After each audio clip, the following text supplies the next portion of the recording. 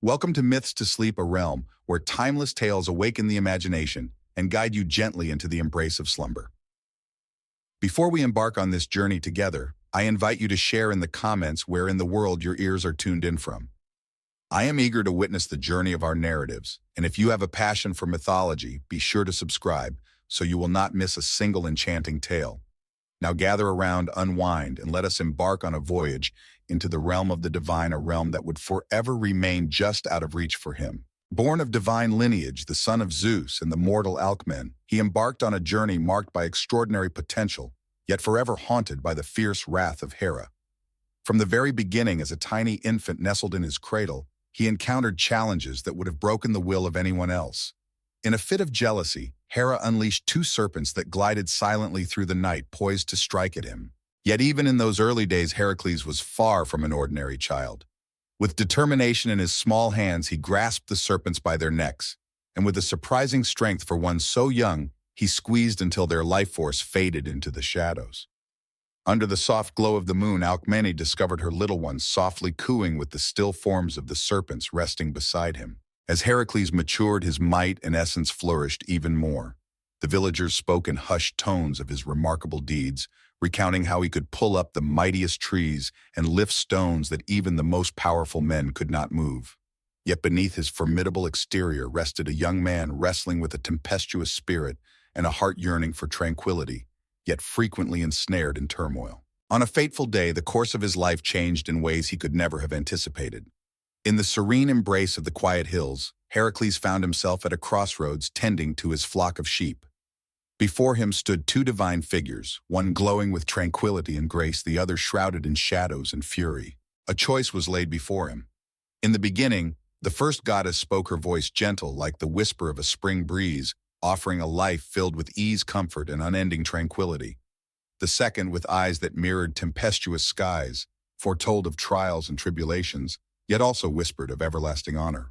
Without a moment's pause, Heracles forged ahead. He embarked on a journey filled with trials, for deep within his soul, he understood that true greatness emerges not from comfort, but from the fires of adversity.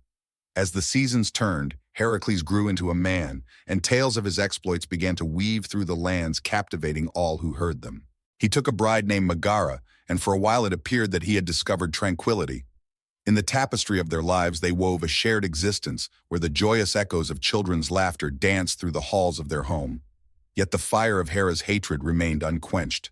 On a night shrouded in darkness, she unleashed her vengeance upon Heracles, in a manner most ruthless and unforgiving. A tempest of chaos engulfed him, shrouding his mind and distorting his very thoughts.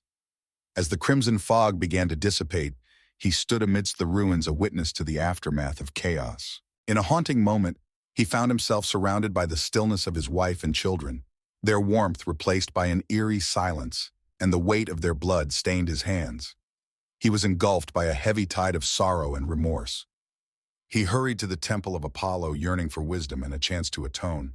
In that moment, the oracle unveiled a journey toward redemption, a life dedicated to the service of King Eurystheus, where he would undertake monumental tasks to cleanse his spirit. Yet it was not solely the toils that shaped the tale of Heracles' existence. It was the adventures they shared, the connections he nurtured, and the struggles he faced. Not battling monsters in the world, but confronting the ones that dwell within. Shall I weave the next part of the tale, exploring the trials and triumphs that defined Heracles? Or would you prefer to spotlight a particular episode from his epic journey? Do share your thoughts with me. Though his renown blossomed and the accolades of his victories surrounded him, the man who had once embraced hardship over comfort was discovering that true greatness was a relentless journey fraught with conflicts, not just against the formidable foes outside, but also against the daunting shadows lurking within his own soul.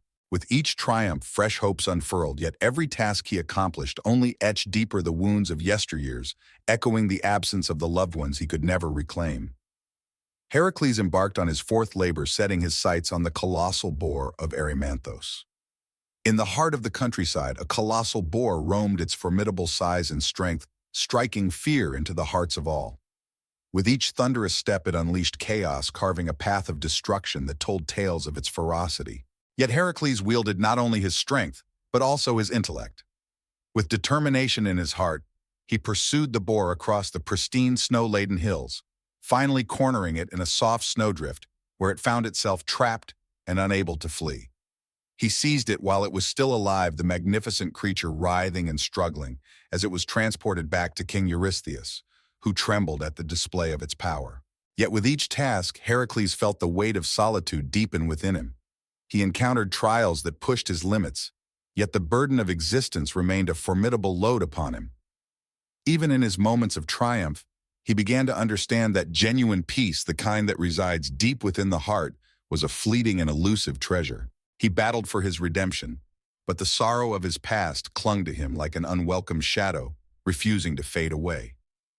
In the fifth labor, Heracles faced the daunting challenge of cleansing the Orgian stables, a vast abode for countless cattle, where years of waste had accumulated in a formidable heap. The challenge appeared insurmountable, and many would have thrown in the towel at the mere glimpse of such grime. Yet amidst the chaos, Heracles perceived a glimmer of possibility. In a remarkable display of creativity, he redirected 2 rivers to cleanse the filth in just one day, a stunning achievement that astonished even the deities themselves. Yet even after accomplishing the task with remarkable ease, a lingering sense of something unhealed within him remained haunting his thoughts. For his 6th task, he ventured into the enchanting forests of Arcadia, where he was to capture the Stymphalian birds, fearsome beings adorned with lethal metallic feathers capable of slicing through armor. For years, the region had been haunted by these fierce birds, and now Heracles stood before yet another daunting challenge. In this moment, he turned to the profound wisdom of the goddess Athena, who bestowed upon him a rattle, a magical tool to send the birds soaring into the sky. With a deft hand, he unleashed his arrows, each one finding its mark with unwavering accuracy as they fell one after another. Yet as the final bird descended from the heavens, a profound sorrow settled within his heart. Each triumph echoed the shadows of his past, a poignant reminder of the man he once was. The 7th labor unfolded in a most peculiar manner. He embarked on a quest to capture the legendary Cretan bull, a creature renowned for its immense power and daunting presence. As Heracles set foot on the shores of Crete, a mighty bull filled with rage charged at him with all its might. Yet the hero, undeterred, engaged in a fierce struggle, ultimately bringing the beast to heel. He returned to King Eurystheus, who, overwhelmed by the bull's might, sought refuge in a jar to escape its presence. In that very moment, Heracles felt the weight of his past pressing down on him, a reminder that despite the beasts he had tamed and the trials he had faced, the shadows of guilt would always linger in his heart. With every new task, fresh challenges emerged, weaving a tapestry of trials and triumphs. He embarked on a daring quest to pilfer the steeds of Diomedes, vanquish the fierce Amazons for the prized girdle of Hippolyta, seize the fearsome cattle of Geryon, and reclaim the shimmering golden apples of the Hesperides. In every challenge he faced, Heracles showcased remarkable courage and unmatched power. He fought against legendary beasts, triumphed over insurmountable challenges, and confronted gods who pushed his determination to the limit. Yet there came a pivotal moment in his journey, a defining instance that would shape his legacy for all time. Upon finishing the 12 labors, he discovered that his soul continued to long for tranquility, a tranquility that could only be attained through more than mere challenges. Heracles would embark on countless trials, each one guiding him deeper into the essence of what it truly means to be a hero. He battled in epic wars, stood alongside mighty kings and divine beings, and even encountered the very weavers of destiny. He faced countless battles, yet his heart started to soften in ways he had never imagined. In the twilight of his years, he crossed paths with a woman named Daenerys, and for a fleeting moment it appeared he had rediscovered the warmth of love. Yet in that moment, destiny had woven a different tale. On a fateful day, as they journeyed through the depths of a forest, Heracles found himself pierced by a poisoned arrow loosed by the cunning centaur Nessus. The venomous concoction, a wicked blend of hydra blood and poison, seared through his veins, unleashing waves of excruciating agony. Even with a shattered body, his spirit soared high, unyielding and vibrant. In a moment of misguided hope, Daenerys, convinced that a love potion could heal the poison, offered it to him, unaware that it would only deepen his agony. As the sands of time slipped through his fingers, Heracles ascended to the heights of Mount Weta, crafting a pyre that would honor his legacy in the flames of farewell. As the flames of the pyre danced and flickered, his earthly form was consumed, yet his spirit soared toward the heavens, embraced by the divine. In a moment of profound compassion, Zeus, witnessing the relentless trials and unwavering bravery of his son, granted Heracles the divine gift of godhood. He would rise anew, shedding the weight of his past, embracing a future unburdened by struggle. He was bestowed with the gift of eternal life and a revered spot among the deities on Mount Olympus, where tranquility awaited him as toils at long last concluded. In the celestial realm, Heracles loomed large and mighty, enveloped by the splendor of the infinite. Through trials of anguish, selflessness, and relentless struggles, he ultimately claimed his rightful spot among the celestial bodies. Even after rising to the heavens and securing a place among the stars, Heracles' journey was not one of immediate eternal peace. Though not of the body, his struggles had a peculiar way of shadowing him, lingering like a whisper in the wind. His reputation as a hero, a figure who had endured countless trials, served not only as a badge of honor, but also as a poignant reminder of the many lives he had influenced for better or worse. Heracles, having ascended to the divine realm, found himself grappling with the echoes of his mortal life and the weight of its repercussions. Despite the accolades he had amassed, the shadows of his past loomed large, heavy with the burden of his missteps and the heart-wrenching loss of his family. In the magnificent halls of Olympus, where the gods gathered to feast and engage in spirited discussions, Heracles frequently found himself lost in thought, reminiscing about those fleeting moments of happiness that had slipped away, the joyous laughter of his children, and the comforting embrace of his beloved Megara. These were treasures lost to him forever, overshadowing any accolades he might achieve. Yet even in his divine form, Heracles found himself subject to the whims of the gods, and not all of them showed him kindness.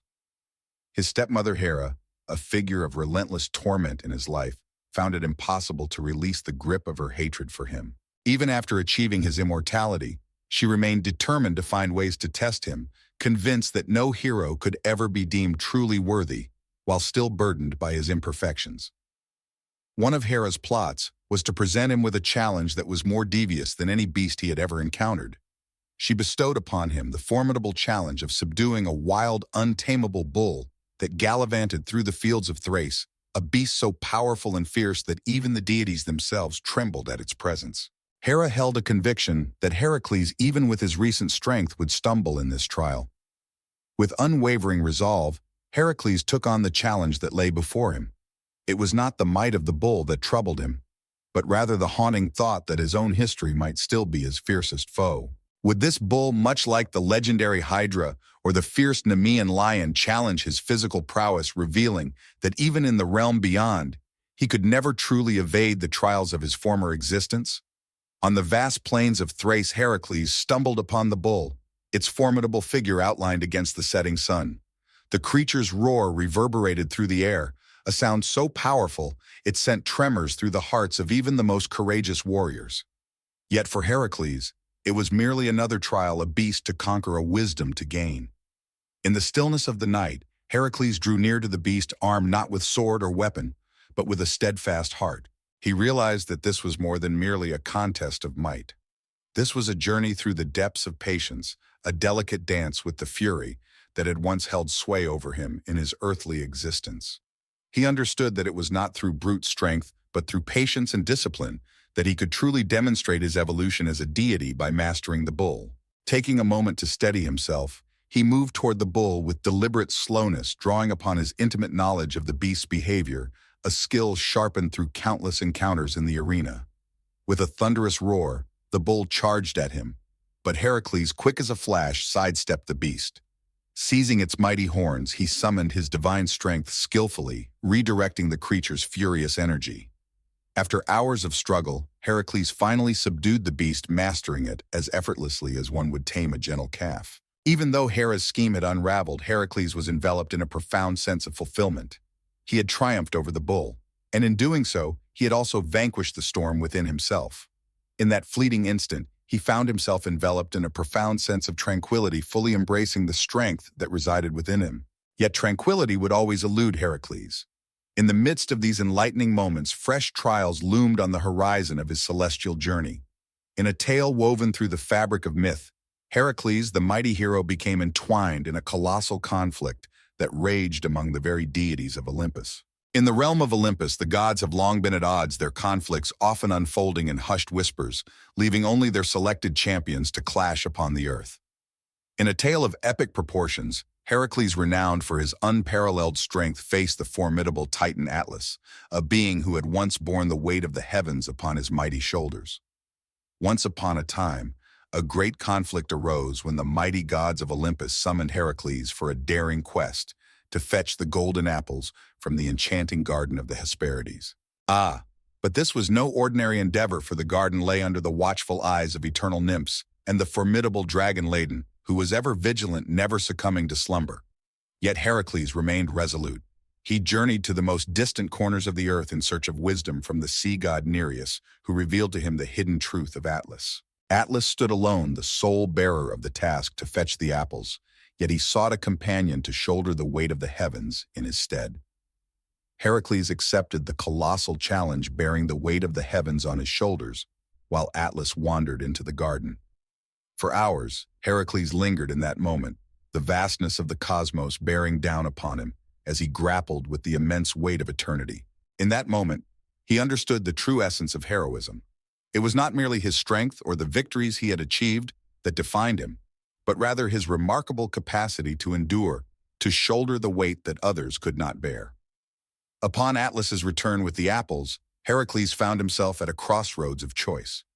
Atlas, liberated from the celestial load, graciously proposed to bring the apples directly to Eurystheus, leaving Heracles to shoulder the immense weight of the sky. Yet Heracles, with his sharp wit, devised a cunning scheme. He spoke to Atlas, offering to shoulder the weight once more, but just for a fleeting moment, allowing Atlas to carry the apples to their destined spot. With a heart full of longing for freedom, Atlas consented, unaware that Heracles, with a clever mind and formidable strength, would outsmart him, claiming the heavens for himself until the task was done. This moment of insight, this triumph, not through force but through cleverness, signified yet another turning point in Heracles' odyssey. He discovered that true strength resided not merely in the physical form, but also within the depths of the mind. His toils in his odyssey through the realms of mortals and the divine unveiled the essence of true heroism. It was a journey not defined by the defeat of monsters, but by the courage to confront each challenge, directly employing not only strength, but every resource available to him. As Heracles embraced his new divine existence, he discovered that the obstacles he confronted in the realm of mortals mirrored the trials he faced in his celestial journey. Indeed, they frequently carried a deeper nuance, leaning towards the philosophical. His days on Olympus echoed with the whispers of the internal struggles he had faced over the years. Yet in the presence of divine beings and eternal spirits, Heracles came to understand that his journey was not solely about showcasing his might, but rather about imparting lessons on resilience, redemption, and the strength found in overcoming adversity. Among the earliest champions to seek his wisdom was Jason, the valiant leader of the Argonauts. In a time long ago, Jason embarked on a daring quest to reclaim the legendary Golden Fleece. Though his heart was filled with courage, he found himself lacking the seasoned wisdom that often accompanies those who have triumphed over daunting challenges. Having listened to the enchanting tales of Heracles' unmatched strength and unwavering spirit, Jason set forth on a journey to Olympus, yearning to win the favor of the legendary hero. Heracles recognized a reflection of his own journey in Jason, a youthful soul fueled by ambition, yet still unaware of the profound sacrifices that greatness demands. He embraced Jason, sharing wisdom and glimpses of the adventures that awaited him on his path. He shared with Jason that genuine strength transcended the mere act of vanquishing foes and claiming victories. It lay in the decisions made during adversity and the kindness shown to others throughout the journey. Jason embarked on a treacherous journey fraught with peril at every turn. He faced the fearsome sorceress Medea, navigated the treachery of those he once called allies, and confronted the legendary clashing rocks that threatened to shatter his dreams. In each fierce battle, Jason discovered an unwavering strength to continue, fueled by the profound wisdom bestowed upon him by Heracles. Through the trials he faced, the wisdom of Heracles illuminated Jason's path. In the end, while Jason carved out his own destiny, the enduring influence of Heracles was unmistakably woven into the fabric of his adventure. Heracles' impact extended far beyond Jason. The tale of the hero spread like wildfire, echoing through the lands of both divine beings and everyday folk. In a time of great challenge, a young hero named Theseus sought the wise guidance of a mentor when faced with the daunting task of confronting the fearsome Minotaur, hidden within the twisting labyrinth of Crete. Theseus, a noble prince of Athens, was celebrated for his cleverness, yet he found himself lacking the profound wisdom that Heracles had acquired through his many arduous adventures. Upon learning of Heracles' wise counsel to Jason, Theseus set forth on a journey to Olympus, seeking the wisdom of the gods. Heracles, the wise guide, imparted to Theseus the importance of patience and the art of thoughtful preparation. He understood that to conquer the challenge ahead, he must place his faith in his companions. Heracles imparted wisdom, saying that strength alone is insufficient. Strength alone will not bring down the Minotaur. To triumph over it, you must first outsmart your own mind. Heeding the wise counsel, Theseus, when the moment arrived, employed a ball of string gifted by Ariadne to chart his course through the labyrinth and confront the fearsome creature within. With the wisdom of Heracles guiding him, Theseus triumphed, and the Minotaur was vanquished forever. With the passage of time, Heracles found himself stepping into the role of a mentor for mortal heroes, while simultaneously his legacy among the gods flourished and expanded. His name echoed through the ages, a testament to endurance and strength, embodying not only physical prowess, but also the unyielding spirit within. Yet even as he led others on their journeys, Heracles continued to confront his own challenges.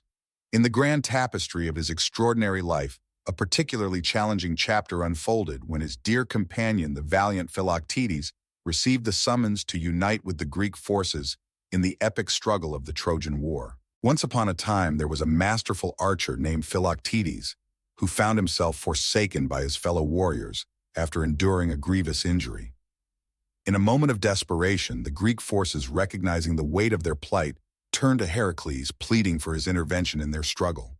They implored him to convince Philoctetes to come back, yet Heracles understood that the connection they once shared could not be mended by simple speech. From the realm of the divine, Heracles made his way to the mortal plane, revealing himself to Philoctetes in a vivid vision. He shared with his friend the remarkable honor that lay ahead, but beyond that, he emphasized the inner strength that resided within him. Philoctetes, cast aside, stood as a hero no less grand than the deities above. In a moment of quiet reflection, Philoctetes came to understand that the strength Heracles spoke of transcended mere weaponry. It lay in the profound capacity to forgive, to rise above his pain, and to rejoin the battle once more. The words of Heracles resonated deeply within Philoctetes, leaving a lasting impression. With a heart full of newfound bravery, Philoctetes stepped into the fray alongside the Greek forces at Troy, destined to alter the course of the war with one decisive arrow. And while it was not Heracles' hand that felled the formidable Hector, it was the hero's essence that transformed Philoctetes into the true instrument of the conflict. Yet throughout his path as a mentor and guide, Heracles encountered moments of solitude that punctuated his journey. He wandered the grand halls of Olympus for countless hours, reflecting on the lessons etched in his mind, the sacrifices that shaped his journey, and the divine beings he had once stood alongside in battle. He understood that his tale would carry on, igniting inspiration in the souls of mortals, ensuring that his name would forever resonate in the hearts of those seeking direction. Yet there was one thing he could never quite shake: a yearning for something beyond mere heroism, something profound that transcended the physical and the divine. He ventured forth to find his old companion, the sagacious centaur Chiron, who had previously guided him in grasping the delicate harmony between his primal fury and his virtuous spirit. Chiron, once immortal, yet willingly embracing a life of suffering for the benefit of others, grasped the intricate depths of Heracles' soul more profoundly than anyone else. In the gentle embrace of time, the two wove their thoughts together, exchanging whispers of life's trials, the weight of sorrow, and the elusive quest for tranquility. Through these dialogues, Heracles started to grasp that his genuine legacy would not be measured by the might of his physique or the victories he had achieved, but rather in the lives he had influenced, the champions he had guided, and the insights he had shared with future generations. And though he had ascended to the pinnacle of divinity, he came to understand that it was his humanity, his flaws, that truly defined him as a hero. Under the relentless gaze of the midday sun, the Aegean hillside came alive, the air thick with the pungent aroma of thyme and rosemary. Amongst the landscape, white stones from an ancient ruin emerged from the earth, resembling crooked teeth that whispered tales of a long-forgotten past. This forsaken slope, once revered as sacred ground for the deities, now lay abandoned, with dust replacing the offerings and the wind echoing the absence of hymns. Amidst the weathered stones, a solitary figure appeared glimmering softly in the warmth. Nike, the embodiment of victory, had donned a mortal guise for such an extended time that even she sometimes lost sight of the vastness of her own strength. Her feet were adorned with well-worn sandals, and her dusty linen tunic whispered tales of the countless paths she had traversed among mortals. Today, however, the familiar tug of disappointment whispered in her heart as she gazed upon the forsaken hillside. Once upon a time, she recalled mortals crafted shrines in her honor, small altars embellished with exquisite marble reliefs that captured her winged form. They had beseeched for victory in the arenas of sports, in the battles of war, and in the pursuits of personal ambitions, whether monumental or modest. Now these ruins whispered faintly of that devotion. Her eyes, reminiscent of tempestuous oceans, swept over a shattered piece of sculpture resting askew. There it was, the delicate outline of a finely crafted wing poised as if ready to take flight. Once that intricate carving had mirrored her own essence. The ages had worn it down just as they had faded the recollection of her name. Humans were often captivated by the allure of the new and unfamiliar. New faces emerged among the divine as foreign deities and philosophical ideas began to cast their shadows over the ancient traditions. Nike had observed the unfolding of events, witnessing how humans exchanged sacred shrines for ideologies, and how they occasionally welcomed foreign deities into their hearts. She had not resented them for this ever-changing loyalty. In the grand tapestry of existence, it is the human spirit that yearns for something tangible, a thread to grasp, in a realm often shrouded in uncertainty. Yet the goddess felt a stirring unease at the neglect that surrounded her. As the days turned into years, she journeyed from one city to another in pursuit of a fresh glimpse of triumph. In the most surprising corners of life, she found it the joy of a fisherman as he pulled in his prized catch, the tears of relief streaming down the face of a small-town athlete who crossed the finish line ahead of the pack, and the unwavering spirit of a grandmother who triumphed over illness. Victory was not solely defined by garlands of leaves or muscular warriors vanquishing foes in the heat of combat. It lingered in the quiet moments of daily battles, unnoticed and unacknowledged. A curious scent wafted through the air, something unusual and intriguing. As she lingered amidst the remnants, an intriguing shiver danced along her spine. The air danced around her, stirring the dust at her feet. She sensed the whisper of something ethereal, as if a delicate thread was tugging gently from a hidden seam. A humble plea from a soul, or maybe the whisper of fate's design.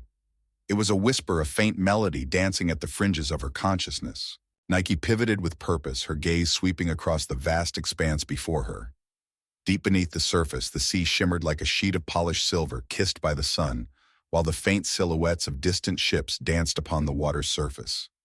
She had a lingering feeling that a lively port city would be the origin of whatever had stirred within her. Yet the sensation did not arise from the ocean's embrace. It emerged from the depths of the land, a tale waiting to unfold. A tight knot of urgency twisted within her belly. Ancient whispers of destinies and fates danced vividly in her thoughts. This could hold significance, or it could be of no consequence at all. A faint murmur escapes the lips of a soul caught between despair and yearning. In any case, she felt compelled to delve deeper into the matter. With cautious grace, she descended among the debris, making every effort to keep her wings hidden from view. In times long past, her wings had stood as her most cherished emblem, glistening and quick, a true reflection of her realm. In her human form, she chose to unveil them only when the moment called for it. She discovered that the people of this time did not always hold a sense of reverence. Some harbored doubts, while others sought to take advantage. Yet there were those who had seemingly forgotten how to marvel at the world around them. It was easier to stay hidden behind a mask.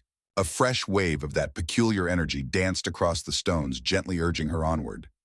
Before long, she stumbled upon a hidden footpath, its edges adorned with wild lavender, flourishing in untamed beauty. With every step, there was that fleeting pull, a whisper of something just out of reach. With a touch of astonishment, she came to understand that she was not solely in control of her own path. A voice beckoned to her. A force guided the path she chose. The trail wound its way from the shoreline, leading deep into the embrace of the hills. Whispers of a bygone era. As she strolled, memories of her formative years began to resurface. In a time long past, when deities walked the earth alongside humanity, she came into the world. In a fleeting instance of fatherly kindness, Zeus had seen her potential from the very beginning. The strength to declare triumph, to honor those who pursued greatness. She had glided over battlefields, bestowing a soldier's bravery with a delicate edge at a pivotal instant. She soared through the grand gymnasiums of ancient Greece, inspiring athletes to unleash their final surge of strength as they grappled or sprinted. At the brink of every contest, she molded the outcome not from mere chance, but in deep respect for the hard work that had been poured into it. Some murmured in reverence of Athena, the divine embodiment of wisdom and warfare, who discerned the intricate layers of what it truly meant to triumph. Nike pondered that in these times, even the revered shrine of Athena lay largely deserted, eclipsed by contemporary beliefs. Maybe the deities decided to withdraw, or perhaps fate left them no other option. In any event, Nike had not felt the unmistakable presence of her fellow Olympians for centuries. In her solitude, she stood as a beacon guiding those who in their moments of fervent pursuit called upon her name, sometimes unknowingly, sometimes with a quiet urgency that echoed in the depths of their hearts. At long last, after years of silence, a deep calling began to awaken within her, a sensation that beckoned her to explore beyond mere fleeting interest. With determination, she pushed forward the time-worn doors before her. The journey brought her at last to a place that stood more whole than the scattered remnants of the hillside. Nestled amidst the towering mountains lay a weathered sanctuary, its pillars whispering tales of vibrant colors long faded. Above, etched into the lintel, were delicate letters in an ancient tongue. She knew it well, though the letters had begun to fade away. Sanctum of, and the remainder faded into the mists of history. In a journey marked by a sequence of events, one finds themselves before grand double doors crafted from time-worn oak. They appeared remarkably well preserved, as though they had been carefully maintained over time. Nike felt a surge of excitement coursing through their veins. This place felt like it was caught in a delicate balance, neither completely forsaken nor entirely alive. It lingered in an unusual dusk where shadows danced and whispers of the unknown beckoned. Perhaps a hand from the past had stirred it awake, and that would illuminate the vibrant energy she sensed coursing through her. With a sense of trepidation, she made her way toward the doors. With a determined shove, she found that they yielded to her touch, revealing their unlatched state. With a gentle push, they parted, unveiling an antechamber shrouded in darkness, where her eyes needed a moment to acclimate to the shadows. As she crossed the threshold, the musty air enveloped her, laced with a whisper of long-forgotten incense. The scene lay empty, a hush enveloping the air broken only by the soft rhythm of her sandals against the ground. The walls whispered tales of a time when the murals danced with color now faded and cloaked in a shroud of dust and neglect. She discerned elegantly crafted figures. Perhaps one of them was a celestial being adorned with wings and bearing a wreath of beauty. She found herself drawn to the image, sensing an echo of ages past, as if a thread wove together the scattered devotion of countless souls throughout time. A corridor beckoned, drawing one deeper into the unknown. Nike sensed the pull intensifying with every stride, as if each step was irresistibly beckoned onward. With a gentle touch, she placed her palm against the rugged walls, tracing the intricate grooves of artistry long lost to time. As the corridor stretched ahead, it unveiled a grand chamber bathed in the warm embrace of a solitary beam of sunlight streaming through a small opening in the ceiling. A soft circular light illuminated a mosaic floor where two figures stood eternally entwined in a fierce struggle, captured in a moment that would never fade. At the far end, there stood a solitary altar crafted from greenish-black stone, its presence both mysterious and captivating. On either side of the altar stood two braziers, their flames yet to be kindled. Upon that surface rested a weathered shield and spear, echoes of a long-gone warrior's tale. As she drew near, her eyes caught sight of a shallow bowl intricately carved into the altar's surface. Within there lay a slow stream of liquid, possibly blood, though it had aged and thickened over time. A shiver of unease danced along her spine. Is it possible that a mere mortal has recently ventured into the realm of ritual? Whispers of hidden cults had reached her ears, tales of those who endeavored to awaken ancient deities through the dark ritual of blood offerings. It rarely concluded on a positive note. When a divine being chose to respond, the outcomes could swing wildly, ranging from the merely unexpected to the utterly disastrous. It is often overlooked by mortals that engaging in negotiations with beings of eternity demands far more than mere ceremonial gestures. With a gentle touch, Nike approached the altar, her fingers gliding over its surface, as if it held secrets waiting to be unveiled. A glimmer of recollection danced in her thoughts. A fleeting image of an individual on their knees, fervently whispering heartfelt requests embodying a spirit of determination and desperation. The words danced in the air, shrouded in ambiguity, yet she could feel a compelling blend of frustration and devotion, as if this seeker yearned not merely for fleeting blessings, but for a force that was both palpable and relentless. Strangely, the appeal appeared to reach beyond her alone, instead, addressing the very essence of unyielding triumph, a notion deeply woven into the fabric of the ancient pantheon where the spirit of Nike reigned supreme. This was a bold move to seize control of her realm. She pulled her hand back, a sense of unease washing over her. The braziers surrounding her held remnants of ash, cool and lifeless beneath her fingertips. How recent was this ritual, I wonder? What about the days? What about the hours? Uncertainty lingered in her mind. Yet the persistent energy whispered to her that the invocation was genuine, though still unfinished. A presence had been called forth, yet the matter remained unsettled. She discovered no trace of the living. Maybe the one who sought help had escaped after the endeavor, or perhaps they were unaware of the powers they had called upon. In that fleeting moment of uncertainty, a sudden gust of wind swept through the chamber, sending the dust into a dance that sparkled in the beam of sunlight. For a fleeting moment it gathered itself into a form, a visage perhaps adorned with eyes that spoke of deep sorrow. And just like that, it vanished into thin air. The air crackled with an electric tension, and in that fleeting moment Nike felt an exhilarating thought take hold, that the very chamber itself was alive, attuned to every whisper and heartbeat. Her heart raced like a drum in the stillness of the night. She whispered, her voice a soft echo in the stillness, "Who dares to rouse me quietude?" Still the pull, the call that had brought her to this moment, lingered on, resonating like a haunting melody. A force, perhaps a figure from the shadows of time, yearned for triumph above all else, and that insatiable desire had transcended the ages. After what seemed like an eternity, Nike experienced a profound sense of purpose that transcended mere athletic competitions or temporary skirmishes. This was a call ancient and powerful, and it loomed with the promise of consequences that could echo through both the earthly and celestial domains.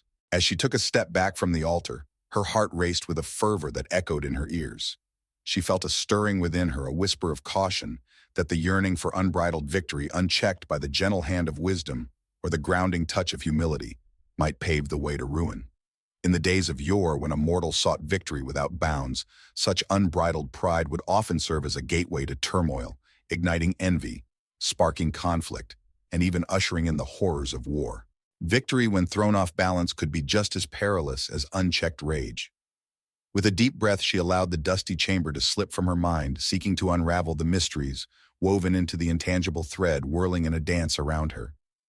She could not summon a vision, yet she embraced her senses in the ancient manner, allowing images to emerge as they pleased. A vivid scene emerged, a figure amidst a tempestuous city, brandishing a sword high above their head. A sudden spark, a sea of voices rising in unison, a dance of dark feathers swirling in the air. Then it vanished, leaving her with nothing but fleeting echoes of what once was. Whoever among the living had orchestrated these happenings was not to be trifled with. They embarked on a quest to uncover the very spirit of triumph. Nike felt a sharp awareness that by drawing from the deep well of her strength, they may have also awakened other forces, some that stood in opposition to her realm, while others might harmonize with it. A subtle discord was beginning to weave its way through the fabric of the world. It became clear to her that seeking out allies might be essential, or at the very least acquiring more knowledge was in order. She felt a heavy weight in her heart at the thought of facing other gods or their haunting remnants, yet turning a blind eye to the matter could lead to dire consequences. She bore a duty steeped in history and unwavering to lead triumph with care. Should a mere mortal dare to wield that power for ruinous purposes, she knew she must step in. With a gentle adjustment of her tunic, she strolled back to the entrance, her thoughts swirling with a myriad of unanswered questions. Outside, the sunlight wrapped around me like a warm embrace, yet its intensity was undeniable. The journey back would be filled with mystery. She possessed neither a solitary temple nor a bustling city from which to observe the unfolding events. Perhaps the libraries of the mortal realm hold secrets waiting to be uncovered. In ages long gone, she had gathered wisdom from the minds of earthly scholars, many of whom unwittingly held pieces of legend and foresight. She lingered at the doorway, casting a fleeting glance behind her at the shadowy space within. The quiet of the corridor whispered tales of old, each shadow holding a story waiting to be unveiled. She pondered in her mind, allowing the stillness of the place to linger for the moment. Once she grasped the deeper truths, Nike would find her way back. As she emerged into the radiant embrace of the midday sun, the goddess moved ahead, driven by a duty that transcended the very fabric of mortal recollection. As the old doors groaned to a close, it felt as though the sanctuary was letting out a soft sigh, a lingering note of welcome or perhaps a cautionary tale. As the sun rose and set, weeks slipped by like grains of sand, with Nike journeying onward, her path illuminated solely by the echoes of that incomplete summoning. As she wandered through the vibrant Greek towns, she observed tourists leisurely sipping their coffee by the shimmering waterfront, blissfully unaware of the rich tapestry of history that lay hidden beneath their feet. She danced around fields of wild oregano, stepping into the vibrant pulse of bustling marketplaces, her senses ever attuned to the world around her. To the eyes of mortals, she appeared merely as a serene traveler, perhaps a historian or a wandering scholar moving through the world with a quiet grace. With a visage steeped in age cleverly masked by delicate illusions, she presented herself as an ordinary woman, her sharp eyes glinting with purpose and her stride exuding resolve. With a voice that seldom broke the silence, she absorbed the world around her, collecting whispers and tales that might guide her journey. Bit by bit, the story unfolded, revealing its hidden layers. Whispers reached her ears of a scholar by the name of Leandros, a figure shrouded in mystery said to delve into the secrets of obscure cults and the ancient rites that time nearly forgot. In hushed tones, the villagers spoke of a fixation that seemed to transcend mere scholarly interest. Some whispered that he unearthed ancient secrets for channeling celestial might. In the shadows of existence, there were those among mortals who dared to explore perilous knowledge, often aligning themselves with a fringe group ever in pursuit of elusive shortcuts to power. Nike gazed upon the weathered spear and shield resting on that altar. Could it be that Leandros was the one who carried out the ritual? On a late afternoon, she found herself at the threshold of a private library, a hidden gem owned by a reclusive archivist who welcomed visitors only by appointment, drawn by the whispers of intriguing tales that surrounded the place. In a bustling port city, nestled within a narrow alley, there stood a building, its presence dwarfed by the towering modern apartments that loomed above. Before the entrance stood an iron gate, its imposing presence marked by a small tarnished plaque that whispered the name Gregorios Andralis Antiquarian. With a firm pull on the bell's rope, she waited through a drawn-out silence, until at last a stooped figure emerged, thick glasses, perched on his nose, peering curiously through the gate. "What tale does your enterprise weave?" he inquired, his voice trembling with the weight of years and silence. Nike, infusing her voice with a touch of human warmth, said, "I seek to uncover the wisdom of ancient days, especially about the obscure rituals of forgotten cults. Your name is etched in the annals of extraordinary achievements." He leaned in, scrutinizing her with an intensity that suggested he was searching for the truth behind her words. "Step right in, my friend. Yet there shall be no capturing of images, no devices to scan, and certainly no alterations. Some of these volumes have witnessed the passage of time older than any living soul that walks the earth today." In the cozy confines of the library, where dusty tomes stood proudly on towering shelves, the air was thick with the rich scents of parchment and aged leather. With a sweeping gesture, the archivist directed attention to a secluded nook in the distant corner. Many of the so-called cults from the classical era can be discovered in that realm. Some speak of Nike alongside other revered figures. There are a couple of intriguing mentions of mysterious offshoots, should that pique your curiosity. With a slow shuffle, he made his way back to his desk, an air of disinterest cloaking him as he turned away from the conversation. Nike wandered through the aisles, her fingers brushing against the spines of the books, pausing now and then to pull one from the shelf for a closer look. Numerous tales were shared, weaving together the epic battles of the Setonomachy, the fierce struggles of the Gigantomachy, and the legendary feats of Heracles. A mere handful spoke of the rituals honoring the lesser-known deities. After a long and tiresome quest, she stumbled upon a delicate scroll hidden within a grand codex, its surface adorned with intricate spidery script. It spoke of the Order of Unbroken Flight, a mysterious sect devoted to a goddess who bestowed upon her followers the gift of unyielding triumph. Their unwavering commitment rested upon the ancient ritual of blood sacrifice, a means to capture the goddess's gaze.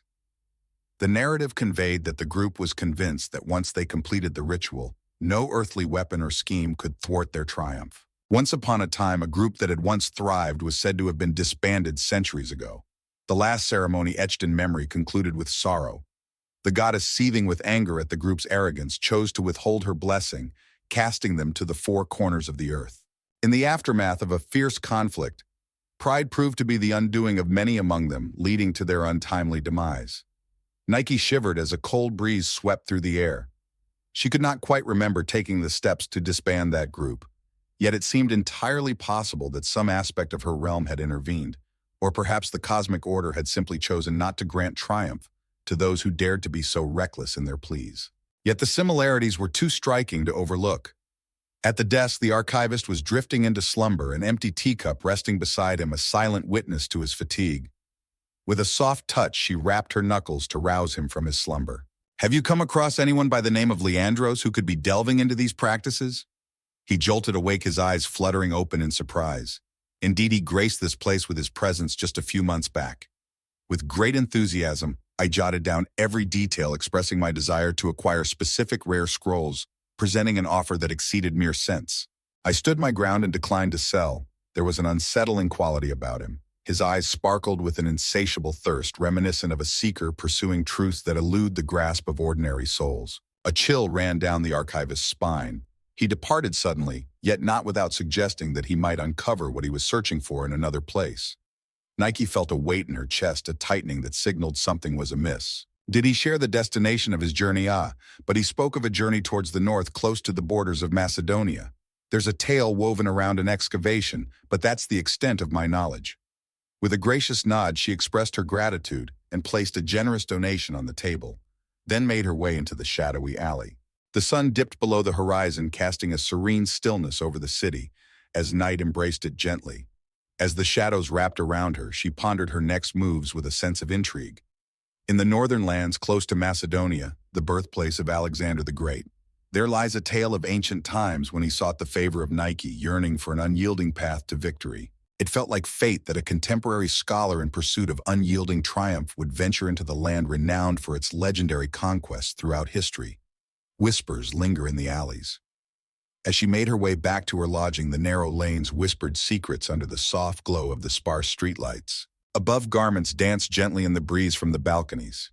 In the shadowy alleys, cats moved with a graceful stealth.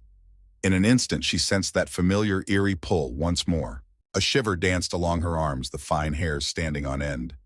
From the periphery of her vision, she caught a glimpse of something stirring. A shadow trailed her, moving with a stealth honed by experience. With a subtle grace, she feigned indifference and veered onto a more tranquil side street. In that moment, the footsteps grew hurried. With a swift turn, she prepared herself to face them head-on. From the shadows, two figures stepped forth.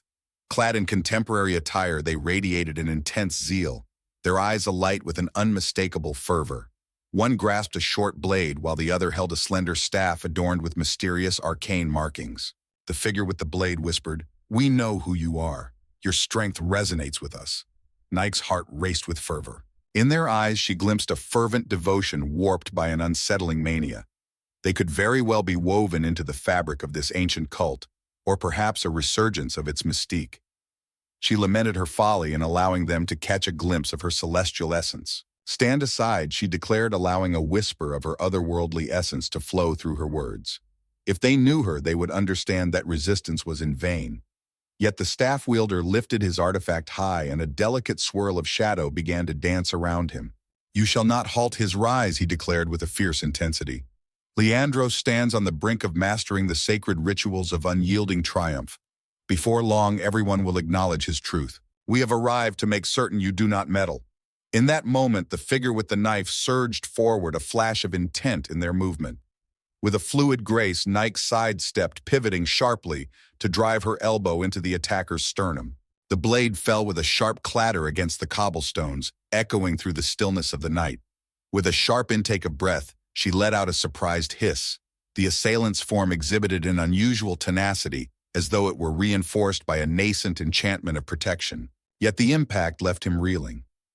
The staff wielder murmured an incantation, and from his lips a tendril of smoky darkness surged forth, striking out with a life of its own. For a fleeting moment, Nike sensed it gnawing at her, a chilling, otherworldly presence. Yet she called forth the flame within her. The essence of triumph, of overcoming an opponent's edge, She emanated an unseen force that unsettled the dancing darkness. With a sudden surge of energy, the staff's power flickered, and in a swift motion she lunged forward, sending it crashing aside. In the blink of an eye, both men found themselves sprawled on the ground, their senses swirling in confusion. Nike knelt down, her voice a whisper in the shadows. "What is it that you seek deep within?" With eyes wide and hearts racing, they gazed upon her, caught in a dance of trepidation and rebellion. The wielder of the staff coughed up blood. "Understanding eludes you. A new era shall be heralded by our master. He is selected by the ancient traditions, triumph personified. Where could he be wandering off to?" She pressed on, a wave of frustration rising within her. "Share your tale, and perhaps I shall grant you a reprieve from further suffering." He let out a harsh, mirthless chuckle. "We have transcended the realm of threats. In the shadow of the Prespa Lakes, he has claimed an abandoned fortress as his stronghold. In that moment, he hones the last details with care. Should you manage to track him down, he will remain an unstoppable force." A shiver of unease coursed through Nike. She gazed upon these fervent souls, recognizing in them a reflection of that age-old sect. In a tale as old as time, mortals find themselves grasping at the shimmering thread of a promise, yearning for endless triumph, even if it leads them down the treacherous path of corrupting a divine being or seizing her strength. With a furrowed brow, she summoned them into a deep slumber. With a soft nudge, they drift away into a tranquil slumber. She would show them mercy, yet she could not allow them to trail behind or alert their commander. A revival of dread. As the shadows enveloped her, she quietly slipped into the night, her heart pounding with excitement. She reminisced about the fragmented glimpses from the sanctuary. A dance of ebony plumes, a throng's voices rising in unison. And so this clash drew the prophecy nearer to its inevitable unfolding.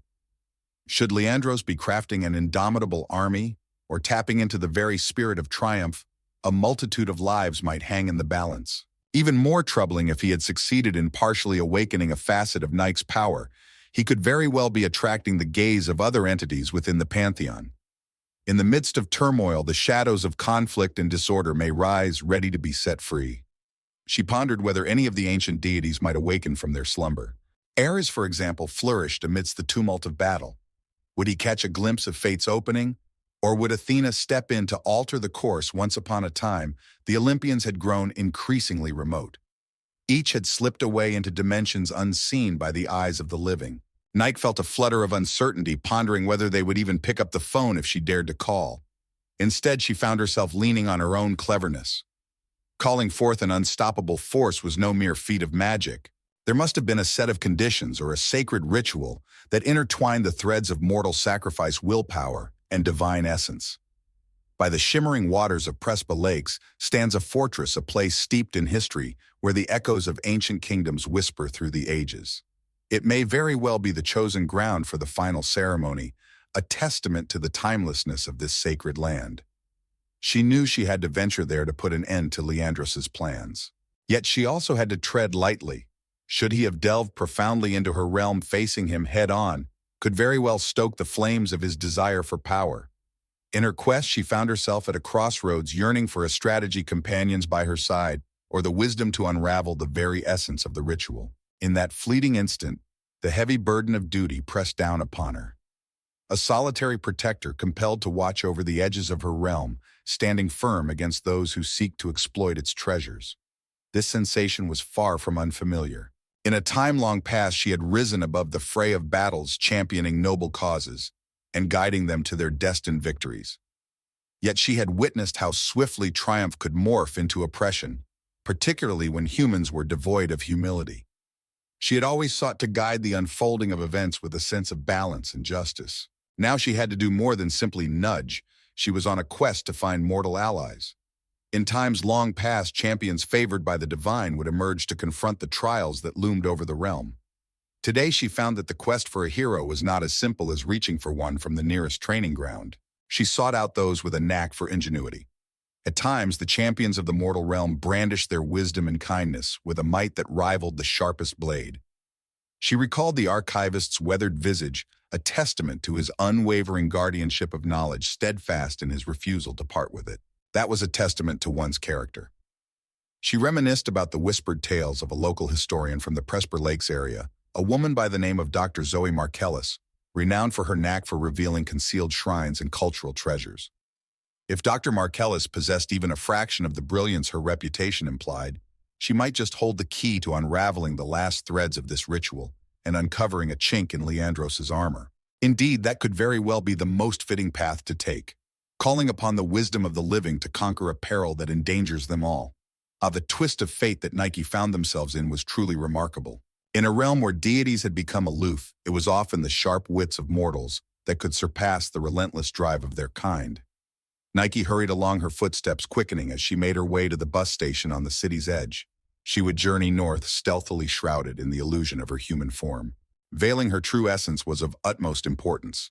She found herself in a predicament, unable to risk drawing the attention of Leandros or his loyal companions. In the meantime, she would embark on a quest to find Dr. Marcellus. She yearned to uncover the secrets that would allow her to thwart the ritual or diminish its might.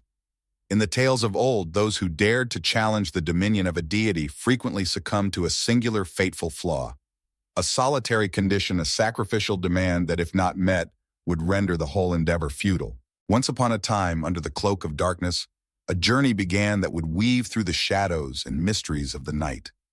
The bus station stood as a brightly lit beacon of contemporary life, a bewildering shift from the dusty library or the quiet refuge. As she stood at the bus stop, Nike pondered the transformations that had swept through the mortal realm.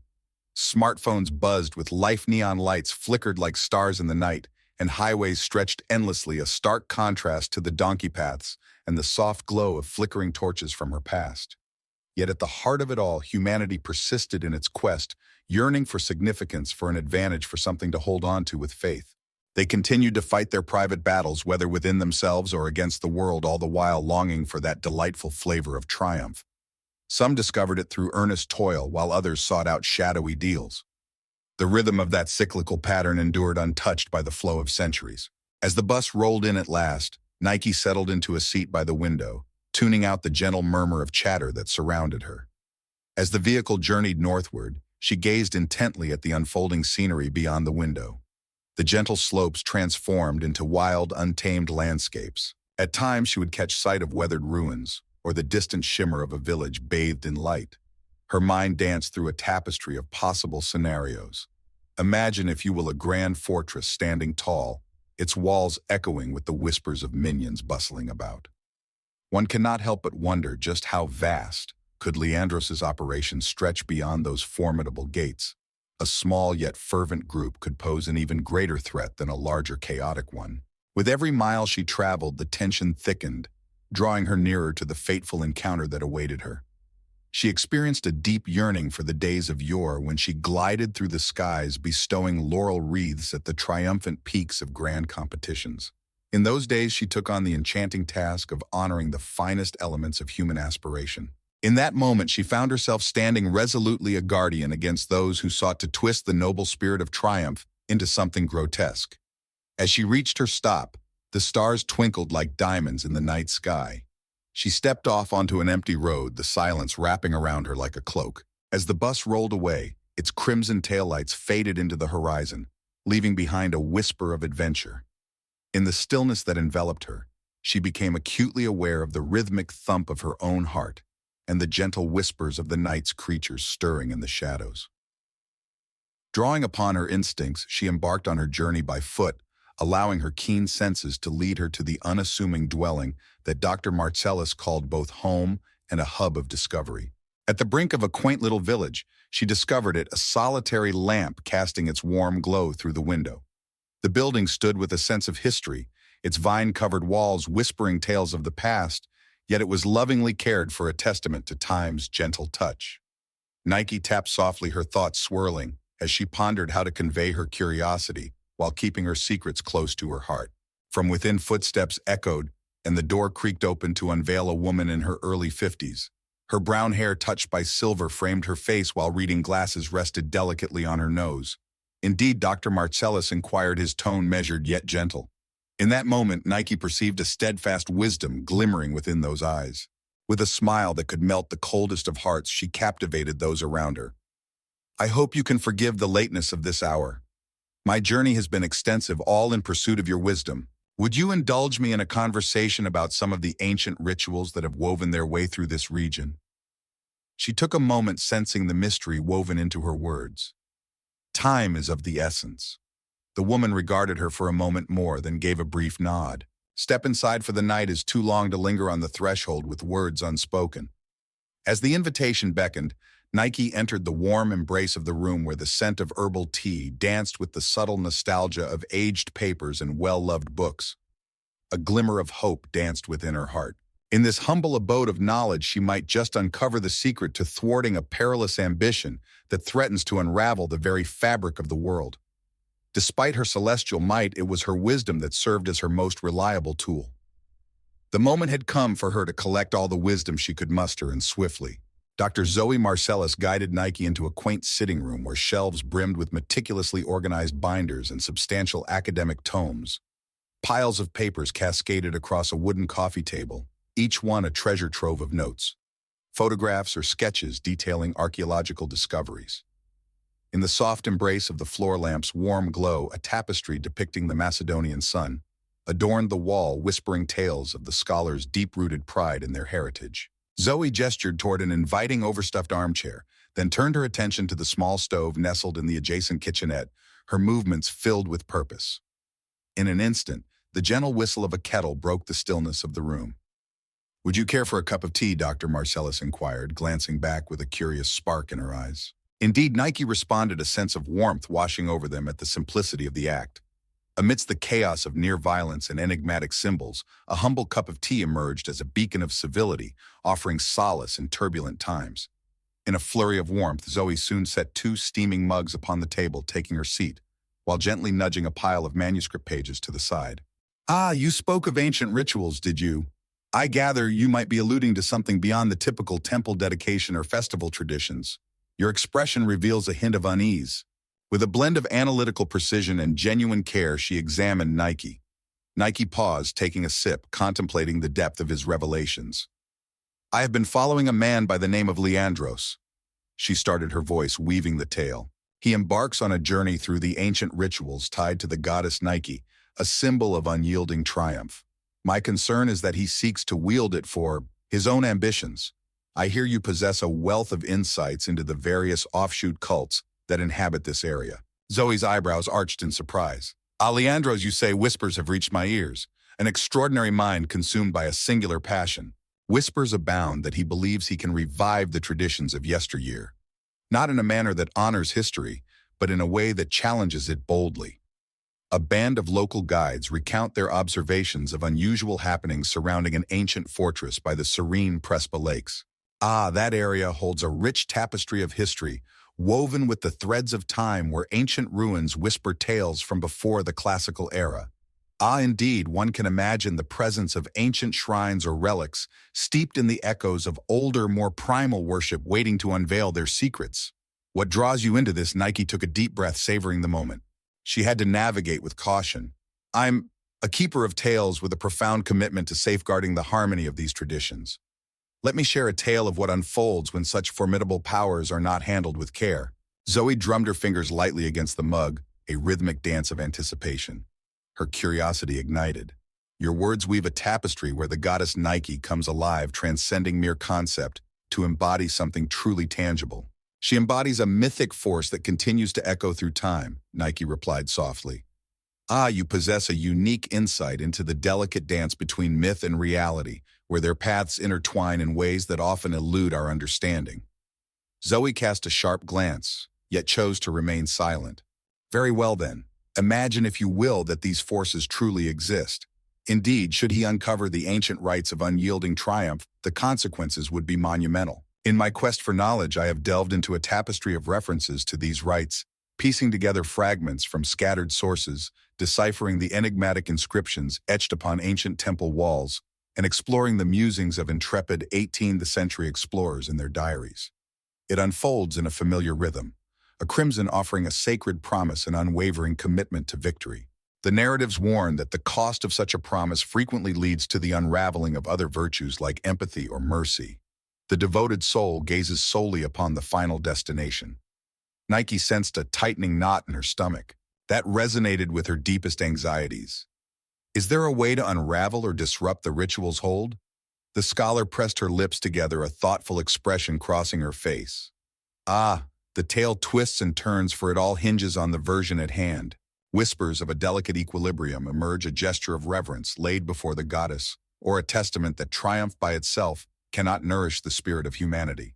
Whispers of a particular relic circulate, one said to possess the ability to bind the unleashed power, locking it away from the world. Once upon a time, there was a mention of a mystical artifact known as the Feather of Irenia. Irenia embodies the essence of peace, or perhaps a touch of irony in a way that is both subtle and intriguing. It's a tale woven with threads of mystery, where the line between myth and reality blurs.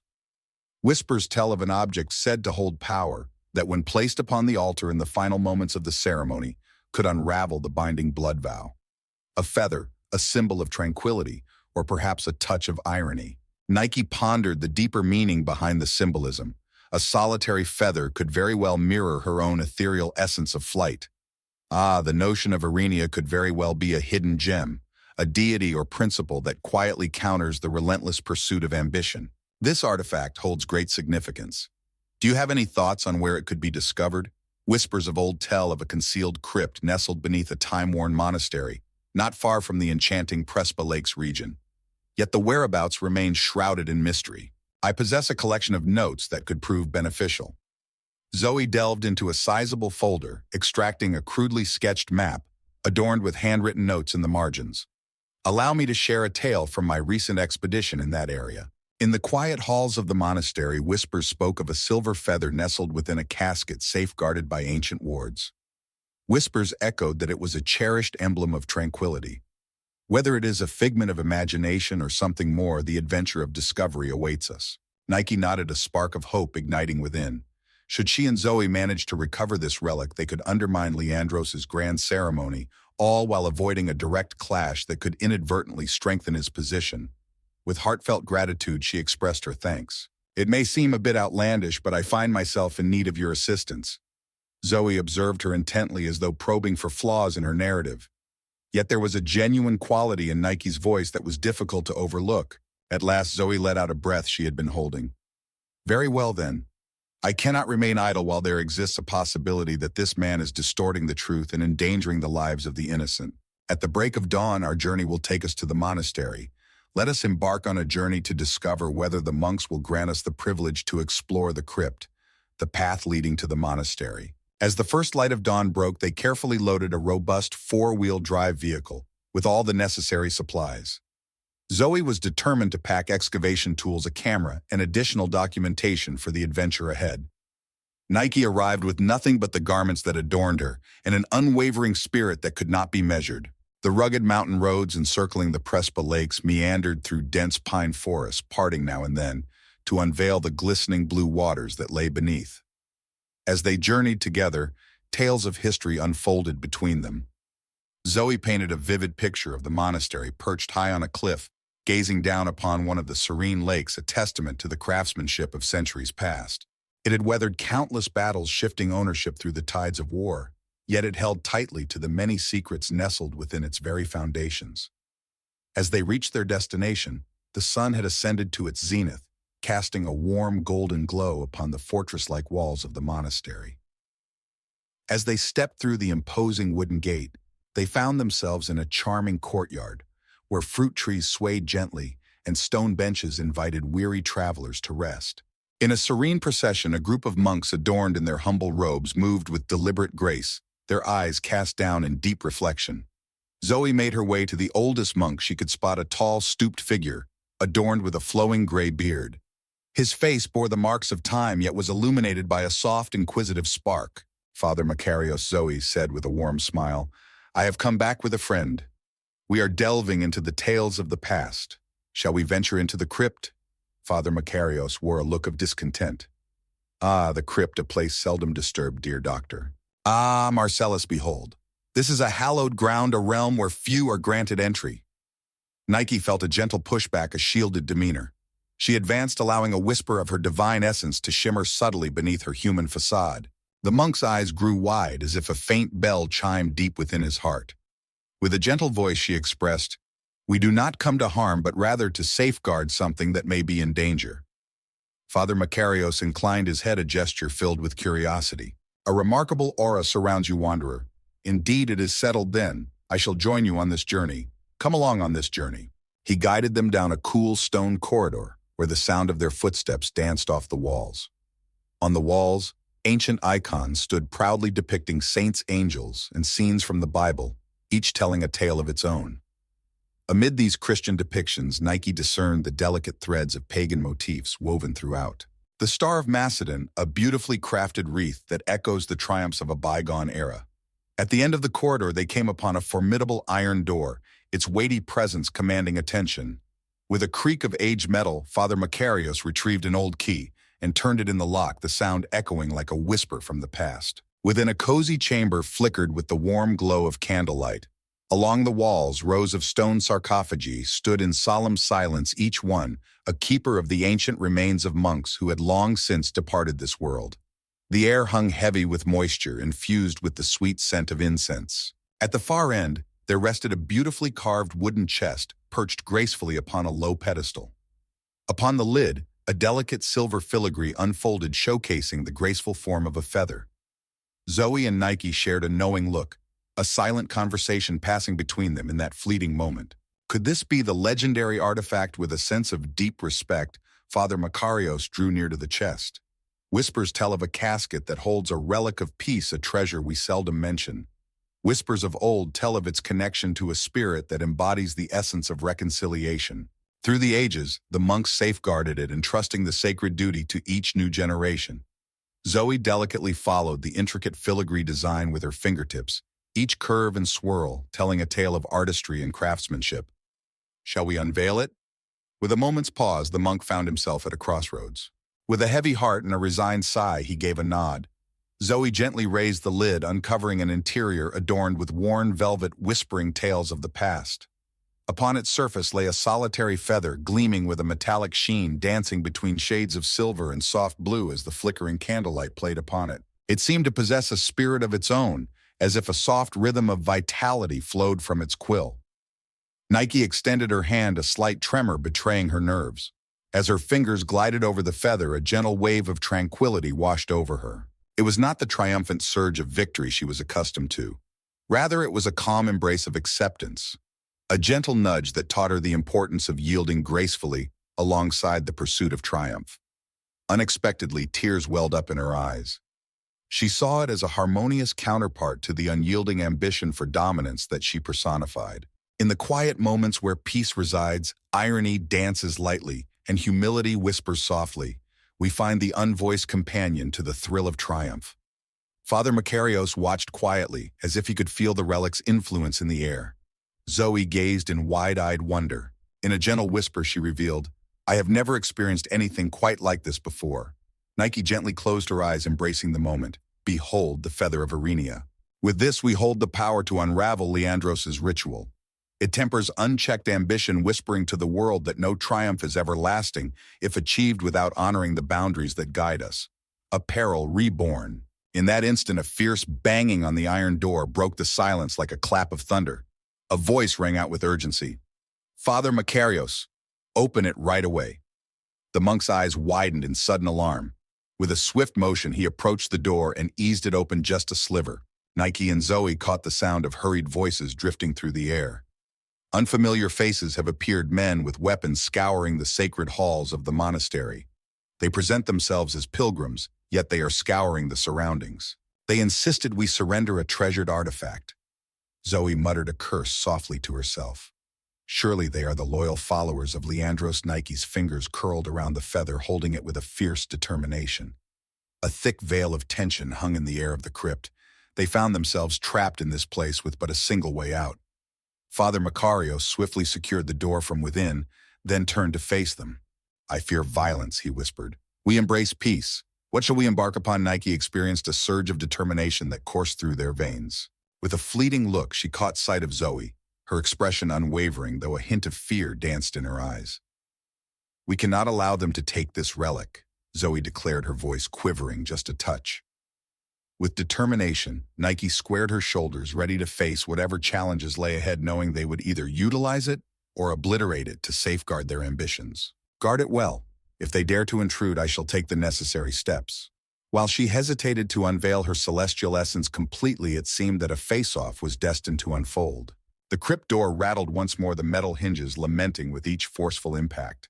As the frame creaked and groaned, splinters of wood tumbled inward like tiny shards of a forgotten tale waiting to be told. The monks outside whispered in concern, unable to stop the invaders. With a sudden crash, the door swung wide, causing Father Makarios to stagger back in surprise. 4 men stepped into the scene, each wielding a cudgel or a short blade, ready for whatever might unfold. The leader's gaze flitted about the crypt, settling on the chest and the silver feather, a triumphant smile spreading across his lips. "Pass it along if you would." In an instant, Nike took a bold step forward. Her hand lifted in a gesture that demanded attention. A delicate glow danced around her, and for a fleeting moment the men paused, caught in a web of doubt about whether they confronted just a woman or something far beyond the ordinary. With a surge of courage, he cast aside his doubts and leaped forward. Nike moved with an ethereal elegance, striking his arm with precision, rendering him defenseless. As another assailant swung a cudgel with fierce intent, she deftly intercepted it mid-swing, twisting it from their grasp with a fluid motion.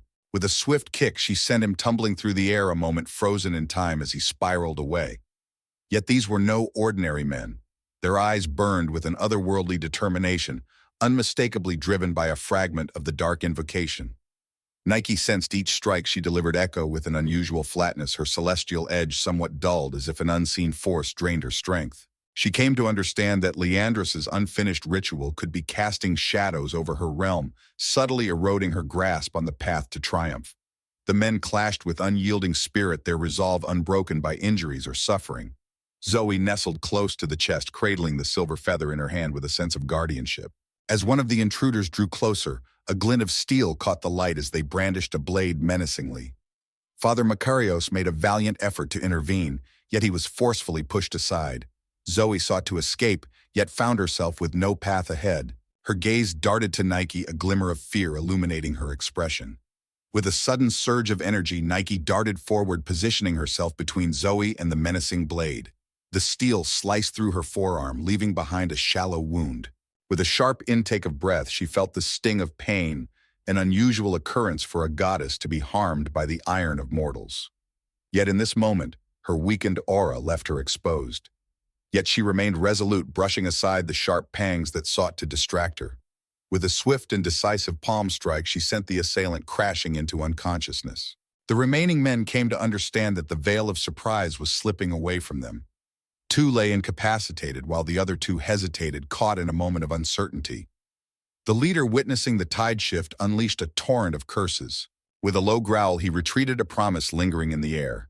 That relic cannot be protected for all time. And so the intruders made their hasty escape, vanishing into the shadows. Father Makarios rushed to secure the door, once more breathless from his haste.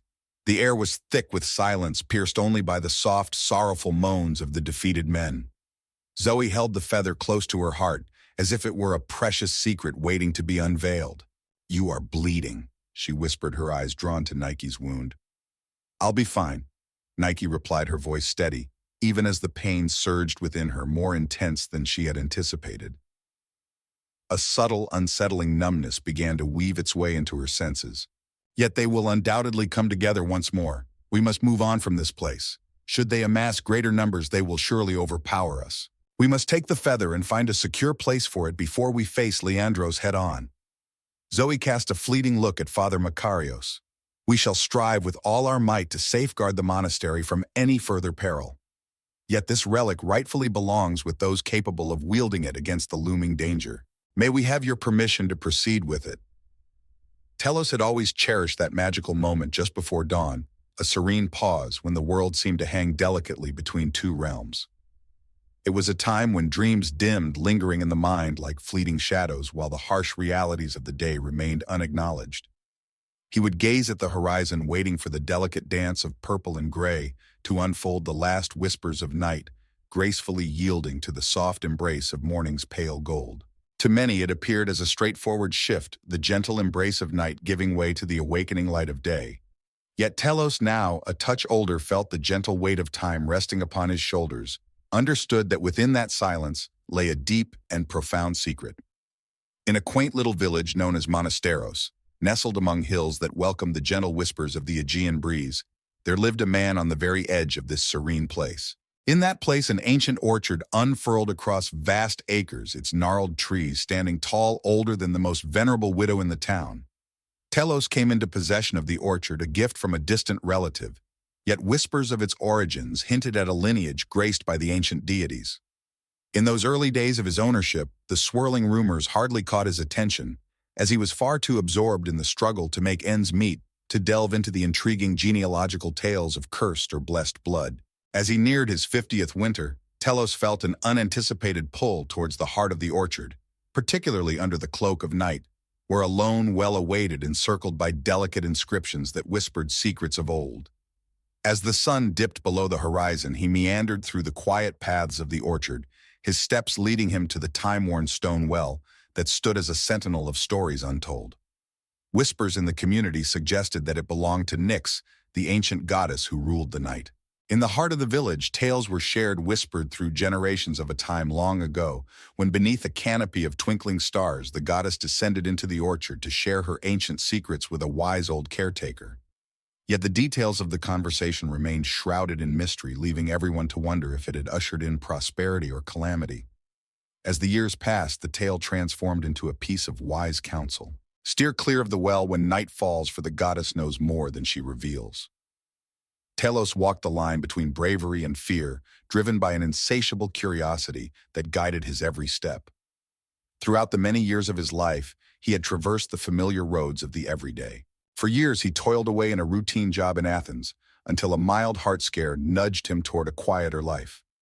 In a twist of destiny, the orchard came to him through a letter that arrived just when it was needed most. Exchanging the city's clamor for the gentle whispers of the night air had breathed new life into his soul. Yet as the orchard flourished, Telos was haunted by an unshakable restlessness. He felt a presence elusive and essential that seemed to slip through his fingers. On a tranquil evening, as he gazed up at the stars beside the well, his eyes caught sight of delicate symbols etched into the inner stones of the rim. There were circles that curled into graceful arcs that flowed into spirals and spirals, that twisted into forms that evoked the image of wings. In the dim light of the dusty library, Telos embarked on a quest through old references, unearthing the secrets of ancient oracular designs, once cherished by priestesses devoted to Nyx. The faithful held a deep conviction that with meticulous ceremony, one could catch a fleeting glimpse of the truths intricately woven into the goddess's cloak, a rich tapestry of the night itself. He felt an irresistible pull to delve deeper into the mystery. In the stillness of the orchard, the only sound that broke the quiet was the soft chirping of crickets hidden among the trees. High above the stars twinkled countless little points of light scattered across the deep, rich blackness of the night. Telos bent closer to the well, his eyes scanning the intricate dance of the inscriptions, seeking to unravel their hidden tale. In that moment, he sensed a profound change in the atmosphere, as if the very wind had chosen to pause and listen. A presence enveloped him, elusive yet profoundly sensed. Just as he was about to retreat, a soft whisper floated through the shadows, as if a presence lingered just behind his left shoulder. Ah, the stillness envelops us, does not? It whispered, a voice that flowed like a gentle melody. Telos whirled around, his heart racing with excitement. He beheld only the shadows of the orchard, yet the words lingered in the atmosphere, entwined with the remembrance of a distant echo. He gulped with a hint of trepidation. For years he had walked the quiet paths of his orchard, finding comfort in its serene embrace. This was not a mere jest from a neighbor or a prank by the local youth. This was truly remarkable. With a heart full of determination, he found the strength to voice his thoughts. "Reveal yourself," he murmured, his voice quaking with uncertainty. "There is no conflict between us." A gentle silence fell, followed by a soft chuckle weaving through the air like a whisper among the swaying branches. Moonlight gathered softly around Telos's feet, casting an ethereal glow. The orchard shimmered with an unusual glow. The very essence of darkness appeared to take on form and substance. Gradually, the shadows began to take shape, revealing a figure. There stood a woman, tall and shrouded in the depths of night. Her hair flowed around her like a boundless night sky, sprinkled with the delicate glimmers of distant stars. Her eyes sparkled with a mysterious brilliance, captivating all who dared to gaze upon them. She referred to her as the little caretaker. "Unbeknownst to you, your calls have been reaching me all along." Telos felt a sudden tightness in his throat. He felt it in the very core of his being, an undeniable truth that this was Nyx. There was an undeniable energy in her presence, resonating with a timeless power. The orchard appeared to embrace her every branch, bending in a gesture of recognition. She exuded a calmness that was both soothing and imbued with an undeniable strength. With a quiver in his voice, Telos declared, "I have no reason to call on you." My curiosity was piqued by the mysterious markings on the well. As Nyx glided nearer, the starlight woven through her hair danced and shimmered with every graceful movement. Ah, the allure of curiosity, a force that beckons us forth with its enchanting call. This realm stretches back through the ages, far beyond the grasp of your understanding, dear traveler. In a time long past, there existed a grove held in reverence. The orchard rests at the boundary where dreams meet reality. As you gazed into that well seeking understanding, the knight listened intently. Telos came to the unsettling awareness that his body trembled. He remembered the soft, secretive tones of his grandmother as she wove tales of the ancient deities. She had remarked, "If you ever encounter one, speak truthfully or remain silent." With a heart full of resolve, he locked eyes with Nyx. Indeed, I find myself with inquiries. It seems I'm on a quest for answers. Once upon a time, in the grand tapestry of existence, there unfolded a journey filled with twists and turns, laughter and tears, and moments that shaped the very essence of being. Life in all its complexity weaves together stories of joy, sorrow, and the myriad experiences that define our paths. Each day is a new chapter, inviting us to embrace the adventure that lies ahead. What purpose lingers as the years unfurl behind me? Once upon a time, there were shadows of regret that lingered in the corners of my mind. In the quiet of the orchard, I seek the whispers of significance, yet all that greets me are the shadows of my own uncertainties. A delicate smile graced the goddess's lips. Truthfulness. With a gentle nod, she expressed her approval. That brings me joy. Once upon a time, mortals came to me, showering me with grand compliments, offering blood sacrifices and shimmering gold. And still you present the essence of reality. She halted, studying him as if she were looking directly into the depths of his soul. Once upon a time, you arrived at this place, leaving your past behind in search of a new beginning. Destiny has led you to this very moment. Perhaps you are just starting to grasp the importance of it all. In the depths of Telos's thoughts, a tempest of unarticulated inquiries danced and twirled. Could this orchard be what it truly seems, a realm of metamorphosis? Her eyes danced over to the well. The stone rim shimmered, softly kissed by the gentle light of the moon above. This well serves as a gateway, a passage connecting your world to the mysterious realm of night. Partake of this elixir and you shall behold the intricate tapestry I craft, secrets shrouded in shadows away from the light of day. Yet take heed, for revelations come with their own weight to bear. What you encounter might not be to your liking. For a fleeting instant, Telos experienced that innocent urge to retreat and flee. Yet a deeper part of him stood firm, unwilling to look away. He pondered whether he could face all the regrets of his life, lost friendships, paths not traveled, and the weight of lingering guilt. With hands that shook like leaves in the wind, he sank to his knees beside the ancient well. With great care, he hoisted the sturdy wooden bucket from its resting place. With a soft creak, the rope strained under the weight, and after a brief pause, he hoisted the bucket from the depths of the shadowy abyss below. The water swirled and danced within, creating a gentle rhythm of movement. As he gazed upon Nyx, her eyes sparkled with a daring challenge, beckoning him to rise to the occasion. Her lips held no smile now, only a sense of anticipation. With a steadying breath, Telos lowered his cupped hand into the shimmering water. It was a chill unlike any he had ever experienced, as if the water had been plucked from the very emptiness that lies between the stars. In that moment, the orchard enveloped him in a profound stillness. He took a sip from his glass. In the beginning, there was a void of flavor, a lack of sudden revelation. In that moment, a piercing chill coursed through Telos's spine. The orchard danced before his eyes, a hazy vision, as he struggled to draw in a breath, but the air eluded him.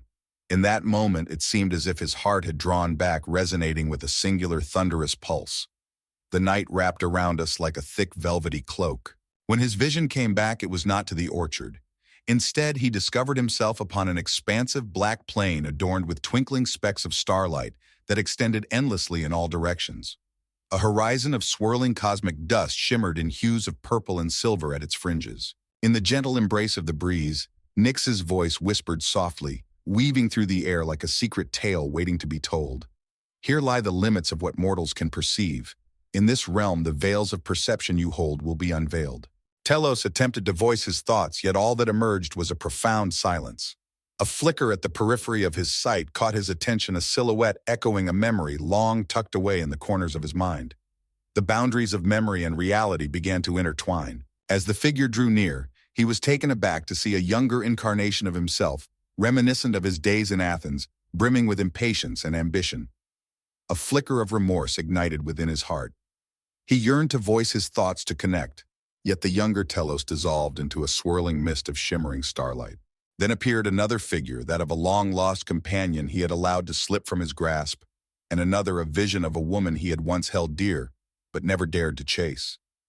Haunted by the fear of heartbreak and the unknown, each ghostly figure danced briefly before vanishing, leaving Telos with a tapestry of unvoiced thoughts. He shut his eyes, bracing himself against the relentless tides of regret crashing within him. Face them head-on, or let them fade into the background. Your choice is yours to make the voice of the goddess resonated through the air. Ah, but heed this, dear soul, the echoes of your past, whether they be mere shadows or vivid memories, hold the power to mold or break the path that lies ahead. The inquiry stands, will you muster the courage to perceive them in their authentic form? With a fierce determination, Telos tightened his fists. He had never imagined that the swirling regrets would find their voice taking shape and confronting him in this vast, shadowy expanse of the universe. He sensed the bittersweet swell of tears, a mix of frustration and longing gathering just behind his eyes. Then with a sudden surge of determination, he opened them once more. I'm not running, he declared, his voice now firm and unwavering. That is no longer the case. A subtle nod whispered through the vast, star-studded night. And just like that, the orchard reappeared, as if it had been holding its breath all along. Once again, he found himself kneeling beside the well, the bucket cradled in his hands. Nyx stood before him, a majestic guardian of the night, her eyes a mystery waiting to be unraveled. Your honesty endures. That is good, she murmured softly. Our journey is only just starting to unfold. With a gentle motion, Telos placed the bucket aside. His breath came in uneven gasps, his heart pounding with a mix of fear and resolve. He recalled a piece of wisdom his grandmother had shared long ago. The night has a way of cradling the weary, yet it can also unleash its fierce wrath. Handle it with care and reverence. He stood tall, turning to confront Nyx with unwavering resolve. I need to know more, he said, his voice quivering just a touch. Should this orchard indeed serve as a gateway between the realm of human comprehension and your world, I must venture forth to discover what awaits beyond. I wish to...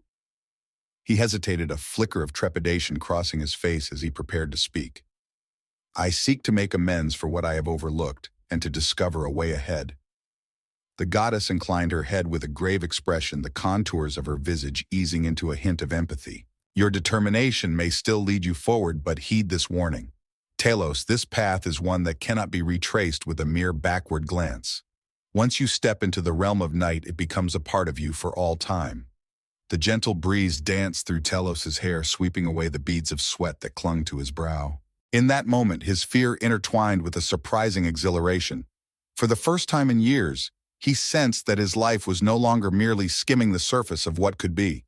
A grand tale was in the making, and regardless of whether he emerged from it shattered or victorious, it would undeniably be authentic. With determination in his voice, he declared, I will see it through. His voice, gentle yet steadfast, floated through the orchard like a whisper carried by the wind. In the distance, the first soft glow of dawn began to brush the sky, as if day gently nudged its way into the world.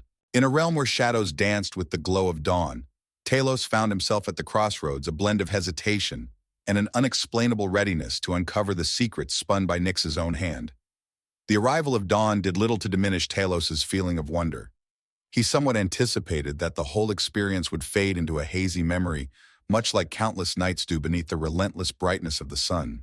Yet the memory lingered vividly etched in his mind as Nyx emerged from the orchard's shadows, the well's water chilling his veins, the cosmic plane where his regrets took on ghostly shapes. Even the orchard's ancient trees, their gnarled branches stretching toward the heavens, appeared transformed, as if they too silently observed the goddess's unveiling.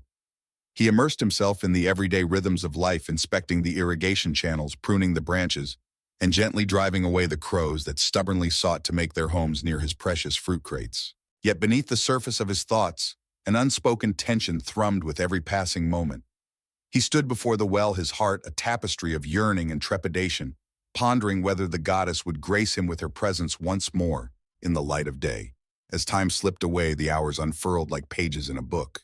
Each Tuesday, the old orchard caretaker Ioana would arrive with her cart of supplies just as she always had. She was an old woman in her 70s, sharp and observant, with a touch of humor in her gaze. Telos had always kept the orchard's deeper secrets close to his heart, careful not to stir her curiosity or draw the attention of the townsfolk. Yet on that fateful morning, Ioana cast her gaze upon him and raised an eyebrow in intrigue.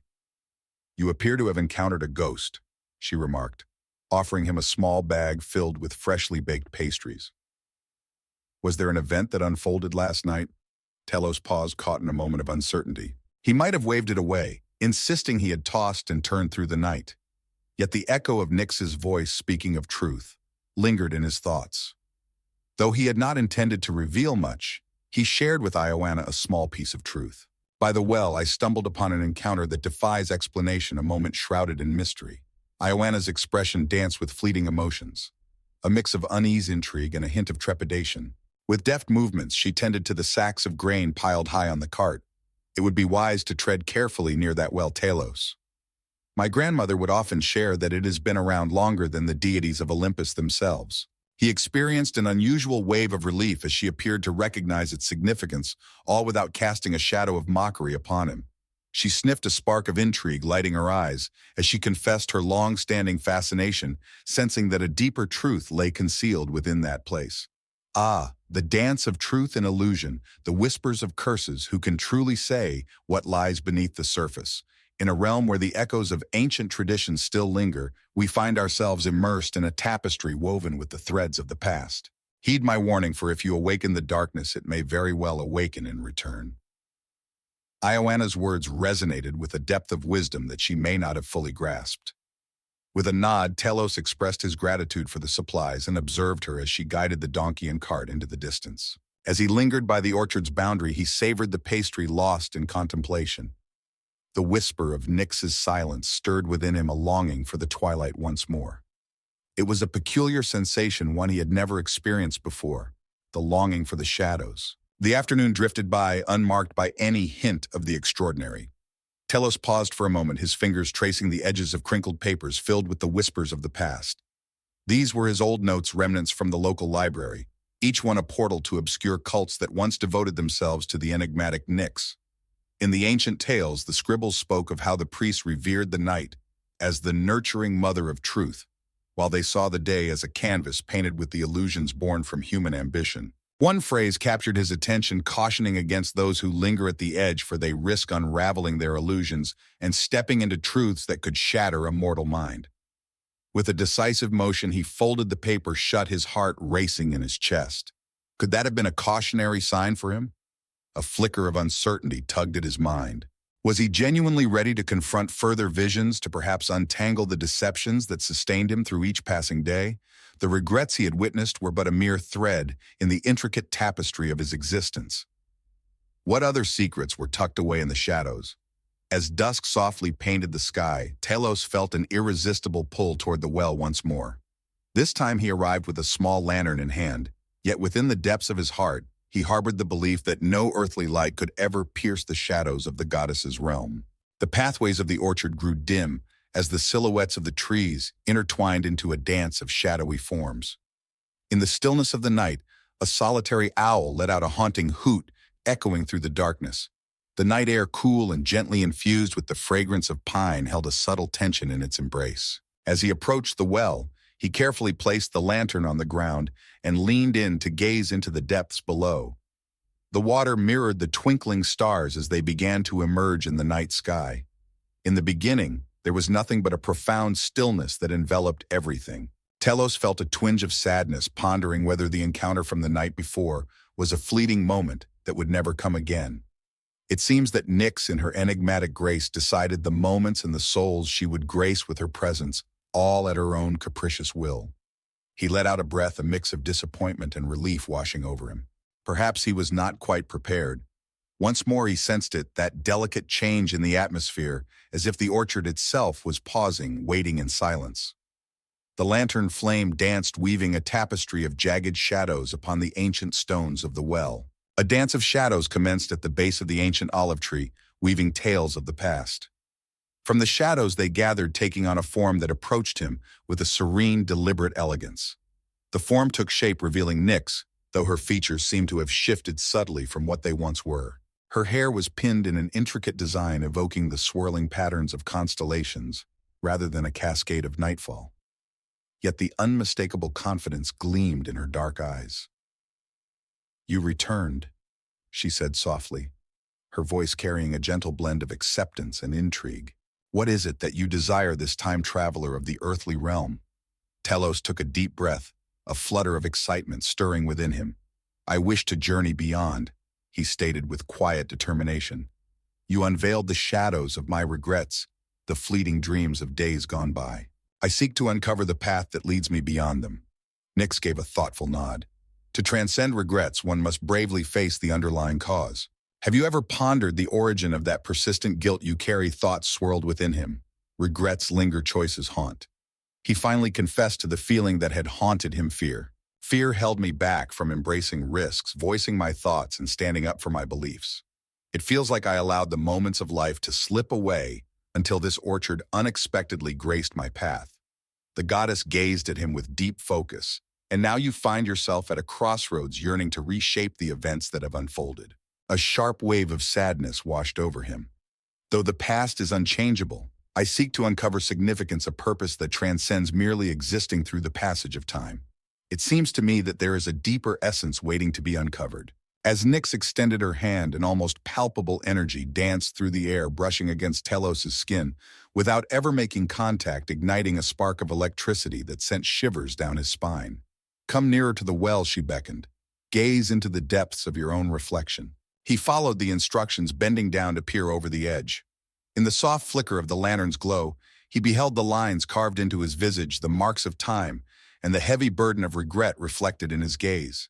Then a gentle swirl disrupted the reflection, as if the water was stirring from deep inside. His face morphed into that of a child, eyes wide with innocence and filled with a sense of wonder. It transformed once more, revealing the youthful figure he had been decades prior, brimming with innocent dreams and hopes. Another ripple, and he beheld an older Telos, a figure aged beyond his current self, with graying hair and eyes that spoke of resignation intertwined with a glimmer of acceptance. The visions danced before him, swirling through countless possibilities of who he might become. Some were whispers of resentment, while others sang of tranquility. One bore a scar across the left cheek, a mark from a confrontation that Telos knew he had skillfully sidestepped in the realm of reality. Another bore a look of serene happiness, as if he had finally embraced a leap he had long dreaded. Every reflection pulled at him, weaving a tapestry of questions about choices made, consequences faced, and roads left unexplored. Nyx's voice wove around him like a gentle breeze. "Every incarnation of yourself embodies a journey not embarked upon, or one that lies ahead waiting for your steps to grace its path. In the vast expanse of existence, beings traverse myriad paths in the realm of potential, yet they tread but a single journey in the tangible world of flesh and bone. As you ponder your regrets, you may not see that each decision weaves a fresh thread, a new glimmer in the vast tapestry of the cosmos." Telos pulled his gaze from the ever-changing images before him. "But how am I to weave that into the tapestry of my understanding? In a realm where every mischance lingers in a parallel dream, do my regrets hold any weight in this reality? They hold significance, for it is you who will rise with the dawn, embracing the journey you have selected. The regrets you carry shape your next steps if you allow them." Nyx said, her voice imbued with a gentle insistence that lingered in the air. "There is no opportunity for you to reverse your decisions. I share the tales of what has molded you and the adventures that lie ahead waiting to unfold. The vast expanse of the night stretches endlessly, yet your journey is bound by time." With his eyes shut tight, a wave of dizziness washed over him, yet an unexpected sense of comfort enveloped him like a warm embrace. "Insight," he echoed, "then guide me on how to wield it." A gentle breeze danced through the orchard, whispering secrets as the leaves rustled softly. "It is not something I reveal, Telos. Insight is something that one comes to understand, not something that is simply given. Yet I can lead you to meet that which you shy away from confronting. To truly transcend your regrets, you must engage actively, rather than merely reflect in silence. Just as he was about to speak, the wind picked up, dancing wildly and sending leaves spiraling around the well. The lantern's flame flickered and extinguished, casting him into a deep abyss of darkness. As darkness enveloped him, an unsettling tide of fear surged within his heart. He found himself in the orchard, enveloped in uncertainty, as if the world around him had faded into darkness. Yet there was an eerie stillness, a lingering presence that suggested Nyx had not departed. A soft radiance emerged from her being, as if her figure was traced by the light of distant stars. Venture into the shadows, she urged, her voice a blend of warmth and unwavering resolve. Have faith that your path will reveal itself. Telos's heart raced, every breath echoing in the stillness around him. With a deliberate movement, he advanced one step then another, each footfall echoing the weight of his journey. The ground of the orchard shifted beneath his feet, a tapestry of nature's whims. He extended his hand, feeling the rugged texture of the tree's bark beneath his fingertips. One more step, just one more. For a fleeting moment, a wave of panic gripped him tightly. Imagine if he were to stride right into the depths of the well. Yet from the depths of the shadows, Nyx's voice reached him, beckoning him to continue his journey. He advanced with painstaking care, his arms extended ahead to steer clear of any mishap. The night enveloped him in its embrace. The orchard, a place he had traversed countless times under the sun, now unfolded before him like a mysterious maze.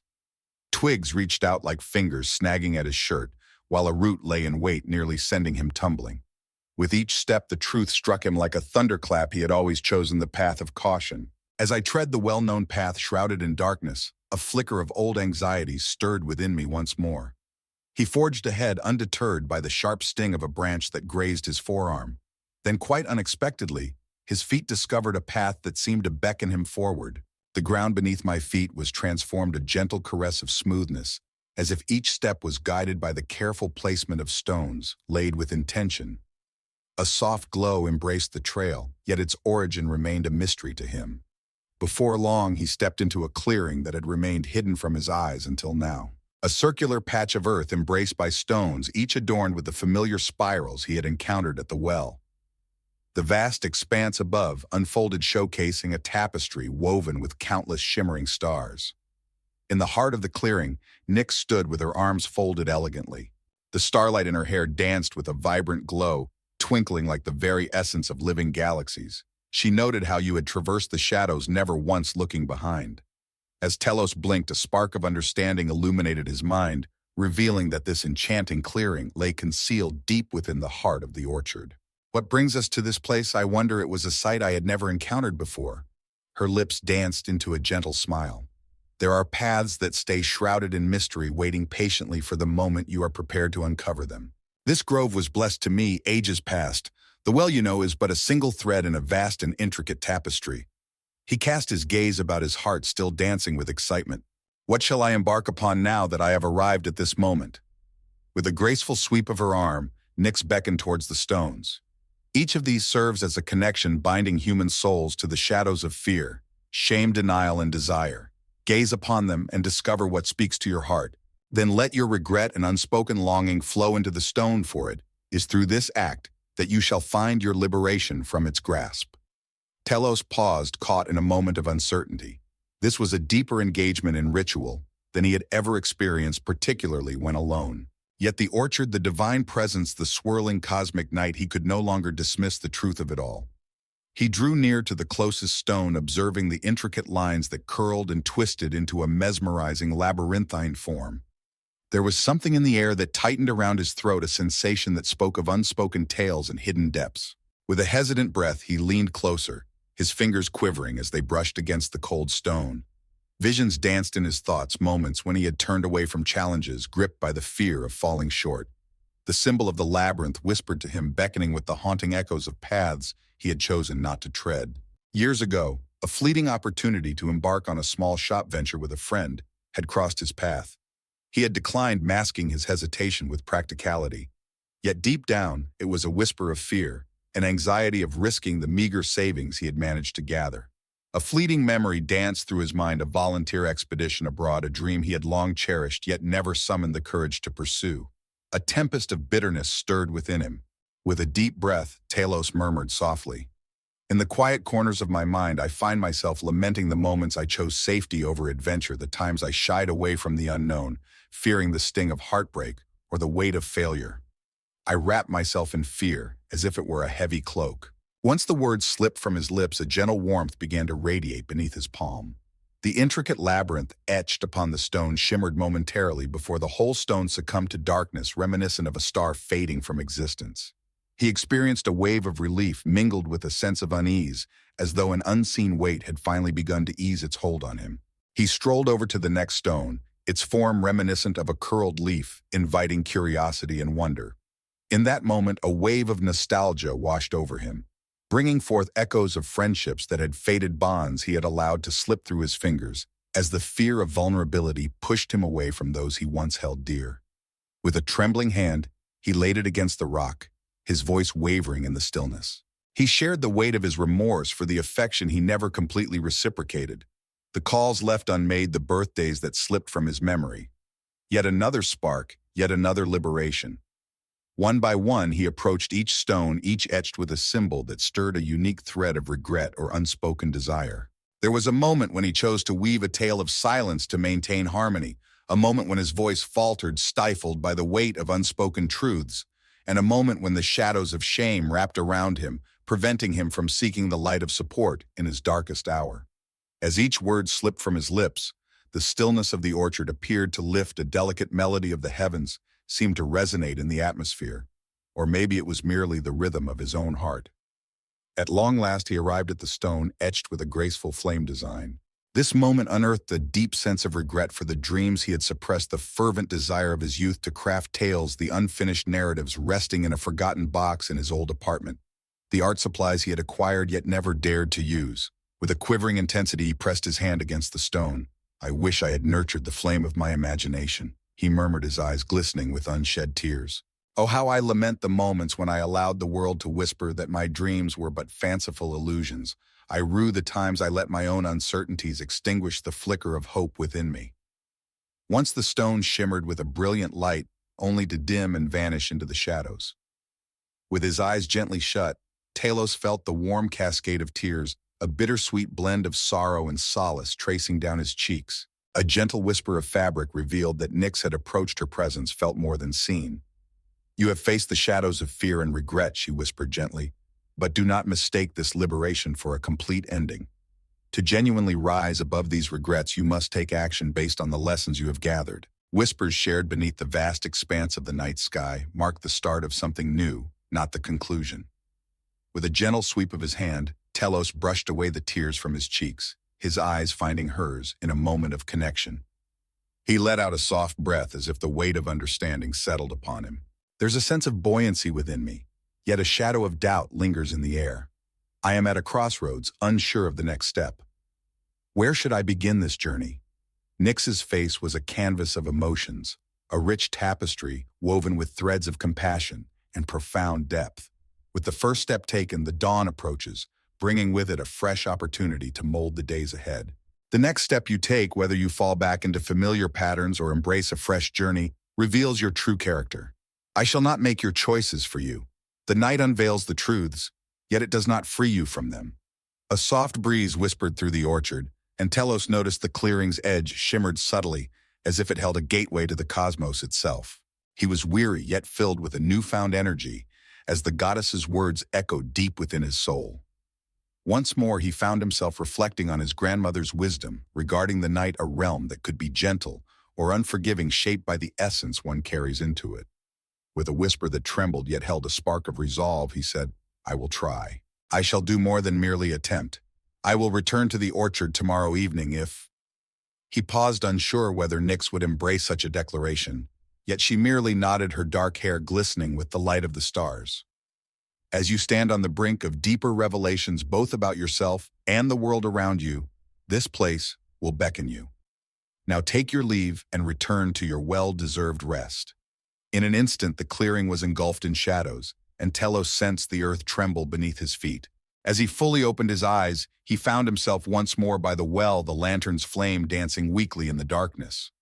His chest rose and fell with a heavy breath, and the orchard surrounding him, though cloaked in night, wrapped him in a sense of safety and familiarity. He gazed upward at the boundless sky. A wave of gratitude and hope washed over him. After many long years, a flicker of hope ignited within him, suggesting that the future could hold more than a gentle drift into the twilight of life. With this newfound spark, he stepped away from the well, leaving behind the swirling shadows that had once consumed him, carrying a seed of transformation nestled deep in his heart. Dawn lingered just beyond the horizon, yet this time Telos would greet it not with resignation but with a flicker of determination, a flicker he vowed to nurture into a blazing fire. The morning sunlight caressed Telos's skin in a way that felt transformed after the happenings of that second night. He stirred from his slumber earlier than he typically would, filled with a newfound sense of direction that felt foreign yet invigorating. Breaking free from his customary slow shuffle into the day, he donned his clothes with haste and surveyed the orchard with keen, observant eyes. It remained his orchard, undeniably so, with its familiar gnarled trees, the ever-present stone well, and the horizon that stretched endlessly. Yet he sensed he was witnessing it anew, as if for the very first time. He embarked on the task of cleaning the tool shed, a chore that had lingered on his to-do list for months, waiting patiently for its moment to shine. Amidst the clutter of old scythes, half-empty sacks of fertilizer, and broken rakes, he stumbled upon a dusty box, hidden away like a forgotten treasure waiting to be discovered. Within lay the painting supplies he had acquired soon after his arrival, during that enchanting time when the orchard's splendor first sparked his creativity. He ventured into painting a couple of times, yet soon found himself surrendering to frustration, attributing his retreat to a perceived absence of talent. In the depths of his thoughts, the recollection of that last stone from the night before, etched with a dancing flame, began to shimmer like a distant star. He set the box down on the workbench, his fingers gliding over the brushes, their bristles stiff and lifeless from years of abandonment. Maybe he would give it another shot. Once the shed was complete, he approached the orchard with a fresh sense of purpose, carefully inspecting each row of trees for any hints of disease or pest lurking in the shadows. He pondered the regrets he had shared with the goddess, and a soft whisper of hope began to awaken within him. Whispers of truth beneath the vast night sky marked the start of something new, Nyx had remarked. He set out on a journey to demonstrate that those confessions could blossom into genuine transformation. As the sun reached its zenith, he found himself drenched in sweat, weary to the bone, yet a peculiar sense of satisfaction washed over him. He lingered at the edge of the orchard, the echoes of Ioanna's words dancing in his mind. When you engage with the night, it may just respond in kind. He found himself at a crossroads, pondering whether it was a stroke of fortune or a heavy burden. In that fleeting instant, it seemed like a gift from the heavens. With a sense of purpose, he set off towards the village, each step filled with anticipation. Once upon a time, there was a short trek along a winding dirt path embraced by lush brush and sturdy low stone walls. The midday sun blazed overhead, yet Talos felt a curious sense of comfort in its warmth. There was a part of him that embraced the bright clarity of sunlight, maybe because he no longer saw it as a means to flee from the insights that came to him in the depths of night. As he journeyed forth, he offered a warm wave to a handful of villagers, their faces lighting up in surprise at his unexpected friendliness. He came to understand the chasm that had grown between him and the world since his arrival, finding solace in the quietude of his own company. With determination in his heart, he decided it was time to embark on the journey of forging small connections.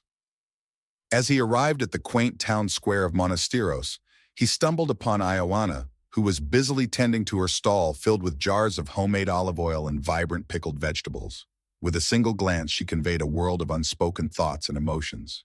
A spark of curiosity danced in the air, mingling with a gentle wave of concern, and just a whisper of relief lingered in the background. He offered her a wide, warm smile.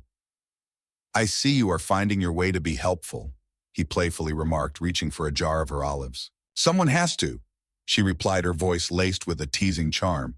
Then her eyes sharpened with intent. "There's something about you that feels unique. Once you wandered aimlessly like a spirit searching for a place to belong. Now you seem to have found your spark. Would you be willing to unveil the mystery of what has stirred within you?" With a moment's pause, Talos weighed his options, ultimately embracing the truth as a cornerstone of his renewed perspective. "I have been facing my regrets, seeking a path to move ahead. Last night I stumbled upon a secret corner of the orchard, a hidden clearing waiting to be unveiled. It illuminated a path I had long been searching for. She looked at him, her gaze a blend of doubt and understanding. The orchard has long whispered its mysteries, yet not all are eager to unveil them. With a subtle nod, he acknowledged the moment. I understand, yet I feel the moment has come for me to emerge from the shadows, to face both the world and my own reflection. Ioana pressed her lips together, then spoke softly. Well, do take care. At times the revelations we encounter may not align with our desires, yet they can also pave the way for unexpected blessings. With a casual shrug, she lightly tapped the jar of olives he held. Are you planning to purchase those, or merely leaving your fingerprints all over them? With a hearty chuckle, Talos extended his hand, offering her a handful of gleaming coins. Just before his departure, she gently placed her hand on his arm, a silent gesture of connection. Good luck, Talos, she said, her voice carrying a subtle warmth despite its rough edges. Beware, for the orchard may consume you entirely.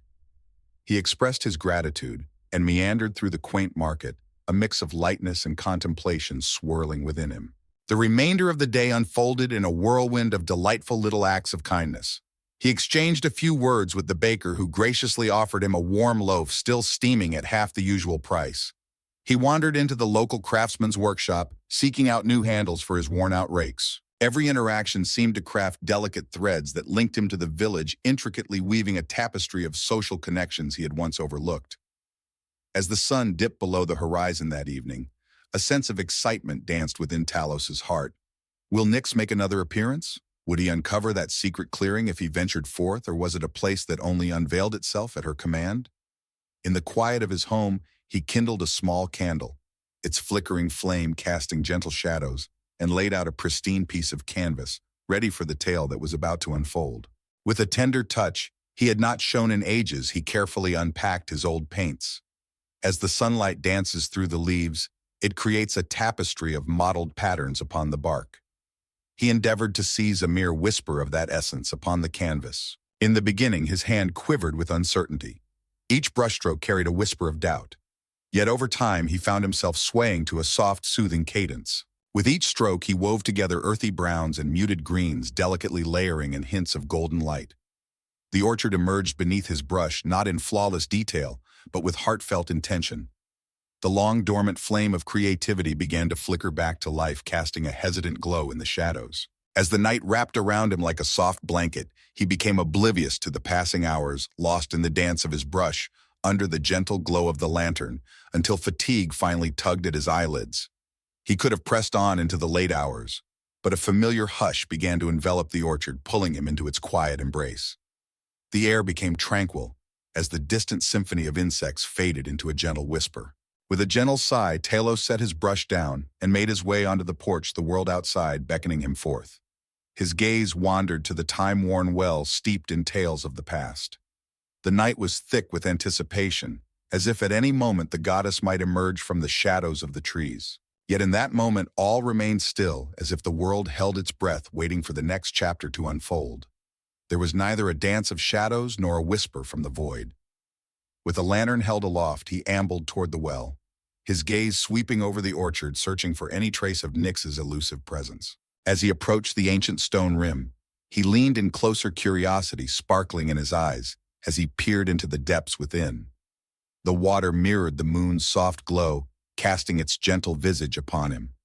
In the stillness, a hush envelops the world. He lingered in that moment, a flicker of doubt dancing within him, as a subtle twist of disappointment curled in his gut. Maybe he had been a bit too enthusiastic. Maybe the goddess would remain hidden, never to grace us with her presence again. The orchard remained just as it always had been. He came to understand that a significant part of his hope rested on Nyx's unwavering support. Yet she had proclaimed that revelations should be embraced and put into action, rather than merely bestowed time and time again. With a soft whisper, he spoke to the vast expanse of the night sky. I shall forge ahead, relying solely on my own strength. This is a tale of my journey as well. The wind whispered through the orchard, gently stirring the branches, as if sharing secrets of the trees. Telos sensed a soft whisper of recognition carried by the breeze. With a subtle smile gracing his lips, he pivoted once more, directing his gaze toward the welcoming embrace of his cottage. As he journeyed forth, one solitary star shone with an intensity that outshone all others, drawing his gaze irresistibly. He took a moment to look at it, sensing a gentle bond in its far-off shimmer. The days that came after unfolded in much the same way. During the daylight hours, Talos dedicated himself to breathing new life into the forgotten nooks of the orchard, mending fences, pruning away the ailing branches, and even sowing fresh saplings into the earth. As the afternoon sun cast its golden glow, he made his way to the village, weaving through the lives of its people. Though the moments were subtle, they stirred within him a gentle reminder of the comforting embrace of community. As the sun dipped below the horizon, he took to his canvas, each stroke a step closer to unveiling the true spirit of the orchard, his skills blossoming with every passing moment. Each night he made his way to the well, spending hours in quiet anticipation, observing and waiting. Nyx did not appear once more, and while a flicker of disappointment lingered within him, another part discovered comfort in pursuing the journey she had initiated for him. And so a week drifted by in this fashion. Talos began to perceive the delicate shifts within his very being. He experienced a sense of buoyancy, embracing the twists and turns that life had to offer. After years of contemplation, he finally picked up the phone and reached out to an old acquaintance from Athens, rekindling a connection that had long been dormant. He started to scribble notes for a short tale he yearned to craft, recalling that long-held dream he would tucked away. On a late afternoon, Ioana made an unexpected appearance, carrying with her a small hamper brimming with fresh herbs from her garden. She gazed over the orchard, her eyes sharp yet discerning, as if seeking to uncover its hidden tales. "In just a week you have accomplished more than you did throughout the whole last year," she noted with a hint of surprise. Talos chuckled with a hint of shyness. "It seems I have found a spark of inspiration, endeavoring to reclaim the moments that slipped away." With a gentle motion, Ioana placed the basket upon the sturdy workbench, a quiet moment of purpose in her day. "It brings a sense of warmth indeed. Ah, this orchard has seen its fair share of toil and care. My grandfather often spoke of it, weaving tales of an ancient sorrow that lingered in the air. Perhaps you are altering that narrative." He smiled, a gentle wave of gratitude blossoming in his heart. "Perhaps it is transforming me." As darkness enveloped the land once more, Talos found himself once again by the well, patiently awaiting what the night might bring. He discovered the orchard to be a source of solace, a realm teeming with unseen vitality. The silhouettes of tree branches danced gently like quiet guardians of the night, while the sky, adorned with a tapestry of stars, embraced all with a sense of warmth and companionship. Just when he thought all hope was lost in finding Nyx, a familiar ripple danced across the surface of the well, stirring the air with a hint of magic. He leaned over, captivated by the delicate tendrils of midnight dancing in the water. "Did you believe I had abandoned you?" A gentle whisper emerged from the shadows behind him. With a turn, Talos felt a surge of joy within. There stood Nyx, her gown, the hue of moonbeams intricately woven with the essence of the intangible night. Locks of her hair glimmered as if kissed by the stars. A smile, almost playful, danced upon her lips. No, I just didn't want to rely on your presence alone," he said, his voice a blend of relief and excitement accompanied by a subtle nod. "Insightful. In the tapestry of existence, mortals reach out to the divine for miracles, yet they often overlook the truth that they must weave their own destinies. And still you have forged ahead on your own initiative. That brings me joy." Talos experienced a surprising glow at her nod of approval. He observed that Nyx appeared to have softened, becoming more inviting than in times past. He imagined that the goddess's appearance could change depending on the mortal she spoke to. With a sincere heart, he shared his journey of striving to embrace the lessons learned, determined not to allow regret to hold him captive. "I have embarked on a journey, each step a gentle whisper, yet I sense their cumulative power growing within me." Nyx's gaze wandered through the orchard, her eyes shimmering with the light of far-off galaxies. "I perceive the delicate shifts unfolding before me. The orchard hums with a unique melody. In the delicate dance between day and night, a powerful realm unfolds, Talos, and your heart starts to reflect that enchanting twilight. In the tapestry of your being, creation and reflection intertwine, while regret and aspiration waltz gracefully together." With a knowing nod, Talos felt a spark of curiosity pulling at his thoughts. "Once you wove words about illusions, truths, and the intricate tapestry that the night unfolds, I confront echoes of my history. I am embarking on a new journey. Yet I wonder, is there a grander purpose awaiting my discovery? Is there something you seek from me?" The goddess let out a delicate chuckle, reminiscent of a soft breeze rustling through the trees. "I do not engage in deals of the earthly realm. I seek not adoration, but genuine connection. Ah, but there lies a treasure trove waiting for you should you choose to embark on that journey of discovery. The orchard rests at the convergence of ancient forces far preceding even the tales of the Olympians. For ages, souls have journeyed to this place in search of enlightenment, change, or strength. Some discovered the treasures they yearned for, while others were led astray by their desires. A flicker of concern danced across Telos's brow. Strength, I yearn to embrace life in all its richness, to weave together creations, and to forge meaningful connections. I hold no wish to dominate or control anything or anyone.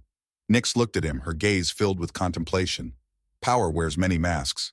Your yearning to weave narratives and forge connections is a remarkable force, a wellspring of potential that can transform the world around you. Those who arrive may be in pursuit of wisdom, wealth, or power. The orchard has its own unique ways of responding to each one. Ah, dear Telos, you have already set forth on the path of embracing its softer, more nurturing energies. If you dare to delve deeper into your essence, you may discover the power to uplift others, mend past scars, and glimpse the realms that lie beyond the confines of this life. Yet heed this warning, any power may lead astray if the heart falters. Telos felt a sudden catch in his breath. The notion of tapping into spiritual energies seemed to elude him, almost like a grand vision just out of reach. He remembered the clearing, the intricately carved stones, and the mesmerizing swirl of illusions. The orchard rests at the boundary where dreams and reality intertwine, as Nyx once remarked. Perhaps destiny had a purpose in guiding him to this moment in his journey. How might I uncover this profound connection? He inquired gently. Nyx inclined her head, a curious glimmer in her eyes. Your journey has already commenced. As you take up your brush, as you share your truths with those who were once distant, as you embrace the night, rather than shy away from it, you are nurturing a profound connection. Should you seek the wisdom of the ancients, make your way back to the concealed glade. I shall rendezvous with you at that place. Ensure that your intentions shine brightly and are unmistakable. The orchard's magic brings forth the deepest yearnings of the heart, even those that linger in silence. When your intentions are unclear, the outcomes will surely reflect that confusion. Telos took a deep breath, recalling the tumult of regrets that had once overwhelmed him. He sought to banish all illusions lurking in the shadows. He sought understanding. With a subtle nod, he acknowledged the moment. I shall embark on this journey. I shall embark on this journey. The divine figure extended her hand, gently caressing his cheek with a tender touch. The feeling was akin to a gentle wind carrying the fragrance of flowers that bloom under the moonlight. Then ready yourself for what lies ahead. Our paths shall cross once more at the stroke of midnight, when the world is cloaked in shadows. In that moment, Nyx's essence transformed into shimmering motes of starlight, ascending gracefully like embers swirling back into the night sky. Once more the orchard lay in tranquil silence. With a spark of joy igniting within him, Telos felt a delightful thrill coursing through his chest, bringing a smile to his face. Tomorrow he would find himself in that hallowed clearing again, not merely to shed his regrets, but to embrace the profound mysteries that awaited him. The notion danced in the mind, a thrilling yet intimidating whisper of possibility. As he took a step back from the well, his eyes wandered up to the vast expanse of the night sky. Another star shimmered with a radiant glow, as if it were playfully winking in support. Telos inhaled the fresh air, a sense of tranquility washing over him, as he embraced the unknown that awaited. For far too long, he had allowed the myriad of life's possibilities to slip through his fingers. In that moment, he embraced the vast unknown, led by the ancient and mysterious goddess of night. He felt a surge of determination, the phrase echoing in his mind like a sacred chant, preparing him for what lay ahead. With each step towards his cottage, his heart danced with excitement, a rhythm of eager anticipation guiding him home. With a gentle touch, he organized his humble painting nook, and then slipped into bed ready to dream. The orchard's silence wrapped around him like a warm blanket as he surrendered to slumber, his thoughts dancing with visions of twinkling stars, secret glades, and the gentle comforting essence of Nyx.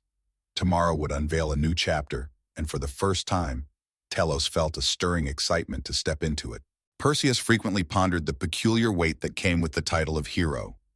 It was not a title he had taken upon himself, but rather one gifted to him through extraordinary deeds that surpassed the limits of human capability, vanquishing Medusa, saving Andromeda, establishing cities, and liberating the downtrodden.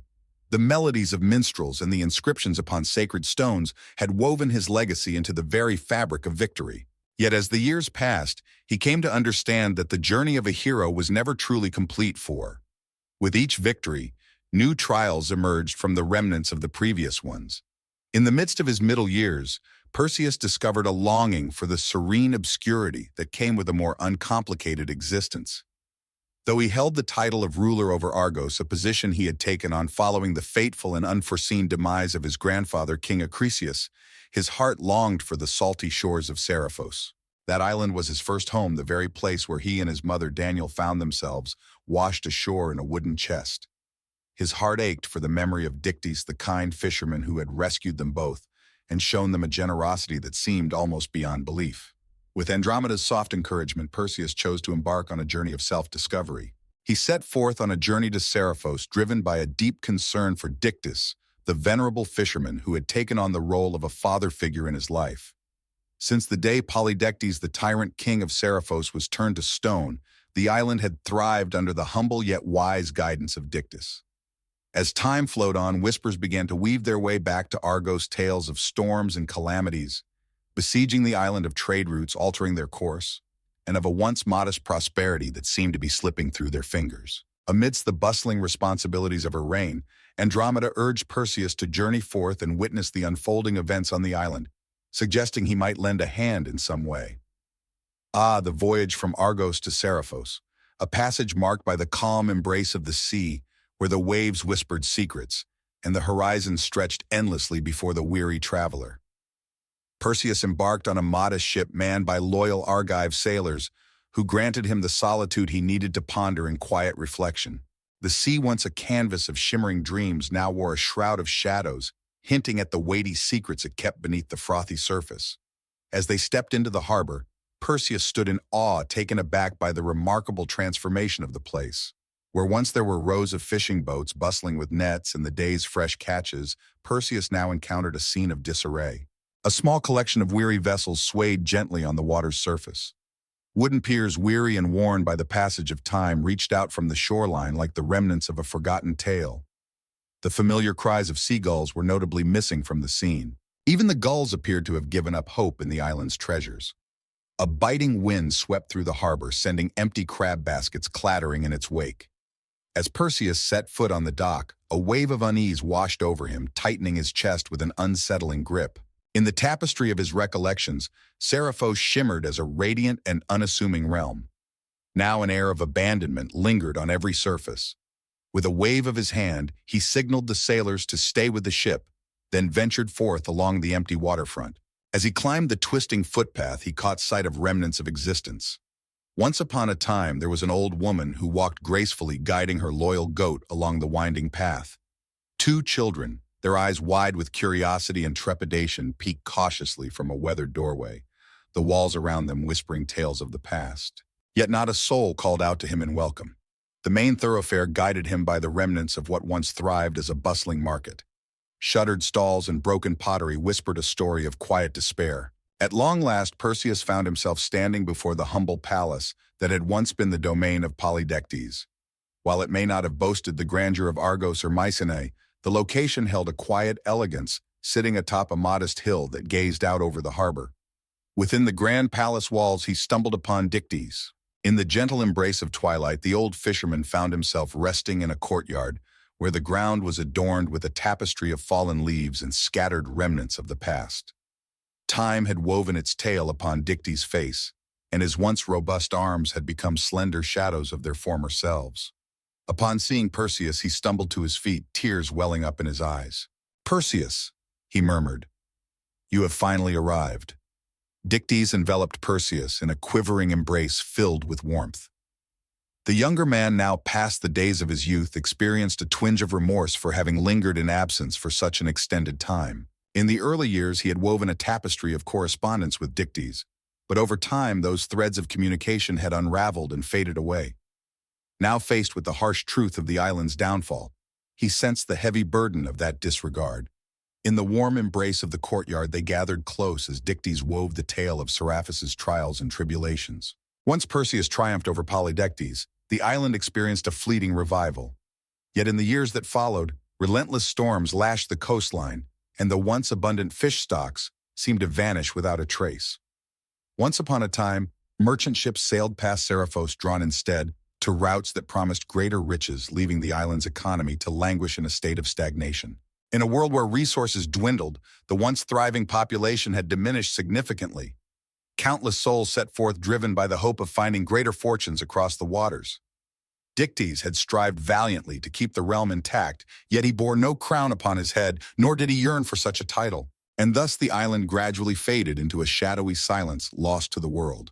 Perseus gazed into the weary eyes of Dictys, searching for the tales they held within. "You ought to have penned me a letter," he said softly. "I would have sent help." Dictys sighed, a sound like the rustling of dry leaves. "We attempted to manage it on our own. Maybe it was pride that held us back. I believed we would discover a solution. I hesitated to burden you further after all you had already sacrificed." Their conversation flowed on the sun, dipping gracefully toward the horizon. Perseus felt the stirrings of his instincts, honed as both a warrior and a leader. He yearned to mend the fractures of the past, yet the calamity felt almost organic, as if the storms and the wandering fish were part of a grander design.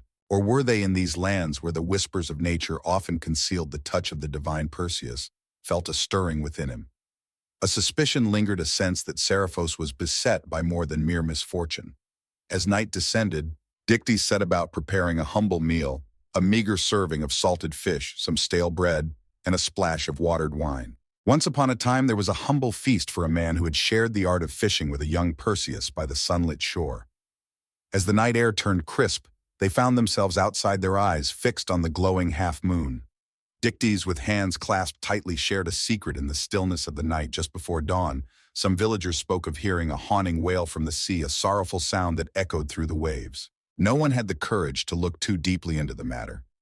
Whispers floated through the air, suggesting it might be the spirit of the drowned. Dictys murmured, his voice barely above a whisper. Others claimed that Poseidon himself was wrathful towards us. Though I've outgrown the pursuit of shadows, the eerie sound sends a shiver down my spine. Perseus too sensed the ancient call of heroism coursing through his veins. The whispers of the sea's haunting lament stirred something deep within him, something that had been silent for far too long. In the shadows of Seriphos, a supernatural force may be at play, weaving a tale of decay, disappearing fish, and relentless storms. "I will uncover the truth," Perseus murmured, his eyes sparkling with determination. "I cannot guarantee that I will face a monster I can easily defeat, but I must delve deeper into this mystery beyond mere whispers." Dictys exhaled, a blend of relief and worry washing over him. "Your life is already a tangled web. Are you certain you wish to take on this weight?" "It is not a weight," Perseus responded gently, resting a hand on the old fisherman's shoulder. "It's a weighty obligation. You once pulled me back from the brink. You and my mother were the sole reasons I drew breath in those early days. If there's a specter troubling Seriphos, I shall confront it or seek to calm its wrath." As night fell and Dictys settled into slumber, Perseus found himself wide awake on a humble straw pallet, his mind wandering to Andromeda, and the unsettling sense that he teetered on the edge of yet another perilous adventure. Was he perhaps being reckless? Time had refined his confidence and heightened his caution, yet it had not diminished his sense of obligation. If the sea was raging with a curse, or a fearsome entity turning a blind eye would only lead to further doom for Seriphos. As the clock struck midnight, his restless thoughts kept sleep at bay. Perseus rose with a quiet determination, grasping his sickle, an ancient artifact whispered to have once graced the hands of Zeus himself. Leaving the palace grounds behind, he ventured alone along the rugged shoreline. The clouds wrapped around the moon, and only the soft glow of distant stars illuminated his path. With each step upon the pebbled beach, a gentle echo filled the stillness. He paused at the water's edge, where a soft breeze whispered, bringing with it the salty essence of the sea. For a long while the silence was unbroken, save for the gentle lapping of small waves against the shore. Just as Perseus contemplated turning back, he heard it, a lament distant and quavering, as if a sorrowful voice had risen from the depths of the sea. It ascended, dimmed, then ascended once more, gliding through the dark vastness. A shiver coursed through him. The wail was nearly human, yet carried a depth that transcended earthly breath. It resonated like deep sorrow woven into a haunting melody. Perseus narrowed his eyes at the distant edge of the world. There was no form or outline, just an expanse of darkness. The hair on his arm bristled, a clear signal that Seriphos's troubles were far from ordinary. He remained still, absorbing the haunting wail that wrapped around him, wrestling with the dilemma of facing an unseen foe, one that a simple blade might not vanquish. Still, the haunting image of Dictys's hollow cheeks, the desolate fields, and the deserted docks ignited a fire within him, strengthening his determination. He had journeyed far, driven by a purpose that beckoned him forward. With unwavering resolve, he would confront whatever lay ahead, regardless of its mystery or menace. At last he turned from the water, making his way back to the palace, the haunting wail lingering in his ears like a ghostly reminder of his quest. As he rediscovered his palette, a subtle thread of fear intertwined with his determination to unravel the mystery before him. Yet fear was a familiar companion. It had always been the spark that ignited his courage after all. As he slipped into a restless slumber, the hero within him stirred back to life. The dawn unveiled a cold, steel-gray sky. Perseus rose with the sun, finding Dictys waiting for him in the courtyard. As the sun began to rise, casting a gentle glow over their modest breakfast of watered wine and olives, they found themselves deep in conversation about the peculiar lament that drifted in from the sea. Dictys, with a hint of regret, confessed that he had never had the pleasure of hearing it himself. His ears, once sharp, had dulled with time. Yet the whispers of the townsfolk echoed in his mind, spoken in reverent, hushed tones. "They say it's strongest during the darkest part of the night," Dictys murmured, his calloused fingers rubbing his weary eyes. "And they swear that sometimes a pale figure can be seen gliding across the water, but no one can get close enough to be sure." Perseus pondered these whispers, letting the tales swirl in his mind. A ghostly silhouette that evoked visions of restless phantoms, lost spirits, or something far more sinister. In his younger days, he had discovered that the boundary between legend and truth frequently faded. Now he grasped that legend was merely truth transformed by the limits of human understanding. Perhaps a spirit or a cursed entity has bound itself to Seriphos, shedding light on the island's unfortunate downfall. "I shall uncover what I can," Perseus declared, rising from the table. "However, my first step should be to engage with those who have truly experienced or witnessed something remarkable." With a nod, Dictys expressed his relief, acknowledging that knowledge serves as our greatest protection in this moment.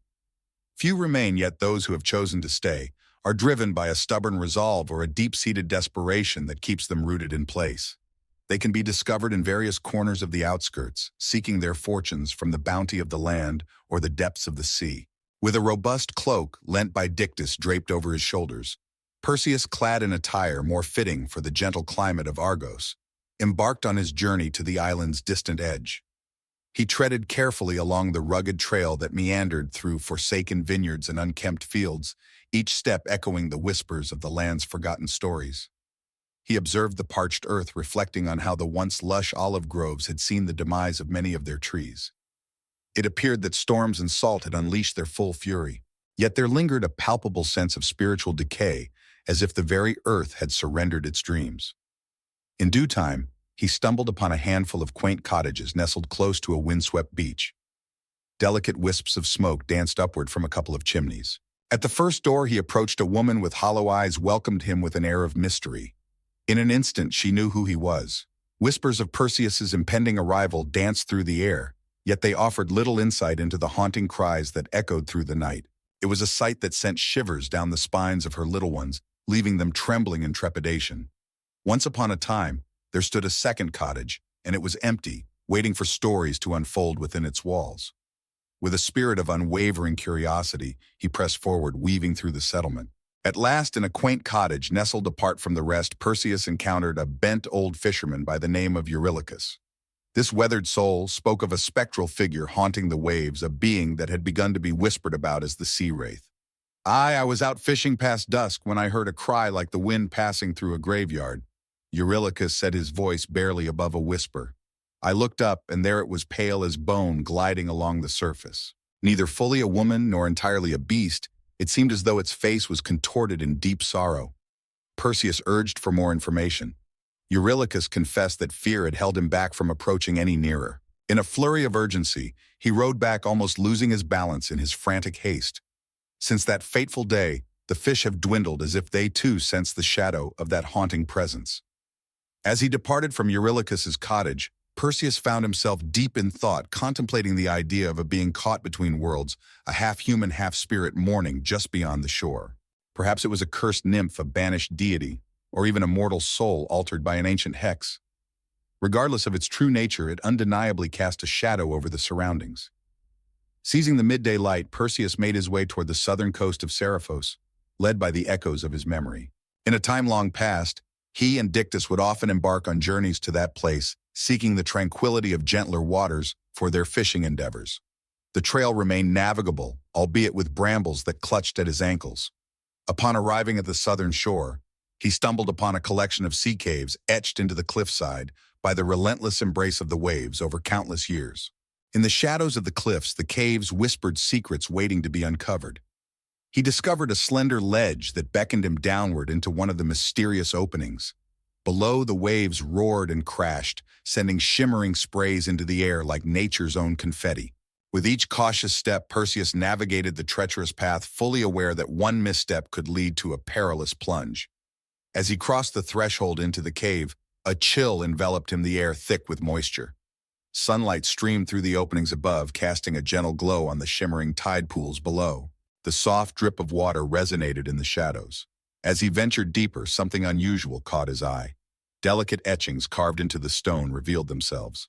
They evoked the essence of ancient Greek letters, yet the shapes bore a distortion, as if shaped by a trembling hand or perhaps by claws. His fingers danced along the lines, feeling the texture of the mystery. They appeared to hint at a fragment of a word or name, but the meaning eluded him, just out of reach. As he ventured further, the markings began to reveal themselves, each one telling a tale of its own. Some danced in swirling patterns, while others stood resolute like tally marks, hinting at the passage of time spent in this hidden sanctuary. An unsettling feeling crept over him, as if the very walls were whispering secrets long forgotten. In the depths of the cave, whispers of the past lingered, hinting at a presence skilled in the art of stone carving. Was it a human hand that shaped these walls, or perhaps a creature of legend? As he ventured further, he stumbled upon a small niche in the rock, revealing an ancient clay jug. Its handle lay shattered, and barnacles clung to its surface, telling tales of time and the lives once lived here, where treasures were hidden away for safekeeping. In an instant, a powerful wave crashed into the entrance of the cave, soaking Perseus's feet. The tide was rising. If he hesitated, he faced the danger of being ensnared. With a swift motion, he turned back, ascending to the mouth of the cave. Outside, the wind whipped around him, carrying the briny scent of the sea. He narrowed his eyes, gazing out at the distant horizon. No ghostly silhouette disturbed the tranquil waters. The ocean lay eerily still. He journeyed back to the palace, reaching it as dusk settled in. Dictys approached him, a look of worry etched on his face.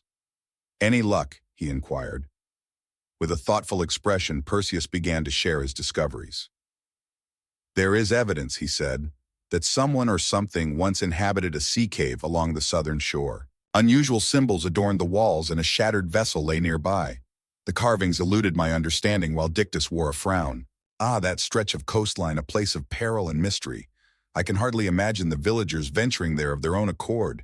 If indeed a cursed being lurks within our waters, it surely calls that ominous place its home. Or its prison," Perseus mused softly, recalling how fate had a way of ensnaring mortals in the vendettas of the gods. "It begins to feel like a punishment dealt by a higher power, perhaps Poseidon or some other undersea deity. They could be trapped in these waters, their anguish transforming into the haunting wail we hear at night." He paused, sensing the heavy air of potential that surrounded him. If that were the case, we must seek a path to lift the curse or win the favor of the gods. Yet the journey ahead will not be simple. The ancient traditions of sacrifices and temple building may no longer hold their weight. Dictys pondered, his fingers brushing against his chin, the soft lamplight casting shadows that highlighted the wisdom etched into his features. "Whispers tell of an oracle residing on a nearby isle, I've come to learn. Just a boat ride away, they whisper of a woman who can read the omens for a price. Yet the journey to her is fraught with peril, for these waters are treacherous, and storms can unleash their fury without a moment's notice." Perseus sensed a spark of his former adventurous self. He had faced tempests in the past. This could be our greatest opportunity to uncover the essence of this entity. "Allow me to give it a go. Should the deities still keep an eye on my journey, maybe they will steer me through unscathed. And if not, I shall strive with all my might." Dictys remained silent, a flicker of gratitude crossing his features, even as a veil of fear lingered in his gaze. "You will go alone?" he asked, the weight of the decision hanging in the air. "Yes," came the reply, resolute.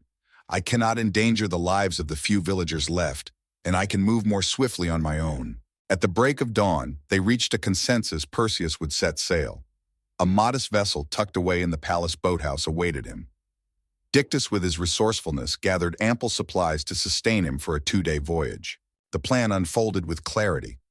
They would embark on a journey to the nearby isle home to an ancient oracle seeking her profound wisdom about the eerie disturbances plaguing Seraphius. The goal was to return swiftly armed with a remedy, whether it be an exorcism, a ritual, or a delicate negotiation with the restless spirit. Yet as night enveloped the land, Perseus found himself unable to escape the haunting wails that echoed through the darkness. He could hear it distinctly, even with the palace walls around him, a haunting cry, woven with heartbreak resonating against the silent darkness. He imagined that sorrow belonging to a person for cursed beings always had tales to tell, having once been mortal or divine or something in between. An unexpected wave of compassion washed over him. People often overlooked that the monstrous or the uncanny could spring from tragedy. Perhaps this sea wraith, if that was indeed what roamed the waters, was a victim of circumstance, yet its presence loomed ominously over all of Seriphos. The hours slipped away like whispers in the dark. In that gentle twilight, Perseus's mind wandered back to the fearsome Gorgon Medusa, her terrifying face having turned countless souls to stone. He could still feel the strange blend of sorrow and victory that washed over him after he had taken her head. Only later did he uncover the sorrowful tale of her past, how Poseidon had wronged her within the sacred walls of Athena's temple, and how Athena's wrath had transformed Medusa into a fearsome creature. In this light, his triumph over Medusa was layered, granting him fame, yet extinguishing a life burdened by suffering. Now confronted with another soul ensnared by the whims of the gods, Perseus pledged to avoid repeating the errors of the past. He chose not to strike first and uncover the truth afterward. Instead, he sought understanding, and if fate allowed, aimed to liberate the sea wraith from her suffering. Compassion was not a sign of frailty. It was a steadfast connection to his humanity. As dawn broke, he prepared his provisions: a water-skinned dried bread fish, a sickle, and a small dagger. Dictys cast a final anxious glance his way. "Be cautious, Perseus. The sea has not shown us mercy in recent years." Perseus grasped the fisherman's arm with a reassuring squeeze. With a promise to return, he bid farewell to his old friend, embarking on a journey down the rugged beach where a humble boat awaited him. The dawn's light spilled golden hues across the water, whispering of fresh beginnings on the horizon. With a steady hand, Perseus pushed off and rowed into the vast expanse of the open sea, the silhouette of Seriphos gradually fading into the distance. Over his shoulder, the island's cliffs stood lonely and forlorn, a haunting reminder of what he was leaving behind. He offered a silent prayer to the gods, despite their tangled past, seeking safe passage, and a whisper of wisdom to guide him on his journey. The sun began its ascent, casting a warm glow upon his face as the boat sailed effortlessly over the softly undulating waves. In that fleeting moment, a wave of determination washed over him. Age had brought caution to his steps, yet the bold heart that once challenged oppressors and vanquished monsters still beat fiercely within him. With a heart full of empathy and courage, he pondered, "May the burdens of Seriphos be eased without the cost of blood." The voyage to the neighboring isle stretched longer than Perseus had anticipated. As the midday sun rose high, the winds shifted, compelling him to tirelessly adjust his small sail. Clouds amassed in the west, casting shadows that deepened the water's hue to a brooding steely gray. Occasionally, he caught sight of fleeting forms beneath the surface, perhaps fish or something more formidable, but none dared approach. As the darkness encroached, Perseus felt a growing unease, fearing he might not glimpse the shore before the day surrendered to night. His worries were well-founded. As twilight descended, the horizon remained elusive. Dark clouds gathered ominously overhead while the wind stirred the ocean into a tumultuous symphony of crashing waves. With a determined heart, Perseus lowered the sail and took hold of his oars, his muscles taut as he fought to maintain the boat's steadiness. The rain poured down in relentless sheets, each drop a sharp reminder of the storm's fury against his skin. Lightning danced across the horizon, casting fleeting glimmers of light upon the tumultuous waves, revealing their wild, frothing crests. For hours he fought against the storm, his heart racing with each surge. Though he had faced fierce tempests in the past, he was no longer the reckless youth who thought himself untouchable. With burning muscles, he synchronized his rowing to the rhythm of the waves, hoping to avoid being overturned by an unexpected swell. With each thunderclap, a mocking voice echoed in his ears, as if the sea itself had turned against him, stirred by the same dark forces that haunted Seriphos. At last, the storm began to retreat, drifting eastward. Perseus felt his arms tremble from the strain of the struggle. He leaned back against the side of the boat, allowing the wind to guide him gently. As the clouds parted, a sprinkle of stars emerged in the night sky. Worn out, he took a sip from his water skin and peered into the shadowy expanse, searching for any hint of land. Nothing. Still, he would not succumb to despair. He rowed slowly, conserving the strength that remained within him. Memories emerged of his earliest days adrift at sea, in that wooden chest alongside his mother. In those moments, survival had felt like a distant dream, yet the kindness of Dictys had been his salvation. Now, with the passage of time and a touch of wisdom, he pondered the cosmic forces that had woven such a fate for him, a fate that continually presented him with trials upon the water. As the first light of dawn crept over the horizon, a shadowy figure appeared to the south, where the rugged coastline met towering cliffs. With determination, Perseus urged his weary limbs to action, rowing steadily toward the beckoning land. At last, the sun broke free from the night, illuminating a quaint natural harbor and a stretch of coarse sand that awaited him. As he approached the shore, two fishermen from the nearby settlement hurried to assist him, their faces a mix of confusion and curiosity at his unexpected arrival. They skillfully maneuvered his boat onto the sand, and one of them, a wiry man with hair flecked with salt, inquired, "Are you out of your mind to sail in such weather, stranger?" Perseus offered a tired smile in response. "A necessary madness, perhaps." "Is there an oracle on this isle?" The fisherman nodded, sharing a bewildered glance with his companion. "We do have a seer who resides in a cave on the far side of the island, but she's old and unpredictable.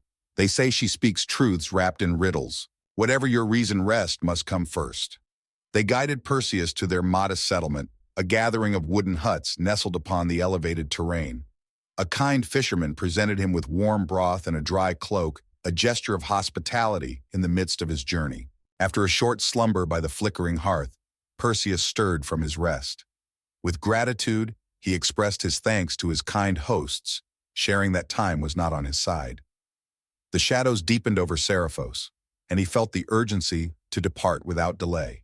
With rough directions in hand, he embarked on a journey along a rugged trail that wound its way through hills adorned with sparse shrubs. The sky hung low and gray, a light drizzle adding a chill to the atmosphere.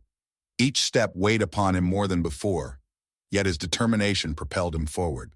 As the sun climbed to its zenith, he found himself atop a hillside where wisps of smoke danced from a slender crack in the stone. There, etched into the rock, was the faded visage of an eye, its details softened by time.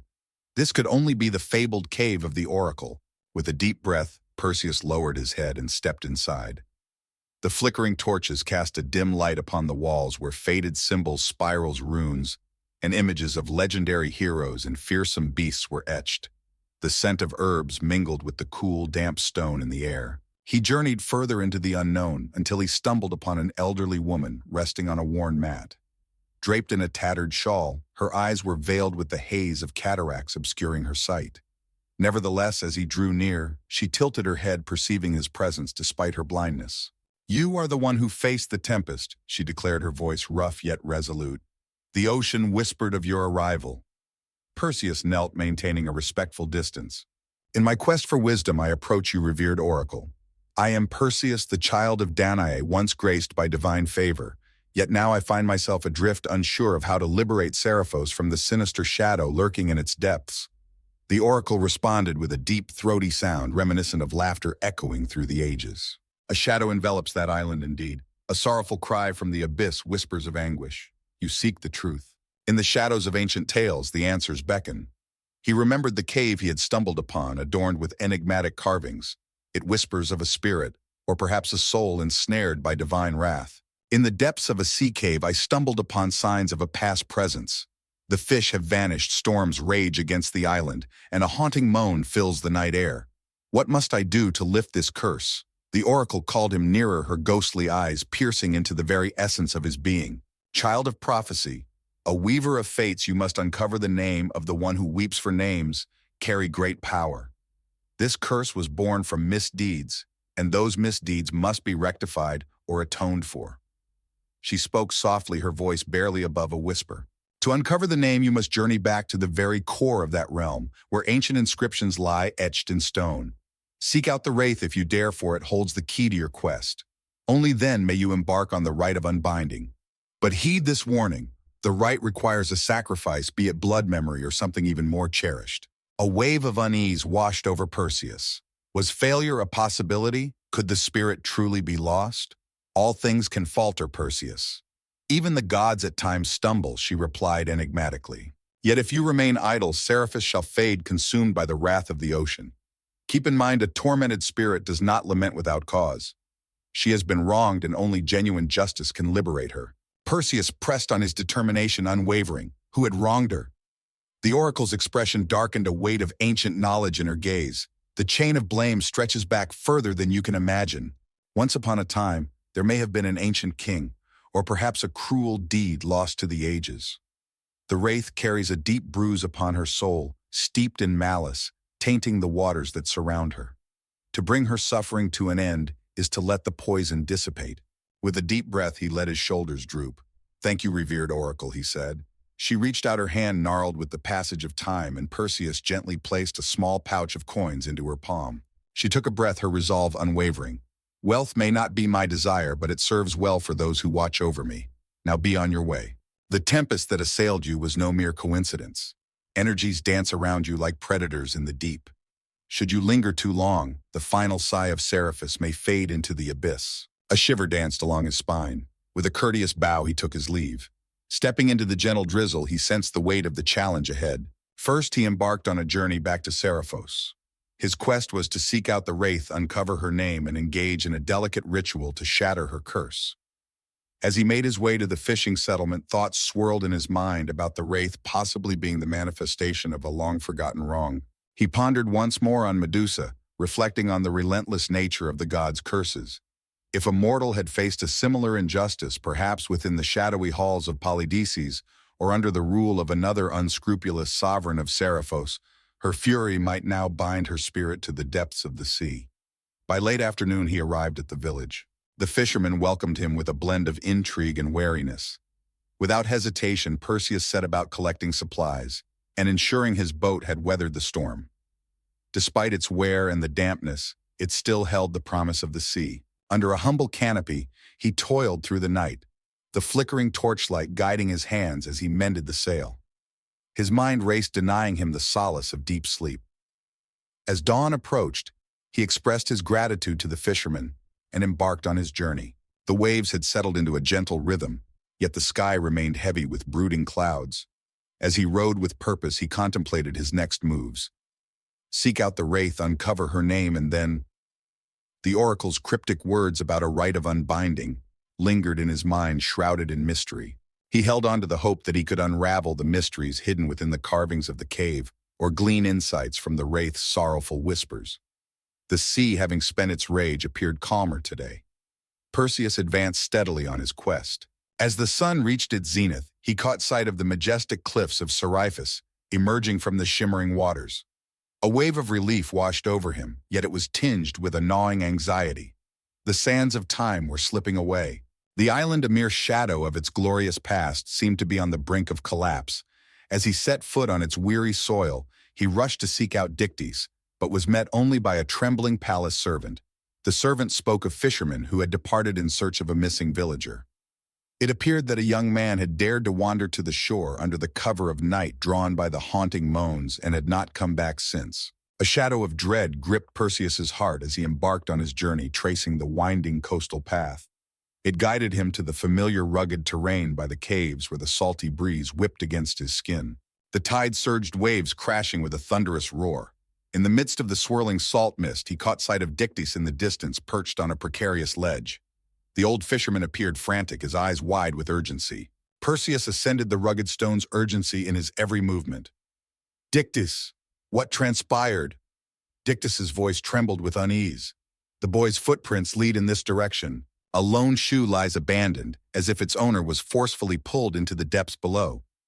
Suddenly, lightning split the sky, despite the absence of any storm just moments prior.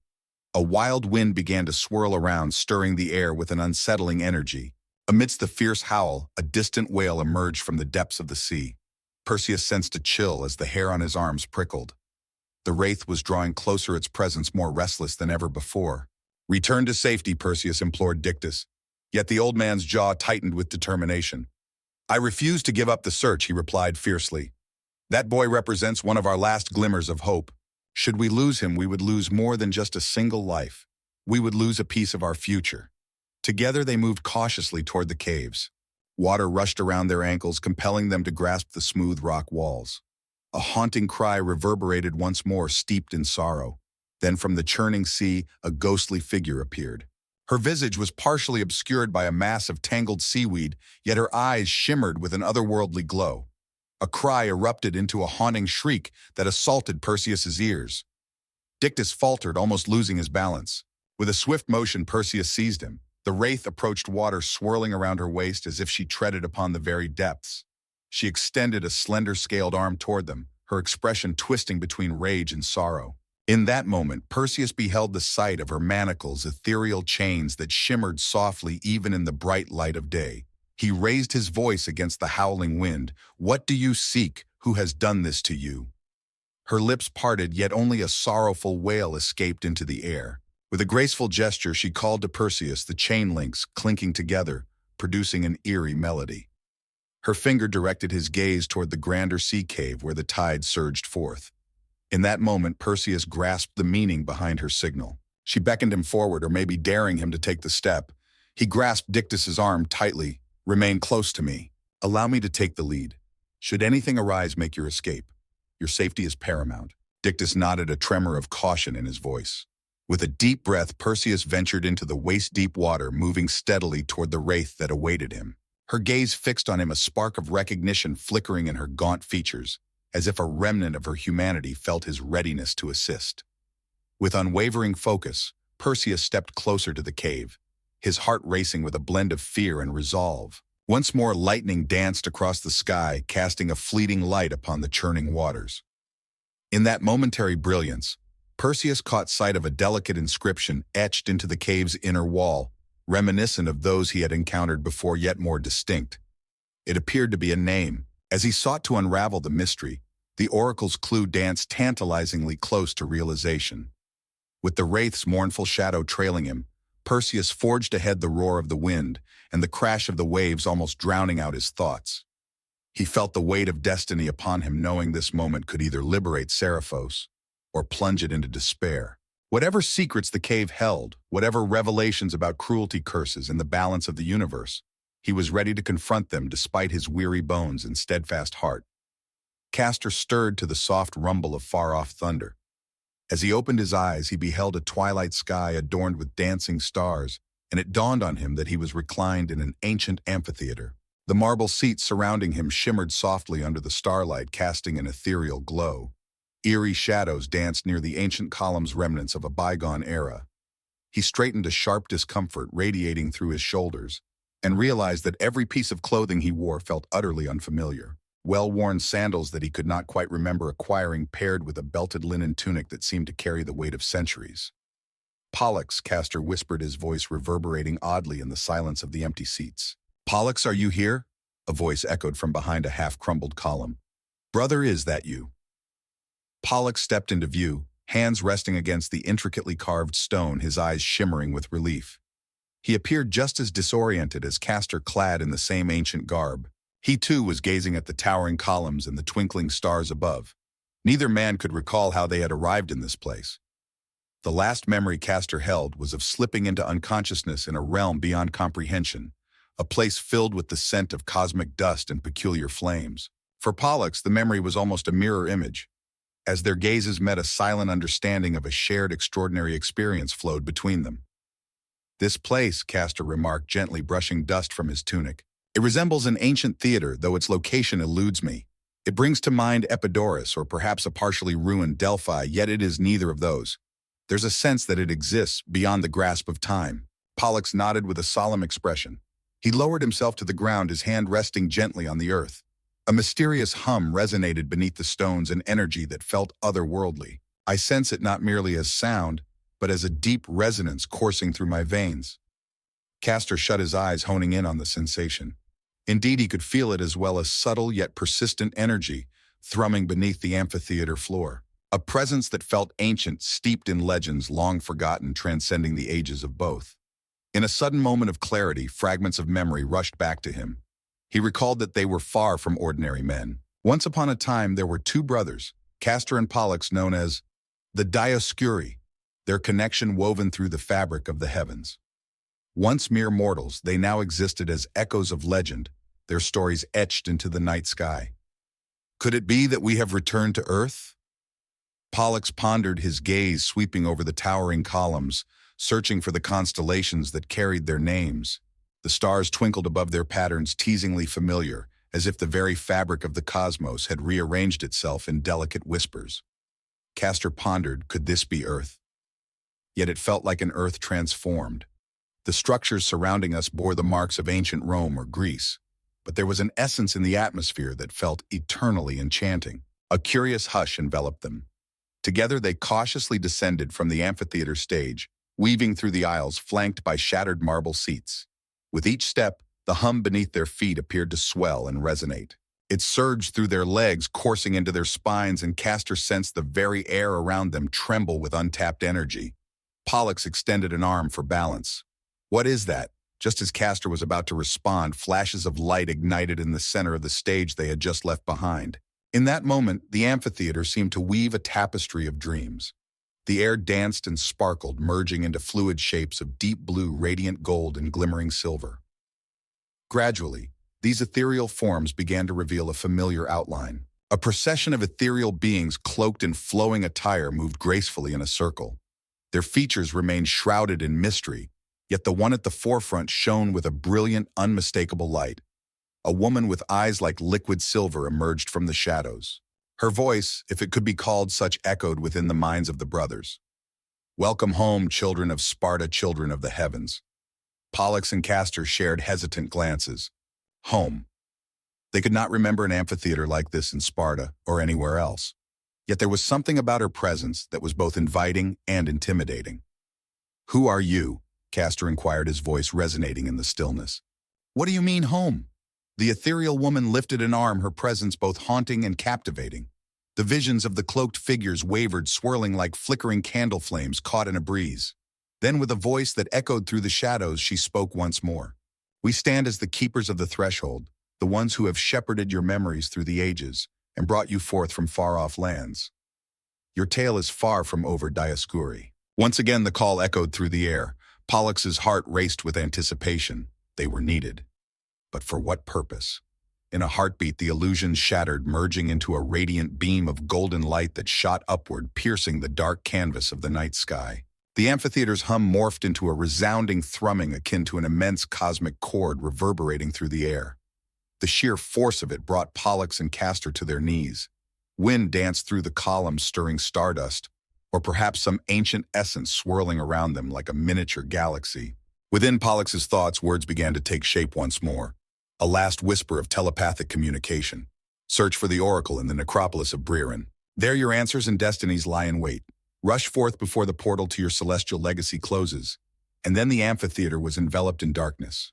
The swirling lights danced, the ghostly apparitions flickered, and the golden beams shimmered before disappearing in a single breath. In their absence, only the stillness of the night lingered, accompanied by the pale glow of distant stars. Castor took a deep breath, rising unsteadily to his feet. He gazed intently at Pollux, whose eyes sparkled with the thrill of newfound understanding. The necropolis of Briarin, Castor echoed. That name is unfamiliar to me. Have you? Pollux shook his head, a glimmer of uncertainty in his eyes. No, not even in the ancient tales. Yet if it exists within this realm, we must embark on a quest to uncover it. Though renowned for their bond, an eternal brotherhood that soared beyond the heavens, Castor and Pollux had rarely encountered fear. Yet in this unfamiliar realm filled with swirling energies and elusive protectors, a sense of unease settled upon them. Nevertheless, they felt an irresistible pull to pursue the enigmatic path that unfolded ahead. In life, they were the unbreakable sons of Sparta, bound together by the fires of war, the warmth of friendship, and a love that fiercely shielded one another. In death, or perhaps in their rise to half-divinity, they transformed into a constellation above, shining brightly for sailors whispered to be guardians of those who navigate the vast seas. Yet those once they basked in the glories of ages past, but now those memories seemed distant, eclipsed by the haunting question that lingered in the air. Why had they come back? A whisper of starlight danced within their veins, providing a glimmer of reassurance in the shadows. Even with their memories fragmented, and the earth below feeling as strange as a distant fantasy, they could feel an unseen hand leading them forward. Once celebrated in the annals of history, their tale had seemingly not yet concluded its final chapter. With a final look at the shadowy stage, Castor and Pollux intertwined their fingers, a silent promise shared between them. United, their strength had always flourished. All around the amphitheater's columns loomed like quiet spectators to the grand cosmic tale that had just unfolded. In a realm shrouded in mystery where shadows danced upon ancient stones, the necropolis of Brieron called out from the depths of time, waiting to unveil its secrets. Come, Brother Castor finally spoke, allowing Pollux's hands to gently fall away. We shall embark on a quest to uncover the oracle, seeking the answers to why our paths have converged in this moment.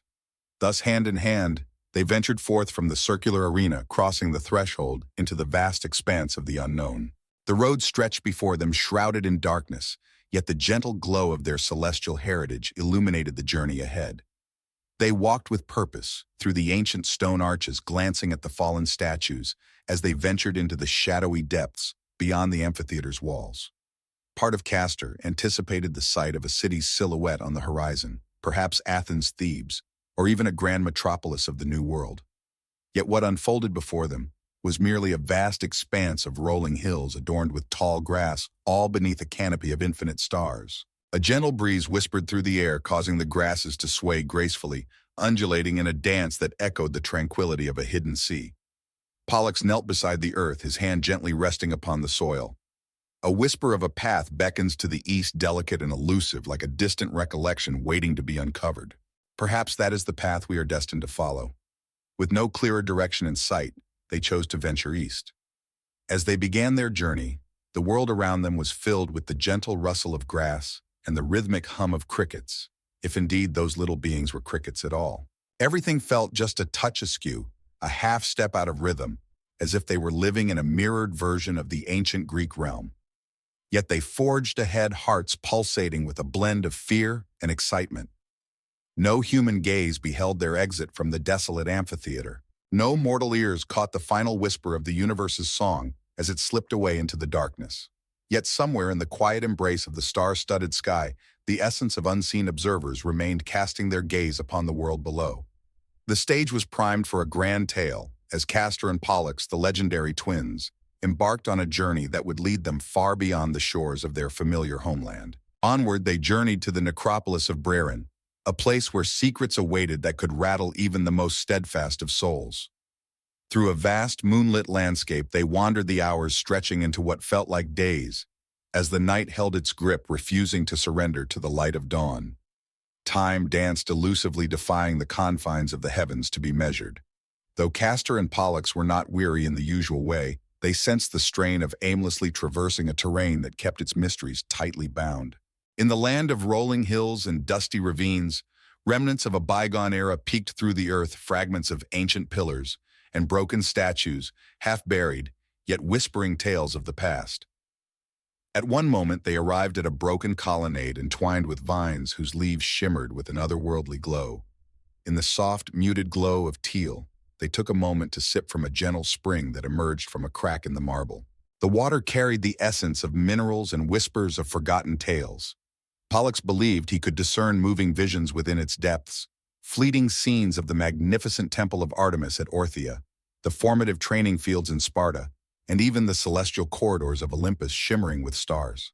Are these mere illusions or profound truths? With a curious glint in his eye, Castor knelt by the shimmering water's edge. Pollux merely shrugged, a silent acknowledgement of the moment. In a realm such as this, the line between illusions and truths may blur into one. Whatever it may be, a sense of strength washes over me after I drink it, as if I am reconnecting with the essence of my former self. He stood up, flicking away the droplets that clung to his chin.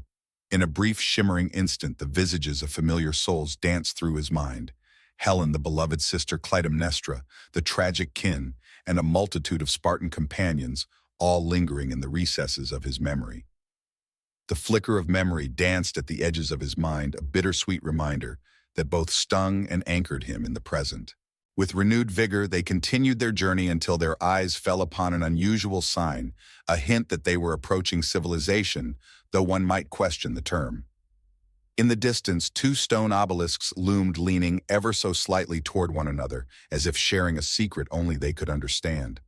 Between them glimmered the delicate silhouette of a gate, a remnant of what may have once welcomed travelers to a bustling city. The ground below was a patchwork of cracks and bumps, while a delicate haze wrapped around the edifice, shimmering softly in silver hues. As they drew near the gate, their eyes caught the subtle whispers of inscriptions etched into the ancient pillars. Though many had faded into obscurity, one name shone through the shadows. Briaron. Castor felt a tightness in his throat as if the very air had been stolen away.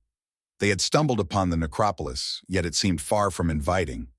As the gate swung open, it revealed a vast plaza of dark stone that unfolded before us, flanked on both sides by monumental structures reminiscent of tombs. Flickering torches, miraculously aglow, danced their light upon the earth, weaving shadows that swayed and twisted in the dimness. "This place is a city of the dead," Pollock remarked, treading carefully around a time-worn tomb shaped like a majestic lion. Within the shadowy depths, forms appeared to shift and move. He found himself questioning whether it was merely the flickering torchlight playing tricks on his eyes, or if something truly remained haunting the shadows long after its burial centuries ago. Castor surveyed his surroundings. "We must seek out the oracle without delay. The guardians in the amphitheater proclaimed that this place harbors our answers, yet it seems more akin to a maze of wandering spirits." A haunting wind swept through the necropolis, stirring the dust at their feet in a ghostly dance. The brothers ventured further, moving beyond crypts embellished with ancient symbols. Some illustrated serpents consuming their own tails, others intricate designs that evoke the essence of labyrinths. At times, they caught fleeting glimpses of movement at the periphery of their sight, shadowy figures gliding silently between the mausoleums, always remaining just out of reach of clarity. The journey brought them to a magnificent mausoleum, its entrance watched over by two imposing statues. Each statue wore a face once noble and proud, now marred by the passage of time, its features softened into mere whispers of what they once were. Yet their stance spoke volumes. They stood as guardians reminiscent of the stone sentinels that would later adorn the walls of bustling cities. With a gentle touch, Pollock approached and caressed the base of a statue. "Look here," he whispered, gesturing toward a delicate inscription barely visible to the eye. It spoke of Oracle Hall, the voice of the slumbering Titan. He cast a fleeting look at Castor. "At last we have arrived at the fabled seat of the Oracle." Castor nodded, attention coiling within him like a tightly wound spring. His instincts whispered caution, hinting that crossing the threshold could awaken unseen powers, yet they had journeyed too far to retreat at this moment. With a soft yet determined touch, he eased the heavy stone door open. With a surprising grace, it swung open as if it were touched by a gentle breeze or the careful hands of an invisible force. Within the depths lay a vast chamber aglow, with a solitary sphere of soft light that floated gracefully near the dome's apex. The walls were adorned with murals that seemed to tell a tale of their own, a captivating blend of Mycenaean artistry and swirling cosmic designs that neither of them could quite place. In a grand tapestry of imagination, figures adorned in majestic attire were portrayed in conversation with towering entities amidst the celestial expanse. Before us appeared the figures of the twins, or so it appeared, two male silhouettes adorned with delicate halos standing shoulder to shoulder in a pose that echoed the legendary Dioscuri. At the far end of the hall, an elevated dais awaited, upon which sat a throne intricately carved from obsidian and embellished with glimmering shards of crystal that caught the light in a mesmerizing dance. Upon that seat rested the oracle.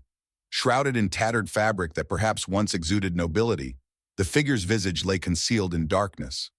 As they approached, a strange shimmer danced in the air, sending a chill down Pollux' spine and raising goosebumps on his arms. "Ah, you have arrived," the oracle intoned, her voice weaving through the air like the gentle rustle of leaves and the echo of distant thunder. "Ah, you took your sweet time, did not you, sons of Leda?" Surprised by the nonchalant manner, Castor offered a hesitant nod. "It was said that we would find you in this very place." The guardians of the liminal gate whispered that our answers awaited us beyond the threshold. The oracle's eyes shimmered softly from the depths of the hood.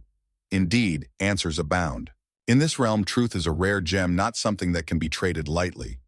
In this city, the slumbering Titan reigns, caught in the delicate balance between life and death, memory and oblivion.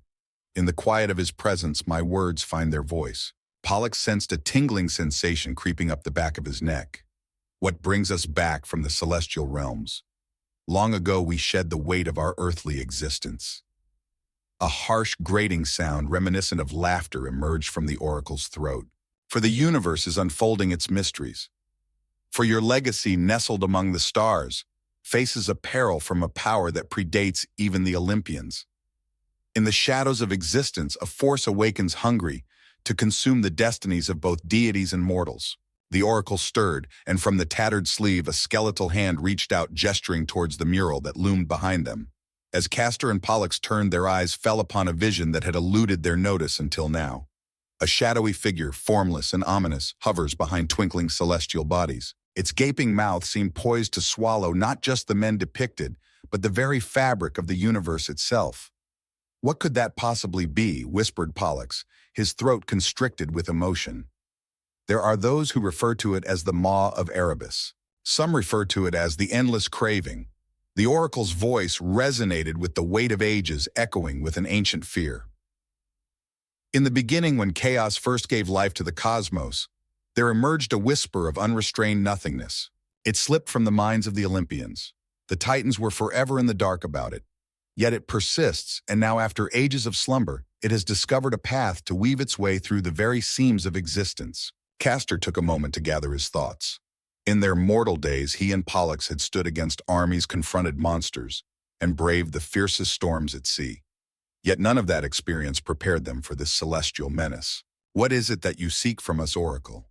We are merely two brothers bound by blood and shared tales. Everlasting indeed, but they are far from being deities in the way that Zeus or Apollo are portrayed." The figure upon the throne leaned forward ever so slightly, as if drawn by an unseen force. "There exists a bond unlike any other. Castor walked the earth as a mortal, Pollux a being beyond the grasp of time. Your tale weaves a connection between the earthly and the celestial. Within that connection resides a strength that the maw of Erebus struggles to endure, a being of two worlds tethered to the very spirit of humanity, while also ignited by the divine flame of the Olympians. Pollux tensed, memories of the ancient tales flooding back to him. Upon the passing of Castor, Pollux implored Zeus with heartfelt pleas to grant him the gift of immortality for his beloved twin, resulting in their eternal bond among the stars.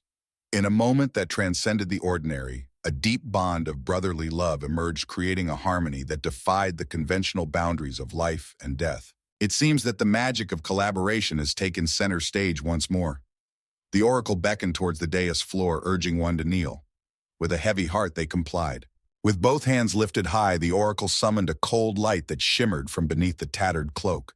As the ground beneath quaked, a sense of unease filled the air.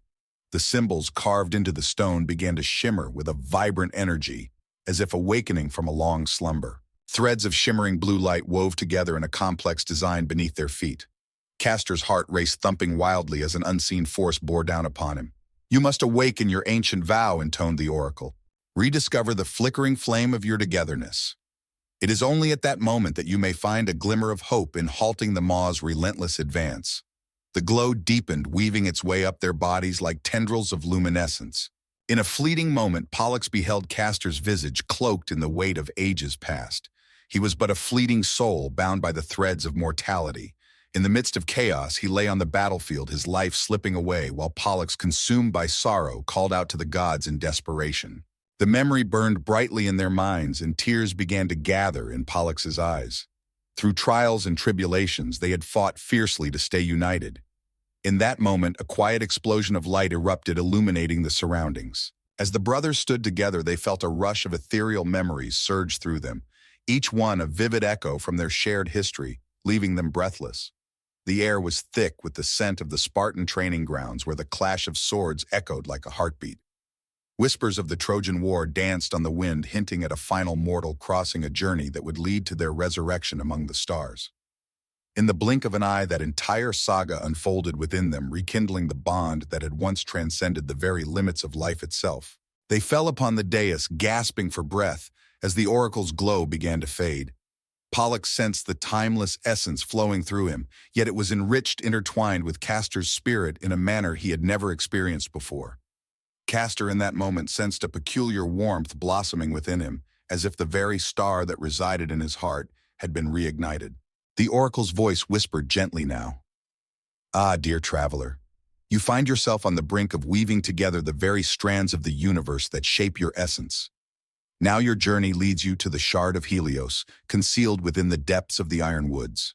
This singular artifact holds the extraordinary power to cut the Maw's connection to this realm. Take heed, for you shall not be the sole seeker of it. Some individuals strive to wield the Maw's power instead of casting it away. Castor lifted his gaze. In what enchanted realm do the ironwoods reside beyond the ominous gate of nightmares nestled to the east of the shadowy necropolis? Step lightly, for that realm is filled with deceptions and desires of its own making. Just as the twins were about to voice their curiosity, the oracle reclined into the throne, and the shimmering sphere above them faded into a soft glow. The dais fell still, its trembling at an end. The hall was enveloped in silence once more. Even with the oracle's head still inclined, a palpable shift in the air signaled that the audience had come to its conclusion. With a gentle hand, the brothers lifted one another, rising together in unity. In the chamber, there was no sense of immediate hostility, only a slow, enveloping weariness that settled over them like a heavy mist. The moment had come to set forth and ready oneself for the journey ahead. As they slipped out of the mausoleum and into the shadowy streets of the necropolis, a charged glance passed between them, heavy with unspoken words. The shard of Helios, Pollux said, his fingers weaving through his hair as he spoke. This is truly a grand tale, a peril that looms over the very fabric of the universe. And it seems we find ourselves at the heart of it all, Castor said, his voice laced with a bittersweet laugh. Is not it curious how the tapestry of existence weaves itself together, journeying from the hands of mortal men to the ethereal star spirits, and now returning to a realm beyond our own, to safeguard the very essence of creation? They lingered in the glow of the flickering torchlight. The wind had calmed, casting an eerie hush over the necropolis. In the shadows, a haunting moan reverberated through the air. Maybe it was the whispering wind in the tombs, or perhaps it was something altogether different. We shall embark on the path we are destined to take, Pollux declared with unwavering resolve. In unison, as their gazes intertwined, a silent promise lingered in the air between them. Regardless of the peril, regardless of the price, they would confront this trial united. Thus the Dioscuri brothers embarked on their journey through the hushed streets of Breran, steadfast in their quest to uncover the Gate of Nightmares, and beyond it, the enigmatic iron woods. Beyond Breran, the world transformed in ways unimaginable. The endless night thickened into a dark abyss broken only by the soft glow of mysterious phosphorescent fungi and the sporadic clusters of radiant crystals nestled in peculiar crevices. Castor and Pollux chose to depart the necropolis through a crumbled city wall, steering clear of the main gate in hopes of evading any hidden spirits or inhabitants that might seek to hinder their journey. With the oracle's words guiding them, they journeyed towards the east. In the midst of the shadows, an unseen force beckoned to their very essence, urging them to move forward. With every step taken upon the desolate expanse, they drew nearer to an enigmatic formation rising in the distance, a colossal basalt archway, its summit adorned with sharp protruding shards of obsidian, resembling the fearsome teeth of a monstrous creature. At its zenith, a solitary crystalline gem shimmered in uneven rhythms, echoing the cadence of a heartbeat. As the brothers approached, their eyes fell upon the archway, where grotesque effigies of half-human, half-bestial figures loomed intricately carved into the stone standing sentinel over the threshold. Their twisted faces hinted at a suffering that seemed to stretch into infinity, or maybe the very essence of nightmares brought to life. As Pollux extended his hand to caress the elongated face of the figure, he was taken aback by the unexpected warmth of the rock, as if it possessed a pulse of its own. "This is not right," he murmured, retracting his hand. "Could this be the portal to our darkest dreams?" "It must be," Castor remarked, his gaze sweeping over the ominous edifice. In the heart of a rugged clearing, the arch loomed, its foundation half-dipped in a shadowy, murky liquid.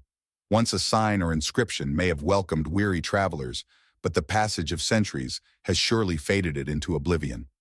It was the unearthly glow of that crystal overhead that illuminated the scene, casting an ethereal light upon the surroundings.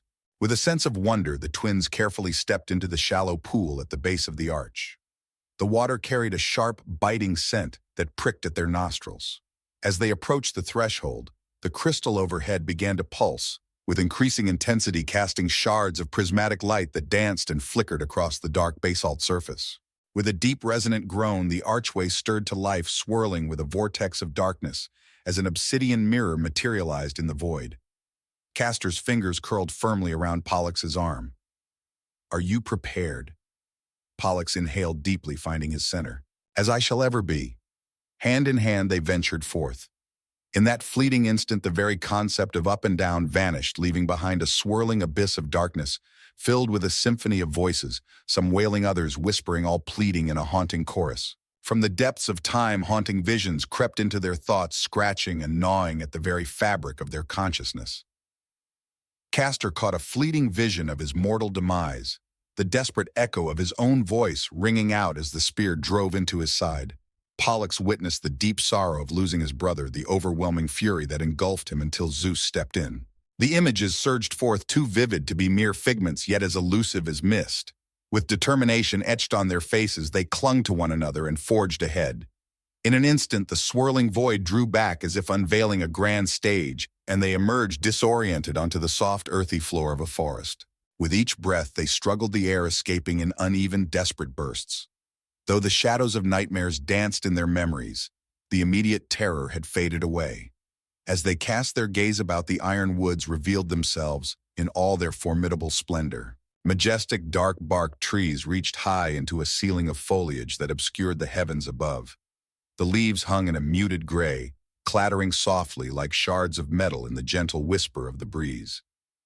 The earth lay before us, a tapestry woven from ashen soil and gnarled roots, each telling a tale of struggle and resilience. Silence enveloped the scene, thick and heavy, as if the very air held its breath. No birds dared to sing.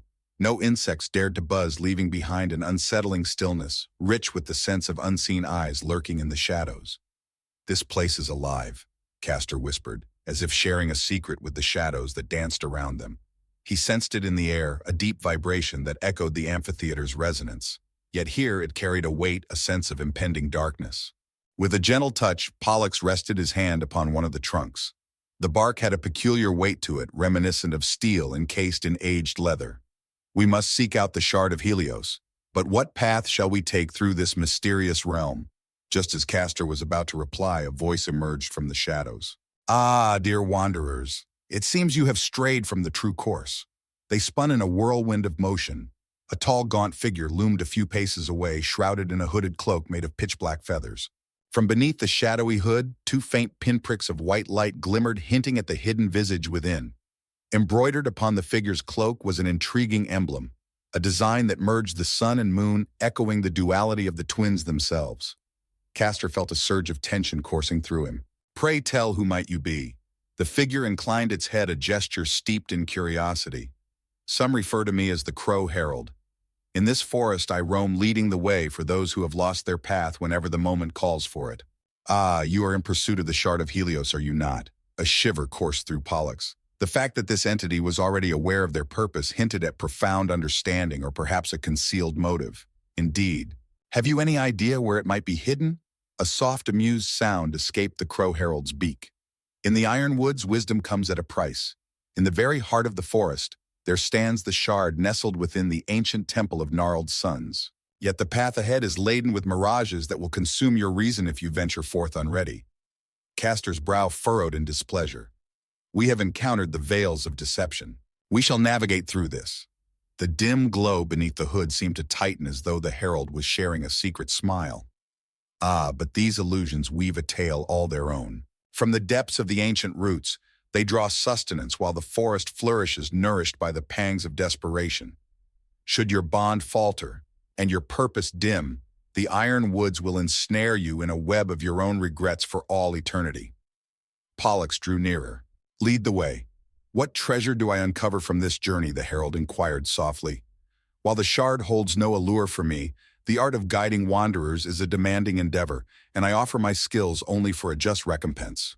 Castor cast a glance at Pollux. They possessed only the ethereal gifts of memory's unwavering loyalty, and maybe a glimmer of their rekindled cosmic strength. The idea of letting go of any part of themselves stirred a sense of unease, yet they found themselves with no time to drift without purpose. With a calm and unwavering tone, Pollux responded, "We are Castor and Pollux the Dioscuri. Our tale, our very being, is intricately woven with the fabric of the universe. Should you lead us, we shall unveil for you a fragment of that celestial weave, a recollection from the realms of stars that only a handful have ever beheld. Silence enveloped the scene. The Crow Herald appeared to ponder this for a moment. At long last, the figure inclined its head in agreement. A tale woven from the fabric of the cosmos. Ah, what a truly unique form of currency we have here. Indeed, I shall embrace this opportunity. Come along, and I shall guide you to the fabled temple of gnarled suns. The herald turned with elegant cloaks dancing around them and ventured further into the heart of the forest. The brothers trailed closely, navigating the tangled roots and bending beneath branches that protruded like jagged pieces of twisted steel. In the depths of the encroaching darkness, the herald stood as a beacon, casting a gentle light that pushed back the shadows lurking nearby. As they strolled along, a profound silence enveloped them, allowing only the sound of their footsteps and the gentle rustle of leaves above to fill the air. Castor sensed a disquieting pull on his mind, as if the very forest were probing his resolve, seeking out his hidden doubts. He recalled the phantoms that lingered at the gate of nightmares. Yet these were more treacherous, akin to seeds of doubt unfurling in his thoughts unexpectedly. In a moment of sheer surprise, Pollux drew in a sharp breath. Castor cast a sideways glance, catching sight of his brother, eyes wide with wonder, fixated on a group of figures nestled among the branches overhead, shapes reminiscent of humans yet hewn from a mysterious dark mineral. Though their eyes, if they possessed them, were mere empty hollows, Castor felt an unmistakable watchful presence lingering nearby. The Crow Herald murmured of the forest wraiths. They watch from the shadows, seldom stepping in to change the course of events. As you keep your eyes on your purpose, they will hold their ground. Time unfurled each minute, weaving into the next until an hour had slipped away, or maybe even more. In this place, the passage of time seemed to lose its significance. Finally, the dense foliage parted, revealing a serene clearing where the group stepped into the open air. At the heart of it all loomed an ancient edifice crafted from wood, as tough as iron, its twisted beams spiraling upward like jagged suns darkened by the passage of time. Vines with a metallic sheen cascaded gracefully over the entrance, weaving a tale of mystery and allure. Behold, the legendary temple of gnarled suns awaits us. A wave of dread washed over Castor as he gazed upon the temple's entrance, a doorless portal resembling an open moor, its wood intricately carved with swirling patterns that mirrored the monstrous figure depicted in the oracle's mural. A palpable sense of malevolence lingered in the air, yet the shard of Helios was believed to rest just beyond that ominous boundary. The Crow Herald came to a stop. My journey with you comes to an end here. The ancient wards surrounding this temple have witnessed more than I ever will, far surpassing the journeys of any wanderer who has come before. Venture deep within, seek out the shard, and ensure that you remain steadfast. Pollux offered a brief nod, and in return for your wisdom, we exchanged our recollections. From the depths of the cloak, a bony hand emerged, reaching out like a whisper of the past. Castor took a deep breath and let his eyelids fall shut. In the company of Pollux, they found themselves enveloped in a moment of quiet connection, exchanging a piece of their celestial memories. They selected the vivid recollection of their rise, the sensation of Zeus's mighty decree resonating through them, and the celestial dance that elevated them to their rightful place among the stars as the Gemini constellation. It was a tale woven with threads of awe and sorrow forever linked in the fabric of time. A gentle light radiated from the twins, weaving its way into the herald's waiting hand. The figure trembled, embracing the elusive offering. In that moment, the hand retreated with a gentle grace, and the herald inclined their head ever so slightly, a gesture steeped in reverence. What a remarkable memory it is. You exist at the crossroads of the earthly and the celestial. The voice trembled with wonder. Goodbye, Dioscuri. May luck be ever in your favor. With a flurry of feathers, the Crow Herald disappeared into the embrace of the trees, leaving Castor and Pollux standing solitary before the imposing temple. In that fleeting moment, silence enveloped the air, wrapping everything in a gentle stillness. With a gentle touch, Pollux rested his hand upon Castor's shoulder. Are you prepared? Castor summoned every ounce of courage he could find. Our journey has brought us to this moment. It is time to bring this to a close. As they crossed the threshold, the air shimmered with the ancient whispers of the Temple of Gnarled Suns. In an instant, the interior enveloped them in a shroud of darkness. Winding corridors of coiling roots and twisted beams meandered through the landscape, leading the way in ways that defied logic. With every step, a profound sense of finality resonated, as if they were walking upon a hollow metal surface. Soft glimmers of crimson danced through the fissures in the walls, whispering secrets of a molten heart hidden below. In just a heartbeat, they found themselves standing in a chamber deep within the very heart of the temple.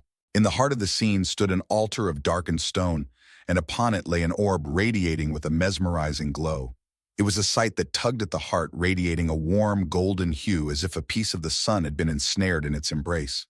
The shard of Helios Pollux breathed a whisper of wonder escaping his lips. It throbbed with a brilliant light, casting a glow throughout the room. Runes danced upon its surface as if they were a vibrant tale unfolding before our eyes. As Castor beheld it, a surge of warmth and rejuvenation washed over him.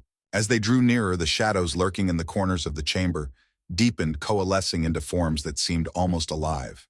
A whisper of darkness crept closer, wrapping around them like a shadow. From the walls, dark silhouettes materialized, caught in a dance between shadow and substance. They bore a semblance to humanity, yet their visages contorted in a haunting display of torment. With hands like sharpened talons, they lifted them high, poised for an imminent strike. The atmosphere pulsed with the symphony of anguished cries and haunting wails. With a fierce determination, Pollux tightened his fists, summoning the radiant spark of immortality that ignited within his chest. Castor sensed it as well. With a fierce resolve, they surged ahead, intent on seizing the shard before the terrifying wraiths could encircle them. The forms surged forward, striving to obstruct their way. With shadowy claws raking at the brothers, a stinging cold lingered in the air, not leaving behind physical wounds, yet the dire scurry pressed on, carving a path through the twisting gloom. As they approached the altar, a chilling wraith reached out and grasped Pollux's arm, bringing him to an unexpected stop. Its face twisted into a hollow-eyed mask that hissed, "Your brother has met his end before. He has the chance to meet his end once more." A sudden wave of ancient dread washed over Pollux, the haunting fear of losing Castor gripping his heart. With a fierce snarl, he called upon the ancient bond that had once saved Castor's life, unleashing a powerful surge of cosmic energy that sent the wraith reeling backwards. Castor, with determination in his heart, steadied himself against the encroaching shadows, surged ahead, and grasped the shard of Helios from the altar with unwavering resolve. On the sun-kissed shores of Crete, a young Ariadne roamed the winding halls of her father's grand palace, yearning for a moment of solitude as whispers of ancient mysteries danced through the very stones around her. She was well acquainted with the winding paths, yet it was not just the stronghold she traversed. Amidst the radiant marble arches and opulent halls, Ariadne felt the subtle tug of forces that existed just beyond the realm of human perception. Amidst the swirling energies, her mother Pasiphae stood as a figure of both reverence and fear, wielding her profound knowledge of herbs, delicate alchemies, and softly spoken incantations that captivated the court. As the sun dipped low in the sky, casting a warm glow, Ariadne would quietly escape the gaze of her ever-watchful tutors. She wandered through the less frequented corridors, seeking out hidden nooks where the shadows danced and whispered secrets just for her. In that moment, she would gently shut her eyes and let the sounds envelop her. In that moment, she became aware of whispers, not of the living, but the deep, resonant echoes of ancient tales woven into the very fabric of the island's foundation. In times long past, they wove tales of intricate labyrinths well before the rise of majestic spires and the complex mazes crafted from stone. As she stepped into her teenage years, Crete unfolded as a land of paradoxes for Ariadne. In a vibrant marketplace where merchants from far-off realms converged, there thrived a secretive sanctuary devoted to deities that predated even the mighty Zeus. In the heart of the city, festivals celebrating fertility and harvest would weave a tapestry of life as throngs of people danced and chanted, their joyous voices rising with the setting sun and echoing through the night until the first light of dawn. The wine flowed, laughter echoed, and the breathtaking art of bull leaping came together in a vibrant celebration of existence. Yet beneath the laughter, beneath the polished exteriors and the smiling courtiers, Ariadne sensed the shadows of secrets waiting to be unveiled. She felt an intuition that beneath the temple floors, a hidden realm twisted away into the shadows. In hushed whispers, she caught wind of tales suggesting that King Minos, her father, was far from an ordinary sovereign. It was said that he danced with half-truths murmured by sea nymphs and maybe even shared secrets with Poseidon himself. Though Ariadne's name may not have echoed through the halls of the pantheon like Demeter's or Hera's, she sensed a mysterious, invisible thread weaving her fate into the tapestry of something ancient. Ariadne's first recollections danced in her mind like a gentle waltz, a solitary beam of moonlight weaving its way through the darkness of her nursery casting, enchanting patterns upon the marble floor. Her mother would enter gently enveloped in the soothing scent of lavender, and the subtle iron tang of sea salt whispering words that cradled Ariadne into a dreamy haze. Sometimes those words spoke of deities that would remain unknown to her during her father's formal gatherings, gods tethered to the earth like ancient roots drawing sustenance from the depths of concealed caverns, their altars hidden away in the shadows of magnificent Olympian temples. In her childhood, Ariadne discovered solace in those tales, particularly the gentle murmur of her mother's voice, which assured her that the strands of destiny were intertwined in their own perfect timing. Maybe that was the initial hint, the concept of intertwining threads. Through the passage of time, it took shape in Ariadne's thoughts as a tapestry intricately woven not merely from fabric, but from the very fates of individuals, with each strand holding a soul or a hidden truth. Beyond the grand palace, the intricate labyrinth was taking shape, its twists and turns, weaving a tale of mystery and wonder. Once upon a time, there stood an architectural marvel brought to life by the vision of King Minos and the skilled hands of Daedalus, a craftsman whose bond with geometry and stone was deeper than any connection he shared with his peers. Ariadne. From afar, I would observe him, his figure outlined against the half-constructed walls, diligently calculating angles and distances with a passion that felt almost divine. Whispers in the wind spoke of a labyrinth, a grand and intricate fortress designed to hold captive a creature of legend, a cursed being unleashed by the very gods upon the land of Crete, the Minotaur, a creature bound by blood, her half-brother. Ariadne referred to him as Asterion, a name seldom uttered by anyone else, as if merely speaking of the beastly prince would summon ominous portents. Pasiphae endeavored to instill in Ariadne a sense of compassion for this half-human child, yet the weight of the monstrous legend loomed large, eclipsing the bonds of family. In the dimly lit corners, whispers filled the air, laden with both fear and reverence as the townsfolk spoke of the beast. Meanwhile, Ariadne found herself entangled in a web of conflicting emotions. Pity, disgust, and an unsettling awareness that Asterion's existence was intricately woven into the larger story of her family's fate. At times, a deep sense of sisterly affection stirred within Ariadne, urging her to seek him out in the shadowy corridors where he wandered, but still she paused, caught in a moment of uncertainty. The labyrinth, still a work in progress, had sections that twisted and turned in ways that could easily ignite a feeling of unease. From her lofty perch on the terrace or the tower window, she beheld a magnificent sight, the structure coiling inward, reminiscent of a nautilus shell. Should one venture within untethered and adrift, who could say what shadowy corners awaited to engulf them entirely? In those depths, eyes that were half-human, glimmering with an ancient, insatiable hunger, might gaze back from the void. A small ember of shame sparked within her heart. Whenever she envisioned her monstrous sibling in solitude, time seemed to stretch endlessly, as if each day was yet another stone placed in the ever-growing labyrinth. As the bustling streets of Crete buzzed with trade deals, lively festivals, and the ever-turning wheel of courtly whispers, Ariadne found herself wandering through a vibrant landscape of wonder within her own mind. She ventured into the overlooked corners of the palace, discovering small shrines dedicated to ancient deities tucked away in dusty alcoves and hidden storerooms, overflowing with scrolls that told mythic tales far older than her father's rule. These scrolls spoke of labyrinths not merely as prisons, but as gateways, portals that connected the realm of mortals to the divine tapestry that wove through all existence. The recurring themes of spinning, weaving, and intricate threads always captivated her attention. Among the many scrolls, one in particular unveiled the tale of an ancient goddess named Ariadne, a figure revered for her role in guiding souls through the intricate maze of life.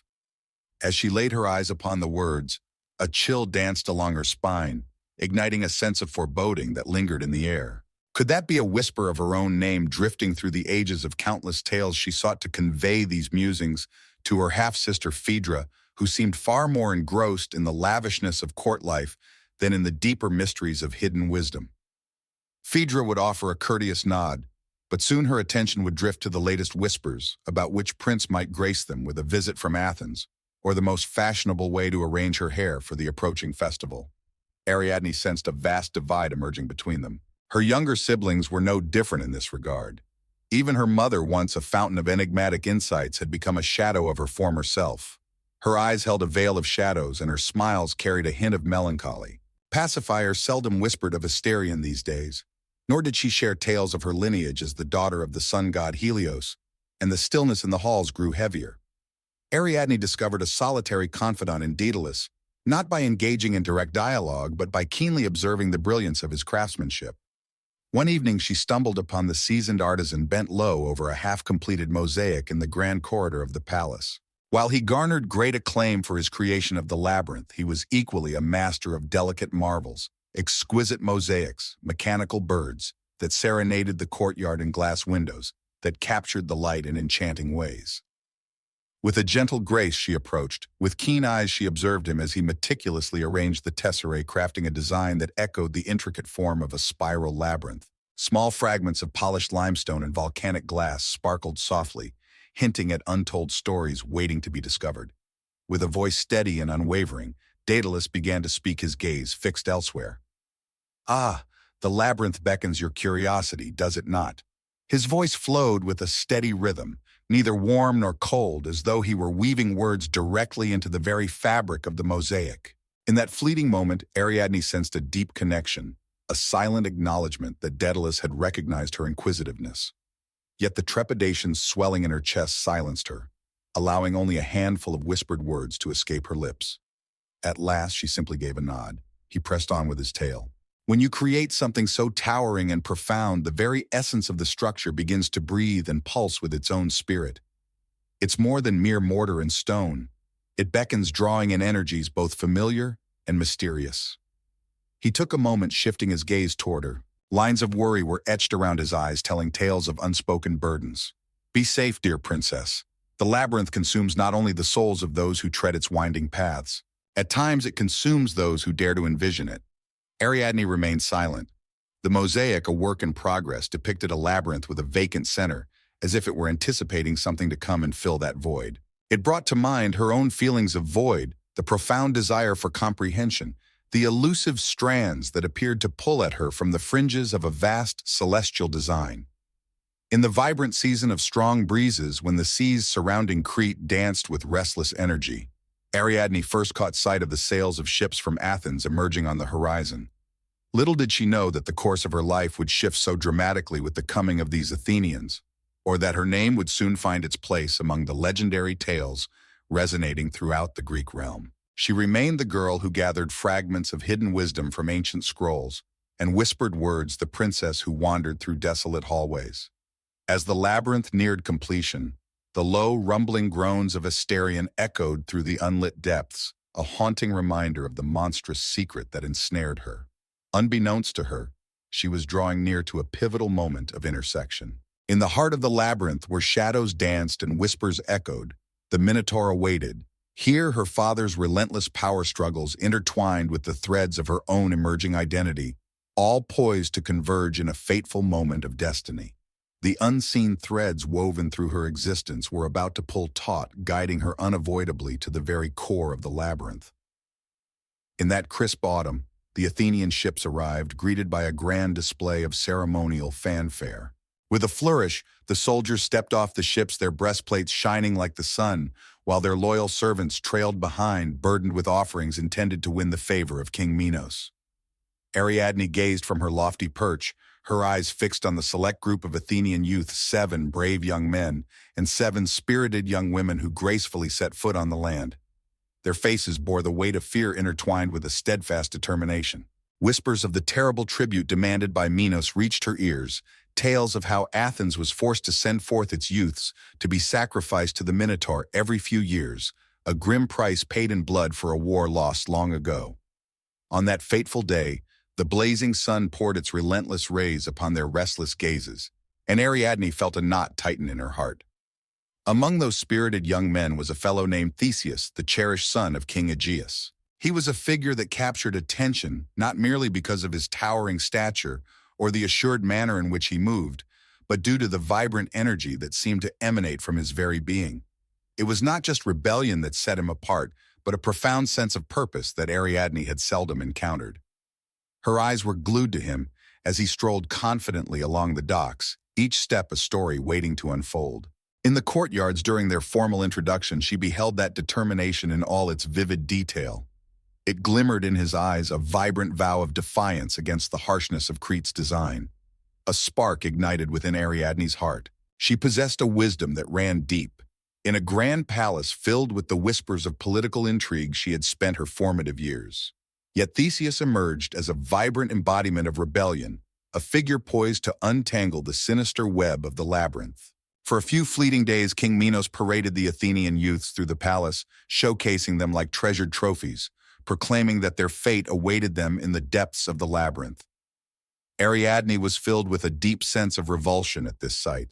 In the quiet corners of her mind, she began to ponder her father's moral compass, a whisper of uncertainty that fractured the foundation of her once unwavering trust in him. As the labyrinth emerged, crafted meticulously from each stone, so too did her understanding of Minos's cruelty rise before her, sharp and undeniable. In the quiet of the night, she found herself lost in thought, weaving through the tangled web of her feelings, seeking a way to bridge the gap between him and her mother. Perhaps the labyrinth's demands could be eased. Was Asterion truly so insatiable that he demanded this unending tribute of blood? Her cries fell on deaf ears. Minos stood resolute, driven by an insatiable need to maintain Athens under his control and to feed the hunger of the beast that was by lineage Ariadne's half-brother. And thus Ariadne embarked on her quest, navigating the labyrinthine corridors in search of Theseus. In a forgotten courtyard, she stumbled upon him, diligently honing his skills with a humble wooden staff. Though he was drenched in sweat and gasping for air, he held himself with an air of dignity. Ariadne, with a directness that cut through the air, inquired, "Do you truly intend to slay the Minotaur?" Her voice trembled softly amidst the stillness of the courtyard's whispers. She prepared herself for a bold reply, yet what reached her ears was a soft echo of her own inner struggles. Indeed, Theseus responded, placing the staff down, but not solely for my own sake or for the honor of Athens. In the depths of the labyrinth, a creature lurks, feasting not only on flesh, but on the very essence of innocence itself. Should I find a way to break that cycle, I shall do so. His words cut through the air, yet there was a warmth in his voice that spoke of understanding. For a fleeting instant, Ariadne sensed the weight of the atmosphere, as if the unseen strands of the labyrinth were humming with life around them. With a heart full of questions and a mind swirling with emotions, she leaned closer and softly uttered, "I can help you." With a gentle hand, she led him through the hidden corridors of the palace, unveiling secret vantage points that offered glimpses of the labyrinth's nearly completed roof. Daedalus crafted it as a dual purpose, a labyrinthine marvel that served as both confinement and enigma, a true reflection of his ingenuity. Theseus's brow knitted in concentration as he absorbed the vastness of the edifice before him. He confessed that he could not dismantle it, yet he believed there must be a path through it that would allow him to emerge unscathed. He stole a look at her, a subtle inquiry flickering in his eyes. What could have motivated her to lend him a hand? Ariadne guided him further into the heart of the palace, to a quaint workshop nestled beside Daedalus's primary domain of creation. Upon a weathered wooden table, spools of thread rested, each one a silent witness to countless tales waiting to be woven. These threads were far from ordinary. The craftsman's skill had woven into them a quiet strength that set them apart. As she began to unravel the thread, Ariadne shared, "This could serve as your guiding light. Secure one end at the entrance, weave it through the maze, and retrace your steps by following the delicate thread." It may seem straightforward, yet the illusions of the labyrinth possess the power to bewilder even the sharpest intellect. He gazed at her, a blend of appreciation and an unspoken query hanging in the air between them.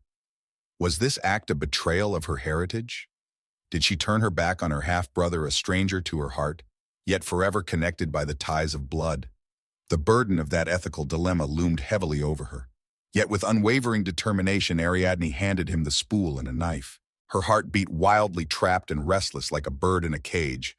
"Promise me," she whispered, "if you succeed, you'll put an end to these tributes once and for all."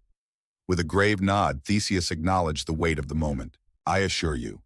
As the days unfolded, they danced in a whirlwind of sacred preparations.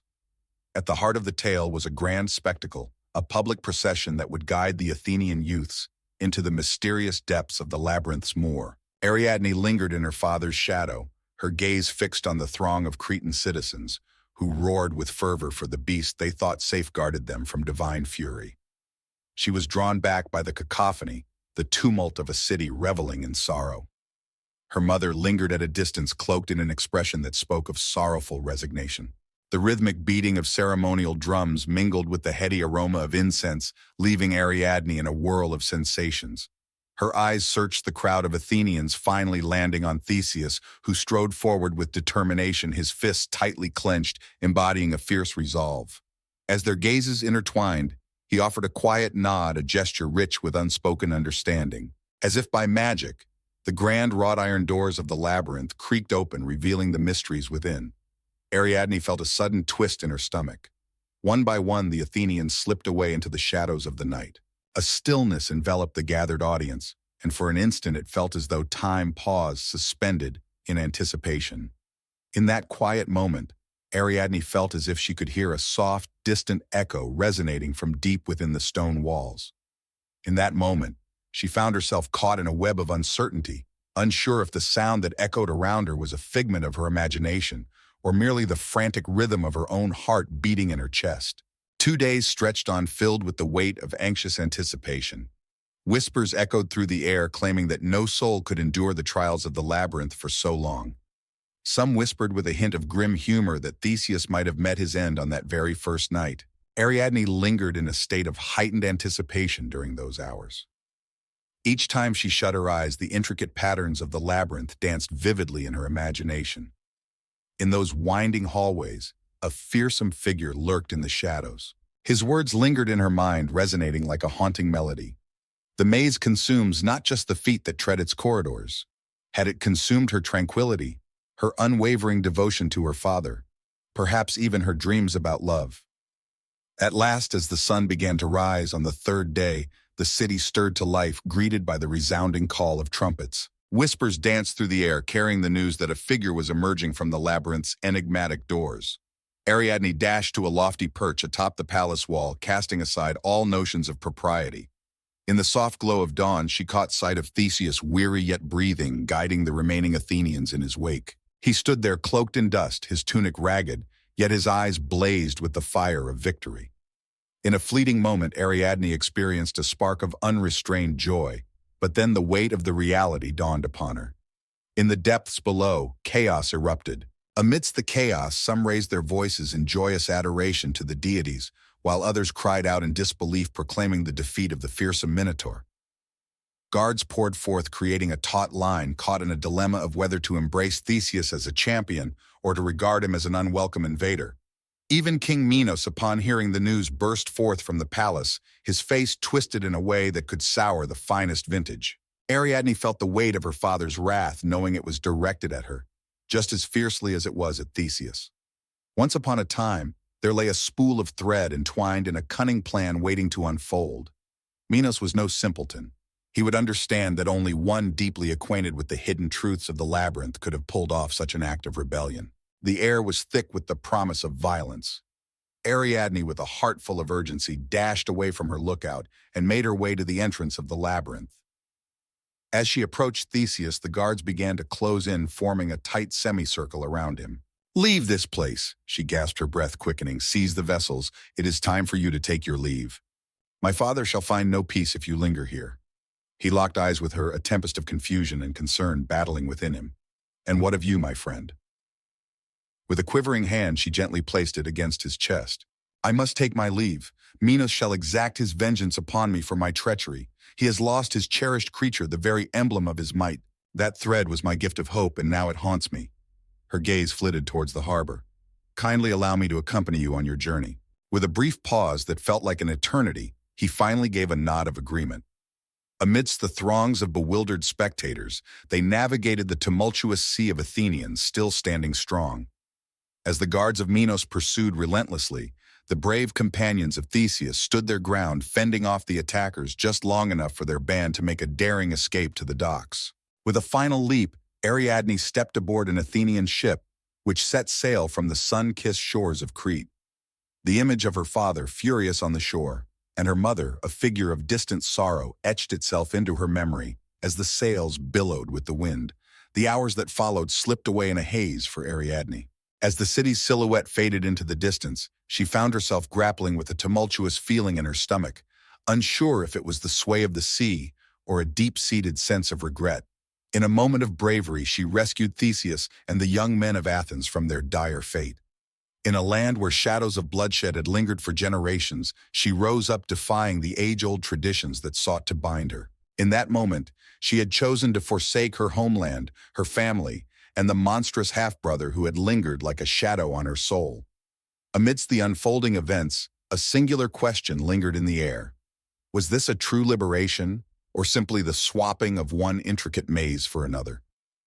Descending into the depths, she followed the flickering torchlight, her breath trembling with anticipation of what awaited her. In her mind's eye, she envisioned a vibrant realm, Athens filled with unfamiliar traditions and unpredictable bonds. Would her name be embraced or murmured with doubt? More than ever, she longed to grasp her role in this magnificent weave of existence. The spool of thread nestled in her satchel held an air of enchantment, whispering to her that the labyrinth's shadows lingered just beyond the horizon. Life in its essence may well be the true labyrinth, a continuous journey filled with intricate turns, bonds forged and trust shattered. In that fleeting instant, she pushed her fears to the back of her mind and gently shut her eyes. The final roar of Asterion lingered in her thoughts, a haunting echo that signaled a profound change within her, one that could never be undone. The sea roared with fury, its shadowy waves crashing against the hull, as Theseus's ship bravely sliced through the tumultuous waters. Ariadne stood on the deck, wrapping her cloak more snugly around her, as the sharp wind nipped at her skin. The vast emptiness of the horizon sharpened every sense, drawing one into its profound stillness. Vanished were the sun-kissed limestone walls of the Cretan palace, now supplanted by the vast undulating indigo of the open sea. In the beginning, the Athenians extended their courtesy to her, some driven by sincere gratitude for her assistance, while others approached her with a cautious politeness, mindful of the potential hidden allegiances she might possess. At the helm stood Theseus, a figure of authority, ever engaged with his crew, his gaze sweeping across the horizon. In the wake of their shared experience within the labyrinth, it soon became evident that every passing hour away from Crete brought forth a tapestry of new complexities. Their flight was not a glorious adventure. It was a risky expedition into the unknown ahead. On a gentle night amidst their journey, Ariadne stumbled upon Theseus standing solitary at the ship's prow, the starlight casting a soft glow upon the contours of his face.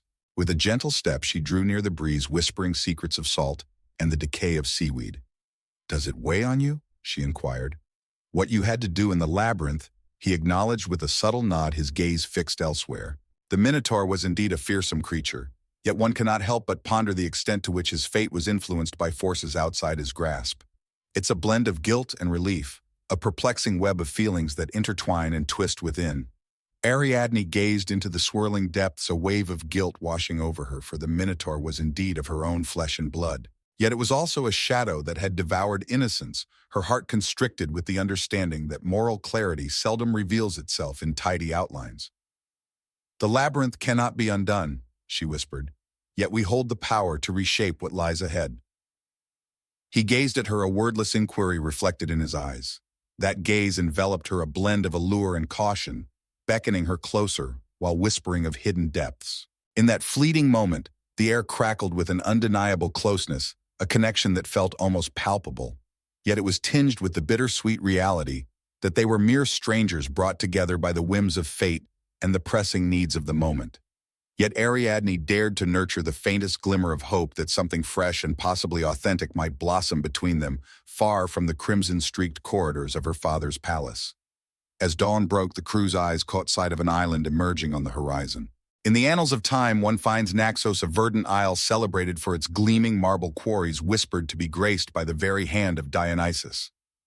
As the storm clouds began to swirl ominously in the western sky, Theseus made the fateful choice to touch down and bide his time until the tempest passed. As they approached, Ariadne's eyes were captivated by the island's wild and untamed allure. Majestic cliffs tower above lush green groves, while in the distance a vine-clad temple rests gracefully on the hillside. A spark of intrigue ignited within her as she sensed that Naxos held secrets beyond its surface. Upon reaching the land, they crafted a humble camp beside a tranquil cove, seeking refuge from the elements. The scent of damp soil mingled with the sweet fragrance of honeysuckle, creating an enchanting atmosphere. As darkness enveloped the land, the group gathered closely around a flickering fire, their faces illuminated by its warm glow, while lightning danced across the sky above. The thunder rumbled through the earth, yet amidst the chaos, an unexpected tranquility enveloped Ariadne. As she moved away from the warm glow of the fire, an enchanting rhythm beckoned her from afar, the distant drumming calling her into the night. At first it was but a whisper, a heartbeat gently thrumming in the thick, warm air. As she ventured deeper into the grove of olive trees, the enchanting sound guided her, leading her to a clearing bathed in the soft glow of the moonlight. Amidst the tangled embrace of twisting vines, a circle of standing stones emerged, shrouded in mystery. In the heart of the scene, torches flickered, casting light upon figures engaged in a mesmerizing ritual dance. Ariadne stepped forward with care, feeling the rhythmic vibrations pulse through her very bones. The dancers glided through the air in a mesmerizing rhythm, some adorned with animal masks, fox, panther, goat, while others showcased their faces painted in enchanting, swirling designs. Initially, she felt like an unwelcome guest at a hidden ceremony, yet as she stood quietly at the periphery, a statuesque woman with untamed curling locks gestured for her to come closer. "You're expected," the woman declared, her voice resonating with a subtle yet commanding strength. As anticipated, Ariadne resonated gracefully, entering the circle. As she took that step, silence enveloped the dancers like a soft blanket.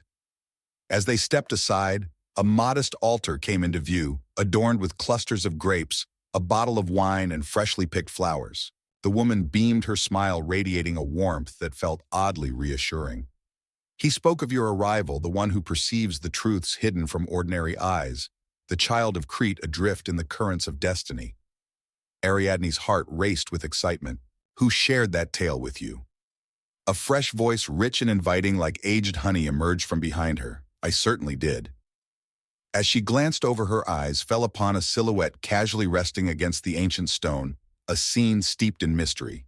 In the flickering glow of the torchlight, his face danced in and out of the shadows, but she felt an ethereal presence surrounding him, a blend of tenderness and vibrant energy that captivated her. His eyes danced with the torch flame, mirroring it with an extraordinary glow. He stepped forward and she observed the vines entwining around his arms, resembling living jewels that danced with life. A delightful aroma, echoing the essence of fine wine and luscious fruit, wafted from him. With a warm smile, the man reached out his hand, inviting all to join him. "Allow me to introduce myself. I am Dionysus." Ariadne felt a sudden tightness in her throat.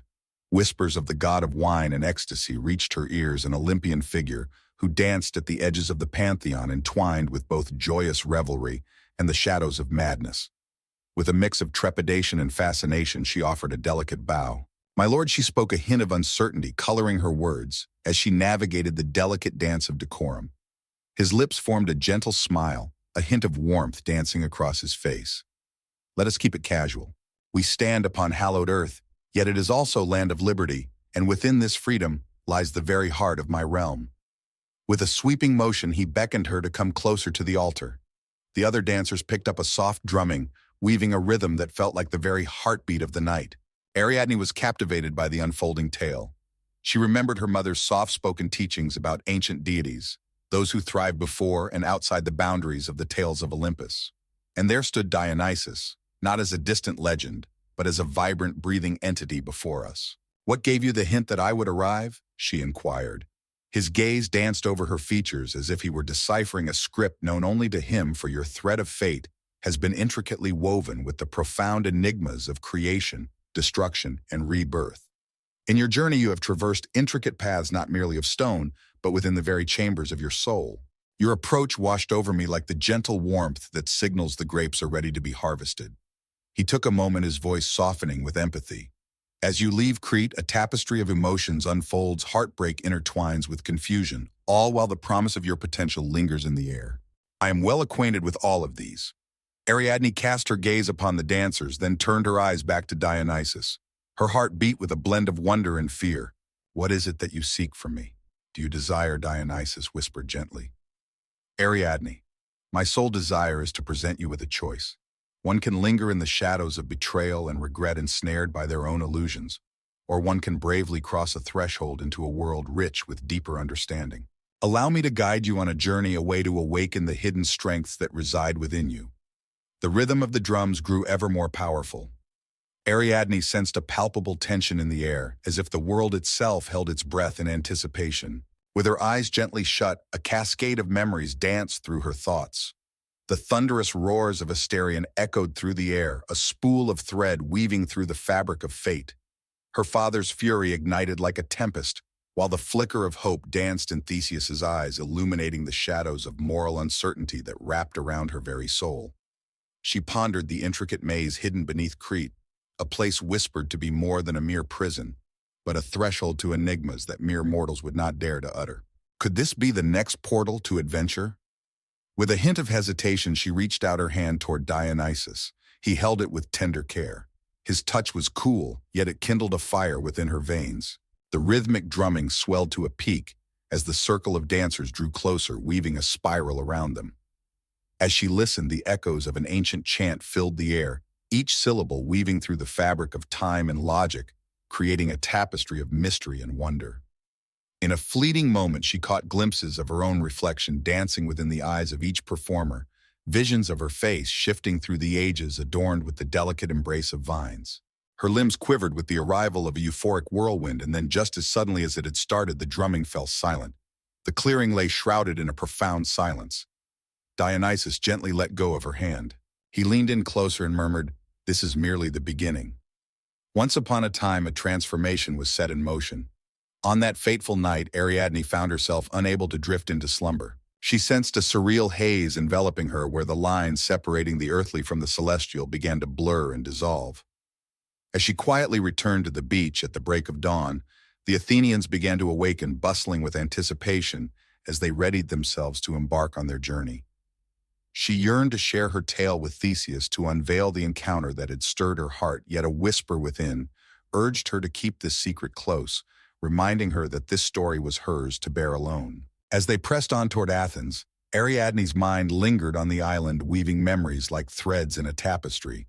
She found herself haunted by the lingering whisper of Dionysus, as if a fragment of her soul remained entwined in that enchanted moonlit clearing. As Theseus set foot in Athens, the city welcomed him back with open arms, celebrating his return as a hero of great renown. Grand triumphal arches rose high while skilled bards wove enchanting ballads anew. Ariadne was drawn into a world of grandeur and intricate power plays, yet amidst the chaos she felt adrift like a fragment of debris tossed about by a restless sea. In the grand halls of feasts and the vibrant atmosphere of celebrations, Theseus was celebrated as the legendary hero who triumphed over the fearsome Minotaur. From time to time, he would throw her a look brimming with significance, as if to convey, "We share this journey." Yet as she watched closely, an unspoken chasm seemed to widen between them, a distance felt but not seen. She embarked on a journey to embrace life in Athens, seeking to understand the heartbeat of this vibrant new city. In those brief, shimmering moments, she whispered to herself that this was the journey she had embraced. She had aided Theseus, departed from Crete, and caught a glimpse of a divine invitation. Yet her restless nights were filled with echoes of standing stones and an elusive sense that she was meant for something far beyond the grasp of ordinary understanding. Was she genuinely liberated, or was she meandering through yet another maze, this time concealed behind the elegant marble facades of Athens' temples and the courteous smiles of its politicians? As the sun dipped below the horizon, she found herself on a balcony where she sought out Theseus, gazing down at the lively streets of the city below. "Have you ever sensed that you're merely acting a part now that you've returned?" she inquired gently. He let out a dry chuckle. "In Athens, each of us embodies a character, be it a hero, a king, or a citizen. In the depths of my heart, I yearn to trust that my choices are wise, yet the road that lies before me is shrouded in uncertainty. The grand celebrations they are crafting for us, the vibrant festivals that await our presence. Everything seems to be woven together with intention." Ariadne rested her back against the sturdy stone balustrade, a moment of stillness in her unfolding tale. Orchestrated is a single word. Another could feel like a tight embrace. In the stillness that ensued, a quiet understanding lingered, unvoiced yet palpable. They had navigated a literal labyrinth only to discover themselves caught in the intricate web of public expectation. On that fateful night, Ariadne discovered that sleep eluded her. In her dreams, she wandered through lush vines beneath a canopy of twinkling stars, where a gentle voice beckoned her name, carried softly on the breeze. As she stirred from her slumber, her heart raced with anticipation, whispering to her that her journey awaited beyond the gleaming marble halls of Athens. She could nearly catch the soft whisper of Dionysus. crossed the boundary into the unknown. In a time long past, Zeus, the mighty king of the gods, did not come into this world destined to reign over the heavens. From the simplest of origins, like any child, he was destined to soar beyond the tallest peaks, wielding a strength greater than the fiercest tempest. Once upon a time, the tale of Zeus unfolds not amidst the roar of thunder or the display of divine magnificence, but rather shrouded in a veil of secrecy. Deep beneath the towering heights of Mount Olympus, in the shadowy recesses of the earth, lay a realm concealed from the gaze of humanity. In a realm where deities and extraordinary entities wield the might to alter the fabric of time itself. In a realm shrouded from the eyes of the ordinary, there thrived the formidable Titan Cronus. He was the progenitor of countless deities, and despite his dominion over the world, a shadow of fear lingered within him, fearful of the very offspring he brought into the world. Cronus, a figure of great power, had caught wind of a prophecy, a soft murmur of destiny foretelling that one of his own offspring would one day rise to challenge his reign. That young one would ascend to the throne and reign over the world. In a bid to avert the looming fate, Cronus took a decisive step. As soon as they entered the world, he consumed his offspring whole. First came Hestia, followed by Demeter, then Hera, Hades, and at last Poseidon. Fear gripped his mind, twisting it into a dark place, and his actions turned harsh and unkind. In a dark twist of fate, he was convinced that by consuming his own offspring, he could safeguard his throne and thwart any challenge from the gods themselves. Yet in the profound shadows of the earth, concealed from his gaze, there lay another child, the youngest of them all, Zeus. In a time long ago, Rhea, the mother of Zeus, felt her heart shatter as Cronus consumed her beloved children one after another. She understood that brute force would not rescue her children, yet she realized that cleverness could save at least one. In the ancient times when the mighty Zeus first drew breath, his mother Rhea took great care to conceal him in a hidden cave nestled within the enchanting island of Crete. In a realm where nymphs and gentle nurses tended to him, he was cradled by the nurturing embrace of the earth itself. In the shadows of time, Cronus, blissfully ignorant of the child's enduring spirit, pressed on with his dominion. He was convinced that his realm stood unrivaled. As time flowed like a river, the child in the cave blossomed, evolving into a being that transcended the bounds of mortality, transforming into something far beyond mere childhood. As Zeus matured, his might expanded in tandem.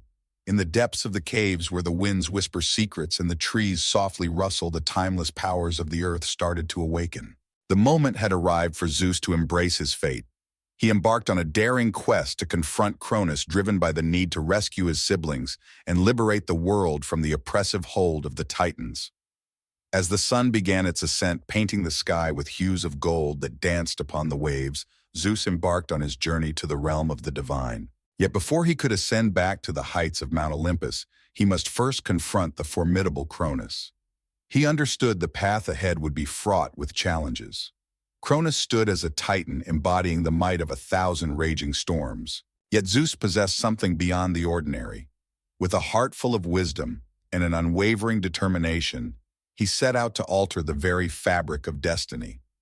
Zeus journeyed through the majestic mountains, traversing dense forests and crossing swift rivers. With each step, he moved with a quiet determination, as if the very ground beneath him was leading the way. At long last, he arrived at the grand palace of the Titans, a majestic stronghold where Cronus reigned from his lofty throne, encircled by his fellow Titans. As Zeus approached, he faced his father with unwavering resolve and proclaimed, "Father, today marks the end of your reign." Text: "The prophecy has been spoken, and I shall ascend to claim your throne." Cronus let out a hearty laugh, a booming echo that reverberated through the earth below. "You are merely a young one, Zeus. Do you truly believe you can overcome me? In a realm where power reigns supreme, I stand as the sovereign commanding the very essence of time." Yet Zeus stood unafraid.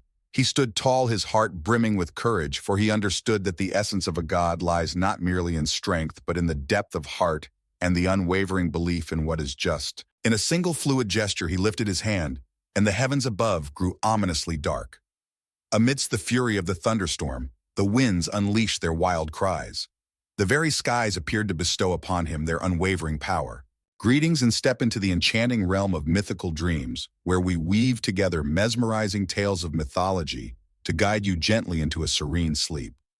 This evening we shall embark on a captivating exploration of the myth of Cronus, a figure steeped in power and complexity within the rich tapestry of Greek mythology.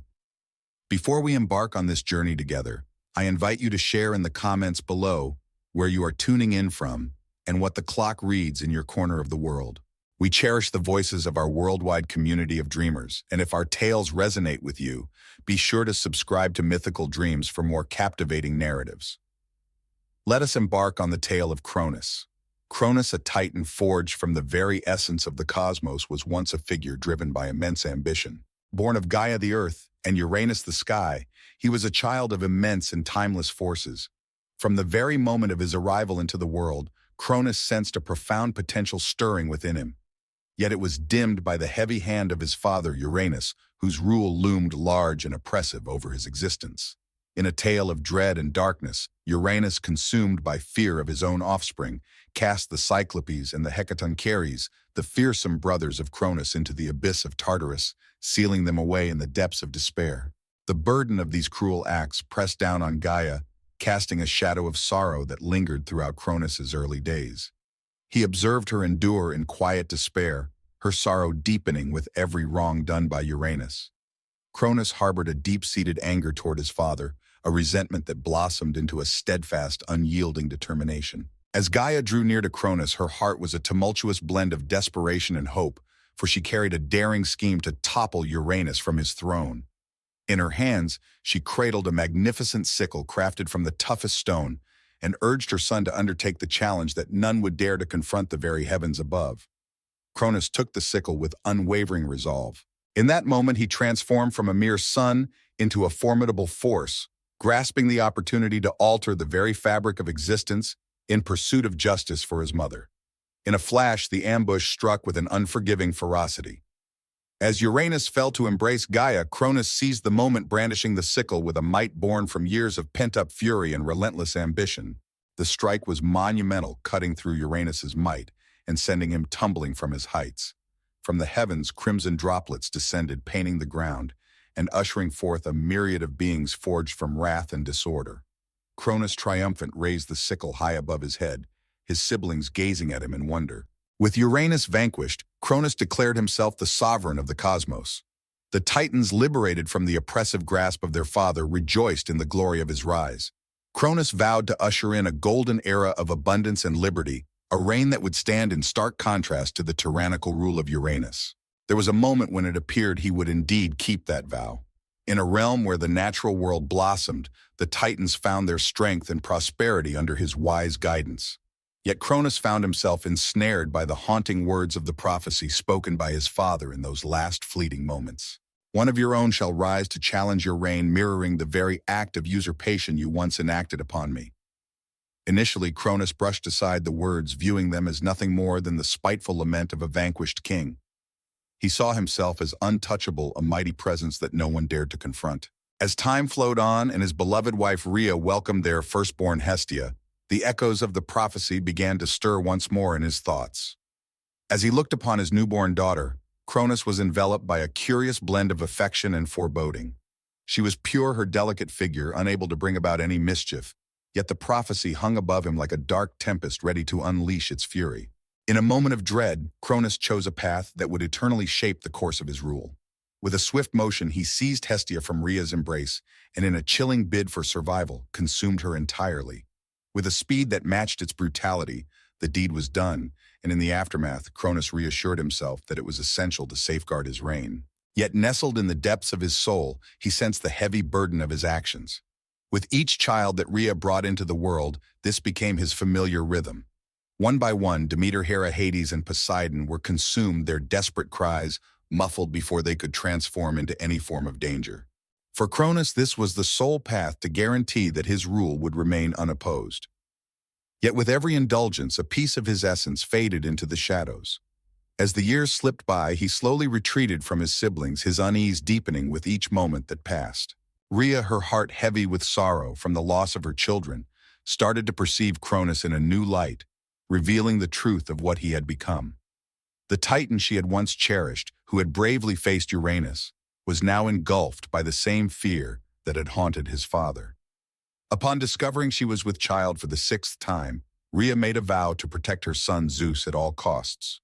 In a moment of sheer desperation and unwavering defiance, she crafted a cunning scheme to outsmart Cronus. On the fateful day of Zeus's arrival into the world, Rhea cleverly offered Cronus a stone tenderly swathed in soft cloth as if it were her newborn child. Overcome by his relentless paranoia and an all-consuming obsession with the prophecy, Cronus without a moment's hesitation swallowed the stone whole. He remained oblivious to the quiver of Rhea's hands or the fierce spark of resolve shining in her eyes. In the shadows of the world, she concealed Zeus, placing him in the care of the nymphs and spirits of Crete, where he would flourish in secrecy. Cronus, blissfully ignorant of the trickery at play, carried on with his rule. Yet the passage of time spent devouring his own offspring and dwelling in unending dread had left its mark. He transformed into a mere echo of the Titan. He had once been, his thoughts shrouded in a haze of paranoia and regret. He frequently found himself lost in dreams of his children, not as adversaries but as the pure, innocent souls they once were. In these dreams they extended their hands toward him, their gazes brimming with unspoken inquiries he was unable to resolve.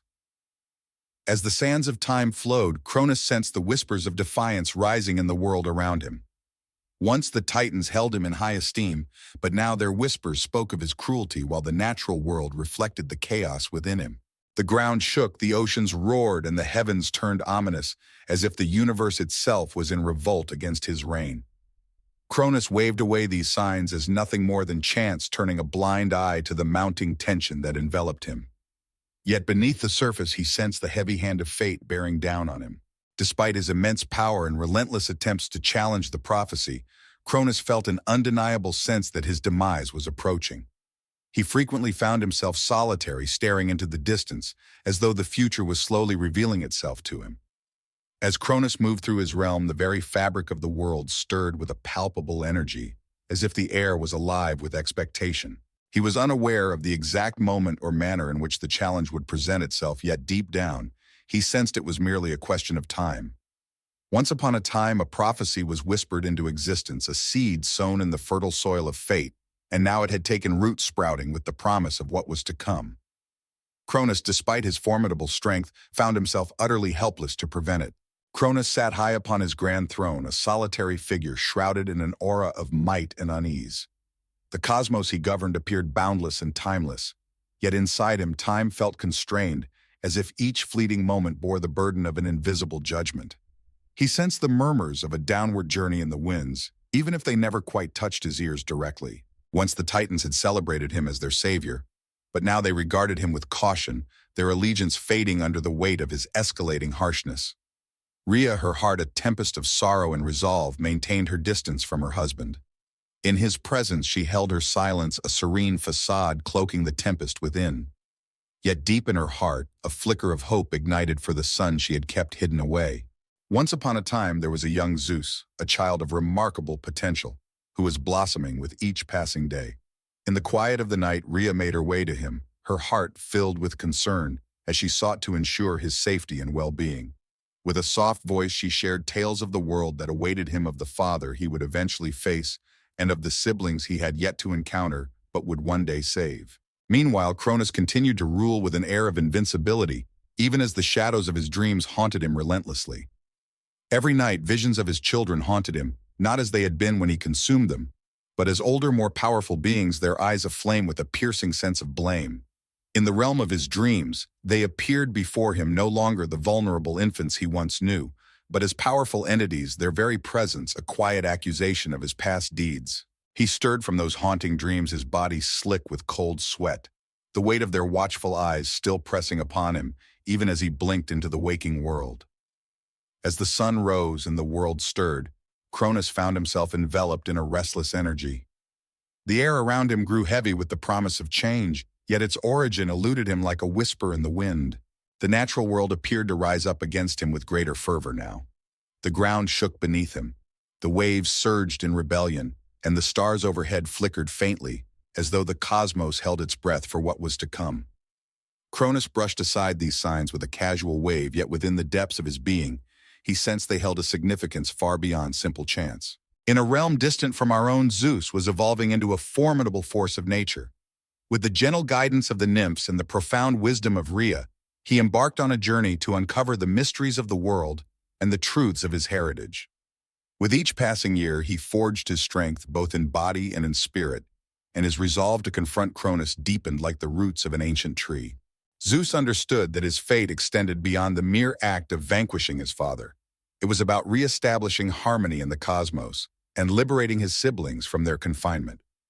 As the sands of time slipped away, Rhea embarked on a quest to gather allies for the mighty Zeus. She drew near to the Cyclopes, those legendary one-eyed artisans who had once been shackled by Uranus in ages past, only to be overlooked by Cronus in the shadows of time. She wove a tale of Zeus's daring scheme to challenge his father and liberate the world from his oppressive rule. With hearts full of gratitude for the promise of freedom, the Cyclopes pledged their assistance. In the heart of ancient times, skilled artisans crafted mighty weapons for Zeus, among them the thunderbolt, a symbol of unparalleled strength and dominion. Rhea, in her quest for assistance, turned to the formidable Hecatonchires, the giants with 100 hands who had been imprisoned in Tartarus alongside the Cyclopes. Despite their daunting looks, a profound animosity for Cronus simmered within them, for he had cast them into confinement even after usurping Uranus. Rhea's vow of liberation and salvation ignited a fire within them, compelling them to join forces and dedicate their might to Zeus's mission. As Zeus readied himself for the impending clash, Cronus sensed the rising tides of insurrection swirling around him. He started to feel a nagging sense that something was off, though he could not quite put his finger on it. His paranoia soared to unprecedented levels, and he found himself becoming ever more withdrawn from the world around him. He sought the unwavering loyalty of the Titans, compelling them to pledge their oaths of allegiance, yet even these solemn vows could not quell the turmoil within his heart. The day of reckoning loomed ever closer, yet Cronus struggled to perceive it with clarity. He found himself at the edge of his own demise, the prophecy that had shadowed him for ages now intricately stitching itself into the tapestry of existence. In that moment, the world appeared to pause, a thick tension hanging in the air as the winds of change began to stir, gathering their power. Cronus sat upon his throne, the sickle lying beside him, his gaze fixed on the infinite stretch of the cosmos before him. He felt an unshakable sensation that something, or perhaps someone, was drawing near. Despite the rising tide of his fears, he held tightly to the conviction that his power was unassailable, that his deeds had secured a reign destined to endure through the ages. And so he lingered in anticipation, oblivious to the fact that his youngest son, now a man and bolstered by the might of allies and the fervor of fate, was readying himself for a fateful confrontation. Once upon a time, there was Cronus, the mighty Titan, who dared to challenge the heavens. In a desperate bid to outsmart destiny, he consumed his own children, believing he could alter the course of fate. Yet the tale was far from finished. The next chapter was on the brink of revelation, and the very fabric of the cosmos appeared to resonate with eager expectation. The stillness of the cosmos enveloped everything, a heavy hush that suggested the universe was bracing itself for what was to come. As Zeus took his place at the forefront of the uprising, poised to confront his father, the heavens quivered with a sense of impending fate. With the forces gathered, Rhea, the Cyclopes, and the Hecatonchires stood resolutely behind Zeus, poised for the perfect moment to unleash their might. Yet despite their formidable power, they understood that facing Cronus would be a daunting challenge. The Titan, burdened by the weight of years, filled with fear and regret, still held within him a reservoir of immense power. His throne, a grand emblem of his dominion, appeared unassailable, a reflection of the profound strength he wielded. Zeus sensed the heavy burden of his fate bearing down upon him. This was more than a mere clash for liberty. It was a fight for his loved ones, for the very destiny of the world to come. In the shadows of his youth, he had delved into the mysteries of existence, honing his skills with unwavering determination. Now, with the thunderbolt firmly in hand, he stood ready to embrace his destiny within the grand tapestry of the universe. As the first rays of dawn painted the sky, heralding the moment of destiny, Zeus and his companions journeyed towards the formidable throne of Cronus. The ground below them thrummed with an electric anticipation, as if the very earth was aware of the tempest that loomed on the horizon.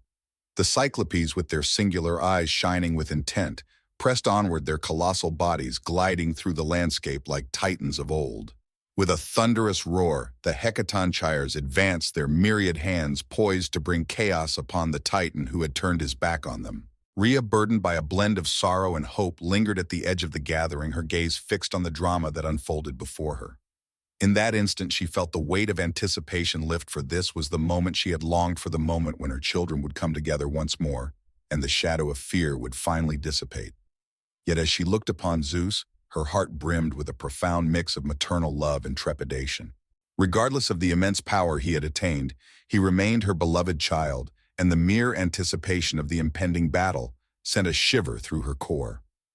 In the shadowy confines of his grand hall, Cronus lingered oblivious to the storm of rebellion brewing just beyond his reach, his mind a tempest of anxious musings. His paranoia had swelled to such heights that the truth before him became a mere shadow, obscured and unrecognizable. What was once a formidable figure now stood as a mere echo of its past magnificence, and he sensed the earth trembling beneath his feet. His reign, woven from threads of fear and deception, was beginning to unravel, and he felt the shift in the air, though he struggled to articulate it. As Zeus and his formidable army drew near the grand hall, dark clouds began to swirl ominously in the heavens above. As the thunder rolled across the sky, a palpable energy danced in the air, weaving a tale of nature's might. At long last, the moment had arrived. With a thunderbolt held aloft, Zeus surged forward, the initial clash of battle echoing like a mighty roar from the very skies. Cronus, upon catching the distant rumble of thunder, rose from his throne, his eyes narrowing, senses sharpening with anticipation. For a fleeting instant he wondered if it was merely a figment of his imagination, but then as the ground trembled beneath his feet and the heavens turned, ominous realization washed over him. He sensed it deep within him. The rebellion he had dreaded, the prophecy he had sought to evade, had transformed from a mere whisper into a resounding call. It was right here in this very spot. With a fierce howl, Cronus called upon his might, lifting his hands towards the sky. As the earth split apart beneath his feet, a surge of energy burst forth from him, ready to engulf all that lay before it. Once a symbol of triumph over Uranus, his sickle now weighed heavily upon him, a haunting reminder of the dark journey he had embarked upon. Though fear shrouded his thoughts, the echoes of his strength lingered on. With resolute determination, Zeus advanced, his gaze firmly fixed on his father. Cronus, he called, his voice unwavering amidst the thick air of anticipation. Here we stand at the turning point where your reign draws to a close. Text: the prophecy has unfolded, and I stand before you ready to liberate the world from your oppressive reign. Cronus let out a derisive sneer, his hands alive with a sinister crackle of dark energy. Do you truly believe you can overcome me, young one? In the grand tapestry of existence, I hold the scepter of the universe. Text: I have witnessed the grand tapestry of empires, their ascents and descents, yet none have dared to contest my dominion. You are nothing but a child, just like your siblings, before you, Zeus declared, his gaze turning steely. I am not the little one you consumed. I am the radiant force destined to restore harmony to the universe. You have consumed your own essence, yet ultimately, it is your own trepidation and desire that will consume you in return. With a fierce roar, Cronus hurled a surge of shadowy power at Zeus, yet the young deity was quick on his feet. With a swift movement, he evaded the strike, the thunderbolt in his grasp, buzzing with raw energy. With a swift and graceful gesture, Zeus sent the thunderbolt soaring toward his father. The bolt found its mark, striking Cronus squarely in the chest, and in that moment the heavens erupted in a chorus of approval. The impact of the blow propelled Cronus back, his form trembling beneath the immense might of Zeus's strength. His once immense strength wavered, and for the first time in countless ages, he experienced a genuine sense of vulnerability. He stumbled, his sight fading, yet his dread grew ever stronger. He felt it in his bones, a truth that resonated within him. This battle was not merely about seizing control of the cosmos, but a fight for his very essence. With allies gathered around him, Zeus boldly advanced, determined to forge ahead. With a thunderous roar, the Cyclopes and the Hecatoncheires unleashed their fury, their immense power reverberating through the very halls of Cronus.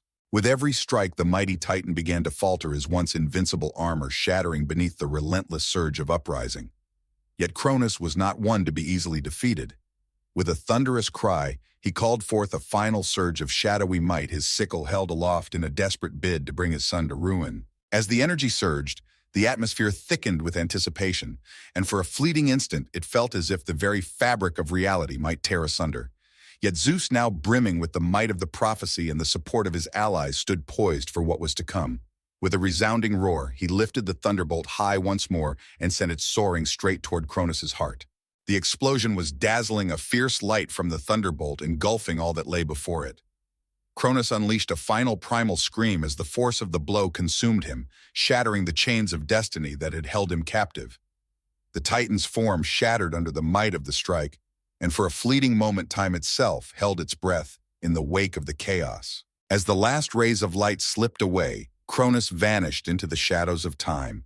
Once a mighty throne now lay in ruins, a testament to the fall of a great power diminished to mere whispers of its former glory. The sky opened up and the winds settled as though the cosmos breathed a deep sigh of relief. Zeus loomed above the shattered remnants of his father, the gravity of the moment pressing heavily upon him. The tale had reached its conclusion. At long last, the prophecy had unfolded, marking the end of Cronus's reign. In a time when chaos reigned, the world slowly started to embrace the promise of a fresh beginning. Zeus faced his allies, his siblings, and the burden of his triumph pressed down on him. He had liberated the world, yet the price of this victory lingered painfully in his heart. He had triumphed over his father, yet, in that very act, he had unwittingly embraced a destiny woven into the fabric of time long before his birth. In a world where shadows danced with possibility, the children of Cronus stood victorious, their triumph echoing through the ages even as the future remained a tapestry of uncertainty. As the curtain fell on the era of the Titans, a new chapter was poised to unfold, heralding the dawn of the Olympians. From that moment on, the cosmos was forever altered. As the dust settled over the battlefield, the weight of the triumph began to unfold, revealing the magnitude of what had just transpired. Zeus found himself solitary among the shattered remains of his father's throne, his chest rising and falling with the burden of the fierce battle that had just unfolded. The sky, once shrouded in the weight of looming chaos, now unfurled in a vast expanse, as though the very essence of the world had been given a fresh start. With careful precision, Rhea made her way toward him, each step measured and intentional. Her face bore the intricate lines of both grief and relief. For an eternity she carried the heavy burden of grief, her beloved children consumed by the relentless hands of Cronus, her heart splintering with every fresh act of treachery. Yet as her gaze fell upon Zeus standing before her, she beheld the glimmer of a new world, a realm where harmony might at last be reclaimed. Zeus locked eyes with her, a weight of feeling swirling within him too profound for mere words to convey. "It is over, mother," he declared, a blend of victory and exhaustion lacing his words. "Once upon a time, the prophecy unfolded before our very eyes." Rhea nodded, her eyes shimmering with a blend of sorrow and pride. "Indeed, my dear child, you have liberated us all. You have accomplished what none among us could ever achieve." Yet, as the echoes of the words danced around him, Zeus sensed a spark of discomfort stirring within. Even in the wake of Cronus's defeat, the very fabric of the cosmos trembled with the echoes of his reign. The clash for the crown had ripped apart the essence of existence itself, and though the pressing danger had been defeated, a great deal of toil lay ahead. The Titans, once loyal to Cronus, now gazed upon the shifting tides of a new era, their hearts heavy with uncertainty about their place in this unfolding tale. In the grand tapestry of conflict, many stood shoulder to shoulder with Zeus, their hearts ignited by his cause. Yet lurking in the shadows were those who clung steadfastly to Cronus, their loyalty, a flame that flickered but never extinguished, a bond, not easily swayed. "And so the true challenge approaches," whispered Zeus, his eyes fixed on the distant horizon. "Reweaving harmony in a realm that has been shattered. We must embark on a journey to restore not only the skies above, but also the faith of those who have been affected by this turmoil." From the dark confines of their prison, his siblings Hestia, Demeter, Hera, Hades, and Poseidon stepped forth, liberated at last from the depths of Cronus's belly. Their faces, etched with the scars of time spent in confinement and sorrow, radiated a flicker of hope and unwavering determination. Hestia, the eldest, took the lead and stepped forward with grace. "At long last, the moment we have yearned for has arrived, Zeus. You have liberated us, yet now we face the daunting task of reconstructing what has been shattered." Demeter, the eternal caretaker, proclaimed, "The earth bears scars, yet it holds the power to mend. With patience and nurturing, the cycles of nature will come back around, and the bounty of the earth will thrive again."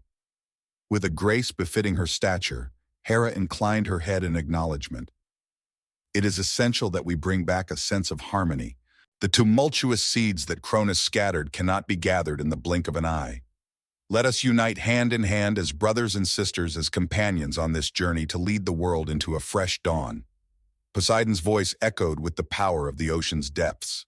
The waters have been stirred, the oceans seek tranquility, and the seas yearn to reclaim their rightful order.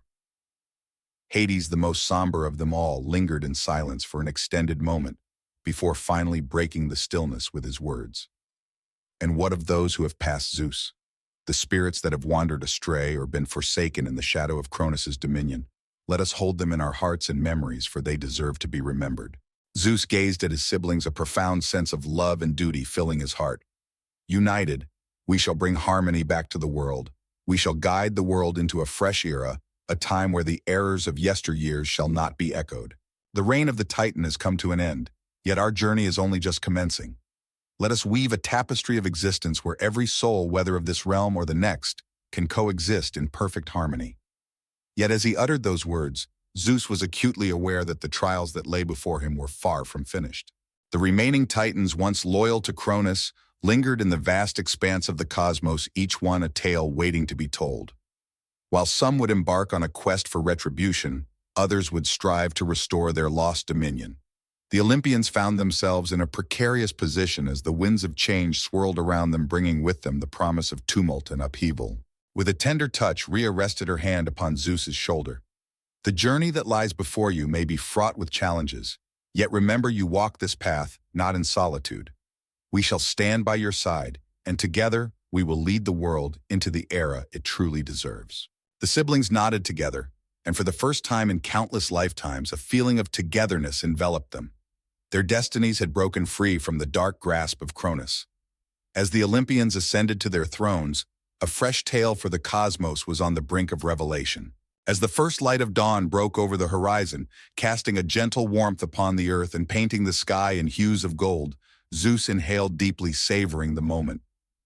The world stood in silence, as if it were pausing, waiting for something extraordinary to unfold. Though the Titans faced defeat, their legacy would echo through the ages. The deities would mold what was to come, yet the echoes of history would forever linger within them. With a glint of resolve in his eyes, Zeus turned to his siblings, a determined smile gracing his lips as he proclaimed, "Let us embark on the journey of creation." And thus the Olympians embarked on their grand endeavor, weaving harmony back into the fabric of the universe. In a grand tapestry of creation, they wove the heavens, the earth, and the seas, each lending their unique powers to forge a realm where harmony would reign supreme. As the Olympians ascended to their thrones, a new chapter unfurled before them. The shadows of the past lingered heavy with tales of turmoil, yet the horizon gleamed with the hope of harmony and abundance. Yet as they crafted a new realm, Zeus understood that destiny, in its perpetual waltz, would forever continue to intertwine its strands. New challenges would arise, prophecies would unfold, and struggles would emerge, each weaving a tale of its own. Thus, the deities would stay alert, their eyes ever fixed upon the realm they had brought into existence. The tale of the gods, much like the vast expanse of the night sky, is one that knows no conclusion. It would transform repeatedly as time wove its infinite tapestry. And so the era of the Olympians emerged, ushering in a time filled with both promise and doubt. In the early light of a new age, Zeus summoned the powerful elements of the earth and sky, the winds that whispered secrets, the oceans that roared with ancient tales, and the stars that twinkled with timeless wisdom. He summoned his brothers and sisters, invoking the deities who had once been devoured by Cronus. One by one, they stood tall, liberated from their father's hold, prepared to unite with him in the fight for their liberation. Thus commenced the conflict that would alter the course of history for all time. Oh, the clash was nothing short of intense. In a grand clash of titans, Cronus and his formidable kin unleashed their strength, yet the gods, under the valiant leadership of Zeus, wielded a force even greater, hope itself. In a grand tale of might and valor, Zeus and his siblings clashed amidst the roaring thunder and blinding lightning, navigating the shadows and flames, and delving deep into the very heart of the earth. As the battles raged on, the heavens deepened into shadows, and the very earth quaked with trepidation. Yet Zeus remained undeterred. He sensed the unwavering power of his brothers and sisters standing beside him. He sensed the storm brewing deep within his chest. He had transcended childhood. He had become a god. His fate was to reign over the heavens. At long last, after a struggle that felt like it spanned an eternity, Zeus stood before his father, ready to confront him. With a single powerful strike, he brought Cronus to his knees, dismantling his dominion and freeing the gods from their shackles. In a time long past, the Titans found themselves banished to the dark abyss of the earth, while Zeus ascended to claim his rightful throne as the leader of the divine beings. The clouds parted, revealing a tapestry of stars that sparkled with an unmatched brilliance. With the chains of Cronus finally shattered, the earth exhaled a sigh of relief, awakening to a new dawn. With a mighty presence, Zeus, the ruler of the divine, made his way to the majestic heights of Mount Olympus. High above, on the tallest summit known to man, he would reign with a blend of wisdom and justice, keeping a vigilant eye on both mortals and immortals as they traversed the realms below. With his thunderbolt in hand, Zeus ruled the skies, his voice resonating like a thunderclap that reverberated through the heavens. Yet Zeus was not merely a deity who governed through fear. He was a deity who governed with justice, with kindness, and with affection. He kept a vigilant eye on the world, lending a hand to those in need, steering brave souls on their journeys, and safeguarding the realm from threats both earthly and otherworldly. Thus, the era of Zeus unfolded, a chapter marked by harmony and equilibrium. He wove the fabric of existence, crafting harmony from the tumult of life. He observed the emergence of new champions, legends crafted under his watchful eye. As time flowed onward, Zeus transformed into an emblem of might, sagacity, and resilience, not by means of tyranny, but through the path of fairness. With the reign of Zeus firmly established, new challenges began to emerge despite the seeming finality of his triumph over Cronus. In a realm of endless expanse, unseen powers lingered quietly, weaving their influence in the darkness. As the supreme deity, Zeus understood that it was his sacred duty to uphold harmony between the realms of gods and mortals alike. Among the many trials faced by Zeus, one of the most formidable arose from the Titans themselves. Even in their downfall, banished to the shadows below, their legacy lingered on, whispering through the ages. Once there was a Titan named Atlas, mighty and defiant, who carried the weight of his past defeat deep within his heart. In a time long past, Atlas, the mighty Titan who once carried the sky upon his shoulders, schemed in the shadows. He summoned his allies from the dark realms below, preparing to rise against the reign of Zeus once again. Yet Zeus was ready for what was to come. In the passage of time, he had gathered a wealth of knowledge, and his insights transcended mere notions of power or might. It was a matter of understanding the right moments to engage, and the right moments to pause, the times to take charge, and the times to heed the voices around you. With his thunderbolt gripped tightly, he turned to his allies, the mighty gods of Olympus, and to the mortals who had come to honor him as their guardian. Zeus understood that peace akin to power was a delicate treasure. Through his ascent to the throne, he had absorbed this lesson deeply. In the grand tapestry of Olympus, the deities, each a master of their own realm and brimming with unique traits, wielded immense power. Yet their visions for the governance of the world often clashed, leading to spirited debates among them. In his quest to uphold harmony, Zeus chose a path that diverged from the one his father had tread. In a realm where Cronus wielded power with an iron fist, instilling fear and asserting his dominance, Zeus emerged as a beacon of wisdom, guiding his people with the art of diplomacy. He extended his hand to the other deities, yearning for their wisdom while sharing his own insights. Poseidon, the mighty god of the seas, pledged his unwavering support, infusing their cause with the formidable power of the ocean depths. In the shadowy realms of the underworld, Hades, the enigmatic god, held sway over the mysteries of life and death. Yet even in his dark domain, Zeus understood that the delicate balance of existence hinged upon the watchful eye of his brother. Even the sagacious Athena, the goddess of wisdom, imparted her counsel, guiding Zeus to reign not just with strength, but with insight. Yet there were times when the art of governance demanded more than mere wisdom. When chaos loomed, Zeus knew he had to take action to protect the delicate balance he had tirelessly crafted. Though Atlas's rebellion burned with fierce intensity, it ultimately faltered against the unbreakable bond of the gods united under Zeus's wise and powerful leadership. As the tempest raged above, Zeus called upon his comrades to gather on the field of battle once again. As the shadows deepened overhead, a shiver ran through the ground, echoing the unease in the air. Yet as the tempest howled and roared, Zeus stood unfazed, a figure of serene strength amidst the chaos.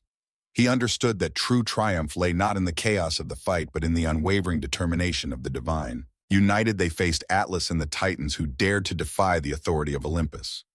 In a time long past, a fierce clash unfolded between the mighty gods and the formidable Titans, a struggle destined to resonate through the ages.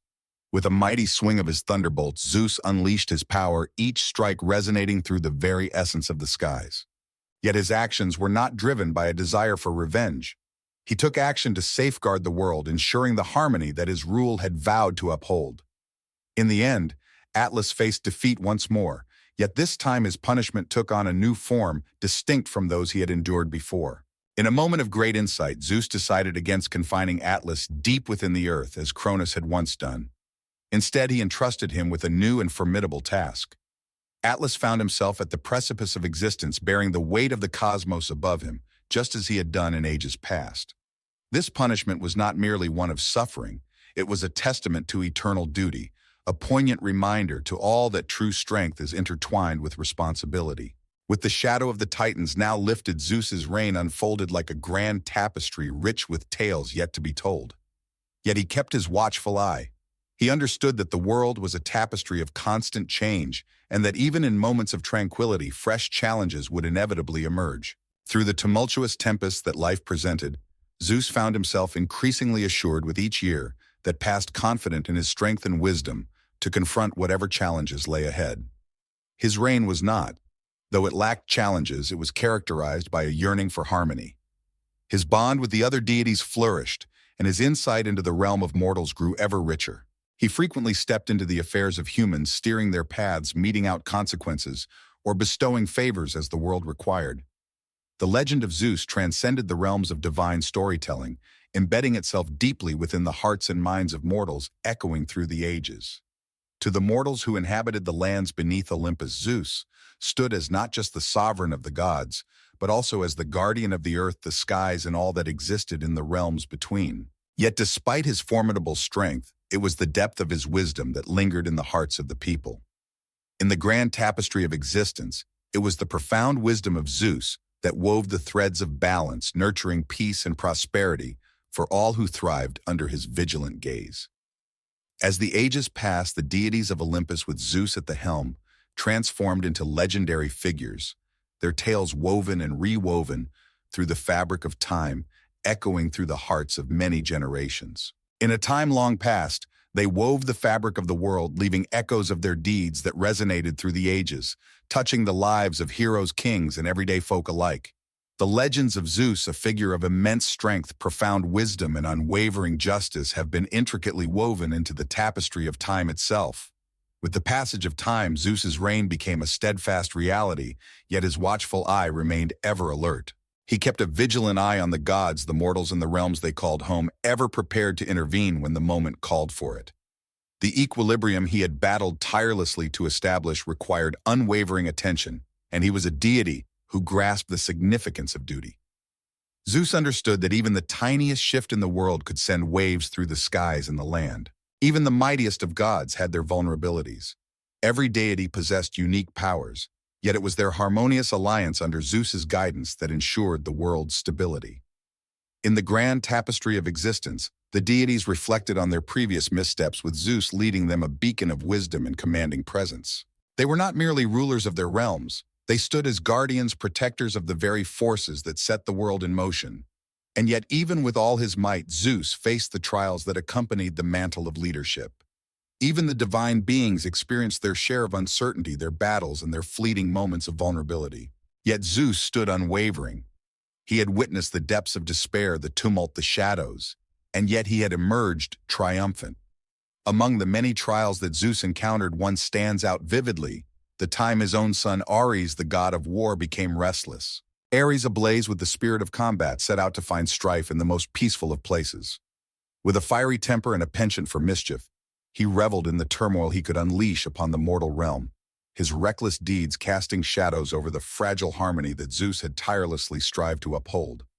Zeus, with a keen insight into the essence of his son, recognized that Ares was in need of direction, yet he also grasped that the god of war was a formidable entity driven by passions that could not be easily subdued. In a grand summons, Zeus beckoned Ares to the majestic heights of Mount Olympus, the sacred meeting place of the divine assembly. The thunder in the skies rolled softly, echoing the vigilant gaze of Zeus above.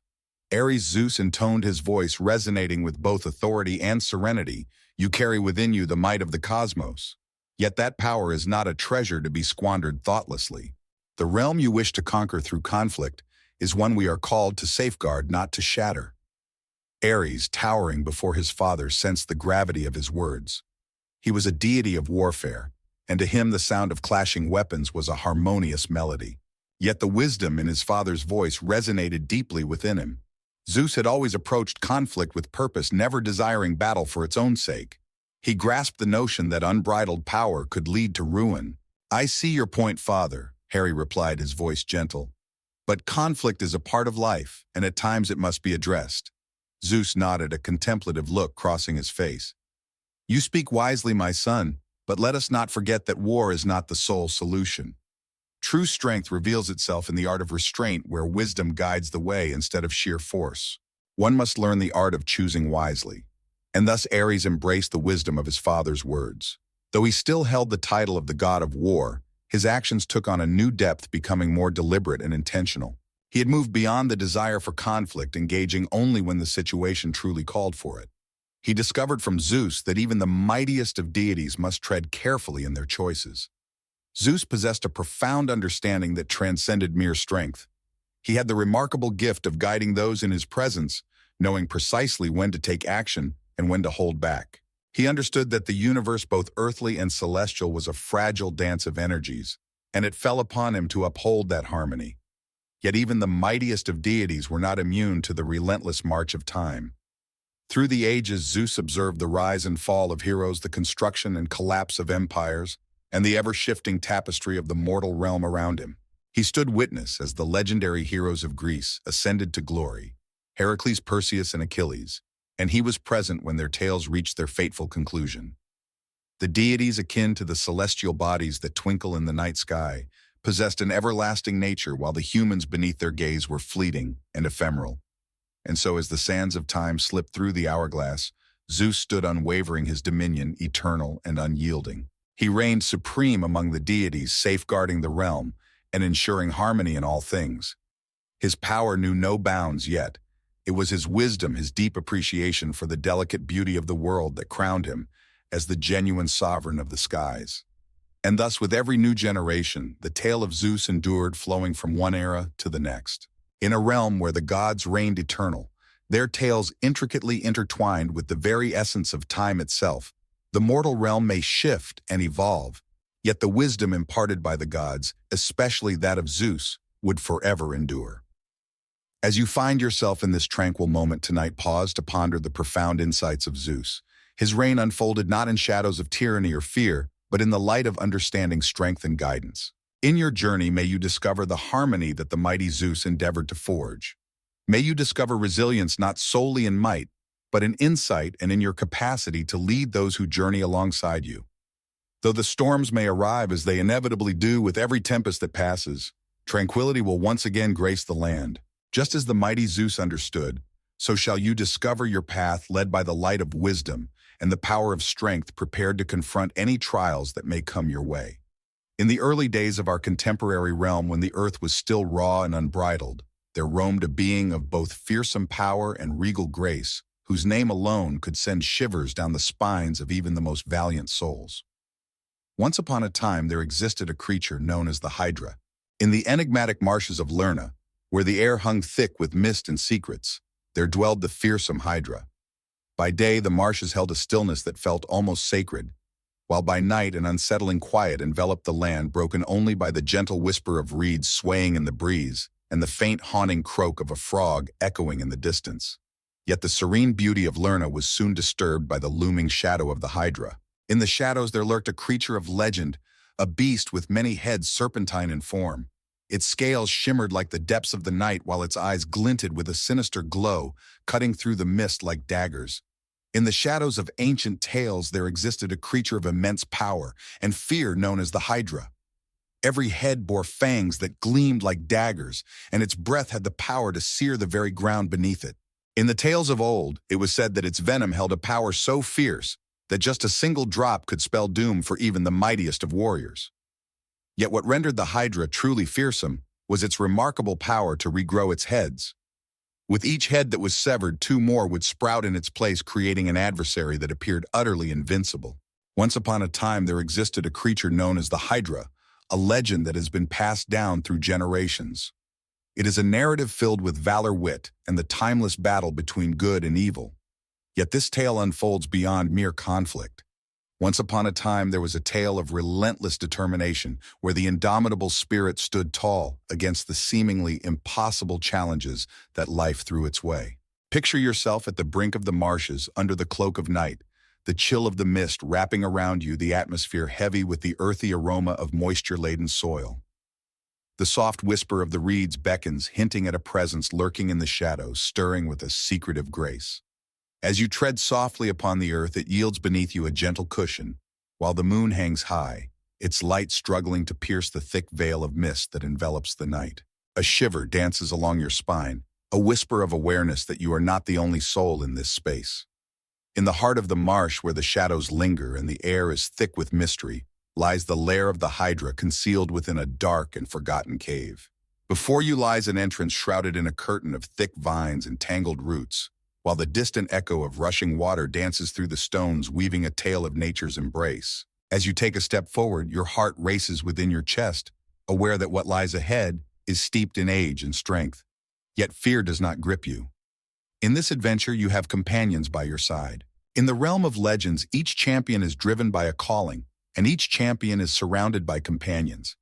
In the realm of divine beings and the power that dwells within, remember this: your courage, even when it wavers, will illuminate your path through the shadows. Once upon a time, in a land filled with legends, there lived a hero named Heracles. His name echoes through the ages, spoken with a mix of reverence and awe as he embarked on the epic tale of the Hydra's defeat. Once upon a time, there was a demigod, the offspring of Zeus, and a mortal woman. He found himself on a grand quest destined to undertake 12 formidable labors, each challenge laid out by the king of Mycenae, Eurystheus. The next great task was to vanquish the fearsome Hydra. What appeared to be a straightforward task, slaying a multi-headed serpent, was in truth a challenge that Heracles understood all too well. In the realm of myth, simplicity was a rare illusion. With determination in his heart, Heracles journeyed to the mysterious marshes of Lerna. With determination coursing through his veins, he braced himself for the impending clash. He had danced with danger before encountering monsters, gods, and titans along his journey. But the Hydra was a creature unlike any other. It was more than a mere beast of raw power. It was a being of remarkable resilience, one that could heal and rise again. And Heracles understood that this made it a being deserving of admiration. As he drew near the cave, a chill swept through the air. The roar of the water cascading over the stones grew more intense, a foreboding signal of the creature lurking nearby. With a firm grasp on his formidable club, Heracles narrowed his eyes, scanning the darkened corners for any lurking threats. The Hydra, aware of his arrival, released a deep, resonant growl, its sound reverberating through the marshes, like the awakening roar of a mighty creature roused from a deep sleep. Without a moment's pause, Heracles forged ahead. He understood the path that lay ahead of him. From the depths of the cave, the Hydra made its grand entrance, its colossal form, gliding through the marsh, each of its numerous heads dancing in rhythm with its powerful motions. The creature's eyes shimmered like burning coals, and its jaws gaped open, showcasing a fearsome array of gleaming razor-sharp teeth. The earth quaked under its formidable presence as it moved forward, each of its numerous heads hissing together, poised to attack. Heracles understood the urgency of his task, yet he was acutely aware that with each head he severed, two more would rise in its place, a relentless cycle of regeneration. He embarked on a quest to finally vanquish the Hydra once and for all. In a fluid movement, he arced his club toward the closest target, aiming for the head.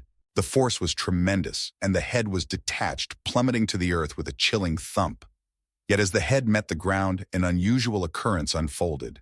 From the severed stump of the Hydra's neck, two new heads began to emerge, a testament to its legendary resilience. Heracles felt a heavy weight in his chest as the true magnitude of the creature's power dawned on him. With every head he severed, a new one would emerge, each more terrifying than its predecessor. It felt as though every glimmer of hope had vanished into the shadows. Yet Heracles pressed on, undeterred by the challenges before him. He recalled a tale whispered to him by the divine. To conquer the Hydra, he would require assistance. And so aid would arrive through the steadfast presence of his devoted companion Aeolus. Aeolus, witnessing the valiant struggle of Heracles, hurried to his side, brandishing a torch that flickered with a brilliant light amidst the shadows. United in purpose, they crafted a scheme. With each head that Heracles severed, Aeolus would ignite the stump with a torch, ensuring that the heads could not regenerate. The battle stretched on a relentless test of endurance and will, each moment heavy with the weight of struggle. With unwavering determination, Heracles engaged in battle, wielding his club with remarkable accuracy, severing head after head in a display of sheer strength. With each swift strike, Aeolus would ignite the stump, halting the Hydra's relentless regeneration. With each passing moment, the formidable creature started to falter, its numerous heads dwindling one by one, until at last only a single head was left standing. With a decisive blow, Heracles cut through the final head of the Hydra, sealing the fate of the monstrous beast. Yet even in that moment, the creature's venomous breath hung in the air, thick and heavy, a reminder of its presence. Heracles understood the peril of the Hydra's blood, aware that the very essence of the beast could spell doom for any who ventured too close. Yet the Hydra had ceased to pose any danger. With the guidance of Aeolus and his steadfast resolve, Heracles triumphed over the beast that had haunted the land for ages. The victory was secured, and the Hydra's reign of terror over the marshes of Lerna had come to an end. As the moon ascended to its lofty perch, bathing the marshes in a soft ethereal glow, Heracles stood triumphant, his heart a tranquil and unwavering force. The tempest had subsided, leaving the night to embrace a tranquil stillness once more. As you settle in to hear this tale, allow the tranquility of the night to envelop you, for in the end, even the mightiest of beings can be vanquished. At times, the toughest trials we face are those that push us to our limits, urging us to persevere even when the situation appears insurmountable. Inhale deeply and let the burdens of the world gently fade away from your shoulders. With the Hydra vanquished, tranquility has once again graced the land. As the night deepened and the final whispers of the Hydra's slithering faded into the stillness, Heracles sensed the burden of the battle ease from his shoulders. The marshes that surrounded him, once shrouded in darkness and mystery, now exuded a sense of calm and tranquility. The gentle whisper of the reeds danced in the breeze, while the haunting call of an owl resonated through the crisp night air.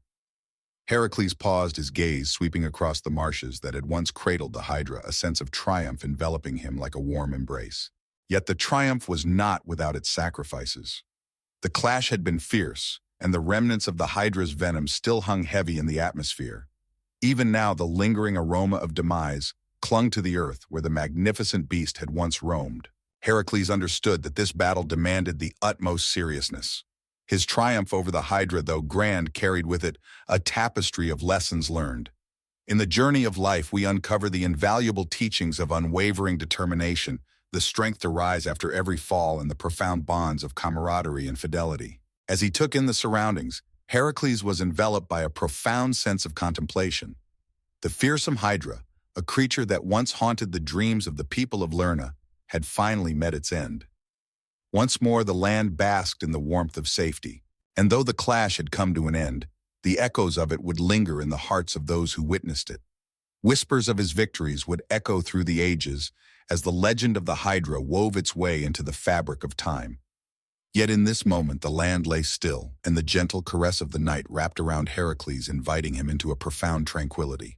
With deliberate steps he returned to the marsh's edge, where Aeolus stood patiently awaiting his arrival. Aeolus stood by him like a true friend through every twist and turn of their journey, his sharp wit and courage proving to be the turning point in their trials. Without Aeolus, the Hydra would have persisted as an indomitable presence, its countless heads regenerating ceaselessly like an unyielding wave. In unison, they triumphed in ways that would have left others stumbling in the shadows. As the moonlight danced upon the tranquil waters, the two friends stood side by side, reflecting on the adventure that had brought them to this moment, their journey now at an end. Heracles cast a gentle glance at Aeolus, a soft smile gracing his lips filled with appreciation for his steadfast companionship and loyalty. "You were right beside me every step of the way," Heracles said, his voice a gentle whisper brimming with heartfelt appreciation. "Your presence has been my guiding light, without which I may have faltered." Aeolus returned the smile, his eyes sparkling with a subtle sense of pride. "Together we forged our path, Heracles, and that is what truly counts." And so, with the Hydra defeated and the marshes of Lerna finally at rest, Heracles and Aeolus set forth on their journey home, bidding farewell to the dark enchanting allure of the marsh as they ventured back into the realm of mortals. The battle may have been won, yet their tale would weave on, as all tales inevitably do. As they journeyed forth, Heracles pondered the challenge that lay before him. His journey was just beginning. This triumph marked merely a single page in an extensive and challenging saga, a tale that would challenge his fortitude, his bravery, and his determination. And yet, amidst the trials that awaited him, a gentle wave of contentment washed over him. The Hydra lay vanquished, a triumph to be relished and cherished. The journey back was a meandering one, yet they traversed it with the understanding that regardless of the intensity of the challenges or the seeming impossibility of the hurdles, they possessed the strength to conquer them all. Together they confronted the mighty Hydra, and together they emerged victorious. In that moment of triumph, they discovered a truth deeper than any victory could offer. In their journey, they discovered the remarkable force of togetherness, the resilience that blossoms in the company of others, and the bravery that flourishes when one stands shoulder to shoulder with a genuine companion. As Heracles and Iolaus journeyed through the thick forests and undulating hills, the morning sky began to awaken. The first rays of dawn gently spilled over the horizon, bathing the land in a warm, soft glow. Once more the world embraced a serene calm. As the darkness retreated, the soft glow of dawn emerged, bringing with it a feeling of fresh beginnings. Heracles took a moment to pause, his gaze fixed on the distant horizon. Having faced the fierce Hydra, he now stood at the threshold of the future, a vast expanse brimming with mysteries, trials, and the promise of fresh escapades. For the moment, tranquility reigned, the sort of tranquility that follows a tempest, when the skies clear and the earth exhales a gentle breath of relief. He cast a glance at Iolaus, who strolled alongside him. "Have you ever pondered the mysteries that await us in the future?" he inquired, his tone reflective. Iolaus gave a slight shrug, his eyes locked onto the winding path that lay before him. "At times. Yet I believe it suffices to recognize that we have journeyed to this point. In the unfolding of time, the future will arrive, and when it does, we shall embrace it side by side." Heracles nodded, a profound connection flowing silently between them. The future, shrouded in mystery and fraught with challenges, shall unfold as it is destined to do. Yet in the depths of their connection, they understood that together they would confront whatever lay ahead with unwavering strength and determination, and that was all that truly mattered. As the two companions journeyed forth, the marshes of Lerna faded into the distance, giving way to the serene undulations of hills and the tranquil embrace of the surrounding forests. The world stretched out, brimming with marvels, and while the fall of the Hydra closed one tale, it signaled the dawn of another adventure, and as they strolled, the tale of the Hydra continued to unfold. Once upon a time, there was a tale destined to echo through the ages, a narrative woven into the fabric of history, cherished by those who embraced the magic of legend. Once upon a time, there unfolded a tale of bravery, unwavering determination, and the timeless battle between light and darkness. Yet above all, it was a tale of hope, a reminder that regardless of how many heads the Hydra sprouted, or how intense the struggle became, there would always be a path to triumph. The land around them whispered with a gentle wisdom, as if the very earth was beckoning them to recall the lessons etched in their hearts. With each step they took, they ventured into the unknown, a realm brimming with both victories and challenges. Yet it was the bond they shared that would guide them through, for ultimately it was not the accolades that held significance, but the path they traveled side by side. Heracles and Iolaus pressed onward, the gentle murmur of the world enveloping them in a serene stillness. As the night faded into memory, and the mighty Hydra lay vanquished, tranquility enveloped the world once again. With the dawn's gentle embrace illuminating the land, the path to the next grand adventure was already unfolding. And so, my cherished audience, as you drift into the serene arms of slumber, hold this tale close to your heart, for no matter how daunting the obstacles may appear, there is always a path ahead. In the face of adversity, be it through sheer strength, the guidance of wisdom, or the unwavering support of a friend, one can always uncover a path to peace even amidst the shadows of despair. Allow the wisdom of the Hydra to weave itself into the fabric of your heart, guiding you gently as you sail into your dreams, with the knowledge that you possess the strength to confront whatever challenges may arise. And when the trials of existence feel overwhelming, think of Heracles, think of Iolaus, and know that united all things can be achieved. Inhale deeply, release your burdens and concerns, and embrace the gentle embrace of slumber as it envelops you like a warm, comforting blanket. In a realm where tranquility reigns, you find solace in the understanding that, much like the legendary Heracles, you possess the strength to confront any challenges that may come your way.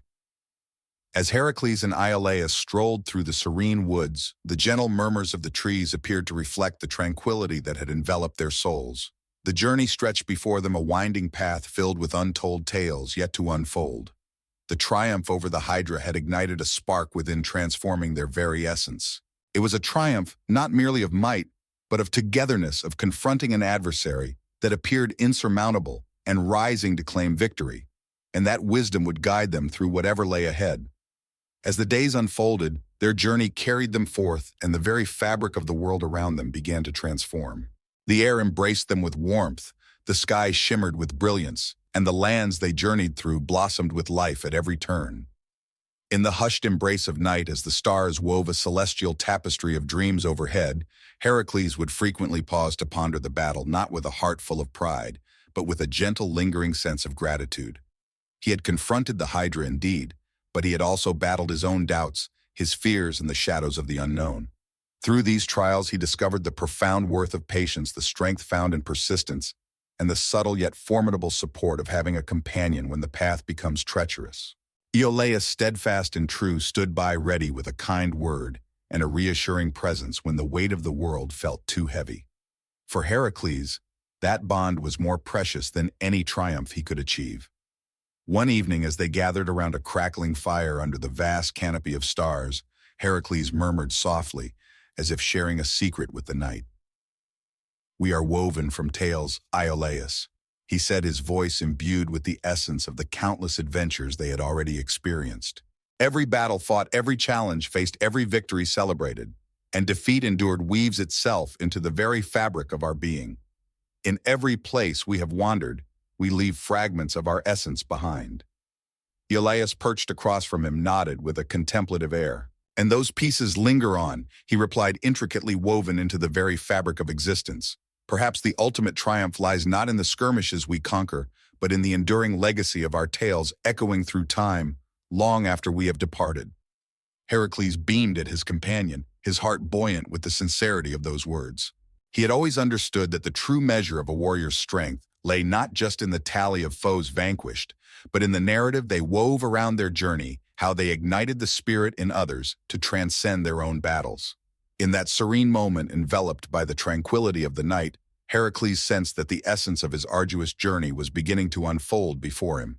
The fire danced gently, its warm glow weaving soft shadows that played upon the walls, while the world outside lulled into a serene cadence. The journey stretched ahead, yet in the quiet of the night, a sense of fulfillment enveloped them, as if they had achieved something far beyond any one endeavor. They discovered the genuine essence of legend, not in the beasts they had vanquished, but in the wisdom they had gathered throughout their journey.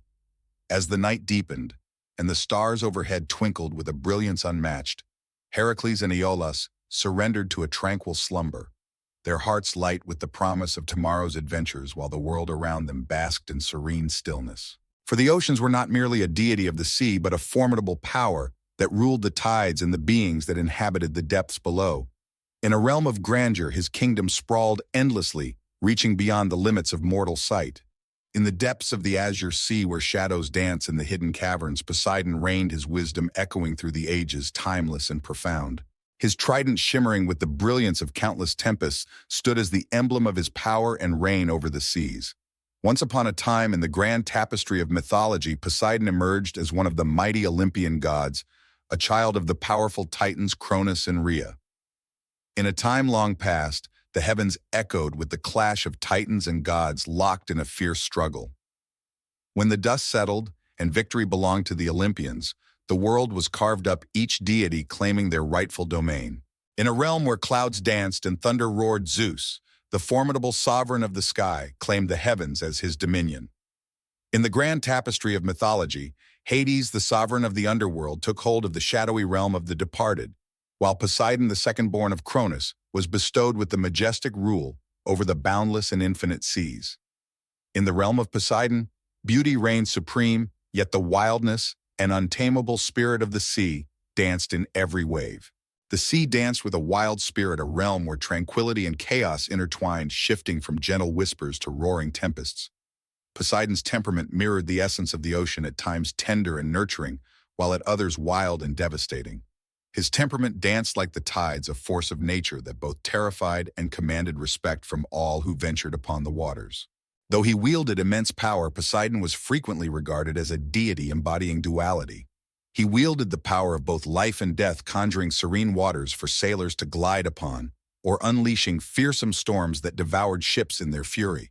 From the graceful dance of dolphins to the lurking shadows of fearsome beasts like the kraken, the creatures of the sea bowed to his will. Yet Poseidon was not a deity to be feared in solitude.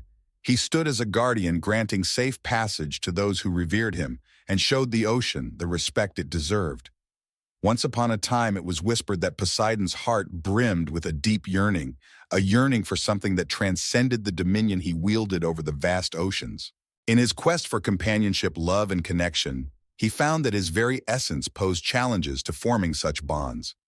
His heart was a tempest swirling with fury and passion, yet deep within he yearned for tranquility and connection. Many souls ventured into Poseidon's realm, each one etching their influence upon the mighty god of the oceans. In the tapestry of ancient tales, one of the most captivating threads we find is the tale of Poseidon and the enchanting mortal Medusa. Once upon a time, Medusa served as a devoted priestess of Athena, but fate took a dark turn when Poseidon's infatuation led to a curse forever changing her into the fearsome being renowned for her ability to turn onlookers to stone with just a glance. In this tale of woe, Poseidon's affection emerged as both a blessing and a burden, a poignant reminder that even the most powerful deities are subject to the caprices of destiny. Yet not every tale of Poseidon emerges from sorrow or fury. Once upon a time, there were tales of kindness of a generous spirit who bestowed gifts upon sailors seeking safe passage, and of his hand in crafting magnificent wonders hidden beneath the waves. In the ancient tales, it is whispered that Poseidon, the mighty god of the sea, conjured forth the first horse, a splendid beast that rose from the ocean's depths, racing along the shores, embodying the divine power of creation that flowed through Poseidon's very being. As the years flowed like the tides, the might of Poseidon was revered by all who called the ocean their home. In his honor, magnificent temples rose, and sailors with hearts full of hope would whisper their prayers before setting sail on the vast, unpredictable seas. Before battles commenced, warriors would call upon Poseidon's name, believing that with a mere flick of his trident, he could sway the tides of fate in their favor or against them. To provoke Poseidon was to summon calamity, but to gain his blessing was to navigate the seas with the winds favoring your journey, gliding over the waves with elegance and tranquility. Thus, the tales of Poseidon wove their way through the ancient realms, borne on the breath of sailors and wanderers, echoing through the ages. The sea, a realm of endless enigmas, wove itself into the very fabric of life for those dwelling by its shores. It served as both nourishment and peril, a realm where the line separating the earthly existence from the celestial began to fade away. For Poseidon, the sea was more than a mere realm. It was a reflection of his innermost essence. As we journey deeper into this narrative and vision, the sea is your refuge, boundless and endless, like the stars that twinkle above. The soft whispers of the waves create a soothing melody, beckoning you to drift further into a serene embrace of tranquility. Embrace the gentle caress of the cool breeze against your skin. Listen closely to the rhythmic whispers of the ocean enveloping you, and allow the tale of Poseidon to flow through you, much like the tides that dance upon the shore. Release the tension that lingers in your body and immerse yourself in the timeless narrative of Poseidon and his odyssey through the worlds of mortals and deities. Imagine yourself drifting unburdened across the endless sea of dreams where the cares of the world are swept away by the soft embrace of Poseidon's grace. Embrace the tranquility of the ocean, the serenity that envelops you as you yield to the gentle cadence of the waves. Poseidon, a deity of great might, understood the delicate dance between force and tranquility. As you immerse yourself in his narrative, allow that harmony to resonate within your own thoughts and spirit. Embrace the serenity that the ocean brings, letting the tranquil essence of the vast deep blue waters wash over you, stretching infinitely into the horizon. As time flows like the gentle tide, allow the waves to guide you toward a realm of serene, restful slumber. In the boundless realm of Poseidon, where the ocean stretches infinitely, your dreams can drift seamlessly into a sanctuary of solace and tranquility. Like the ocean which ebbs and flows, yet remains eternal, so too is your voyage into slumber, a realm of tranquility and rebirth, where possibilities abound and the universe brims with enchantment.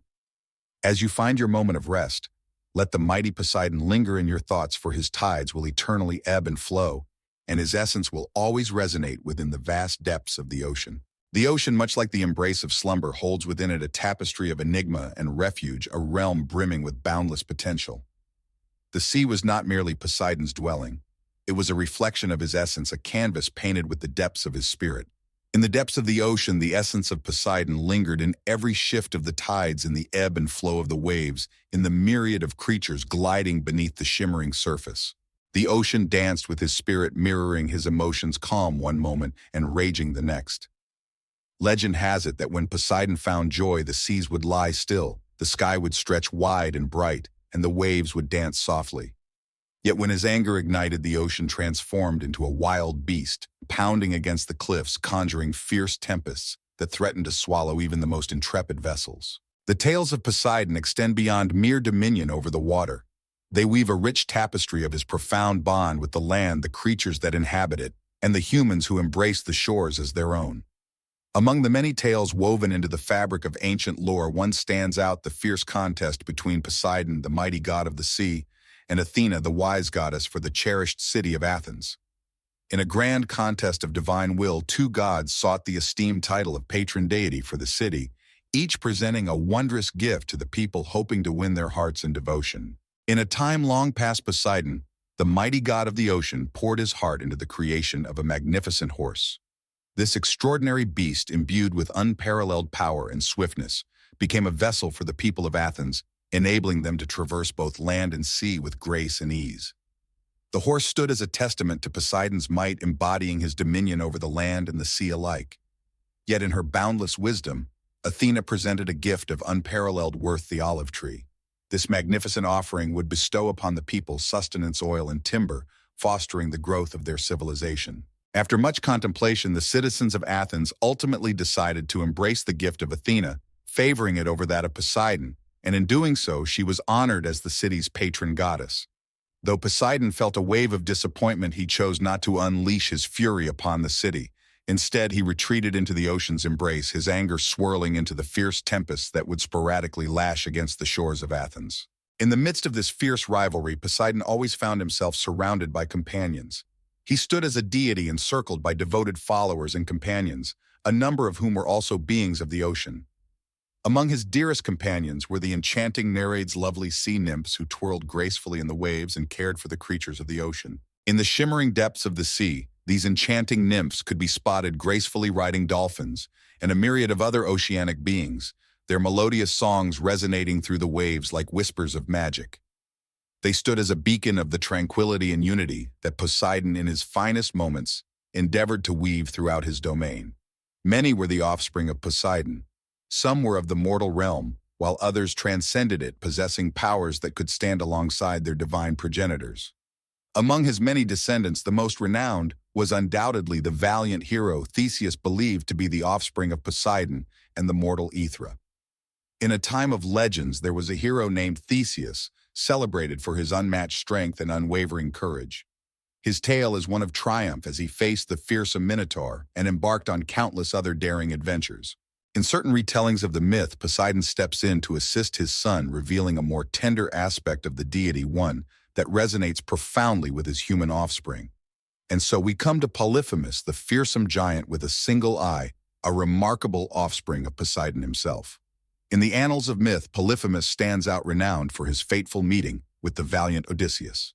This hero, on his arduous journey back from the Trojan War, stumbled into the lair of the fearsome Cyclops, finding himself ensnared in a perilous predicament. The narrative of how Odysseus cleverly deceived Polyphemus stands as one of the most celebrated tales in Greek mythology.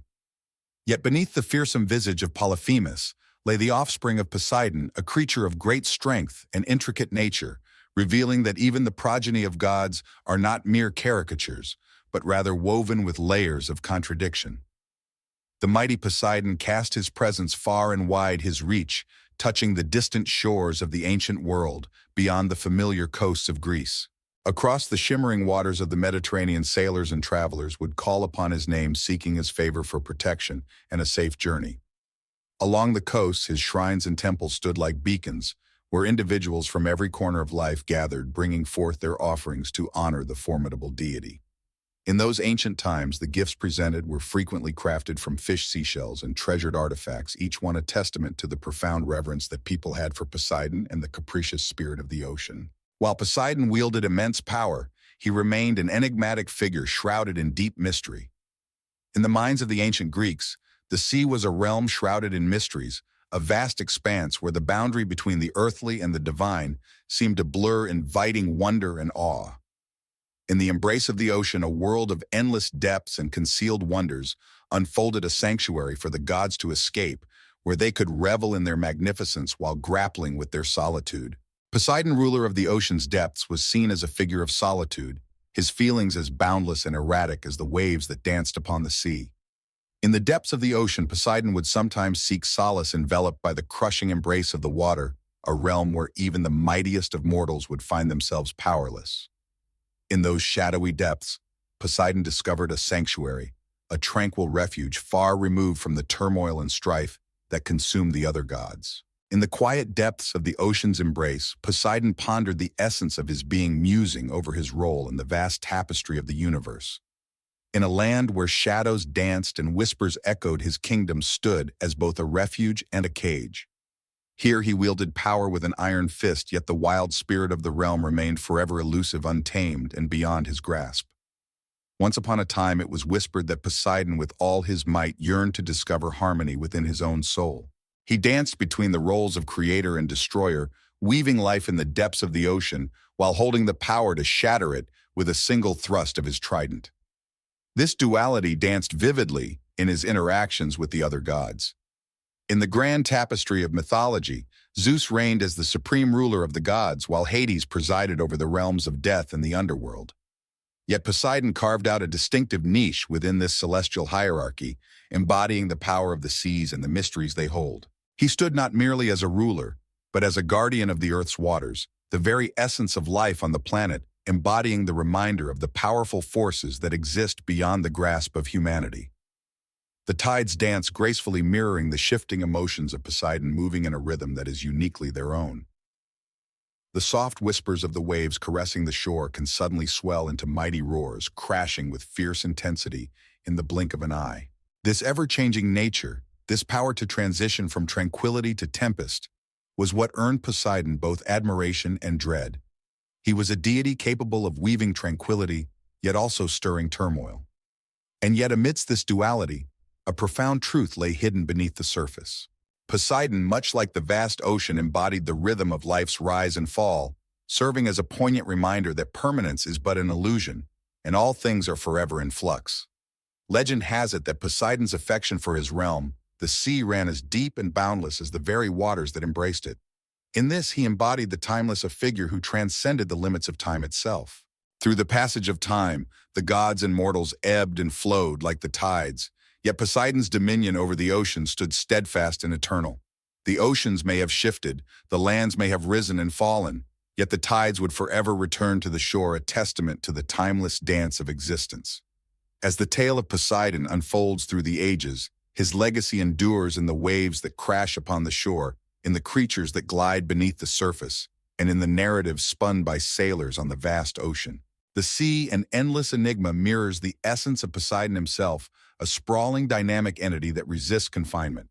Yet for those who approach it with humility and honor, it offers tranquility and comfort amidst its wildness. In the depths of time, Poseidon wielded his immense and timeless might, crafting the oceans and lands as he desired. His realm stretched far and wide, brimming with vibrant life at every turn. In a realm where divine beings and the enchanting denizens of the ocean shared their existence, their destinies were forever linked. In the vast expanse of the deep ocean, where shadows dance and mysteries linger, lay the realm of Poseidon. It was a territory shunned by most mortals, yet within its depths the heartbeat of the earth resonated through the ebb and flow of the tides. Deep beneath the waves there lay a magnificent palace crafted from coral and pearls, a wondrous creation of Poseidon himself. In a realm of enchanting beauty and captivating mystery, radiant sea creatures illuminated the corridors, their gentle glow casting a mesmerizing dance of light upon the walls. The palace stood as a testament to Poseidon's essence, embodying strength and elegance, a realm where command and tranquility coexisted harmoniously. In this magnificent hall, Poseidon would convene with his divine companions, engaging in spirited discussions about the matters that intertwine the realms of mortals and immortals. In the depths of his magnificent palace, Poseidon often found himself wrestling with discontent, a feeling that lingered even amidst the splendor of his underwater kingdom. The ocean, expansive and mysterious, often wrapped him in solitude, a realm where he reigned in solitude. As his brothers Zeus and Hades held dominion over the heavens and the shadows below Poseidon, ruled a kingdom of ever-changing tides, where the surface danced with the breeze, and the depths teemed with mysterious beings yet to be discovered by humankind. In a realm brimming with both splendor and peril, the temperament of Poseidon could change as swiftly as the ebb and flow of the ocean's waves. In various tales, Poseidon emerges as a guardian of sailors and fishermen, the very souls who rely on the vast ocean for their sustenance. He was a deity embodying mercy, extending his aid to those who approached him with respect and reverence. As the sailors embarked on their journey across the vast ocean, they would raise their voices in prayer to Poseidon, seeking his favor for safe passage and serene waters. In exchange, Poseidon would offer his wisdom, steering their voyage towards calm waters. Yet in moments of fury, he had the power to conjure fierce storms and raging seas capable of sinking vessels and inundating the shores. With a trident that wielded three-pronged might, he commanded the seas, unleashing mighty waves that surged upon the shores, engulfing all in their relentless embrace. Yet Poseidon's wrath was not always a product of ill will. His emotions ebbed and flowed, much like the restless waves of the ocean, often catching him by surprise. He possessed the ability to be gentle and caring, just as readily as he could unleash fury and chaos. His moods danced to the whims of the gods and the deeds of mortals, and he seldom offered forgiveness to those who crossed him.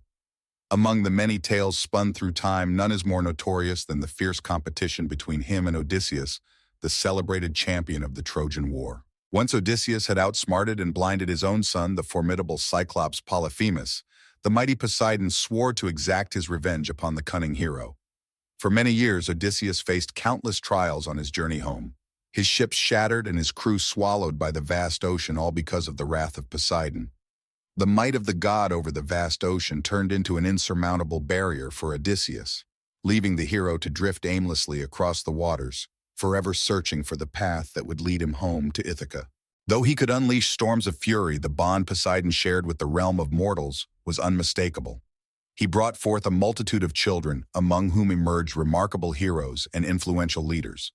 These mortals found themselves graced by the divine, imbued with strength, courage, and wisdom beyond their years. In the rich tapestry of Greek mythology, numerous legendary heroes are often claimed to be the offspring of Poseidon, the mighty god of the sea.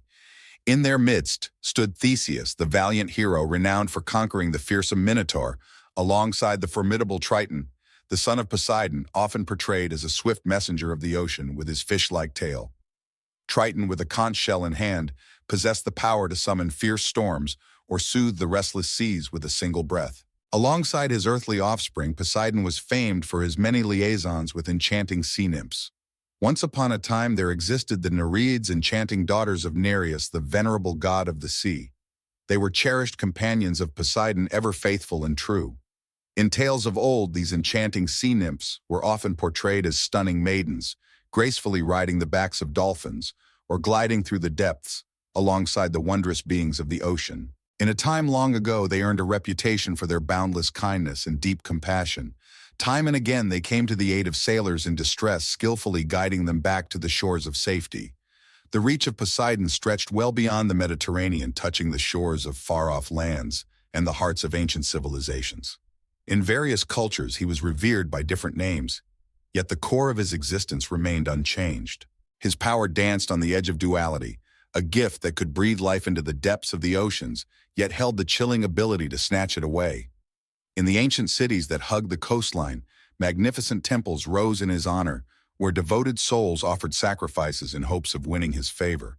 In a city known as Corinth, the mighty Poseidon was honored as the divine ruler of the sea and the majestic horses. Once upon a time, in the grand tapestry of myth, two mighty gods, Poseidon and Athena, found themselves in a fierce contest to claim the title of the city's patron deity.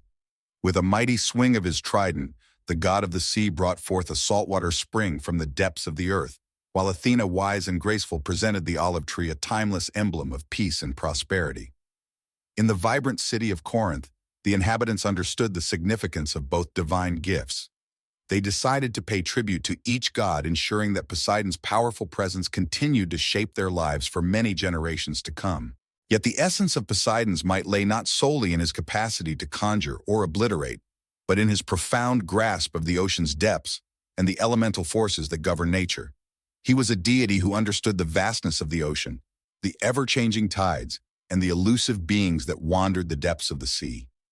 He felt the subtle shifts in the water, the dance of the tides, and the distant rumble of a storm long before it made its presence known on the shore. His bond with the sea was not merely one of strength, but rather a profound instinctive understanding that ran deep within him. To the ancient Greeks, the sea was a vast expanse teeming with life, yet shrouded in mystery and peril. In this realm, tales of grand adventures unfolded, yet it was also a haunting ground where vessels could disappear, consumed by the mysterious depths of Poseidon's realm.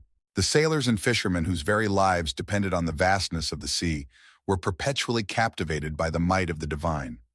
In the realm of ancient beliefs, some whispered tales of Poseidon as a benevolent deity, while others spoke in hushed tones of his wrath, aware that one wrong move could summon chaos from the depths.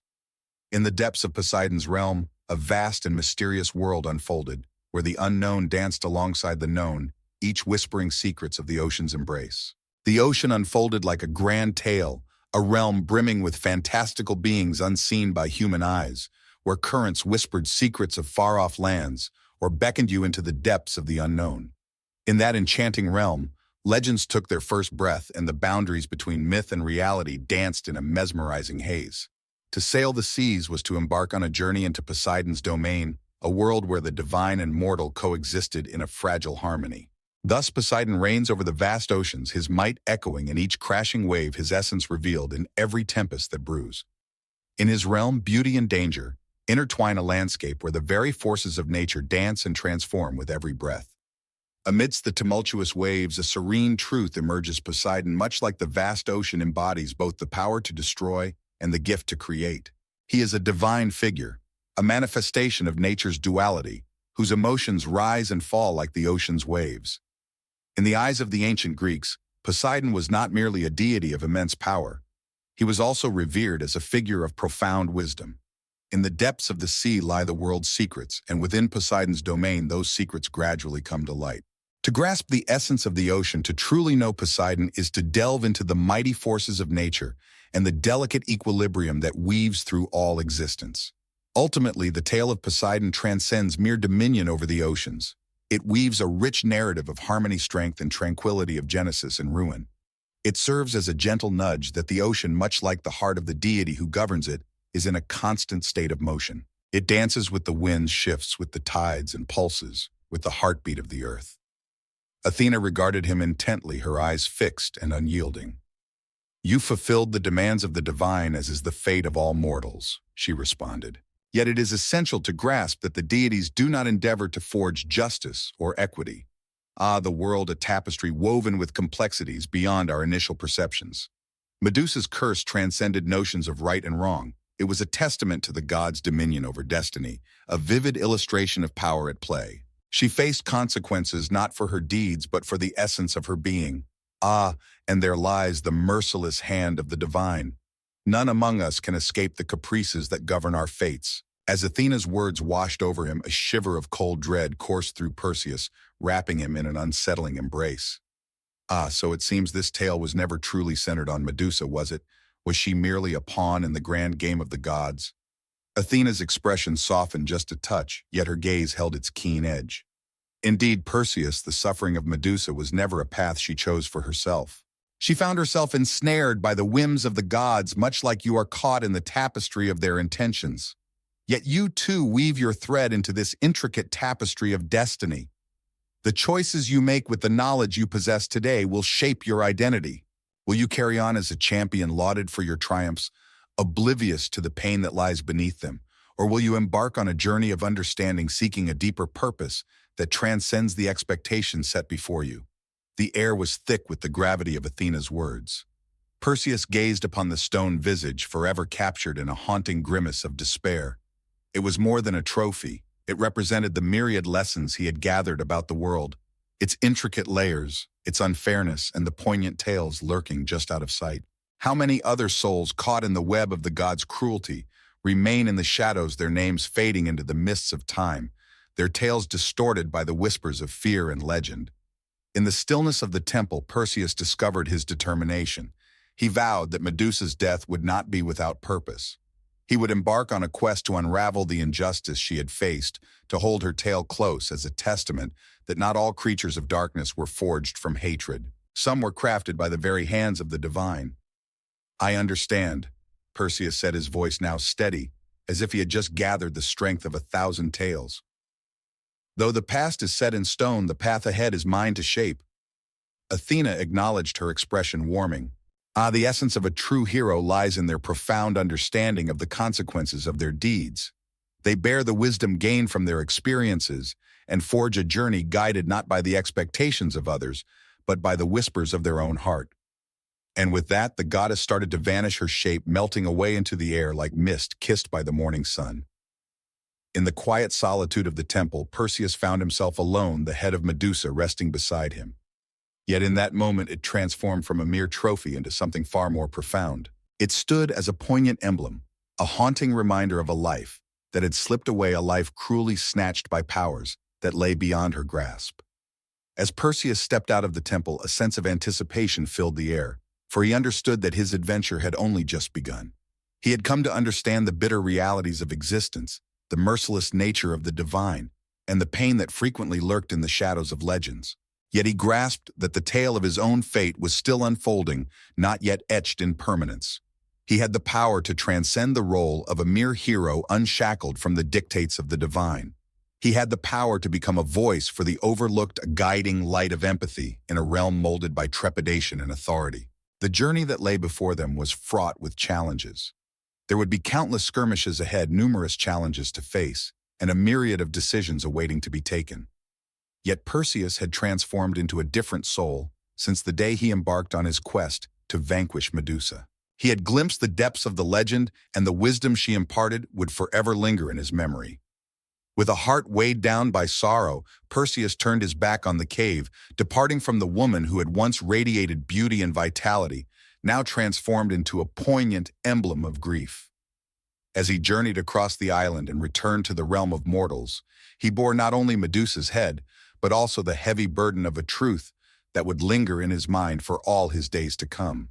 As we draw the curtain on the tale of Medusa, we are reminded that not every myth unfolds as it appears. Within each legend, within each tale, lies a profound truth frequently obscured by the sands of time. Medusa's curse transcended mere punishment. Once upon a time, there unfolded a tale woven with threads of betrayal, laced with pain, and marked by the unpredictable whims of fate. May this tale lead you to a tranquil slumber, unburdened by the heavy gaze of divine scrutiny, where only the soothing calm of dreams lingers. As Perseus ventured deeper from the cave, the burden of the severed head in his satchel grew more oppressive with every step he took. The world appeared as it always had, with the winds softly sharing their secrets among the tall grass, and the birds gracefully gliding above the rugged cliffs. Yet in the heart of Perseus, all was transformed. He had achieved his goal, yet the chilling visage of Medusa lingered in his mind, an unshakable specter of his journey. Her eyes, etched with an everlasting sorrow, appeared to trail him as he turned to leave. It served as a poignant reminder that even the grandest of adventures could cast a lingering shadow in their wake. He was celebrated as a champion, lauded for his courage, his prowess, and his cleverness. In the hearts of the people, songs of his victory would echo, ensuring that his name would linger through the ages. Yet none of the melodies could capture the burden that now lay heavy upon his heart. Not a single word of admiration would recognize the profound truth he had unearthed within the stillness of that cave.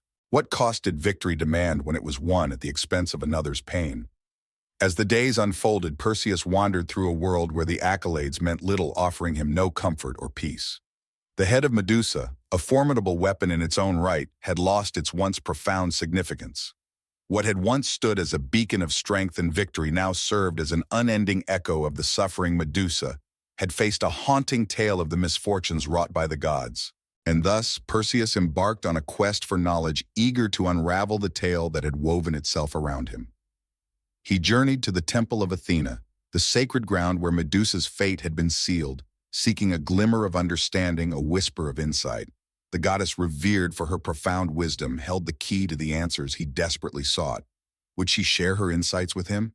In a world where justice seemed a distant dream, one could not help but wonder if the gods had merely spun their capricious desires into the very threads of destiny, casting mortals into a tapestry of suffering devoid of rhyme or reason.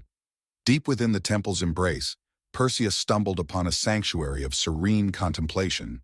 The marble columns towered majestically, their polished surfaces bearing the marks of ages gone by. Yet they retained an aura of reverence, a bridge to the celestial. In the stillness of his solitude, he lingered, the head of Medusa resting beside him, lost in thought about the tragic fate that had ensnared her and the heartless apathy of the gods above. As he sat in quiet contemplation, Perseus sensed a presence nearby, a gentle, otherworldly energy that enveloped him like a whispering breeze. He turned, anticipating the presence of a priestess or a devoted follower, yet what he encountered was none other than the majestic figure of Athena herself. The goddess loomed majestically, her armor shimmering softly in the temple's muted glow. Her eyes filled with the weight of countless tales locked onto his, with a gaze that felt as if it could unravel the deepest mysteries of existence. "You seek answers," Athena said, her voice steady, imbued with the wisdom of ages past. "In your quest for understanding, you delve into the depths of your actions, searching for the threads of meaning woven through the tragedy that has unfolded before you." Perseus nodded, momentarily lost for words. Once upon a time, he was a hero, bravely slaying monsters, embarking on quests, and basking in the glory of his adventures. Yet when confronted with the tale of Medusa, everything else faded into insignificance. His triumphs were now shadowed by the deep sorrow that lingered in his heart. "I did what I was told," Perseus murmured, his voice barely rising above a whisper. "Yet here I find myself pondering, was that truly the right choice? Could it really be called a triumph?" The gravity of this revelation settled profoundly within Perseus's spirit. He had listened to the tales, the murmurs of Medusa's fearsome actions. Whispers surrounded him, tales of a fierce spirit, a being of retribution, who hunted down anyone foolish enough to stand in her way. Yet as he stood before her, a realization dawned upon him.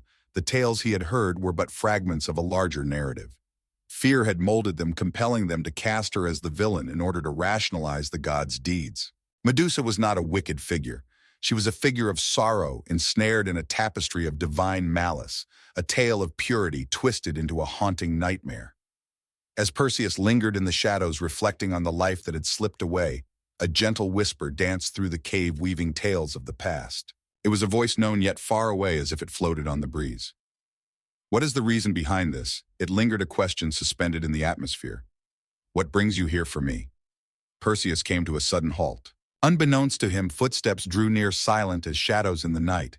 He felt an unwavering conviction that solitude enveloped him. And yet there it was once more, the whisper, gentle and filled with melancholy. He pivoted, his gaze sweeping through the shadowy depths of the cave. The shadows danced and flickered as if they were alive, weaving tales of mystery in the dim light. It felt as if the cave itself had awakened, infused with the essence of Medusa. Or maybe it was just the faint echoes of her spirit that still danced in the atmosphere. The voice echoed from all directions, enveloping him in its presence. It was a sound that resonated with sorrow, a lament echoing from the very core of Medusa's being, neither filled with rage nor seeking retribution. Perseus felt a deep ache in his heart as he listened, coming to understand that this was not the voice of a monster, but of a woman who had suffered injustice. "What brought you here for me?" the voice inquired once more. "Let me paint a clearer picture this time. What treasures did you seek to uncover? Was it the splendor of a champion, the excitement of a clash, or was it something more profound, something that cut deeper?" Perseus remained still, his thoughts a whirlwind, as he grappled with the unfolding events around him. He arrived with the anticipation of facing a foe driven by a mission that promised glory and renown. Yet in the shadow of Medusa's curse, he began to unravel the very fabric of his understanding, pondering the depths of all he had once believed.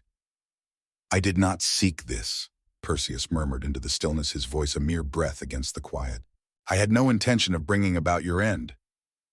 The atmosphere thickened and the murmurs dwindled as if they were bowing to his utterances. For a long moment the cave held its breath, enveloped in silence, and then in the soft, flickering light, Perseus caught sight of something that made him freeze, a delicate shimmer of motion emanating from the direction of Medusa's head. Her hair, those once fearsome writhing snakes, seemed to shift and stir, coming alive once more. Yet now they appeared transformed. Gone was the aura of fear. Instead, they glided softly, almost with a sense of sorrow, as if lamenting the woman they had once been intertwined with. The atmosphere shimmered with an enchanting allure, as though the cave was pausing in anticipation. With a heart full of trepidation, Perseus extended his hand, his fingers quivering as they brushed against the frigid stone of Medusa's visage. It seemed as if the stone was more than just a mere surface. It held within it a profound essence, a whisper of life that once thrived within its depths. In that fleeting moment, Perseus sensed the heavy burden of the curse pressing down on him with an intensity he had never experienced before. This was no ordinary tale of a hero vanquishing a beast. It was the poignant saga of a woman fractured by powers she could not master, a spirit ensnared in a torment of celestial retribution. Perseus lingered in the shadows of the cave, his gaze fixed on Medusa, enveloped in a deep sorrow that seemed to stretch on forever. He had walked the path laid out before him, completing the journey that fate had carved. Yet in doing so, he had sacrificed something dear to his heart. He had ended a life, yet in doing so, he had unveiled the sorrow woven into its very fabric, a sorrow that would forever remain unaltered. As he readied himself to depart the cave, the weight of Medusa's severed head in his grasp, a profound wave of sorrow washed over Perseus, a poignant reminder of the cost of his triumph. The path he embarked upon was filled with promise, yet it unfolded into a tapestry of complexities beyond his wildest imagination.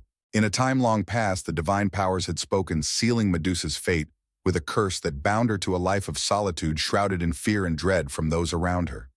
In her final moments, Perseus came to understand that the curse was never hers to bear. It was the handiwork of the gods, a punishment meted out for reasons that eluded his grasp. Upon his arrival, the island lay in a hushed stillness, an unsettling calm enveloping the surroundings. The wind had quieted its fierce cries, and the waves caressed the shore softly, as though the sea was pausing in a moment of serene anticipation. With quiet determination, Perseus approached the cave where Medusa lay in slumber, her serpents entwined around her, their eyes momentarily shut in a fleeting pause of tranquility. With a determined grip, Perseus lifted his shield, its surface shimmering under the pale glow of the moon, revealing the haunting silhouette of Medusa before him. Though her face remained shrouded in mystery, the essence of her being was undeniably felt. The air was thick with the burden of her curse, pressing down like an unrelenting force. With deliberate caution, he inched forward, steering clear of the watchful eyes of the serpentine beings that coiled around her. Medusa awoke her serpents, whispering their ominous warnings. Perseus understood that the instant his gaze met hers, he would be transformed into stone, trapped in time forever. Yet he devised a clever scheme. He would avoid meeting her gaze directly. Instead, he would wield his shield as a compass, catching fleeting glimpses of her reflection as he drew near. With each step, Perseus sensed the weight of anticipation growing around him. Medusa's movements grew increasingly wild, her serpents writhing and twisting in the air, acutely aware of the hero's approach. Yet fear did not grip him. He had journeyed this far and would not waver now. In a single fluid movement, he lifted his sword aloft and brought it down with force. The chilling clang of steel against flesh reverberated within the cave, and Medusa's form slumped, her serpents finally at rest. Perseus, triumphant, gazed down upon the defeated figure of the being who had once known life as a woman. Yet as he looked at her, a feeling began to awaken inside him: pity. He had listened to the tales, the myths of Medusa's wrath, but now that he found himself in her presence, he perceived the reality. She was not a creature of darkness. Rather, she was a soul ensnared by fate, wronged by the deities, for an offense she never perpetrated. Perseus had accomplished his mission, yet in that fleeting moment he came to understand the true price of his triumph. Medusa's narrative would endure not merely as a frightful legend, but as a poignant reminder of divine might, the delicate threads of destiny, and the heartbreaking repercussions of wrongdoing. As Perseus departed from the island, the weight of Medusa's head in his grasp, an unsettling sensation lingered within him. He felt as though he had snatched away something invaluable from existence, a life, a spirit, and a woman who had once radiated with potential. Perseus looked upon the still figure of Medusa, her head adorned with the once writhing serpents, now quiet and unmoving, their hisses faded into silence. He remained motionless, engulfed by an unfamiliar sorrow that overshadowed his triumph. He had steeled himself for a clash, ready to face a fearsome beast, yet what awaited him was a woman, a tormented spirit, ensnared in a shape she had never desired. As Perseus found himself in that pivotal moment, the gravity of the situation enveloped him. The path he had traveled was marked by bravery, yet standing before this defeated soul, his victory seemed empty. He had shattered a life, a once beautiful life, brimming with dreams now marred by the cruel twist of fate that had transformed it beyond all recognition. Medusa had not sought this destiny. She had not sought to become the very being that lingered in the nightmares of humanity. In the stillness of the cave, where the only sound was the soft echo of his own breath, Perseus sensed the weight of his mission pressing down on him, more than he had ever envisioned. What is victory, if it is shadowed by such pain and tragedy? As the moonlight poured into the cave through the rough-hewn entrance, it painted the walls with elongated shadows that swayed and twirled in a silent ballet. Perseus gazed upon the stony visage of Medusa, her expression frozen in time. He had witnessed her transform countless men into stone, yet now, in her serene stillness, her beauty radiated in ways that transcended the curse that had ensnared her.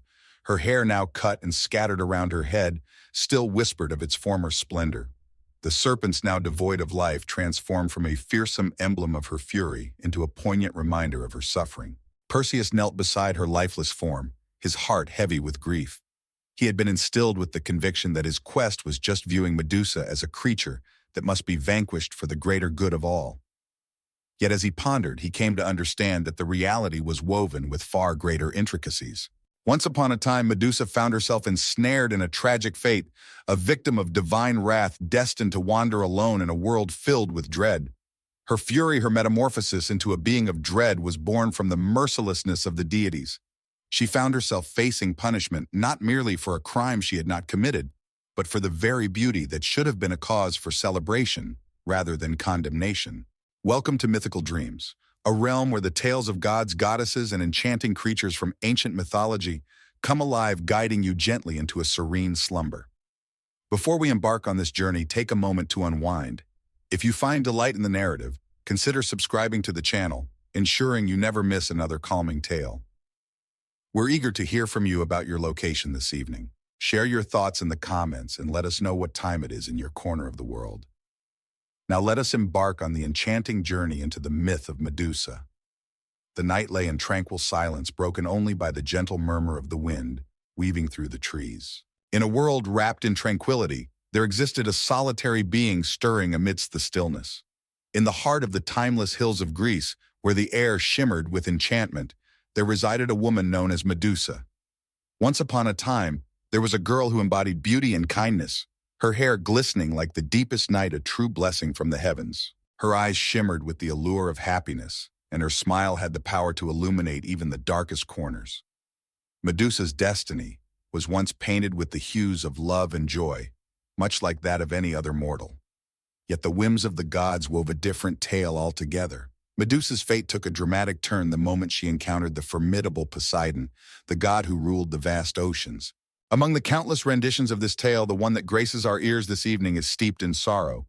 In a time long past, there lived a young and innocent Medusa, cherished by countless souls, even capturing the heart of Poseidon himself. Yet the mighty deity, driven by his insatiable cravings, yearned to possess her. On a fateful day, Medusa wandered into the sacred temple of Athena, the revered goddess of wisdom, where solitude enveloped her like a shroud. The atmosphere within was dense, laden with the rich aroma of incense and the gifts laid before the divine. It was a hallowed ground, a realm that ought to have remained unblemished by the turmoil of the outside world. As she meandered through the grand hall, the marble pillars standing tall around her, her footsteps barely whispered against the chill of the stone floor, drawing her nearer to the looming presence of Poseidon. Fate had woven their paths together, leading to this moment of convergence. In a moment of divine revelation, Poseidon emerged radiant and powerful, his gaze aflame with an intensity that left Medusa bewildered. His gaze, which had once held a reverence for her beauty, now shifted, growing darker and more possessive. He asserted his claim with the fervor of a deity, as is the way of those who walk among the divine. With fear gripping her heart, Medusa sought to escape. Yet she found herself trapped, and ultimately the dreadful event that would alter her existence forever unfolded within the sacred confines of Athena's temple.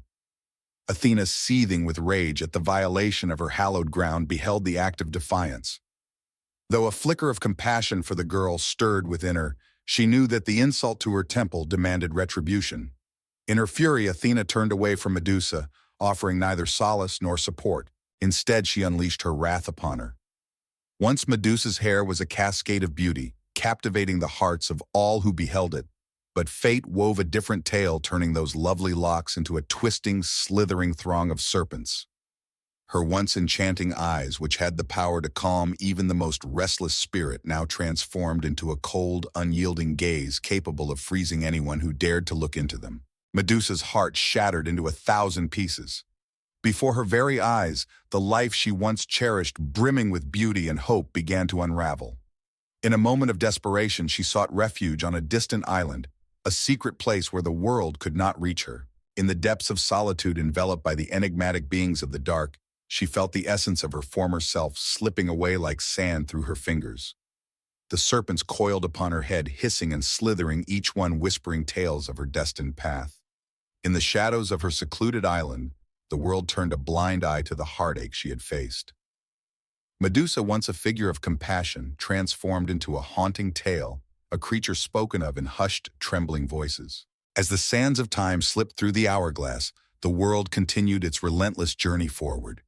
In the realm of the divine, where time flows differently, the gods turned their gaze away from Medusa, yet the weight of her curse lingered on, unyielding and ever-present. Medusa had transcended her humanity. She had become a haunting emblem, a dread that lurked in the shadows, instilling fear in the hearts of those who dared to approach. As the years drifted by, she found herself ensnared in a web of solitude, gazing out at the vast ocean, pondering if there existed a path to lift the curse, to reclaim the life that had slipped through her fingers. Yet within the depths of her heart, the truth lingered undeniable and clear. Once the path was chosen, retreat was not an option.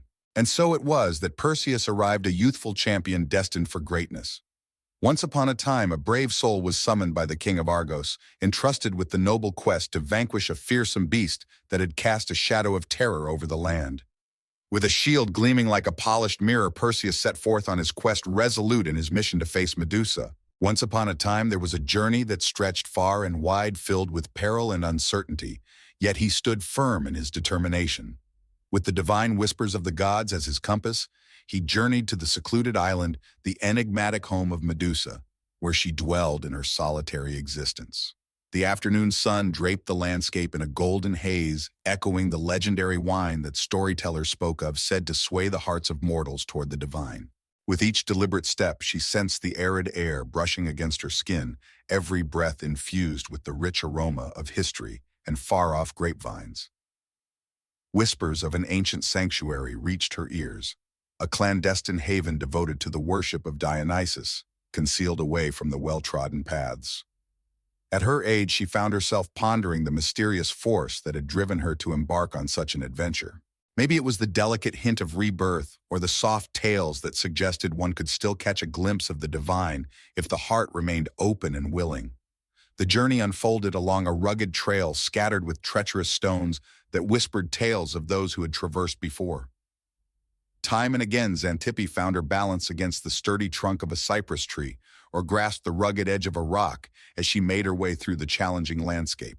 A delicate whisper of melody, perhaps flutes, or merely the enchanting tricks of the wind, wove its way through the trees. Every note danced around her perception of reality. In the whispers of the village, the elders wove tales of Dionysus, a figure both revered and feared. He was the liberator, the one who freed mortals from the chains of convention, yet also the harbinger of chaos, whose wild celebrations could topple the very pillars of society. Her sandals, worn and weary from the journey, whispered against the gravel as she took a moment to pause and catch her breath. The stillness enveloped the surroundings, broken only by the faint, distant whisper of cicadas in the air. In that quiet moment, memories flooded back of the day she first encountered the name Dionysus. Once a young girl sat beside her grandfather on a humble wooden stool, her ears eager to absorb the tales of a time when men swollen with pride in their own wisdom were led to madness by the whims of the divine. "He is a deity of contradictions, my dear," her grandfather had whispered. "In the grand tapestry of existence, we encounter the cycles of life and death, the exhilarating highs and the haunting lows that shape our journey. Dionysus strides upon the edge of every realm. Now, many years later, she found herself standing on another threshold, one that felt solid beneath her weary feet. As she journeyed further into the depths, it became increasingly clear to her that the silence of the natural world enveloping her was not simply a lack of noise. It was the whisper of an unseen force observing intently. The sun hung low in the sky, a vast orange orb gracefully descending into the embrace of the valley below. As she crossed the ridge, the trail unveiled a breathtaking panorama of winding vines. Grape clusters hung low, burdened with ripeness, their deep purple skins shimmering softly as the light began to fade. Never before had she laid eyes on such a magnificent sight, slopes adorned with a lush blanket of grapes, their vines intertwining in a vibrant display as if crafted by an invisible artist's touch. Yet there was something else, a delicate glimmer akin to a fleeting reflection in a rippling pond that danced across her vision. She blinked, and in that moment, for a brief heartbeat, she believed she caught sight of a figure dancing among the vines. Tall and graceful, adorned with ivy, the figure glanced back at her with a mischievous smile. Yet the moment she concentrated, the apparition faded away, the leaves dancing as if stirred by an unseen wind. Could that have been? She whispered, her voice a soft echo in the silence. With a wave of her hand, she brushed aside the notion, attributing it to her weariness. Yet her heart raced with anticipation. A whirlwind of exhilaration enveloped her, reminiscent of a fleeting dream from the past. With determination in her heart, she journeyed onward until she stumbled upon a spacious clearing perfect for establishing a humble camp. Though the night beckoned her with an unexplainable urgency, she found herself hesitant, aware of her inexperience in wandering alone under the stars. A quiet voice of caution whispered in her mind, urging her to tread carefully. With a careful hand, she collected a handful of branches that had tumbled from the nearby olive trees, nurturing a flicker of flame into a warm, crackling fire. The crackling flames twirled and leaped, sending sparks soaring into the night sky to mingle with the twinkling stars. Their gentle light revealed a time-worn stone partially hidden beneath the gnarled roots of ancient trees. There was an intriguing quality to its shape, a carving that seemed to whisper secrets, drawing her gaze in. With a graceful motion, she stood and swept away the dirt and the unruly weeds that clung to her. A vivid image took shape, showcasing a leopard's head, its mouth open in a silent roar surrounded by swirling lines that danced around it. She identified the leopard as one of the revered creatures of Dionysus. Yet hidden beneath the fierce facade, smaller figures were intricately carved in a spiral, women with flowing hair and heads thrown back as if caught in a moment of ecstatic reverence. It dawned on her, sending a chill down her spine, that they were maenads. In the ancient tales, there were women of legend who trailed behind Dionysus, venturing into the depths of forests and scaling the heights of mountains. They were consumed by his divine madness, twirling and leaping in joyous abandon until the first light of dawn graced the sky. She was caught in a web of unease, yet a spark of curiosity flickered within her. In the end, the tales of the maenads frequently concluded with a trail of blood and devastation. In certain tales, they ripped apart creatures, and at times even humans in the peak of their frenzy. Yet there was an essence to this carving that spoke of deep respect in life rather than mere brutality. Every carved visage was lifted high, brimming with joy. Xanthip gently ran her fingertips along the intricate grooves of the stone, feeling the stories etched within its surface. Even with the passage of time, the craftsmanship exuded a vibrant spirit, as if a heartbeat lingered just beneath the exterior. As the shadows grew thicker, she made her way back to the warmth of the flames. The gentle warmth caressed her cheeks, sending the night's chill retreating into the shadows. As she took a sip from her flask, her thoughts began to drift, weaving through the tapestry of her imagination. What had drawn her to this place deep down? She was neither a wanderer nor a sage of the ancient deities. For weeks, a persistent unease had haunted her dreams, stirring a sense of turmoil within her soul.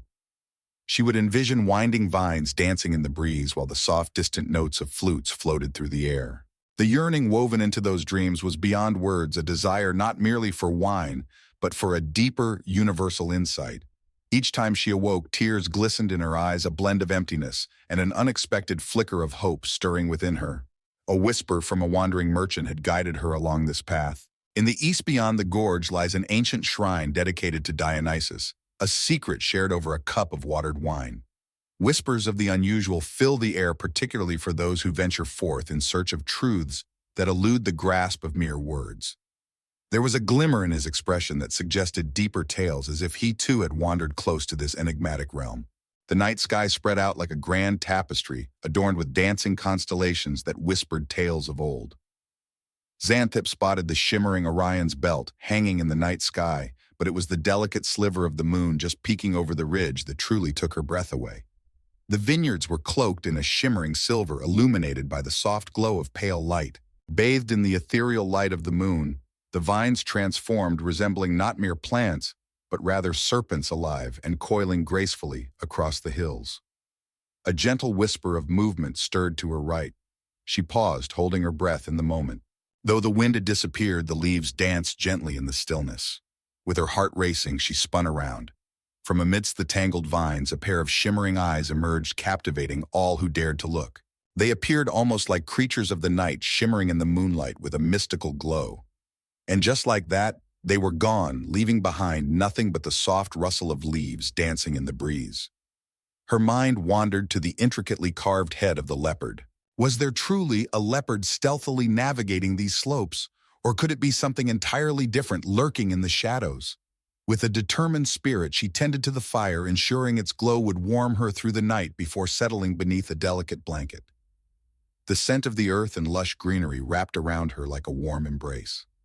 As the weariness intertwined with the remnants of exhilaration, it gently coaxed her into the embrace of sleep. She floated into a hazy realm, her thoughts swirling gracefully between the tangible and the fantastical.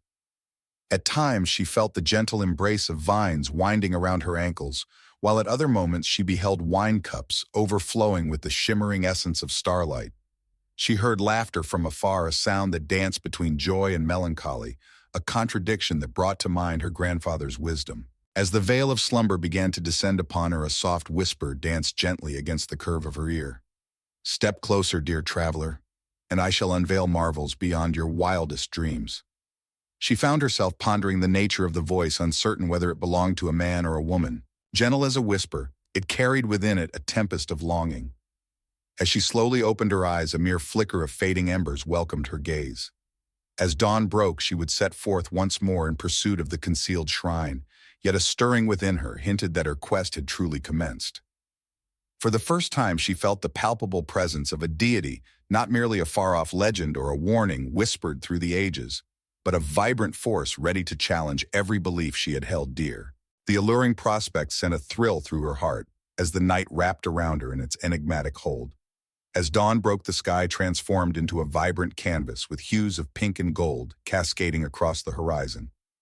Xantippe stirred from her slumber, greeted by the sight of her small fire, its embers now a gentle red glow, the last remnants of warmth slipping away into the cool embrace of dawn.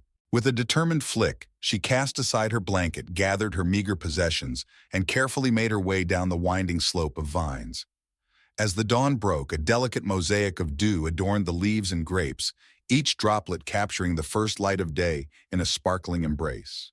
The path wound its way along the slope, uncovering hints of ancient stone remnants cloaked in the embrace of ivy's tendrils. As she wandered, her eyes fell upon a shattered pillar, its top adorned with satyrs dancing in exquisite bas relief. In that moment, she understood that this must be a fragment of the fabled sanctuary's outer boundary, long forgotten by time. Her heart raced with anticipation. Should the remnants be emerging in this place, it stands to reason that the main complex or whatever remains of it must be nearby. As she made her way down, memories of the enchanting tales woven around the birth of Dionysus danced in her mind. In the ancient narratives, it is said that his mother Semele was a mortal woman cherished by Zeus. In a tale woven with threads of jealousy, Hera's envy compelled Semele to seek undeniable proof of her divine lineage. This fateful request led to a tragic end, as Zeus unveiled himself in a magnificent display of thunder and glory, sealing Semele's fate. Yet amidst the flames of that inferno, the unborn Dionysus emerged a beacon of hope and resilience. Zeus, in a twist of fate, tucked him away within his own thigh, nurturing him until he was ready to emerge, thus bringing him into the world not once but twice. Xantippe had always been captivated by that tale, pondering how a deity could be so deeply entwined with the threads of mortality, heartbreak, and the cycle of rebirth. Her mind spun with fleeting echoes of ancient tales, the Orphic lore whispering of Dionysus, who was torn apart by the Titans only to rise again through the grace of Rhea. Once upon a time, there existed a figure known as Zagreus, a mysterious entity embodying both death and renewal. His identity danced like shadows in the twilight, slipping through the fingers of understanding forever elusive to the grasp of mere mortals. It was this very fluidity that beckoned those seeking freedom from the strict confines of earthly existence. She lingered at the time-worn archway, its stones whispering tales of the past. The keystone held a delicate etching of a theater mask, one side grinning with joy, the other side shedding tears. Once upon a time, it may have served as the gateway to a hidden courtyard. Beyond, the remnants of a small temple emerged, where a few columns defiantly reached for the sky, encircled by fallen stones, embraced by a lush tapestry of ivy and wildflowers. The dance between life and ruin unfolded like a tale, revealing the paradoxical essence of the deity in question. As she crossed the threshold of the arch, a jolt of energy surged within her, reminiscent of a gentle shock. With a sudden intake of breath, she paused, as if the world around her held its breath too. It felt like an invisible boundary had been breached. The atmosphere was alive, vibrant with energy, as if each tiny particle hummed with untold potential. "Ah, I see you have stumbled upon it." A voice emerged from the shadows of a crumbling statue. Xanthip began to spin rapidly. From the depths of the shadows, a figure materialized, a man likely in his 50s. His salt and pepper beard framed a face that held kindness, yet bore the marks of many stories lived and lessons learned. He donned a worn tunic cinched at the waist with a simple piece of rope. His posture, though humble, carried an air of quiet nobility that hinted at a deeper story within. With great effort, she found her voice and steadied it. "It seems I was unaware of another's presence in this space. Only a handful arrive, and even fewer choose to remain." He said, his gaze drifting over her worn sandals and tattered cloak. "Do you consider yourself a traveler on a journey, a learned individual?" Xanthip paused, caught in a moment of uncertainty. "I am a bit uncertain. Word reached my ears of a shrine dedicated to Dionysus in this very place, and I felt an undeniable pull to witness it with my own eyes." The man nodded, a knowing look in his eyes, as if he had encountered that very sentiment many times before. With a sweeping motion of his hand, he beckoned her to accompany him as they navigated the crumbling remains of the statue. The figure stood there headless, yet its torso spoke of a youthful spirit elegantly adorned in panther skins. Was it possible that this was a portrayal of Dionysus himself? It was captivating to her that even without its head, the marble figure radiated an odd, alluring energy. In this very place, the ancient worshippers once gathered to perform their sacred rites, the man shared with a knowing glance. Under the shimmering moonlight, they twirled and swayed, sipping wine believed to be crafted from the very tears of Dionysus himself. As the new temples ascended, drawing nearer to the bustling cities, the old place succumbed to decay and neglect. Though the wild spaces have faded from memory, the god endures a silent witness to the passage of time. He guided her towards a portico that was on the verge of giving way. Amidst the weathered paving stones, tall grasses emerged, while morning glories gracefully entwined the battered columns. At the heart of it all, a circular altar remained unscathed, adorned with intricate carvings depicting the joyous grape harvests and lively processions of nymphs and satyrs, their flutes singing sweet melodies. Xantippe felt as though the whispers of ancient instruments danced in the air around her. "Here is the place where offerings were made," the man continued. "Ah, the allure of wine, a nectar that captivates the senses. And then there is honey, that golden sweetness, a gift from nature. Occasionally one might even find delight in the very first sheaf of grain, a humble yet profound offering. Dionysus embodies a multitude of wonders transcending mere wine and celebration. He represents the earth's fertility, the euphoric joining of hearts and the breaking down of the walls that limit our spirits. If you lend an ear to these stones, you might just catch the rhythm of his heartbeat echoing within." Xantippe made her way to the altar, her steps deliberate and filled with purpose. A soft warmth throbbed under her fingertips, even as the morning air retained its crispness. With a gentle grace, she knelt, a curious instinct guiding her, and laid her palms upon the intricately carved surface. In an instant, a whirlwind of vivid images surged through her mind. In the depths of the night, dancers twirl and spin, their movements illuminated by flickering torches that cast shadows among the ancient trees. A mysterious figure adorned with horns weaves a spellbinding tune on a pipe, echoing through the enchanted woods. The feeling washed over me like a tidal wave. With a sharp intake of breath, she recoiled, her eyes wide with surprise. The man offered a gentle smile full of understanding. "It stirs within you. He beckons you closer." "Ah, so that is the reason for your arrival." Her breath came in fits and starts. Indeed, I find myself puzzled. I'm just an ordinary person. In the traditional way, none of us are, he remarked. Yet in his enigmatic manner, Dionysus reaches out to those yearning for his blessings or the wisdom he imparts. He's the one who unravels the edges of what we know. In the quiet moments, we unearth truths that elude us amidst the chaos of daily existence. This place holds more than mere remnants of the past. Behold, a doorway awaits. A flurry of inquiries danced through her thoughts. She inquired, "Do you reside here?"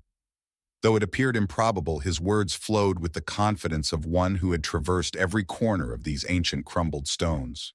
The man took a moment, reflecting. In a way, I'm known as Meletus. I have wandered in and out, yet this ancient sanctuary has been my care for countless years. Once I found myself in your shoes, tormented by the summons of the divine. In the journey of my existence, I delved deep into the intricate maze of my own anxieties and limitations.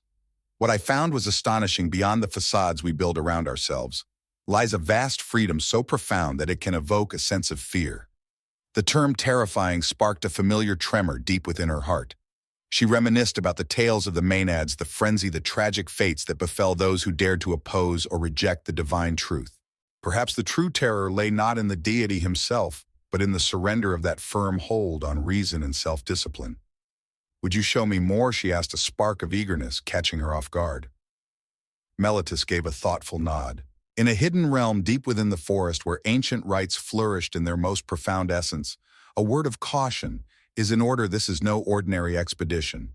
Prepare to behold glimpses that will untangle the essence of your understanding of reality. Xanthippe experienced a thrilling mix of trepidation and intrigue. I understand, she whispered. Though she did not entirely grasp it, a deep intuition whispered that retreating at this moment would cast a shadow over her life forever. They journeyed beyond the remnants of the sanctuary, stepping onto a narrow footpath embraced by towering ancient oaks and yew trees. The canopy above thickened, weaving the sunlight into a tapestry of golden and green hues. As they strolled, vines wove themselves around trunks and branches, creating enchanting natural arches that beckoned them forward. At times, the gentle sound of water trickling reached her ears as though a secret spring danced just out of sight, weaving its way beside their journey. As they journeyed onward, Meletus began to weave tales of Dionysus that were often overlooked, stories not found in the usual collection shared by wandering bards. He recounted the tale of how Dionysus came to the aid of the orchard nymph Ampelos, turning her into a grapevine so that she could endure eternally after a tragic encounter with mortality. He painted a vivid picture of the god's journey to the Far East, where he brought the gift of wine to distant lands, weaving together the hearts of people from diverse cultures through the joy of shared feasts. Once upon a time, there was a tale of daring pirates who sought to seize Dionysus. However, their plans were thwarted when the ship became engulfed in lush vines, and in a twist of fate, they were transformed into dolphins as ivy burst forth around them. In these tales, strange and marvelous, the deity's power to disrupt the natural world shone through, serving both as a means of retribution and a source of unforeseen gifts. As Xanthippe sat in rapt attention, a revelation dawned upon her. She had scarcely scratched the surface of her understanding of Dionysus. He was not just a simple participant in wild festivities. He was a celestial being who twirled at the fringes of existence's enigmas. They say he is a god of madness, she ventured, and a deity of insight, Meletus interjected softly. The chaos is but one layer. He dismantles our defenses indeed. Yet in doing so, he uncovers deep truths obscured by the illusions of our everyday lives. As the journey unfolded, the way revealed a hidden clearing, a tranquil sanctuary, embraced by majestic oak trees that stood sentinel around it. At the heart of it all, there was a time-worn stone dais reminiscent of a grand stage. The air was thick with a fragrant tapestry woven from the earthy aroma of damp soil and the delicate perfume of wildflowers.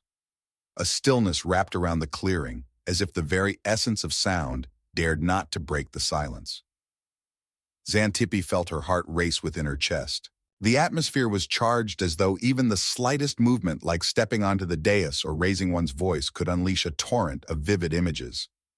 She cast a glance at Meletus, who merely nodded, inviting her to continue if she so desired. With a tremor in her breath, she took a step forward, and the very fabric of the world appeared to shift beneath her. It felt like she had stumbled upon a secret room deep within her own spirit. Soft melodies like whispers of the past floated gently on the wind. With her eyes shut tight, she sought to find her balance, yet the silence buzzed with an electric tension. A thrilling anticipation of change enveloped her, as if she were poised on the edge of a new chapter. In the vibrant tapestry of her thoughts, the essence of Dionysus danced more vividly than it ever had. A power timeless, yet forever vibrant, wild, yet brimming with imaginative potential. As she slowly opened her eyes, she discovered Meletus gazing at her, a knowing smile gracing his lips. In that instant, she realized that her adventure was merely at its inception, and the path ahead would test every boundary she had ever set upon her human understanding. As darkness descended upon the secluded glade, the world transformed into a realm of shadows and whispers. As the sun dipped below the horizon, casting a warm glow over the landscape, Xanthippe settled by a small fire at the edge of the clearing, her heart still echoing with the whispers of the day's quiet exploration led by Meletus. She gazed into the flickering flames, entranced by the mesmerizing dance of light and shadow. The oak trees stood tall, their branches whispering tales of old, while their leaves danced softly, sharing secrets that lingered just out of reach of the human ear. She and Meletus had ventured to a nearby spring where they collected fresh water and roamed the land in search of late summer berries. Even with its simplicity, their meal held a flavor that was truly extraordinary. With every sip of the crystal-clear water, one could sense a vibrant energy, as if it held the very spirit of the earth, untamed, free, and alive with a symphony of existence. In the quiet that enveloped them after their meal, Xanthippe sensed a palpable tension weaving itself into the air around them. She felt in her bones that the next step would hold great significance. Meletus shattered the stillness. In the days of old, it was said that Dionysus held the power to unveil to his devoted followers the intricate threads of the divine tapestry woven through existence. Yet those who sought such visions were warned the path was fraught with peril. Sanity, you see, is but a mere construct woven into the fabric of our existence, a substance that can be transformed and reformed in an instant of clarity. With a fleeting look upwards, her eyes shimmered, mirroring the warm embrace of the flickering flames.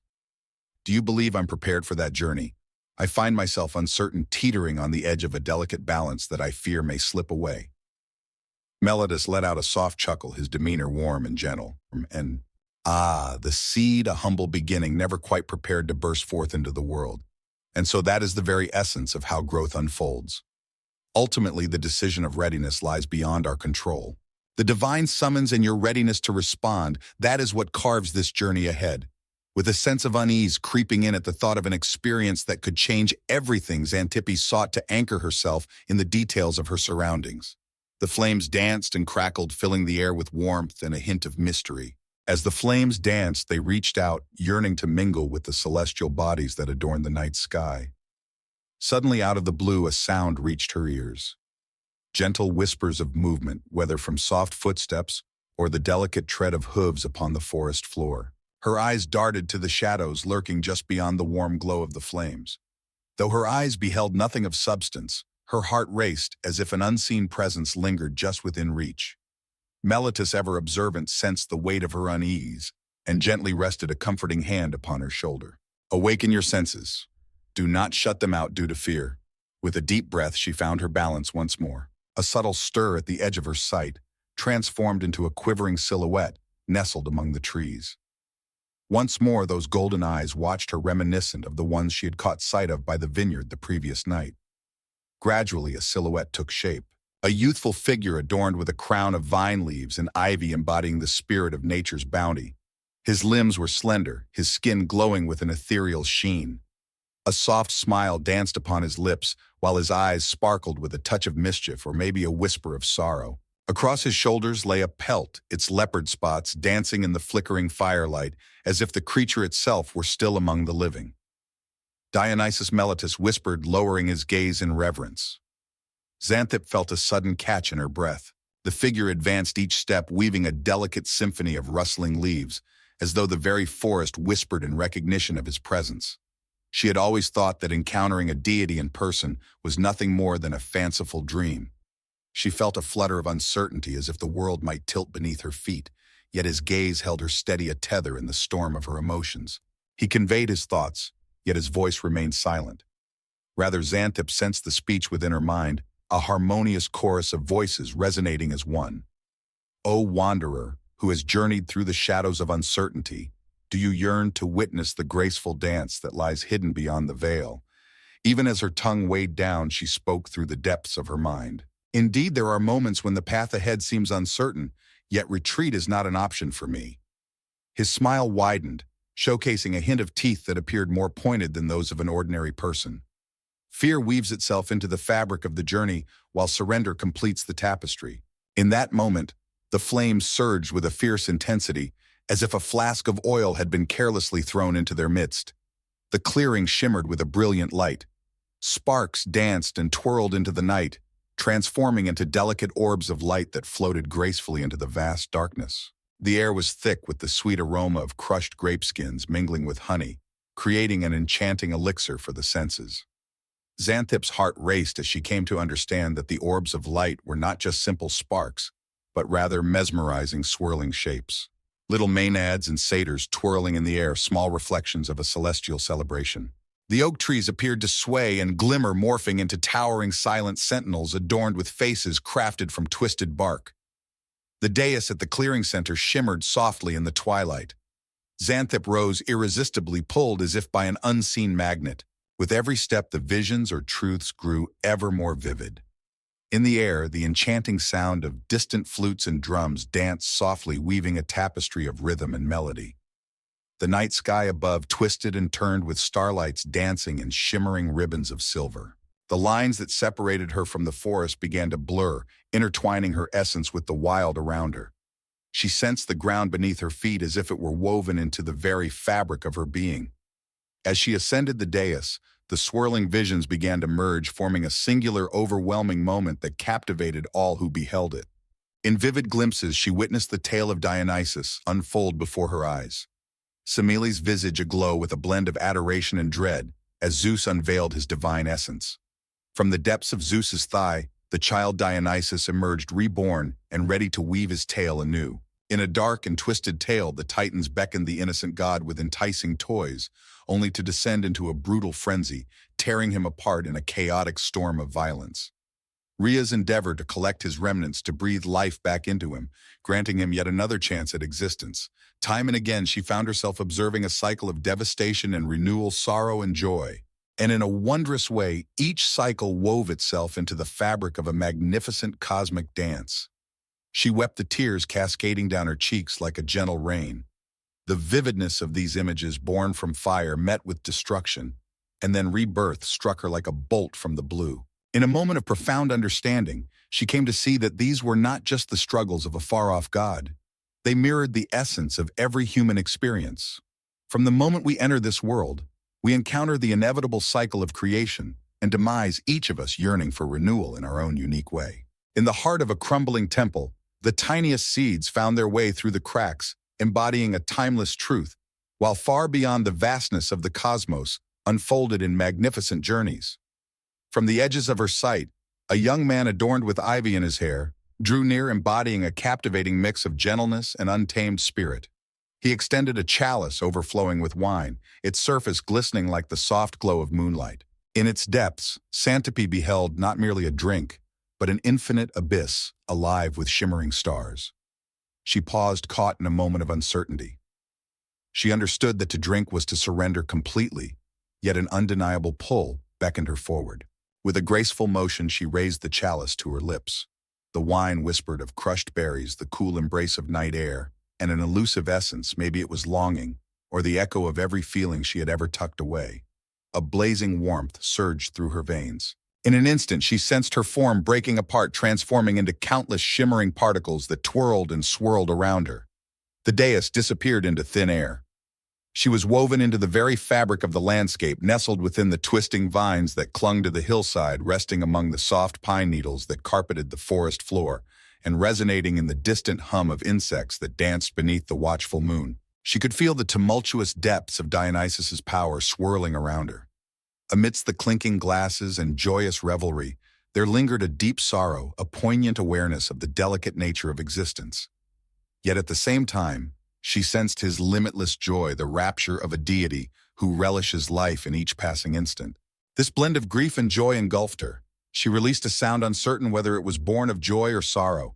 As she slowly opened her eyes, she discovered herself kneeling at the heart of the dais. Once again, the clearing lay in silence, illuminated by the gentle glow of a modest fire. Miletus knelt beside her, worry shadowing his face, a wineskin held tightly in his grasp. The visions or insights had ebbed away like the ocean's waves, leaving her thoughts swirling in confusion. With great effort, she attempted to voice her thoughts, yet all that escaped her lips was a raspy whisper. Could it have been true? With a gentle hand, he assisted her, leading her gracefully away from the dais. As vivid as any dream can be, Dionysus frequently bestows upon us fleeting insights of reality that our minds find hard to grasp. Yet you have savored the essence of his being now. The question lingers in the air, heavy with meaning. How will you carry the weight of what you have witnessed? Her entire body quivered, a reflection of the turmoil within. There were countless contradictions that caught my eye. In a dance of emotions, we find the intertwining of love and terror, the heights of ecstasy, and the depths of horror, the miracle of birth, and the inevitability of death. Everything was intricately woven, a seamless thread in an eternal tapestry. Ah, Miletus whispered, therein lies the very spirit of the divine. He embodies the soft allure of a shared glass of wine and the wild liberation of breaking free from all constraints. In him we discover that the extremes of life are not mere opposites, but rather harmonious complements to one another. He is the one who breaks down barriers.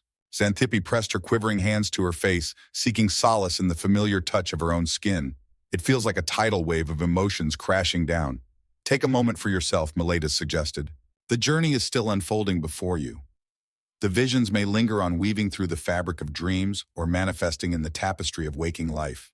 Embrace their presence. Allow them to lead the way. Fatigue draped over her, heavy and suffocating, as if she were wrapped in a cloak of lead. She sank down onto a cozy patch of soft moss beside the flickering fire. Miletus wrapped her in a blanket, sitting in silence, allowing her to fully take in the weight of her experiences. The forest in its quietude appeared to draw back, granting her weary soul a moment of much-needed solace. As she finally drifted into slumber, her thoughts danced with ephemeral visions of curling vines, spiraling galaxies, and the fierce, unyielding gaze of a deity embodying the boundless truths of existence. Amidst the swirling chaos, a gentle wave of release washed over her, as if the tightly wound knots of anxiety and fear she had borne for years began to unravel in the light of newfound understanding. In her dreams, she wandered through a vineyard at the break of dawn, plucking grapes that shimmered with the essence of starlight. In the depths of her dream, the voice of Dionysus floated through the air, weaving a gentle, haunting melody that danced among the rows, enveloping the world in its enchanting embrace. It sang softly, a gentle embrace, yet carried an undercurrent of caution.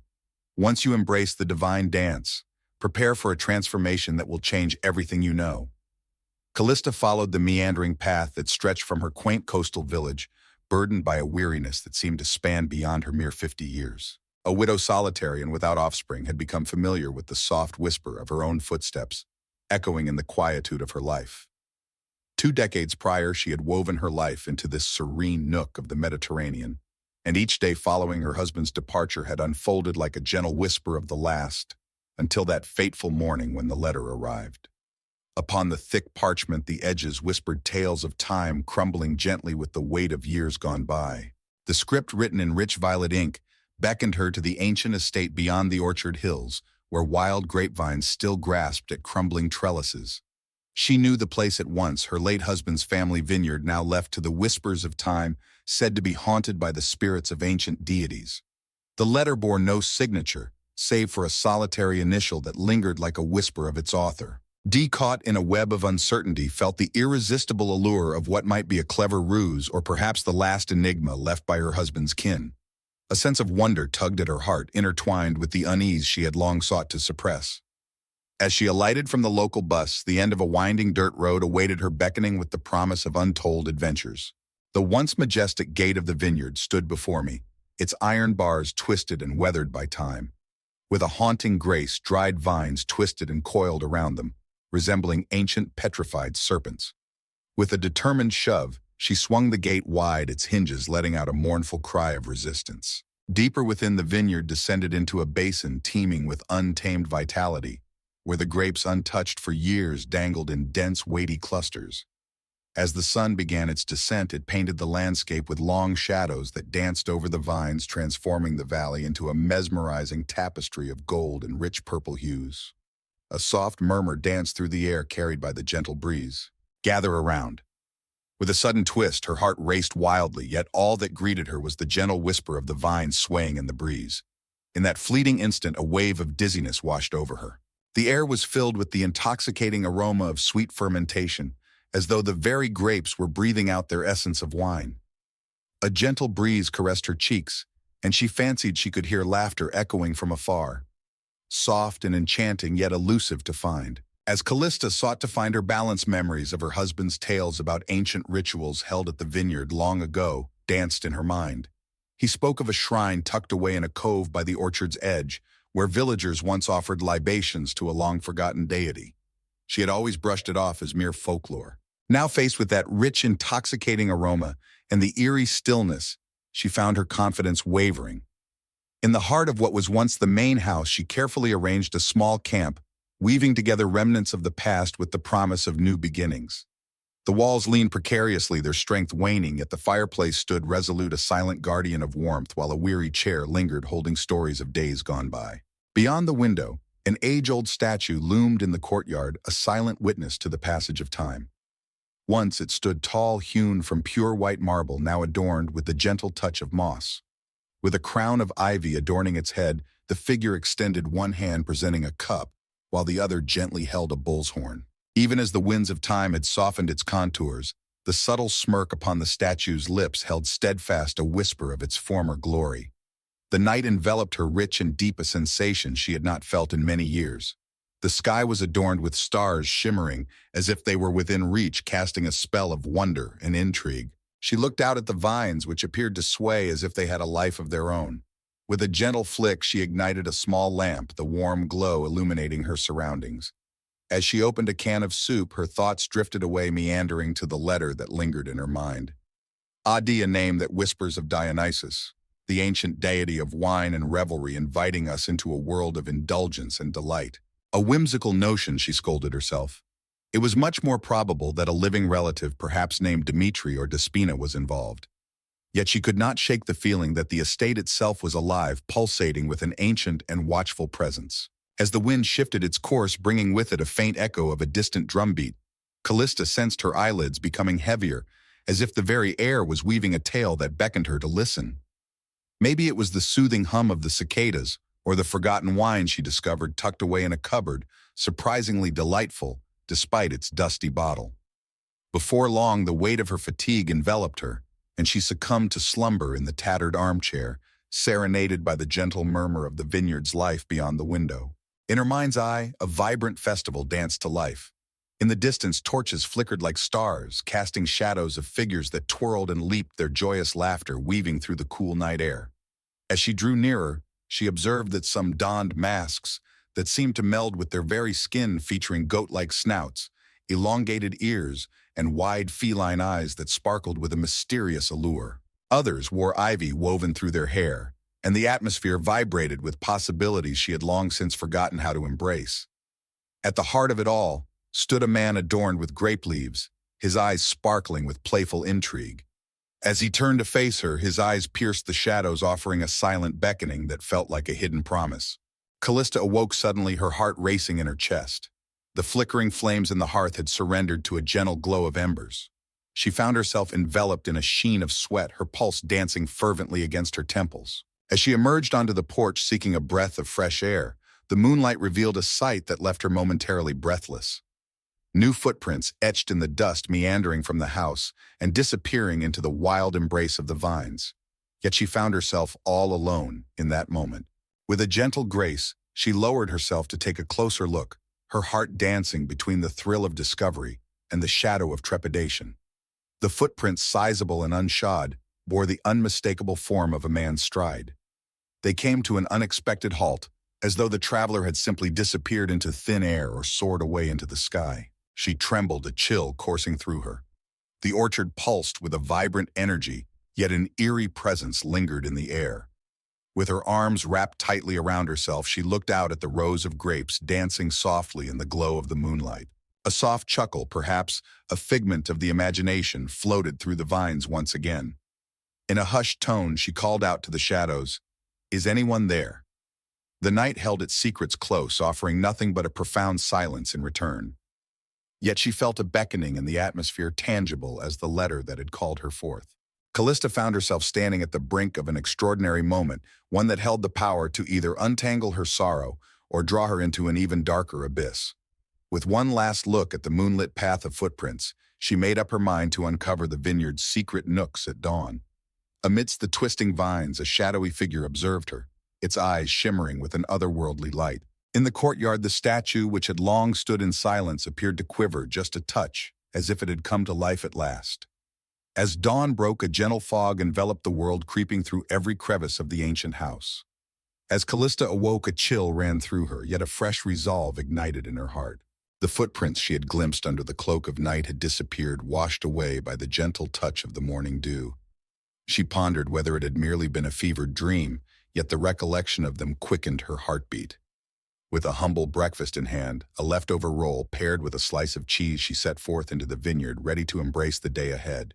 The vines, once shrouded in the shadows of night, now danced gracefully in the soft embrace of daylight, their leaves glistening with the delicate touch of morning dew. Every cluster of grapes seemed to shimmer with richness, teetering on the edge of delight. She pondered the tales of how the soil here was said to be sacred, once graced by a wandering deity. It was often whispered among the townsfolk that the wine from these vines possessed a unique magic, capable of stirring the human heart in ways that mere spirits could never achieve. As she meandered through the rows, her eyes caught sight of a hidden path, tangled and wild, beckoning her toward a gathering of ancient olive trees. Within the embrace of the hillside lay a stone structure half concealed and reminiscent of a cave, its entrance adorned with vines that cascaded like a beaded curtain. As she drew near, her breath became a whisper. This must be the sacred place whispered of in legends and enchanting bedtime stories. With a graceful maneuver around the sagging vines, she entered the refreshing embrace of the cool shadows. The scent of moist soil mingled with the lingering traces of ancient incense. Sunlight filtered through the jagged fissures of the rocky ceiling, casting a warm glow on the dust motes that floated gently in the air. Upon the walls, intricate carvings depicted figures adorned with ivy, gracefully dancing in a procession behind a deity with majestic bullhorns. Upon the archway, the delicate silhouette of Greek letters whispered tales of ancient times. She traced her finger along the intricate grooves of the carvings, each line telling a tale of its own. They glistened with a sheen of moisture, yet radiated warmth, as though they held the essence of a concealed fire within. At the heart of the shrine, a circular altar rose majestically. Upon it rested a stone bowl, cradling within its embrace a single bunch of grapes, their freshness defying all odds. Beside it rested a petite amphora, its opening sealed tight with a layer of wax. Callista's heart danced with excitement. Who might have set these offerings in this place? Once upon a time, the orchard lay forgotten, its beauty lost to the passage of years. Her thoughts raced back to the footprints. Is it possible that someone is quietly caring for this place, hidden from view? As she bent closer to the altar, her eyes caught a glimpse of something carved into the stone. Raise your glass and embrace the spirit of liberation. The words danced around her imagination, beckoning her to explore their depths. With hands that quivered like leaves in the wind, she carefully removed the wax seal from the amphora. A delightful musky fragrance drifted through the air, a wine rich and deep like the shadows of the night. Though her heart raced with anxiety, an irresistible desire to savor it surged within her. This drink was unlike any other. An energy surged from it as if centuries of devotion had been captured and concentrated within that one vessel. With a delicate motion, she tilted the amphora, allowing a trickle to flow into her waiting palm. The liquid shimmered in the dim glow, and as she took a sip, a symphony of sensations erupted within her. The essence of honey, a hint of spice, and an ancient taste beyond the ages danced upon her tongue. Each sip seemed to weave together threads of laughter, a touch of sorrow, and echoes of countless harvests, long past. As her sight faded and her legs trembled, a sense of uncertainty washed over her. With determination, she steadied herself against the altar, fighting the urge to succumb to the weight of the moment. A wave of pressure surged behind her eyes, only to fade away, leaving her gasping for breath. At that very instant, a delicate whisper danced through the air, reverberating off the ancient shrine walls. "Callista, approach me." The voice transcended gender, echoing within her ribcage as if it were a part of her very being. In a flurry of fear, she stumbled back from the altar, her heart racing as she narrowly avoided toppling the amphora. She emerged from the shrine, inhaling the crisp, rejuvenating air. The sunlight poured down a brilliant cascade of gold, turning the vine leaves into tiny dancing flames. A wave of exhilaration surged within her, intertwined with a sense of foreboding. It dawned on her that her body trembled with an unspoken tension. As she made her way back to the house, her mind raced, struggling to weave together the fragments of her thoughts. In her quest for understanding, clarity was essential. She was on a quest for answers. It is possible that the estate's records, if they have survived the passage of time, could reveal the identity of the individual who tended to the shrine. In a dimly lit side room, she rummaged through the sagging shelves, her fingers brushing against dust and memories, until at last she unearthed a battered ledger, its pages whispering secrets of the past. The pages had taken on a golden hue, some words lost to time, yet towards the end, she stumbled upon whispers of a grand festival celebrated long ago. Whispers spoke of a revel beneath the hidden moon, a sacred ceremony that graced the world once every generation. The festival was believed to pay tribute to Dionysus in the sacred shrine she had just explored. Callista continued to read, her gaze sharpening at the reference to a central character known only as the twice-born man. Once upon a time, there was a gathering where participants would sip a mysterious wine, whispered to have the power to lift the curtain between the realms of mortals and immortals. With each taste, the celebrants were promised a fleeting vision of their innermost desires and the secrets that lay buried within their souls. As she flipped through the pages, a sudden gust of wind rushed in through the open window, sending loose sheets fluttering across the floor. A weathered page drifted down to her feet, revealing a solitary charcoal sketch. A man adorned with a wreath of ivy, his smile radiating a blend of warmth and untamed spirit. Those features danced in her memory, vivid and familiar, as if pulled from the depths of a dream she had once wandered through. Out of nowhere, a sound stirred behind her, a gentle scraping of footsteps that sent a jolt through her. She spun around, her eyes catching sight of a tall figure lounging in the doorway, cloaked in half-light. Clad in a shadowy cloak, his visage was shrouded, hidden beneath a tangle of wild curls. A soft glimmer danced before his eyes, unveiling an amber hue that evoked the image of a hunter lurking in the twilight. "Pray tell, who might you be?" she insisted, her voice trembling with emotion. With a gentle stride, he advanced, lifting his hands in a gesture of peace, as though to convey his intentions were pure and without malice. "I arrive with a summons," he proclaimed. His voice flowed like a gentle river, rich with a captivating tune that sent shivers through her heart. Each word seemed to shimmer with the allure of untold possibilities. Her eyes drifted to the ledger that lay open on the table, resting on the page featuring the man adorned with ivy. The figure before her appeared as a vivid reflection of that timeless vision, now animated before her eyes. A shiver of apprehension and intrigue danced along her spine. "Have you ever found yourself? Did you happen to be the one who sent me that letter?" He nodded slowly, a smile dancing at the edges of his lips. "Indeed, Callista, it seems there is a treasure waiting for you to uncover, a piece of your past that slipped away long ago." She yearned to delve deeper into his mind, yet her thoughts danced in a chaotic swirl. Her thoughts drifted back to the shrine where the rich taste of the wine lingered on her tongue, and a profound sense of something stirring both beneath the earth and within her very soul. His gaze felt as if it could see straight into her soul. "Come," he whispered, his hand reaching out invitingly. "Gather around, for the time has come to unveil the secrets of this place."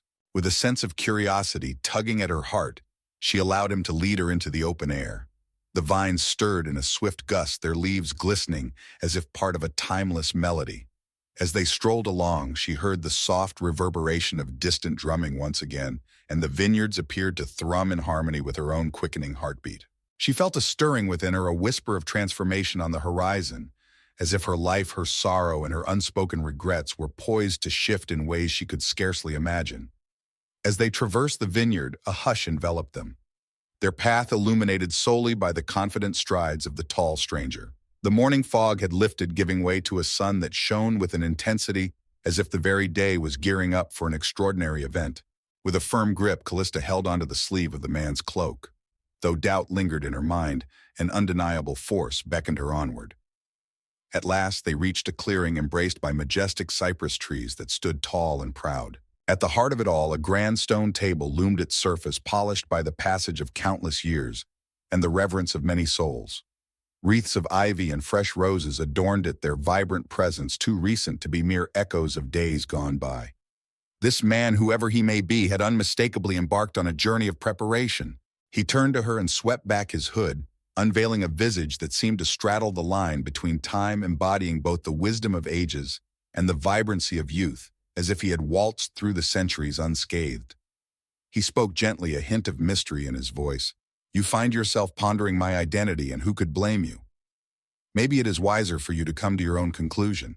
With a keen gaze, she examined him, her mind drifting back to the ledger's intriguing reference to the twice-born man. Ah, let me weave for you the tale of Dionysus, the divine figure of wine and revelry. It is said that he graced the world not once but twice, first emerging from the womb of his mortal mother, and then in a twist of fate from the very thigh of Zeus himself. Once upon a time there was a tale that Callista had encountered in her past, a tale she had always regarded as mere legend. In that moment, the thought that he might truly embody that divine essence danced through her mind, a notion that was as thrilling as it was daunting. What is it that you seek from me? She asked, steadying the quiver in her voice. He plucked a grape from the basket resting on the table, rolling it gently between his fingers, a reminder that life encompasses more than just sorrow and monotony. He aimed to reveal the magic woven into every harvest and each step we tread upon this earth, and to suggest that the divine is not as distant as mortals often choose to believe. As she prepared to voice her curiosity, he averted his gaze and started to meticulously organize the objects on the stone table. Chalices, bowls brimming with fragrant herbs, slender candles tinted in a rich crimson hue. With each flicker of the flame, the wind seemed to still as if the very vineyard held its breath in reverent silence. Tonight he proclaimed, the veil, separating realms, shall grow delicate. Ah, the festival you've heard whispers of, the enchanting revel of the hidden moon, shall make its grand return. I have preserved the wisdom through the ages. Now you will assist me in bringing it to fruition. A whisper of fear danced within her, mingling with a surge of curiosity. For countless years she had wandered through life in a haze of numbness. Could it be that something beyond her wildest dreams was on the verge of shattering that numbness? With silent grace, she assisted him in draping garlands around the stone table.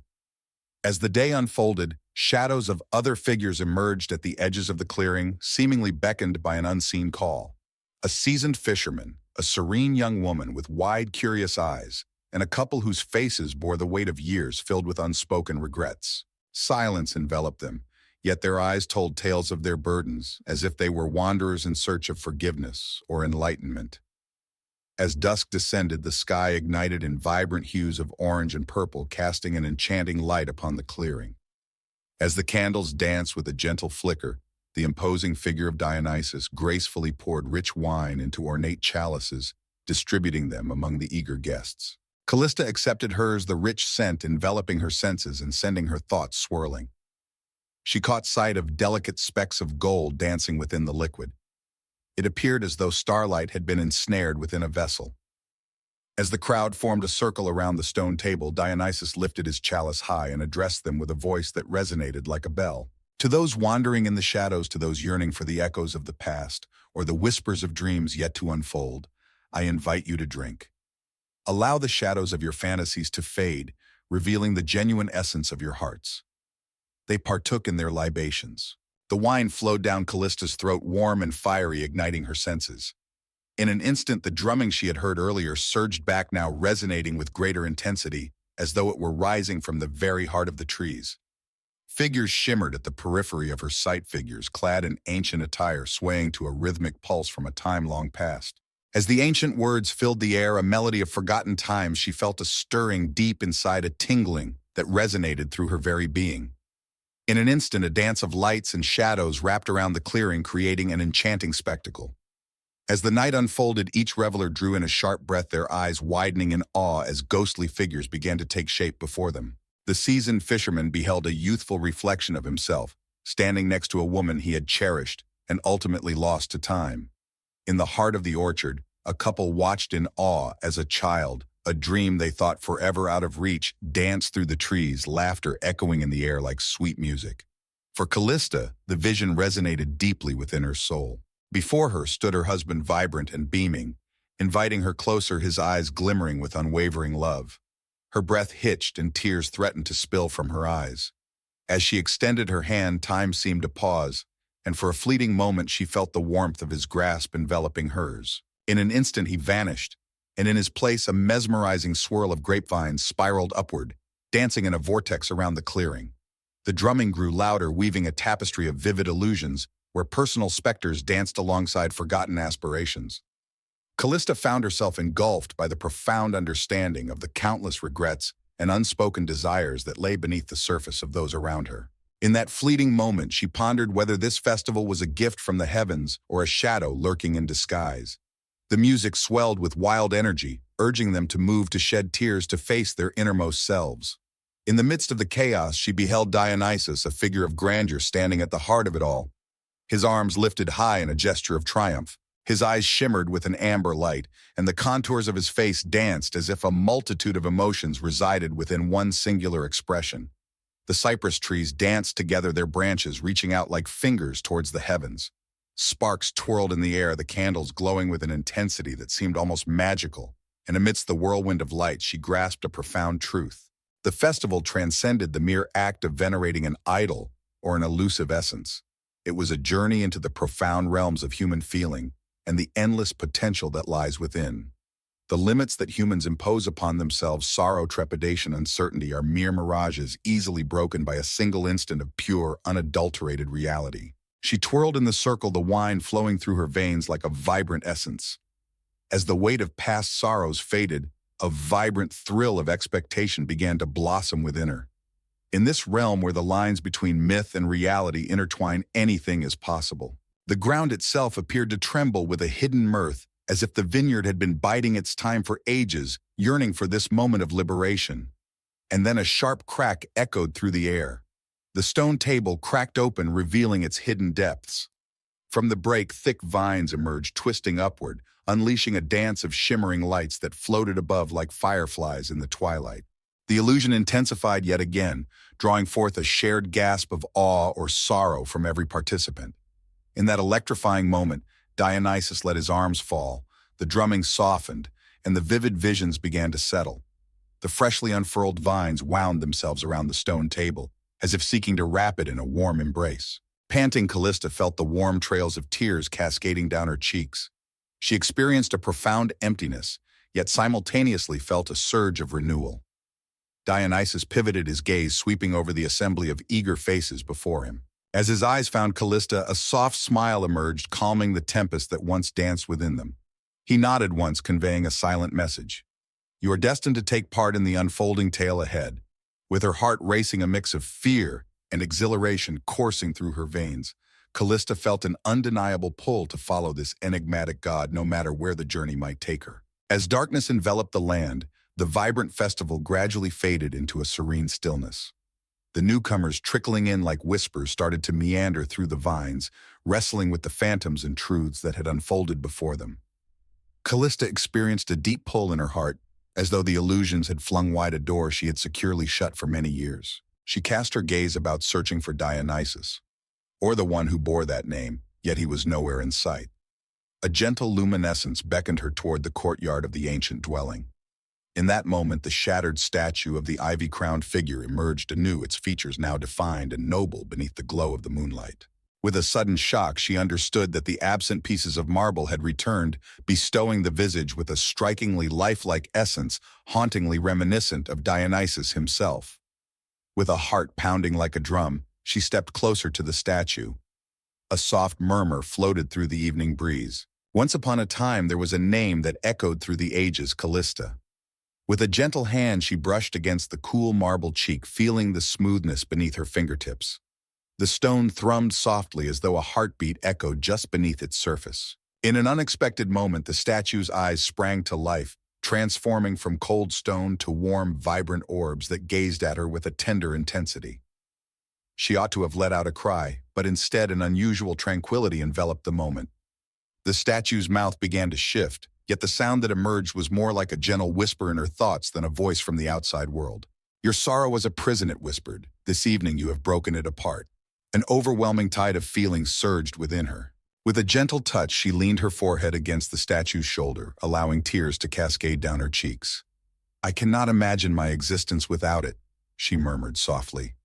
The marble lips of the statue appeared to curl into a gentle smile, as if holding a secret from ages past, then unveil it once more as if for the first time, Life unfolds like a tapestry thread by thread, revealing its intricate patterns as we journey through time.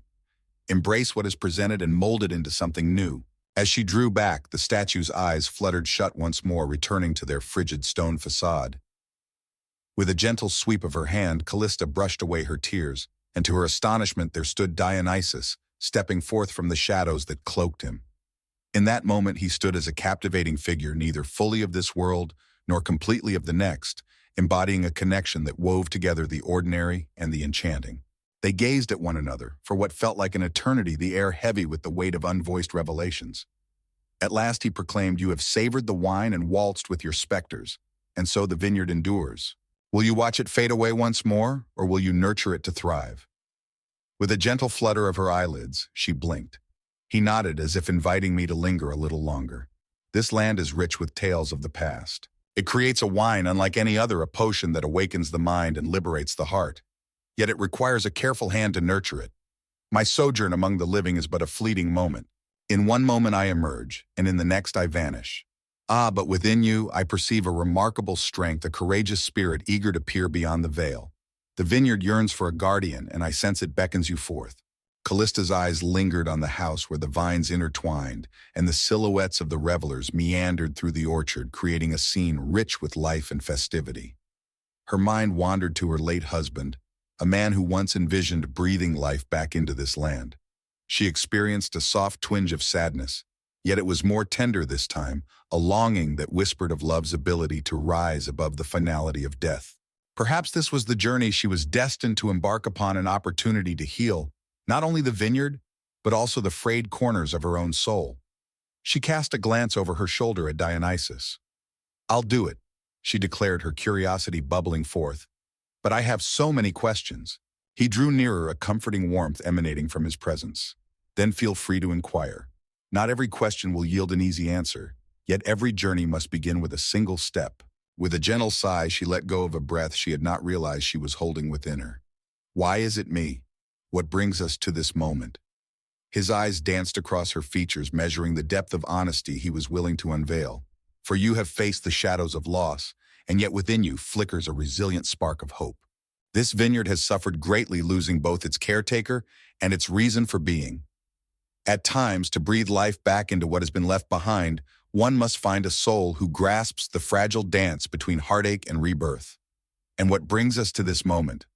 In the realm of mortals, time flows swiftly, and the ancient traditions fade into the shadows of memory. The memory of joy and sacred abandon shall not fade away so easily, for it holds a tale worth telling." Callista nodded, feeling the gravity of his words sink deep within her heart. She stood at the edge of an immense and mysterious expanse, sensing the weight of the unknown before her. "What steps should I take?" A gentle chuckle slipped from his lips. "This will unfold without any strict ceremony. Care for the vines. Pour the wine with care, and only for those who are prepared to witness the truth. Embrace the spirit of the festival in your unique fashion. There's a profound strength in honoring the essence of life and facing adversity, and yet finding the rhythm to dance." In the distance, the soft murmur of gentle chanting floated through the air, a harmonious echo as the other participants wrapped up their silent journeys. Some retraced their steps down the road, silence enveloping them like a shroud.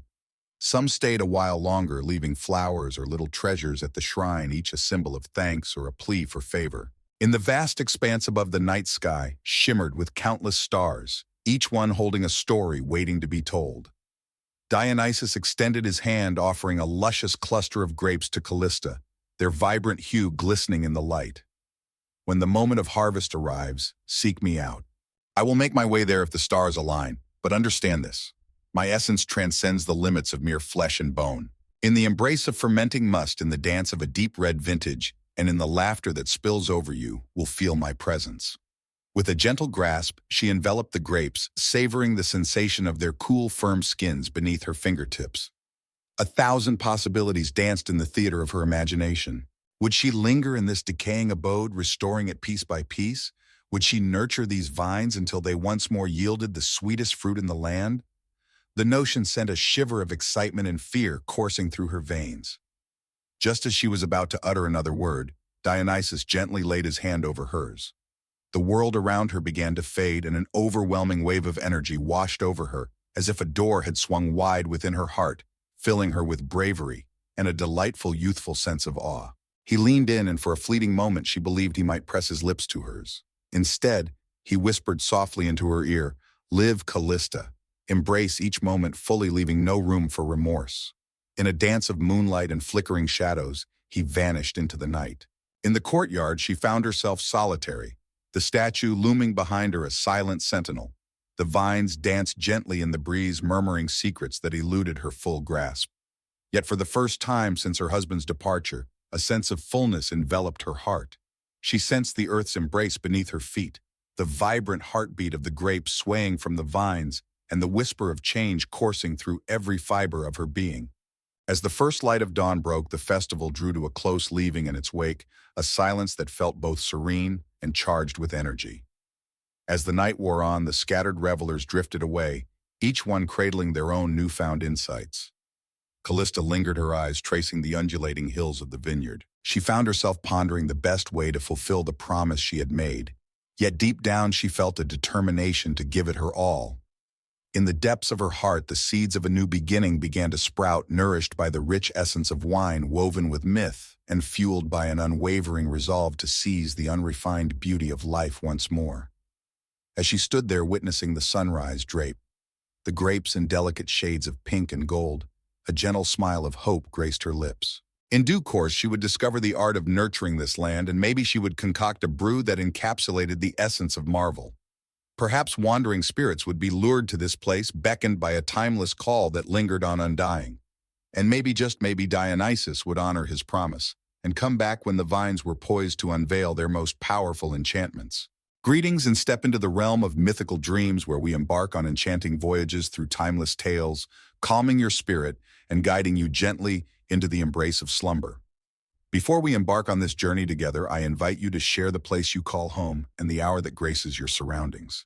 It is always captivating to witness the vast distances that tales can travel.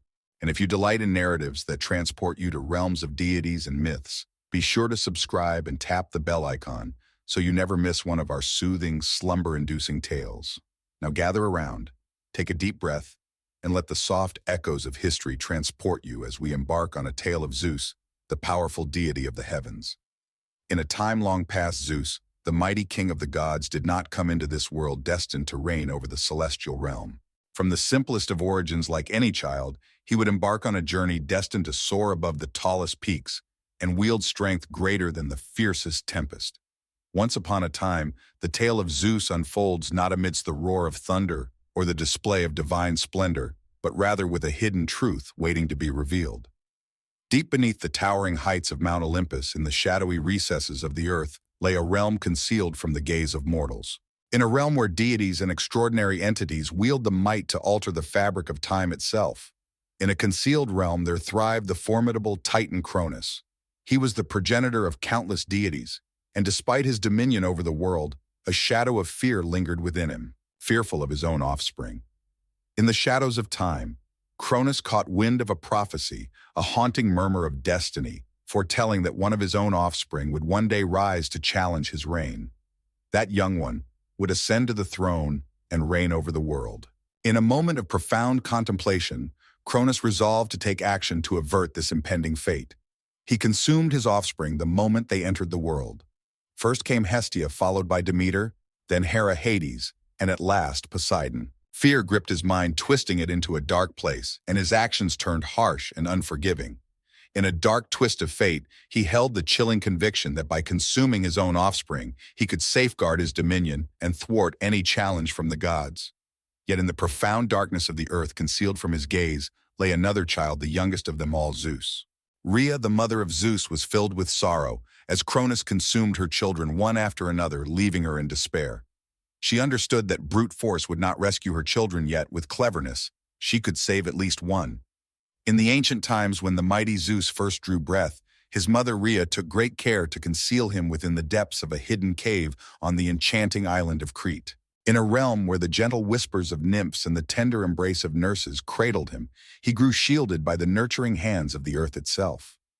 In the shadows of time, Cronus, blissfully ignorant of the child's enduring spirit, pressed on with his dominion.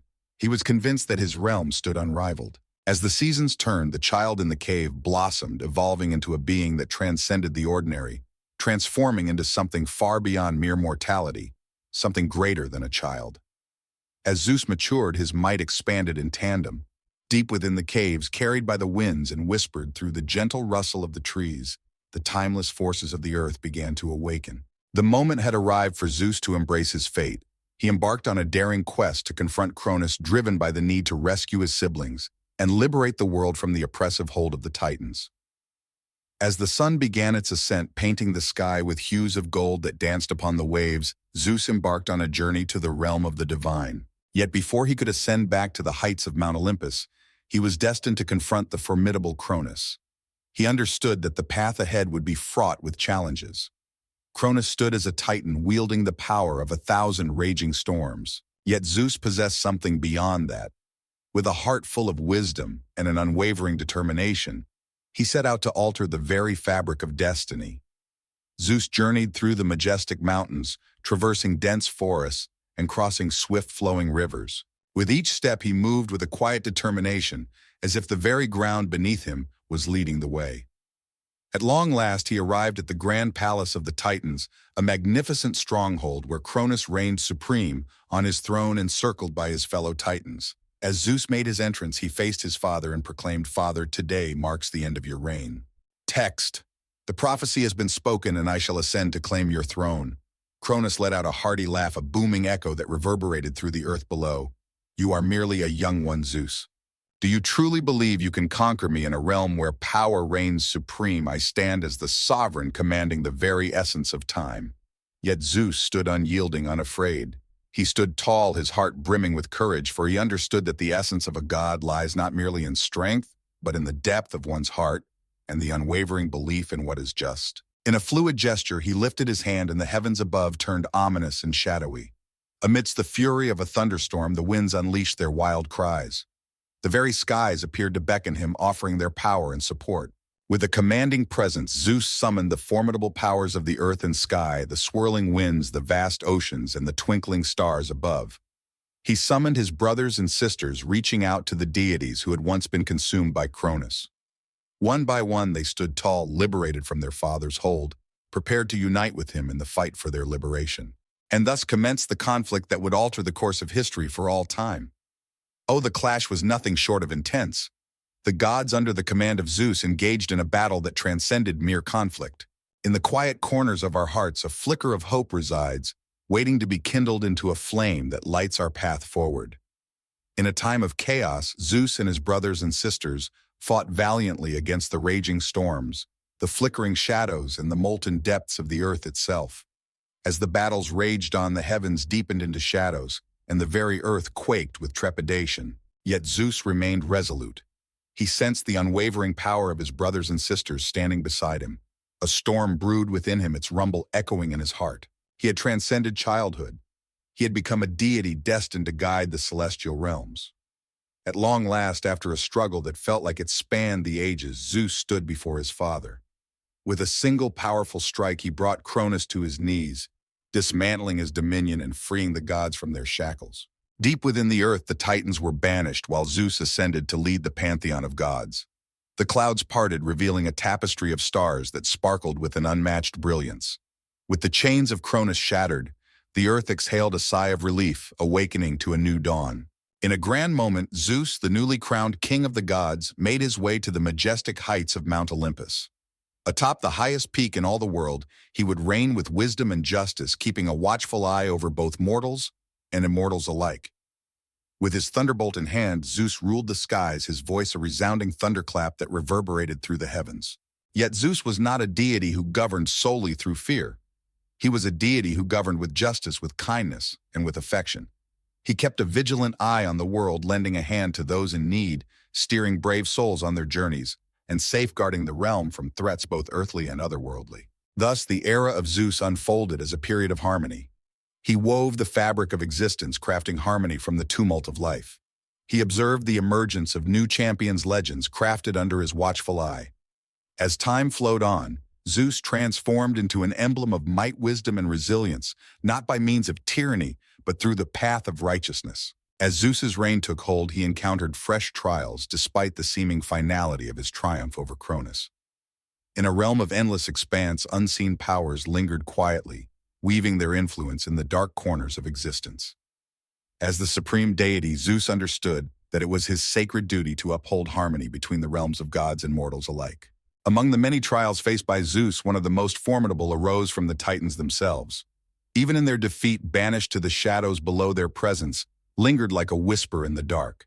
In the annals of time, there exists a Titan named Atlas, a figure of immense power and defiance who carried the weight of his past defeat deep within his memory. In the shadows, Atlas, the Titan who once carried the sky upon his shoulders, devised a cunning plan. He summoned his allies from the dark realms below, preparing to rise against Zeus and his reign once again. Yet Zeus was ready for what was to come.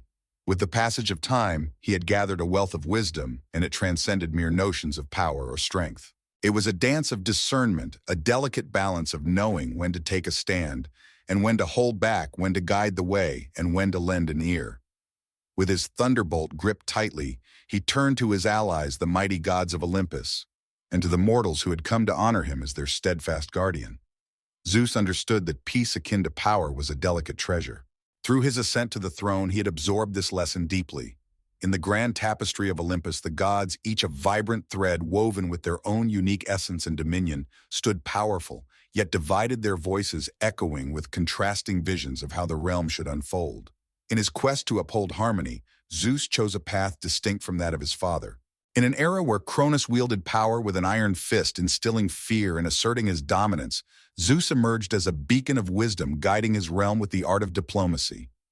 He extended his hand to the other deities, yearning for their wisdom, while also sharing his own insights. Poseidon, the mighty deity of the seas, chose to lend his support, infusing the alliance with the formidable power of the oceans. In the shadows of the underworld, Hades, the enigmatic god, held sway over the realm of the departed. Yet even in his obscurity, Zeus understood that the delicate equilibrium of existence hinged upon the watchful eye of his brother. Even the sagacious Athena, the embodiment of wisdom, imparted her counsel, guaranteeing that Zeus could govern not just with strength but with insight. Yet there were times when leadership demanded more than just wisdom. In a moment of turmoil, Zeus found himself compelled to intervene, for chaos loomed large, threatening to dismantle the very order he had tirelessly crafted. In the grand tapestry of myth, Atlas's rebellion surged with fervor, yet it found itself outmatched by the unwavering unity of the gods, all rallying under the mighty leadership of Zeus. As the tempest raged above, Zeus called upon his comrades to gather on the field of battle once again. As the heavens cloaked themselves in shadows, a shiver ran through the ground, echoing the unease in the air. Amidst the tempest's fury, Zeus stood unperturbed. He understood that true triumph lay not in the chaos of the fight, but in the unwavering determination of the divine. United, they faced Atlas and the Titans, who dared to defy the authority of Olympus. In the grand tapestry of time, the clash of the gods and the Titans unfolds a tale destined to resonate through the ages. With a mighty thunderbolt in hand, Zeus unleashed his power, each strike resonating through the very essence of the skies. Yet his actions were not driven by a desire for revenge. He took action to safeguard the world, ensuring the harmony that his rule had vowed to uphold. In the end, Atlas faced defeat once more. Yet this time his punishment took on a new form distinct from those he had endured before. In a moment of profound wisdom, Zeus decided against confining Atlas to the dark depths of the earth, as Cronus had once done. Instead, he entrusted him with a new and formidable task. Atlas was destined to stand at the precipice of existence, bearing the weight of the heavens as he had done in times long past. This punishment was not merely one of suffering, it was an eternal duty, a poignant reminder to all that true strength is intertwined with responsibility. With the Titans vanquished and their menace now a distant memory, the reign of Zeus flourished in all its glory. Yet he kept his watchful eye. He understood that the world was in constant flux, and that even amidst tranquility, fresh challenges would emerge. Storms would always loom on the horizon, yet with each year that passed, Zeus felt a growing conviction in his strength and wisdom to confront whatever challenges lay ahead. His reign faced its share of trials, yet it was defined by a quest for harmony. His bond with the other deities flourished, and his insight into the realm of mortals grew ever richer. He frequently stepped into the lives of mortals, offering guidance, administering punishment, or bestowing blessings as the world's needs called for. The legend of Zeus transcended the divine, weaving its way into the very fabric of mortal hearts and minds, echoing through the ages in stories shared and cherished. To the mortals who dwelled beneath Olympus, Zeus stood not merely as the sovereign of the gods, but as the guardian of the earth, the skies, and all that thrived within the vast expanse between. And despite all his might, it was his wisdom that lingered in the hearts and minds of the people. Ultimately, it was the profound wisdom of Zeus that maintained the delicate balance of the world, safeguarding peace and prosperity for all who dwelled under his vigilant gaze. As the ages passed, the deities of Olympus, with Zeus at the helm, transformed into legendary figures, their tales woven and rewoven through the fabric of time, shared and cherished by countless generations. They crafted the world in ways that echoed through the ages, leaving an indelible mark on the lives of heroes, kings, and everyday folk alike. The legends of Zeus, a figure of unparalleled strength, wisdom, and justice, have been intricately woven into the tapestry of time, echoing through the ages. As time flowed onward, the reign of Zeus stood resolute, yet his watchful eye remained ever sharp. He kept a vigilant eye on the deities, the humans, and the worlds they called home, ever prepared to intervene when the moment called for it. The equilibrium he had battled tirelessly to establish required unwavering attention, and he was a deity who grasped the significance of duty. Zeus understood that even the tiniest shift in the world could send waves through the skies and the land. Even the mightiest of gods had their vulnerabilities. Every deity possessed unique strengths, yet it was their harmonious alliance under Zeus's guidance that ensured the world's stability. From the annals of time, the gods had gleaned valuable lessons, and with a blend of sagacity and command, Zeus led them forward. They were more than mere rulers of their realms. They were the steadfast guardians, the protectors of the very forces that set the world in motion. And so it was even with all his might that Zeus faced the trials that accompanied the weight of his throne. Even the divine faced their share of uncertainty, grappling with challenges and experiencing fleeting moments of vulnerability. Yet Zeus stood unwavering. He had witnessed the depths of despair, the tumult, the shadows, and yet he had emerged triumphant. Among the many tales of Zeus, one stands out vividly: the time his own son Ares, the god of war, became restless and sought to challenge the very fabric of their divine realm. Ares, fueled by the flames of war, set out to find strife in the most peaceful of places. He was a tempest of fury, always ready to unleash turmoil upon the realm of mortals, and his reckless deeds jeopardized the fragile harmony that Zeus had tirelessly strived to uphold. Zeus, with a keen insight into the essence of his son, recognized that Ares was in need of direction. Yet he also grasped that the god of war was a powerful entity driven by passions that could not be easily subdued. In a grand moment, Zeus summoned Ares to the majestic heights of Mount Olympus, the sacred place where the gods frequently convened to deliberate. The thunder in the skies rolled softly, whispering tales of Zeus's ever-watchful presence. Ares, Zeus intoned his voice, resonating with both authority and serenity. You carry within you the might of the cosmos, yet that might is not a treasure to be squandered recklessly. The realm you wish to conquer through conflict is one we must cherish and safeguard, not obliterate. Ares, with a commanding presence, before his father, sensed the gravity of his words.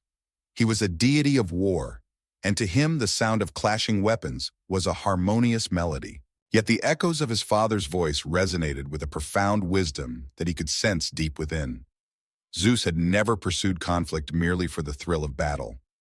He grasped the truth that unbridled power could lead to ruin. I see your point, father, Ares replied, his voice gentle. But conflict is a constant in our world, and there are times when it must be addressed. With a contemplative nod, Zeus's gaze drifted, revealing the depths of his thoughts. Indeed, my dear child, you speak truth. Yet let us not forget that war is but one path among many. True strength reveals itself in the art of restraint, where wisdom guides the hand instead of sheer force. One must master the art of selecting one's conflicts with great care. Thus Ares embraced the wisdom imparted by his father. Though he still held the title of the god of war, his actions took on a new depth, becoming more deliberate and intentional. He had moved beyond the days of seeking out strife for its own sake, engaging only when the moment truly called for it. From Zeus, he discovered that even the mightiest of gods must tread carefully and choose their actions with wisdom. Zeus possessed a profound understanding, not merely through his might, but in his skill to steer those in his presence, knowing precisely when to take action and when to hold back. He understood that the realm, be it of mortals or deities, was a fragile tapestry of energies, and it fell upon him to uphold that harmony. Yet even the mightiest of deities found themselves unable to elude the relentless march of time. Through the ages, Zeus observed the rise and fall of heroes, the construction and collapse of empires, and the ever-shifting tapestry of the mortal realm around him. He witnessed the ascent of the legendary heroes of Greece, Heracles, Perseus, and Achilles, and he stood by as their tales reached their fateful conclusions. Above the gods shone like the everlasting stars, while the mortals beneath their gaze were fleeting and fragile. As the sands of time slipped through the hourglass, Zeus stood unwavering, his dominion eternal and unyielding. He reigned as the supreme deity, a steadfast protector of the realm, and a vigilant keeper of harmony. His power knew no bounds yet. It was his profound wisdom and deep appreciation for the delicate beauty of the world that crowned him as the genuine sovereign of the skies. And thus, with every new generation, the tale of Zeus endured, flowing from one era to the next, weaving its way through time. The gods existed beyond the reach of time, their tales intricately interlaced with the very essence of existence. While the realm of mortals may shift and evolve, the wisdom imparted by the gods, especially that of Zeus, would endure through the ages. As you find yourself in this tranquil moment tonight, pause to ponder the profound wisdom of Zeus. His reign unfolded not in tyranny or fear, but in a tapestry woven with understanding, strength, and guidance. In your journey, may you discover the harmony that the mighty Zeus endeavored to forge. May you discover resilience not solely in might but in insight, and in your gift to lead those who journey alongside you. Though the storms may rage, as they inevitably will, know that with every tempest, tranquility shall follow once more. As the mighty Zeus once understood, so shall you discover your path, led by the light of wisdom and the power of strength, prepared to confront any trials that may come your way. In the lofty chambers of Olympus, where deities danced like beams of sunlight on polished marble, there existed a presence so unwavering and soft that most hardly acknowledged her. Once upon a time, in the celestial heights where the gods resided, there lived Hestia, the cherished eldest daughter of Cronus and Rhea. This gentle goddess, the embodiment of hearth and home, devoted her days to nurturing the sacred fire that flickered at the heart of the divine realm, casting warmth and light upon all who dwelled there. She was the firstborn, yet the last to be cast aside by their fearsome father, an intriguing paradox that shaped the very essence of her existence. In the hearts of mortals, her name was uttered with a sense of awe at every gathering around the table. Her presence warmed every flickering flame, yet seldom did they weave grand verses to honor her name. She found no delight in the grand display. In the embrace of quietude, she found her peace. In that moment, Hestia sat quietly by the eternal flame, her gaze fixed on the shifting tides of time around her. In the center of a magnificent courtyard, there stood a shrine, humble yet significant, a beacon amidst the splendor of Olympian grandeur. Dozens of torches stood sentinel along the perimeter, their warm glow dancing softly in the twilight, a harmonious blend of day giving way to night. In the vicinity, the lively banter of youthful deities filled the air, with Apollo strumming his lyre, Artemis animatedly recounting her most recent hunt, and Hermes darting about sharing tidings from the realm of mortals, all resonating against the grand marble columns. Hestia observed the merriment around her, her heart warmed by a sisterly or aunt-like affection for each participant, even as she chose to remain a quiet presence amidst the festivities. She found solace in her position, nestled within the gentle embrace of the warmth she presided over. But on this particular day, an intriguing shift whispered through the cosmic winds. Below the clouds, the mortal realm was in a state of flux, its changes echoing all the way to Olympus. In a time long past, when humanity thrived on the warmth of togetherness and the flickering light of communal fires, it appeared that they were gradually drifting from those cherished connections. Hestia felt it deeply, whispers of apathy, the soft extinguishing of once lively household shrines, the dwindling essence of offerings that once floated up from the realm of mortals. With grace, she stood from her seat and made her way to the balustrade intricately carved from milky marble, gazing down at the world that lay beneath her. In the distance, the oceans roiled, reflecting the tempestuous nature of Poseidon, while the trees danced gently, guided by the vigilant gaze of Artemis, and the fields sparkled, kissed by the generous gifts of Demeter. In the twisting alleys of human towns, she could almost glimpse the fading wisps of smoke rising from humble hearths. In her realm, the hearth stood as the heart of every home, a sacred space that pulsed with warmth and connection. Yet this cherished center began to fade, eclipsed by the allure of distant treasures and the clamor of trade, the chaos of warfare and the intrigues of politics. A soft breeze danced through her hair, whispering a distant voice, Hermes, the eternal wanderer, ever watchful. As the sound of his footsteps drew nearer, she felt a sense of anticipation in the air. Hestia, he murmured gently, resting against one of the grand marble pillars. He donned his familiar attire of a wanderer with winged sandals poised for adventure. It seems you carry a heavy heart. With a calm elegance, she pivoted, unfazed and unbothered by his frank observation. In a quiet dance of contrasts, she and Hermes found a delicate bond, one embodying the essence of motion, while the other embraced the tranquility of stillness. Perhaps, she replied softly, I sense a change in the realm of mortals, a waning of their dedication to the warmth of the hearth. Hermes tilted his head in a thoughtful gesture. Indeed, the passage of time sees mortals evolve. They create anew, some lose sight of their roots. Yet a few hold on to those memories, though they are fewer than in days gone by. Seasons shift, beloved sister. His words resonated with the truth she had long held within her heart. The winds of change were destined to blow. Yet in the ever-changing currents, Hestia felt a deep unease that the gentle essence of civilization could slip away into the shadows. In her role as the goddess of the hearth, she often found herself in the shadows, a silent observer of the unfolding tales around her. Once she had gracefully stepped aside from her throne on Olympus, allowing Dionysus to take her place, all for the sake of harmony. She possessed neither vanity nor a yearning for glory. Yet she pondered whether the mortals had started to overlook the essential blessing that fire bestowed, the warmth of connection, the sharing of tales, the essence of love. With a sly grin, Hermes's clever eyes sparkled with understanding. Ah, he playfully suggested, you might embark on an adventure among them. While it may not align with the typical narrative who says the goddess of home cannot embark on a journey beyond her familiar realm, Hestia permitted a faint smile to grace her lips, even though she was not a deity given to spontaneous fancies. She nurtured the flame at Olympus, for that was her destiny. She stood firm, resolute yet.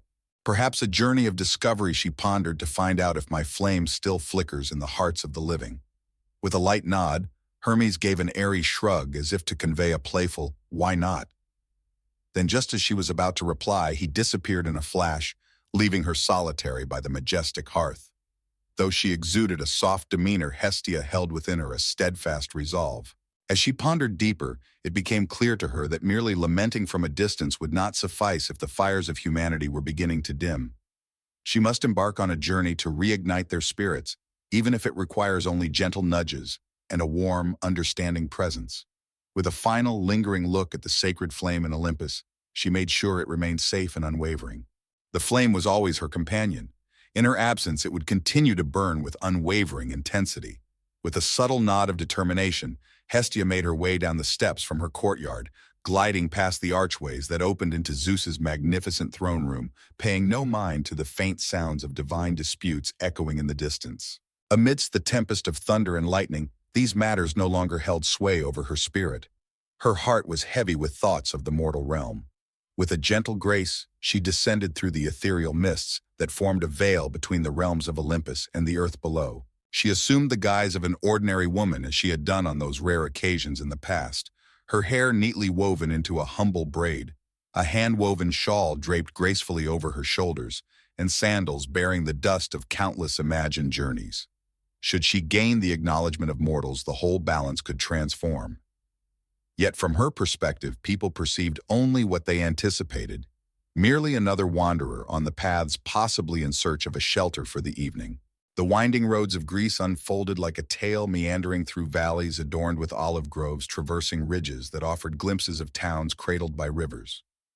With each purposeful step, she moved forward, staff in hand, attuned to the whispers of the earth around her.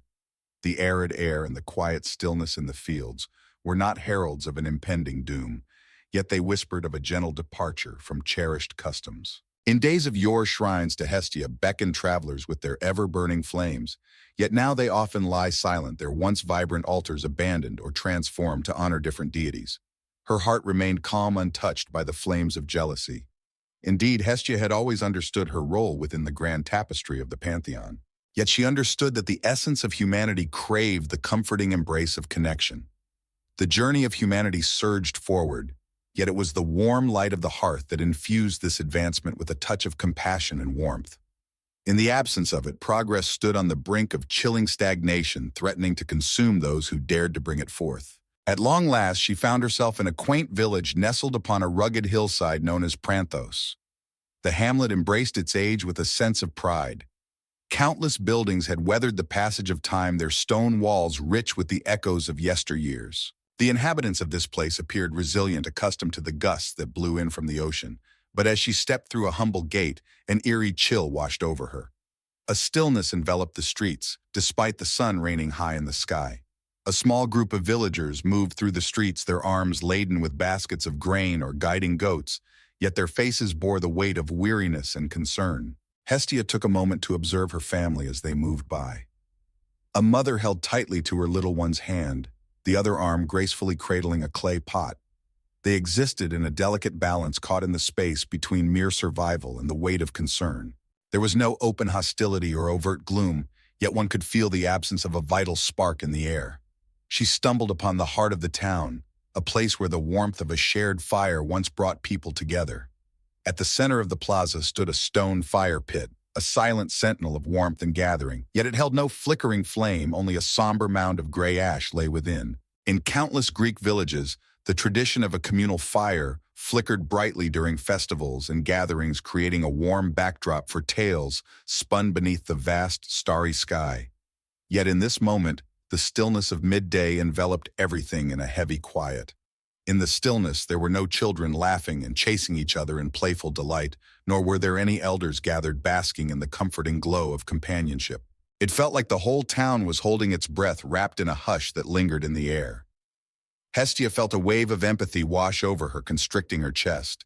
With a gentle curiosity, she stepped closer to the forsaken hearth, letting her fingers dance through the rough ash, as if seeking whispers of the past. The delicate smudge of charcoal lingered on her fingertips, yet she sensed no warmth of an ember. The stone lay there, its surface chilling to the touch. A subtle shift at the periphery of her sight prompted her to glance over. A weathered old man, bent and lean, observed her intently. Clad in a tattered tunic, he leaned with great effort on his trusty walking stick. Though age had cast a veil over his eyes, a flicker of curiosity still danced within them. Seeking a cozy embrace, dear wanderer, he inquired, his voice rough and gravelly. Hestia rose gracefully, offering a courteous nod. Indeed I am, yet this place holds merely a whisper of flames past. With a heavy sigh, he took a step forward. Gather round, for this was our shared flame, the heart of our community. At every festival, my father would ignite it, drawing the whole village together, where songs filled the air, feasts were shared, and stories flowed like a river. However, he let his words fade away, a gentle shake of his head accompanying the silence. Seasons shifted. More and more souls drifted away, losing interest. Some whispered that the gods had turned their backs on us, while others claimed that the warmth of a shared flame was a relic of the past, and thus it met its end. With a final lingering look at the sacred flame in Olympus, she made certain it remained both protected and steadfast. The flame was always her companion. It would flicker and glow unwavering in her absence. With a subtle nod of determination, Hestia made her way down the steps from her courtyard, gliding past the archways that opened into Zeus's magnificent throne room, paying no mind to the faint sounds of divine disputes echoing in the distance. These matters, cloaked in the tempest's fury, held no sway over her any longer. Her heart was heavy with thoughts of the mortal realm. With a gentle grace, she descended through the ethereal mists that formed a veil between Olympus and the realm of earth. In a moment of quiet transformation, she donned the guise of an unassuming woman, her hair neatly woven into a humble braid, a hand-woven shawl draped gracefully over her shoulders, and sandals that bore the dust of countless imagined journeys. Should she gain the recognition of mortals, the entire dynamic could transform dramatically. Yet from her perspective, people perceived only what they anticipated, merely a wanderer on the winding paths, perhaps in search of a haven to rest for the evening. The roads of Greece unfurled ahead, meandering through valleys adorned with olive groves, traversing ridges that offered views of towns cradled by rivers. With each purposeful step, she moved forward, staff in hand, attuned to the whispers of the earth around her. The arid air and the quiet stillness in the fields whispered not of an impending doom, but rather hinted at a gentle departure from cherished customs of the past. In days of yore, the sacred shrines of Hestia beckoned travelers with their ever-burning flames, Yet now they often lie silent, their once vibrant altars abandoned or transformed to honor different deities.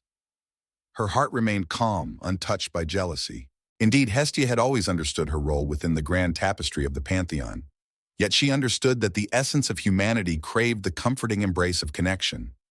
The journey of humanity surged forward, yet it was the warm light of the hearth that infused this relentless march with a touch of compassion and warmth. In the absence of it, the journey of advancement threatened to freeze, consuming those who dared to forge it. At long last, she found herself in a quaint village nestled upon a rugged hillside known as Pranthos.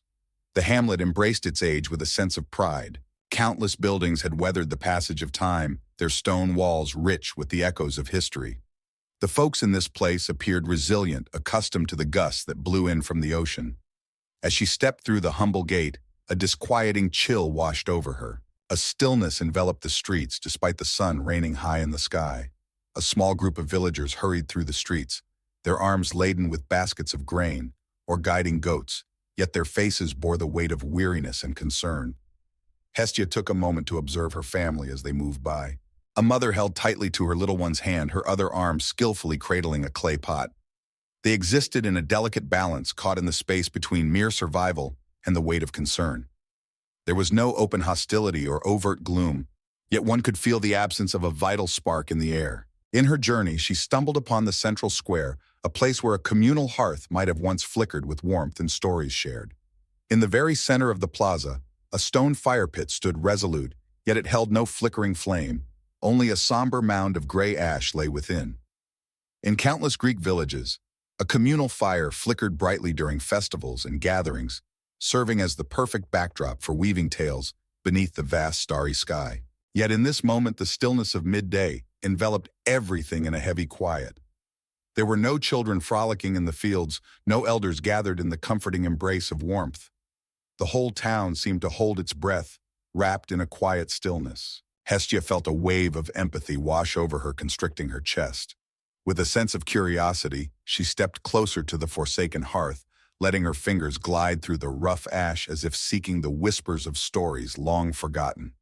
The delicate smudge of charcoal lingered on her fingertips, yet she sensed no warmth of the ember. Once upon a time, there lay a stone, its surface chilled by the whispers of the night.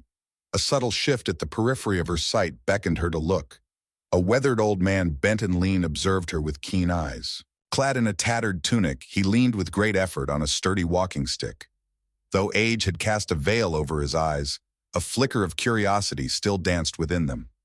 Seeking a cozy embrace, dear wanderer, he inquired, his voice rough and gravelly. Hestia rose with grace, offering a courteous nod. Indeed, I am, yet this place merely whispers of a time when flames danced brightly. With a deep breath, he took a step ahead. Gather round, for this was the heart of our community. My father would ignite it at every festival, drawing the whole village together, where they would sing, feast, and share stories. However, he let his words fade into silence, a gentle shake of his head accompanying the moment. Seasons shifted. More and more souls drifted away, their interest waning like the last light of dusk. There were whispers among the people that the gods had turned their backs on us. Some claimed that a shared flame belonged to a bygone era, and thus it met its end. His words resonated with the deep-seated fear that had compelled Hestia to leave the heights of Olympus. She felt the weight of the old man's sorrow, a deep ache, not just for the extinguished flame, but for the vanished sense of togetherness. With a soft smile, she hesitated, weighing the depth of her revelations. "Do you long for it?" she inquired. "Each and every day." With a gentle motion, he bent down to retrieve a small piece of charred wood, its darkened surface telling tales of flames long extinguished. He held it delicately, turning it over in his hands, as if it were a precious artifact with a tale to tell. Yet the town seems to lack the spirit for it at this moment. In the hustle and bustle of life, individuals find themselves caught up in a whirlwind of activities. Moments. They continue their journey unceasing and relentless. A hush enveloped them, and within that hush, Hestia sensed the unvoiced lament of the whole village. In a hushed tone, she inquired, could the flames be stirred anew by the will of a single brave heart? The old man gazed intently at her face as if he were on a quest to uncover something extraordinary hidden within the ordinary. In his gaze, she caught a glimmer of tentative hope. At long last he spoke, suggesting that maybe, just maybe, if enough of us hold on to the meaning of it all, With a gentle grace, she approached the edge of the pit and lowered herself to her knees. Should she summon an everlasting flame right before his gaze, it could astonish him, or perhaps unveil the essence of who she truly was. Yet the goddess of the hearth possessed a remarkable skill for nuance. She required neither grand gestures nor dramatic displays. With a tender touch, she laid her hand upon the ash. In that fleeting instant, all was still. Then, with a subtle grace, she allowed a breath of divine warmth to flow from her being into the frigid remnants. Though no flames danced in the air, a solitary coal glowing a muted red whispered its presence amidst the remnants of the fire. With a gentle motion, she retracted her hand and rose, casting her gaze upon the old man. "At times, just one ember is enough," she whispered gently, bestowing upon him a faint smile. The man's brows knitted together, a blend of confusion and curiosity dancing in his eyes. He leaned in, narrowing his eyes in curiosity. In the depths of darkness, a delicate light flickered, casting its gentle radiance amidst the shadows. But how did it all come to be? She wove her words carefully, leaving the truth to linger in the air unspoken. "May I inquire your name, good sir?" He took a moment to clear his throat. "Once upon a time, there was a figure known as Orion. Orion, should you hold faith in the ancient traditions, nurture that ember. One tiny spark has the power to reignite a whole assembly." With that, she bid farewell and floated away, leaving him to contemplate the tender wonder. She moved on, not pausing to witness him gently breathe life into the coal, watching as it gradually unfurled into a warm glow. Hestia understood the dance of flames. Once ignited, it yearned for sustenance. She felt deep within her that Orion possessed the spirit of a nurturer. Should there be anyone capable of breathing life into that flickering ember, it would undoubtedly be him. As Hestia ventured past the square, the sun starting its gentle slide towards the horizon, she pondered if the flicker in Paranthus could transform into a guiding light. She understood that this was merely one village among many. Throughout the land, numerous abodes stand on the brink of losing their warmth. From a solitary coal, her adventure was set in motion. Yet it is a start after all. As she made her way to the village's edge, she walked by humble stone walls and quaint, well-kept farmhouses. Above her, flocks of starlings danced in the sky, their calls weaving through the stillness like whispers of the wind. The journey unfolded toward the hills, where a wider road beckoned her to distant towns beyond. Deep within her heart, a gentle warmth blossomed, a soft whisper of reassurance, guiding her along a path, less trodden one, that the goddess of home seldom ventured upon. The journey from Paranthus unfolded before Hestia, revealing a mesmerizing array of landscapes that shifted like a living canvas. Once upon a time, she wandered through vast undulating fields adorned with wildflowers, a vibrant tapestry that danced gracefully in the warm summer wind. As she ventured onward, she found herself traversing rugged highlands where fierce gusts whipped around her, showering her with gritty dust. Wherever she wandered, the memory of that solitary glowing coal in Paranthus's hearth accompanied her like a cherished tale. Should that radiant light expand, it might just breathe new life into the souls of humankind. Yet her journey was filled with twists and turns. Though she donned the guise of an ordinary wanderer, whispers began to weave through the pathways of a captivating woman who ignited hearth fires with a radiant glow whose very essence offered solace to tired hearts. Hestia understood the magic that flowed through whispered tales and shared stories. Even in their moments of disillusionment, mortals held tightly to tales that ignited a flicker of hope within them. On the 7th day of her travels, she arrived at a vibrant settlement known as Selenia, a fortified town alive with bustling markets, winding alleyways, and impressive stone edifices. Rows of olive trees stood sentinel along the edge, while a grand gate welcomed merchants and travelers alike. As Hestia stepped inside, she was met with a vibrant tapestry of existence swirling around her. In the bustling marketplace, vendors called out, showcasing their fresh produce, while cloth merchants proudly displayed their vibrant dyed fabrics. Street performers captivated the crowd, juggling and playing enchanting melodies on their pipes. The aroma of roasted meat and freshly baked bread danced in the air, intertwined with the bold essence of fragrant spices. With purpose in her stride, she approached the heart of the town, a grand circular plaza, where a majestic statue of Athena stood tall, commanding attention. Surrounding it, trees offered a canopy for deep discussions and quaint little shops. The conversation flowed with enthusiasm, yet she could feel a subtle tension lurking beneath the surface. The townspeople appeared prosperous, yet a palpable sense of restless ambition lingered in the air. In a bustling realm where trade and commerce flourished, Selenia found itself basking in the glow of prosperity. Yet amidst the wealth and abundance there lingered a whisper of concern. Could this very success unravel the threads that wove the community together? Yet the location held on to its traditions rich and vibrant. She caught sight nestled to one side of a temple devoted to Zeus, its columns adorned with intricately carved lightning bolts. A modest shrine dedicated to Demeter nestled beside the farmland just beyond the city walls. Yet there was no sign of an official hearth or altar adorned with the symbols of Hestia. Once more she sensed the bittersweet ache of her dwindling existence among the living. As she meandered through the bustling streets, fragments of dialogue danced around her ears. In the bustling marketplace, one merchant lamented the burden of increasing taxes, while another proudly shared tales of newly discovered trade routes leading to far-off islands. In hushed tones, clusters of women exchanged tales of a local nobleman's extravagant soirees, whispered to pay homage to Dionysus. Amidst the thrill and tension, a whisper of mystery lingered, yet the cozy embrace that once united families and neighbors seemed to have faded away. As the sun began to dip below the horizon, Hestia made her way to a quaint little inn. The sign proclaimed the Stag's Rest, and within its walls a whirlwind of bustling energy unfolded. Adventurers gathered closely around tables, relishing robust meals and exchanging tales of their journeys. The flustered innkeeper hurriedly moved behind the counter, pouring cups of diluted wine with a sense of urgency. In contrast to the many contemporary inns that flaunted their expansive cooking stoves, this one retained a grand brick hearth in the common room. Yet, to her dismay, the hearth lay cold and dark, eclipsed by the shining new stove that dominated the kitchen. She made her way to the innkeeper, a sturdy woman of middle age, her arms robust and her eyes reflecting the weight of many years. Could there be an opportunity for me to enjoy a light meal? With a gentle demeanor, Hestia placed a handful of coins upon the counter, her request wrapped in courtesy. Text. The innkeeper gestured towards a table in the corner, his eyes focused elsewhere as he offered you a place to sit. Gather round, my friends.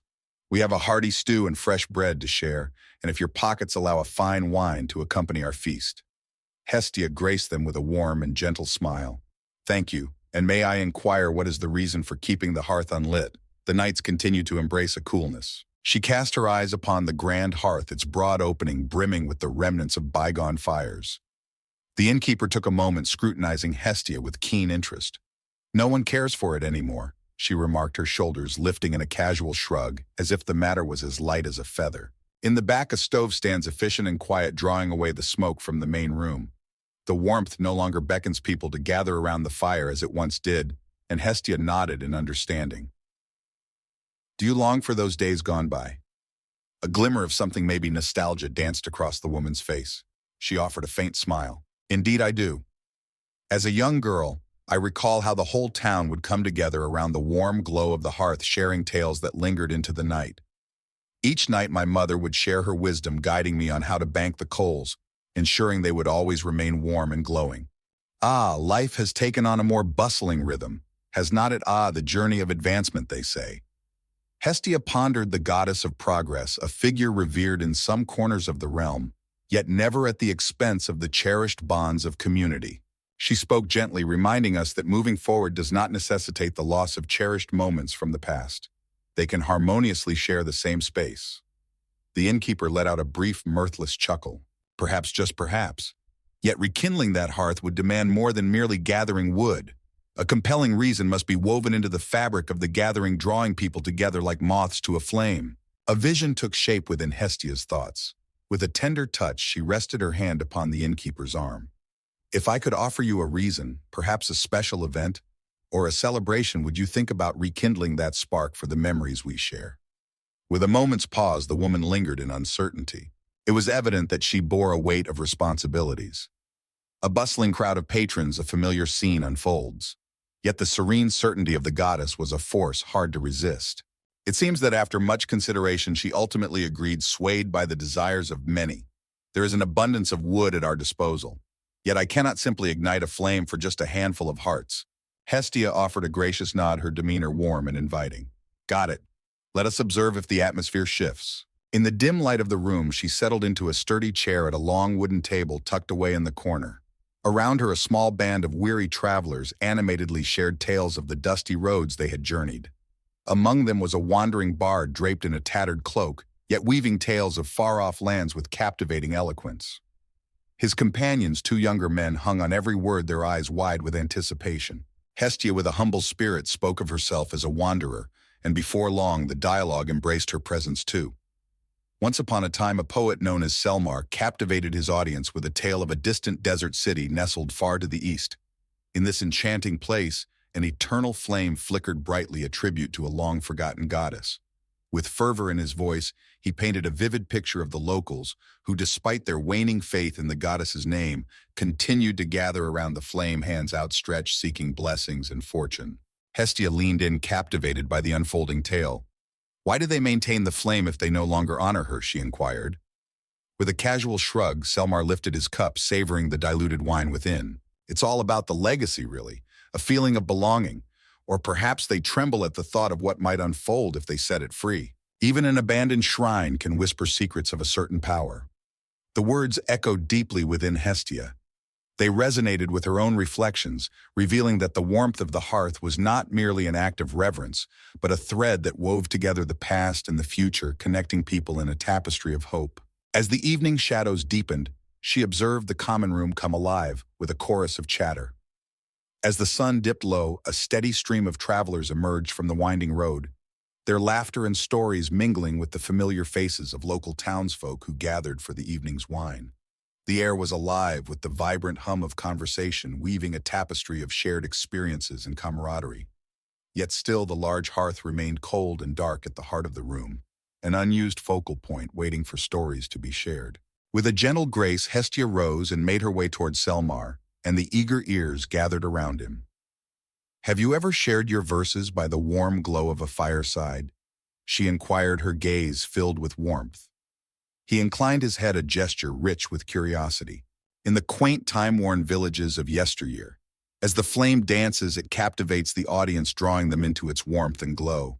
The interplay of light and shadow weaves a rich tapestry that enhances a captivating tale." With a meaningful gaze, she turned her eyes toward the cold, unlit hearth. "Imagine if we wove that enchanting ambience into our space." Selmar cast his eyes in the direction she was looking, then offered a nonchalant shrug. "If the innkeeper is on board and there's a gathering of eager listeners, I'm all for it." From across the room, Hestia's gaze met that of the innkeeper, a silent connection sparking between them. The woman, despite her busyness, offered a subtle nod of recognition, as if to convey, "This is your moment. Let's see if you can weave a tale that captivates the imagination."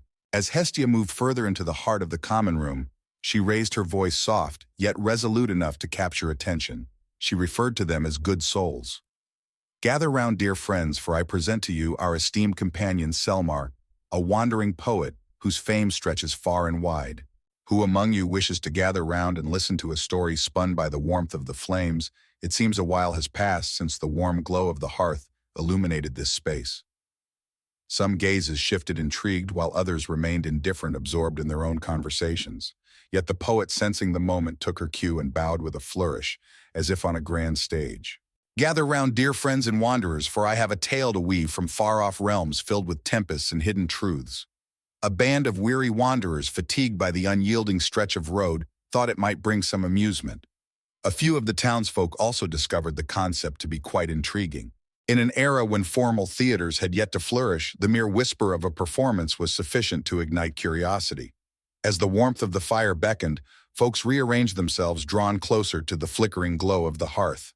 The innkeeper, noticing the eager little gathering, let out a warm sigh and went to retrieve some logs from a nearby room. Hestia lingered nearby, her heart softly brimming with joy.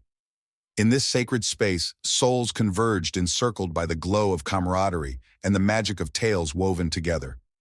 With a gentle grace, she knelt beside the innkeeper, her hands deftly arranging the wood, ensuring each piece was placed just right to catch the flame's eager embrace. Once again, she allowed a flicker of her celestial energy to ignite the kindling.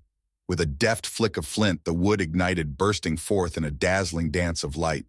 A stillness enveloped the gathering, as all eyes were drawn to the flickering flames that danced and swayed.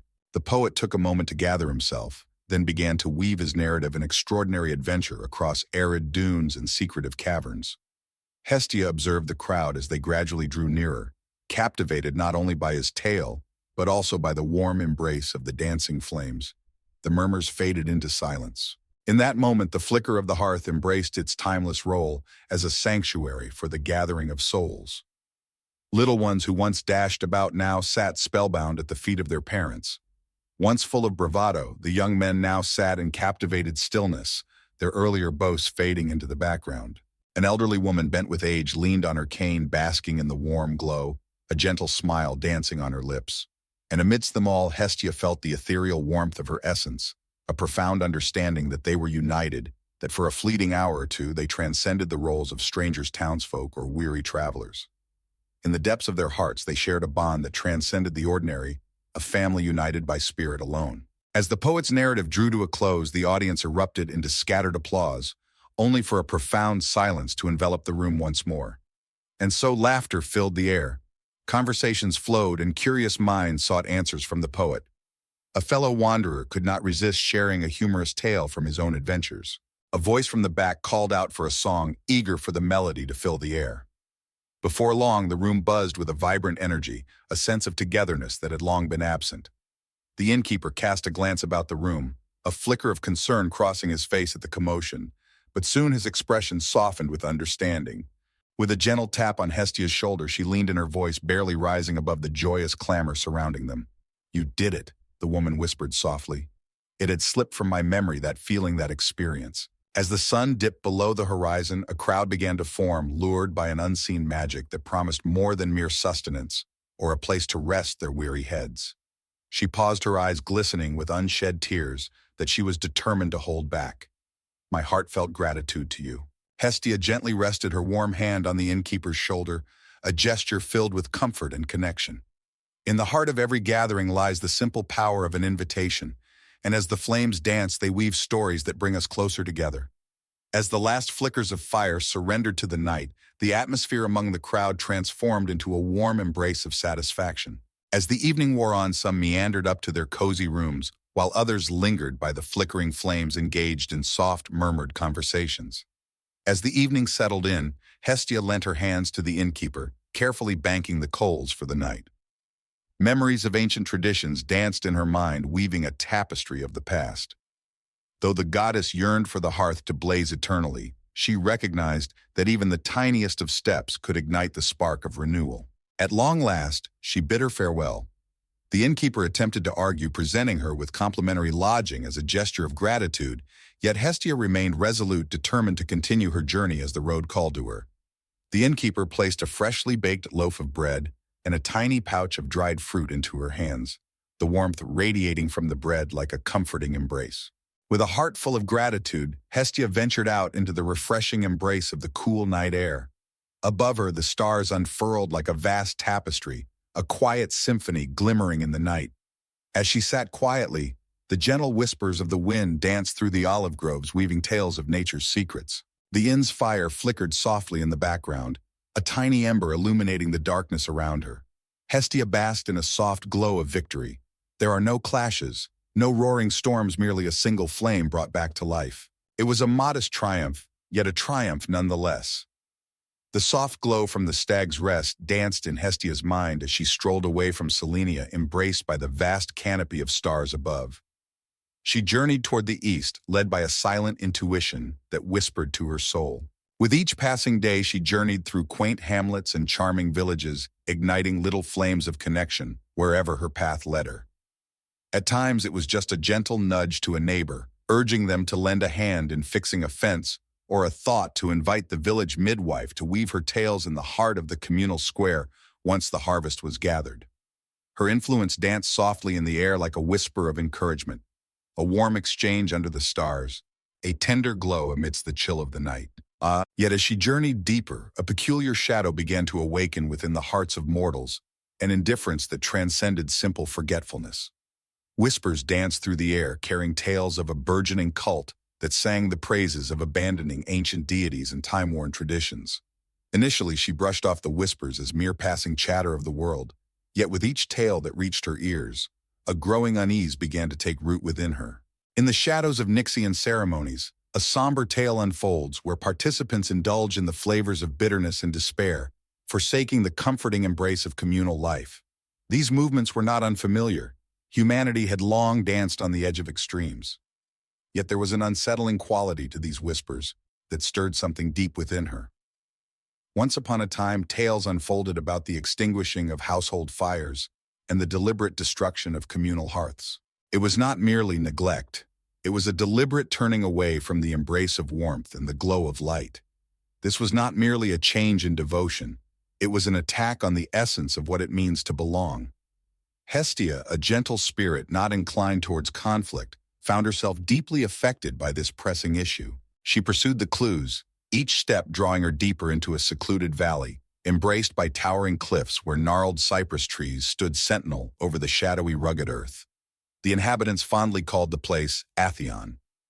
As she drew near to the valley, a profound silence enveloped her. Silence reigned with not a single bird in sight, nor the faintest stir of small creatures. A stale wind swept through the desolate fields, carrying with it an air of stillness. Scattered throughout the landscape, huts and houses leaned at odd angles, with some left to the whispers of time entirely abandoned. The doors of others stood firmly sealed, as if guarding secrets within. At the edge of the village, she stumbled upon a small gathering of weary travelers, their expressions somber as they exchanged hushed words about the peculiar happenings that had unsettled the land. Once an elderly woman, noticing Hestia's simple clothing, cautioned her, "Turn back, traveler. The hearths here have long since extinguished, taking with them the warmth of neighborly kindness." In the shadow of the ancient ruin, the people come together, drawn to a different kind of reverence. With a gracious nod of appreciation, Hestia pressed forward, her determination unwavering. She wandered along the empty main road where silence reigned and stories lingered in the air. Dark windows gazed at her, resembling hollow eyes filled with secrets. Every now and then, a fleeting visage would catch her eye through the slats of a shutter, observing her in quiet stillness. She sensed a subtle wave of fear intertwined with an odd numbness, as if these individuals had woven a tapestry of belief that warmth was but a fleeting mirage. At the heart of the village stood a weathered stone temple, a remnant of a time when it served as a sacred shrine to the gods. Its columns stood, though chipped and broken, the roof partially collapsed, yet she could still discern ancient carvings that told tales of the harvest, the sea, the sky, and near what must have been an old altar, a faint image of a robed figure tending a flame. The symbol that once represented her, now marred by deep claw-like scratches, seemed to tell a tale of someone desperately attempting to erase her essence from the stone. The sight tugged at her heart, filling her with sorrow. With careful steps, she navigated the debris, crossing the threshold into the fractured heart of the temple's inner chamber. At its heart lay a yawning chasm, littered with moist ash and scorched wood. She knelt down, her fingers brushing against the ash, searching for any lingering warmth. Instead, a biting chill enveloped her, piercing her fingers with an icy grip. This was not mere neglect. It was a calculated extinguishing, a ceremonial casting away of warmth. "Can you sense the cold embrace?" a voice inquired, reverberating through the empty expanse. Hestia turned to behold a towering silhouette cloaked in shadowy garments. Delicate fingers emerged from the flowing fabric of the sleeves, while a shadowy hood shrouded the figure's features in mystery. Yet Hestia felt an essence that transcended the ordinary realm of humanity. A subtle glow of divinity enveloped the figure, yet it seemed distorted and weak. "I do," she replied with a serene composure, rising to meet the gaze of the unfamiliar figure before her. "Pray tell, who might you be?" The figure tilted its head slightly. "Allow me to introduce myself. I am Melis, a once minor deity, who danced among the lesser lights of the night, a guardian of those solitary spaces that often go unnoticed. In the stillness of my realm, once shrouded in obscurity and eclipsed by the radiance of my kin, a spark ignited as I discovered a new band of followers. These mortals, brave and resolute, dared to cast aside the seductive illusions of warmth and flame." Hestia observed Melis closely, feeling the deep-seated bitterness that emanated from beneath the shadow of the hood. She saw the familiar tale unfold, the ancient figure cloaked in the shadows of mightier deities, yearning for followers among the weary souls lost in their own discontent. Yet the animosity directed at the hearth was truly concerning.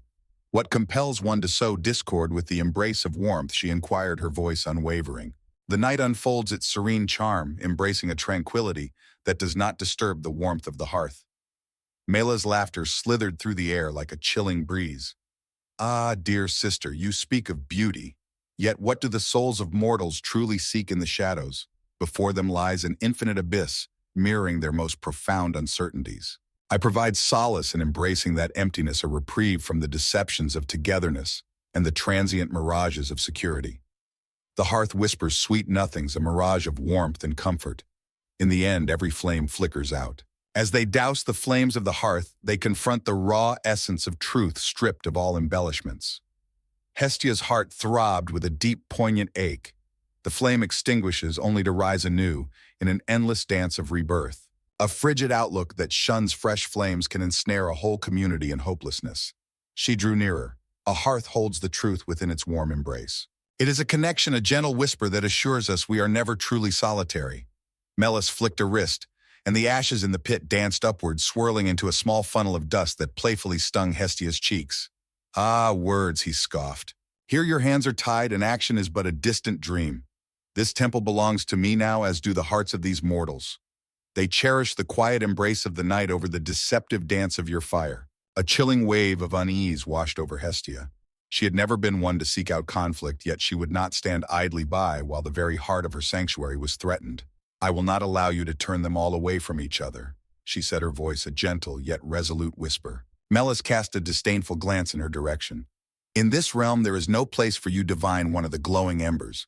Even in the heights of Olympus you linger in the shadows. Allow me to slip away quietly among these souls who embrace my shadows. With no further utterance, he slipped away into the shadows, leaving Hestia alone in the decaying temple. For what felt like an eternity, she remained still, hands intertwined, gathering her strength. The following chapter did not involve pursuing Melis through the shadows. In a head-to-head clash, victory would elude her grasp. Her strength resided in a soft, unwavering presence, in the profound truth that a flicker can be reignited if one heart chooses to have faith. As she emerged from the temple, she stepped into the singular beam of light that broke through the heavy, low-hanging clouds. Amidst the fractured streets, she stumbled upon a small group of villagers, their figures hunched as they searched for supplies, their heads lowered against the biting cold wind. With a gentle demeanor, she drew near, her voice infused with a touch of celestial warmth. Is there a cozy nook where I might find solace for the night? They cast cautious looks at one another. A solitary figure finally gestured toward a weathered, leaning house. Ah, that's the inn, a place once bustling with life, though now it stands silent, abandoned by those who once called it home. Feel free to take refuge there if it pleases you. With a grateful nod, Hestia crossed the threshold into the crumbling edifice. The floor was shrouded in a layer of dust, while fragments of broken furniture were strewn haphazardly around the room. In one corner, a weary hearth lingered, its surface darkened by the passage of time and the remnants of countless fires long extinguished. Yet again there was no fire. With a gentle thud, she placed her traveling pack on the ground, kneeling to inspect the remnants of the fire, the ashes whispering tales of warmth and fleeting moments. Chilly, oh so chilly. As the sun dipped below the horizon, it cast a stark twilight over the village, enveloping it in a dramatic embrace. She whispered to herself that she was not bound by the chains of mortality. She found no necessity for the fire's warmth. Yet her heart ached for these souls who denied themselves the warmth of the fire's embrace. With a spark of inspiration igniting her spirit, she stepped out of the inn and made her way back to the ancient temple ruins. Amidst the remnants of shattered columns, she gathered pieces of aged timber and bits of flammable debris that had been forsaken. Amidst the gathering of villagers, their eyes filled with bewilderment, she remained silent, a mystery wrapped in stillness. With each careful step, she transported the wood back to the inn, one piece at a time. With a gentle touch, she set it in the cold hearth, arranging it with great care. With her slender flint and steel, a gift returned from a kindness she would once shown a wandering soul, she readied herself to ignite a flame. Hestia paused, sensing the weight of Melus's presence in the air. Would the flames take hold, or would the shadows extinguish their light? With a single strike, a delicate shower of sparks danced in the air, followed by another attempt, and yet another. Finally, a delicate wisp of smoke began to ascend from the wood. She knelt down and exhaled gently. The glow deepened gently, urging itself into a delicate flicker. She sensed her ethereal spirit intertwine with that ember, igniting its brilliance. Slowly, the wood began to ignite, casting a warm, orange glow that danced upon the dusty walls. In that fleeting instant, the whole inn appeared to pause, as if caught in a spell of silence. With a gentle touch, Hestia nurtured the fire, adding twigs one by one, coaxing the flames to dance and flicker until they burned bright and true. A soft, inviting warmth enveloped the room, wrapping it in a comforting embrace. A feeling washed over her as she caught sight of a figure lingering at the threshold. As she turned, her gaze fell upon a child, eyes sparkling with wonder, a face dusted with the remnants of play, likely around 8 or 9 years of age. He gazed into the flames, envisioning them as a fierce dragon dancing in the night. Hestia's lips curled into a gentle smile. "Hello," she said with a warm smile. He crept closer, captivated by the unfolding tale. "Could that truly be the case?" He spoke softly. "It feels like ages since I last witnessed the dance of flames. My father shared that embracing the chill is wiser." Hestia's eyes sparkled with a deep well of empathy. "Indeed, it is true," she replied. "Is not it a beautiful thing to wish for a touch of warmth, just a flicker of light in the chill?" The young one shook his head, a spark of curiosity triumphing over the shadows of fear. With cautious steps, he approached the hearth, extending his hands toward the warm, flickering light. With a gentle breath, he released a sound that danced between surprise and relief. "It's quite lovely," he whispered softly. A small group gathered around them, a mix of children and a few women among them. The men, caught in a web of weariness or steadfast loyalty to Melus's teachings, remained lingering outside. Yet as the fresh onlookers gathered close, the tiny flame started to emit more than mere warmth. It stirred a long-forgotten feeling within them, a recollection of intimacy, of solace. Amidst the encroaching shadows of despair, a glimmer of warmth can wield great strength. Hestia reached for a piece of aged, half-rotten wood, placing it with care upon the flames to ensure their dance continued. She spoke not of grand deities or lofty convictions. She allowed the flickering flame to weave its own tale. With wide eyes and eager hearts, a group of children gathered around the fire, each one rushing to toss in twigs, their laughter mingling with the joyful crackle and warm glow that danced before them. Outside, the thunder rumbled ominously like a distant giant stirring from slumber. She was left to ponder, uncertain if it was a natural occurrence or a foreboding message from a temperamental deity, or perhaps a whisper from the realm of Melus. Yet amidst the crumbling walls of the inn, a flicker of ordinary life began to emerge. A handful of villagers, their faces etched with uncertainty, gazed in through the shattered windows. Some chose to turn away, steadfast in their commitment to the shadows. Some remained captivated against their will. To Hestia, the number of souls embracing the flame that night held no significance. A solitary flame flickered, piercing through the thick veil of despair. Where once they had been ensnared by the grip of unyielding cold, a glimmer of possibility now danced before their eyes. As the children's smiles grew brighter, Hestia felt a deepening conviction that Melus's reign of darkness was not as unyielding as it seemed.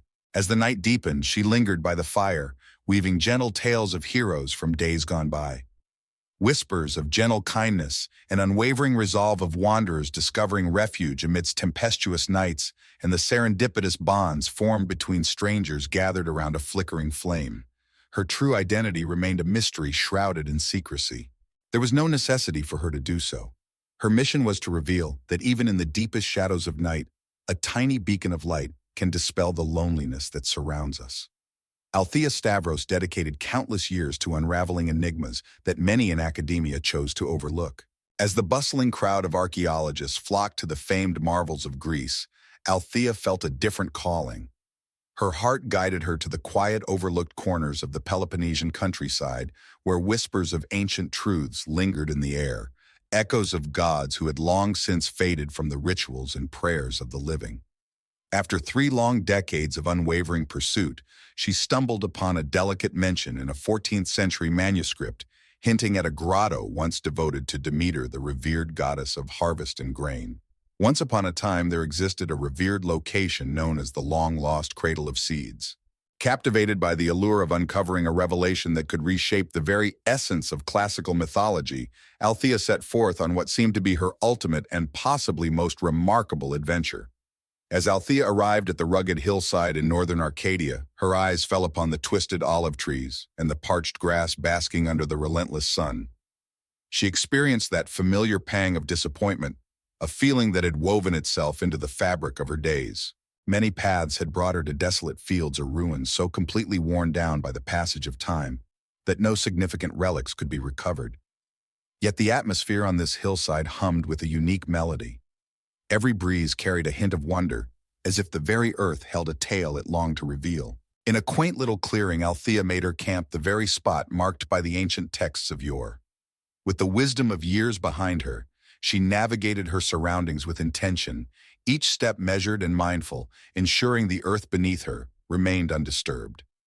With a small trowel in hand, she carefully peeled away the layers of dirt, each movement deliberate, as she marked every stone with her geospatial equipment and hand-drawn sketches, weaving a narrative of discovery with each find. As the days unfolded during her excavation, Althea stumbled upon a slab of carved limestone, its intricate details partially hidden beneath a veil of ivy. The carving illustrated bushels of wheat dancing around the graceful figure of a woman, likely a goddess. At the figure's side, a distinctive staff crowned with a pomegranate and a sheaf of barley was etched, telling a tale of abundance and fertility. With a heart full of excitement, Althea delicately peeled away the ivy one strand at a time. She stumbled upon a collection of enigmatic inscriptions, each one more intricate than the previous symbols that appeared to have existed long before the classical Greek script she knew so well. She caught glimpses of Mycenaean influences, yet the full story remained just out of reach. Amidst the inscriptions, one phrase etched in archaic Greek captured the imagination. "Here rests the instant when the fields lay in a gentle slumber of oblivion." The door of opportunity swung open even further. Determined to protect what could be a gateway to a hidden shrine beneath the earth, Althea dedicated 2 additional days to fortifying the surroundings of the limestone. As she assessed the structure, convinced it was stable enough for deeper exploration, exhaustion washed over her from the relentless heat and the toil she had endured. Yet the thrill of what could be uncovered ignited her spirit. With a sturdy metal lever in hand and the assistance of a curious local villager drawn to her endeavor, Althea skillfully maneuvered the heavy slab, shifting it a few precious inches. The stone let out a deep, resonant groan, echoing like an old corridor, awakening from centuries of slumber. A shadowy void emerged. With a gentle press, she pushed the flashlight through, illuminating a tiny chamber that sank into the shadows ahead. The delicate scent of damp stone wafted through the air, laced with a hint of sweetness, an aroma that whispered of ancient soil and the remnants of dried flowers or incense held captive in the stillness of time for ages untold.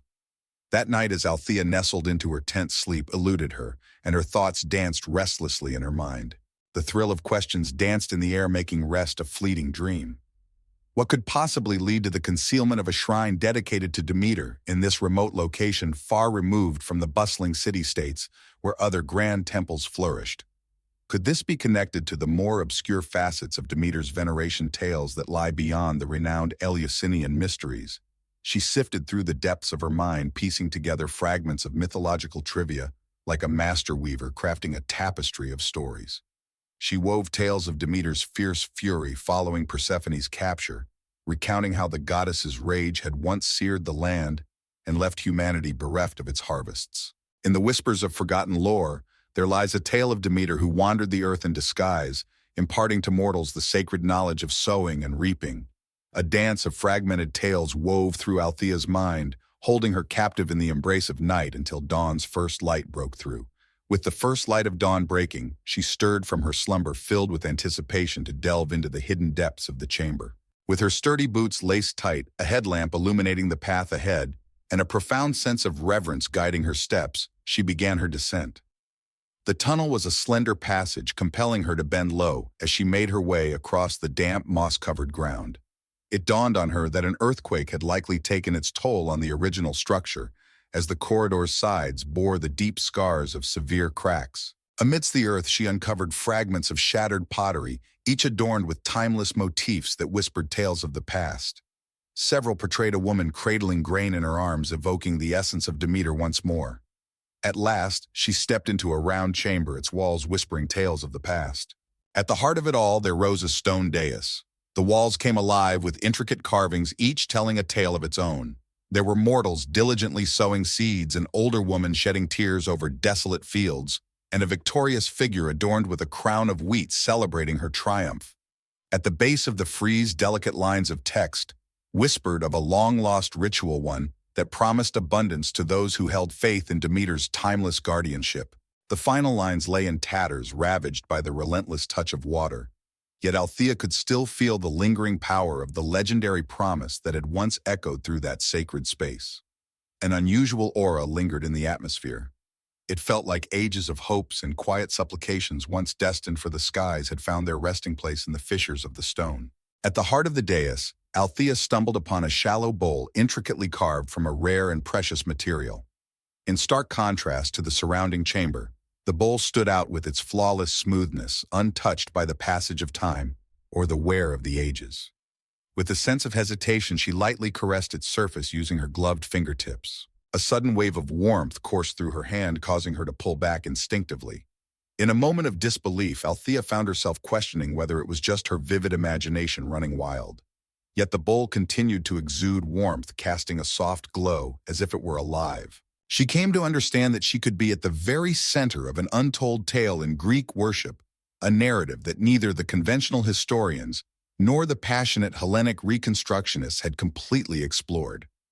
A flutter of anticipation danced alongside unease. Could it be that the essence of the goddess still hovered in this place, patiently awaiting recognition? Althea felt a stirring curiosity to explore the warmth more deeply, maybe with a temperature gauge in hand. Yet an instinct whispered to her that mere instruments could never truly grasp the essence of the experience. Instead, she delved into her bag, retrieving a small tin of water she employed to cleanse her precious artifacts. With a delicate hand, she let a few droplets cascade into the onyx bowl. The water met the hot surface with a sizzle, vanishing into thin air in the blink of an eye. The delicate steam that danced upwards from the bowl carried with it a delightful fragrance, evoking the essence of fresh blooms in spring. Althea felt her heart race with anticipation. As a woman of reason, she understood that her perceptions might lead her astray. Yet as someone attuned to the profound enigmas of life, she experienced a significant moment of enlightenment, as if a forgotten portal within her mind had been gently pushed ajar. A gentle stir in the atmosphere whispered from behind her, reminiscent of a breeze dancing through a space untouched by the outside world. With a sudden twist, she cast her headlamp's glow across the walls, illuminating the shadows that danced in the flickering light. Once upon a time, there was a moment of silence, a blank canvas waiting for a tale to unfold. In this stillness, possibilities lingered, whispering of adventures yet to come. Silence reigned, broken only by the gentle dance of dust motes caught in the glow of her light. Once more she turned her gaze to the dais, observing that the onyx bowl had lost its once vibrant glow of warmth. The feeling had slipped away, as though it had never been there at all. "This is bigger than me," Althea whispered, her voice quivering with emotion. Indeed, she was correct. With her notebook in hand, she carefully captured each detail that unfolded before her.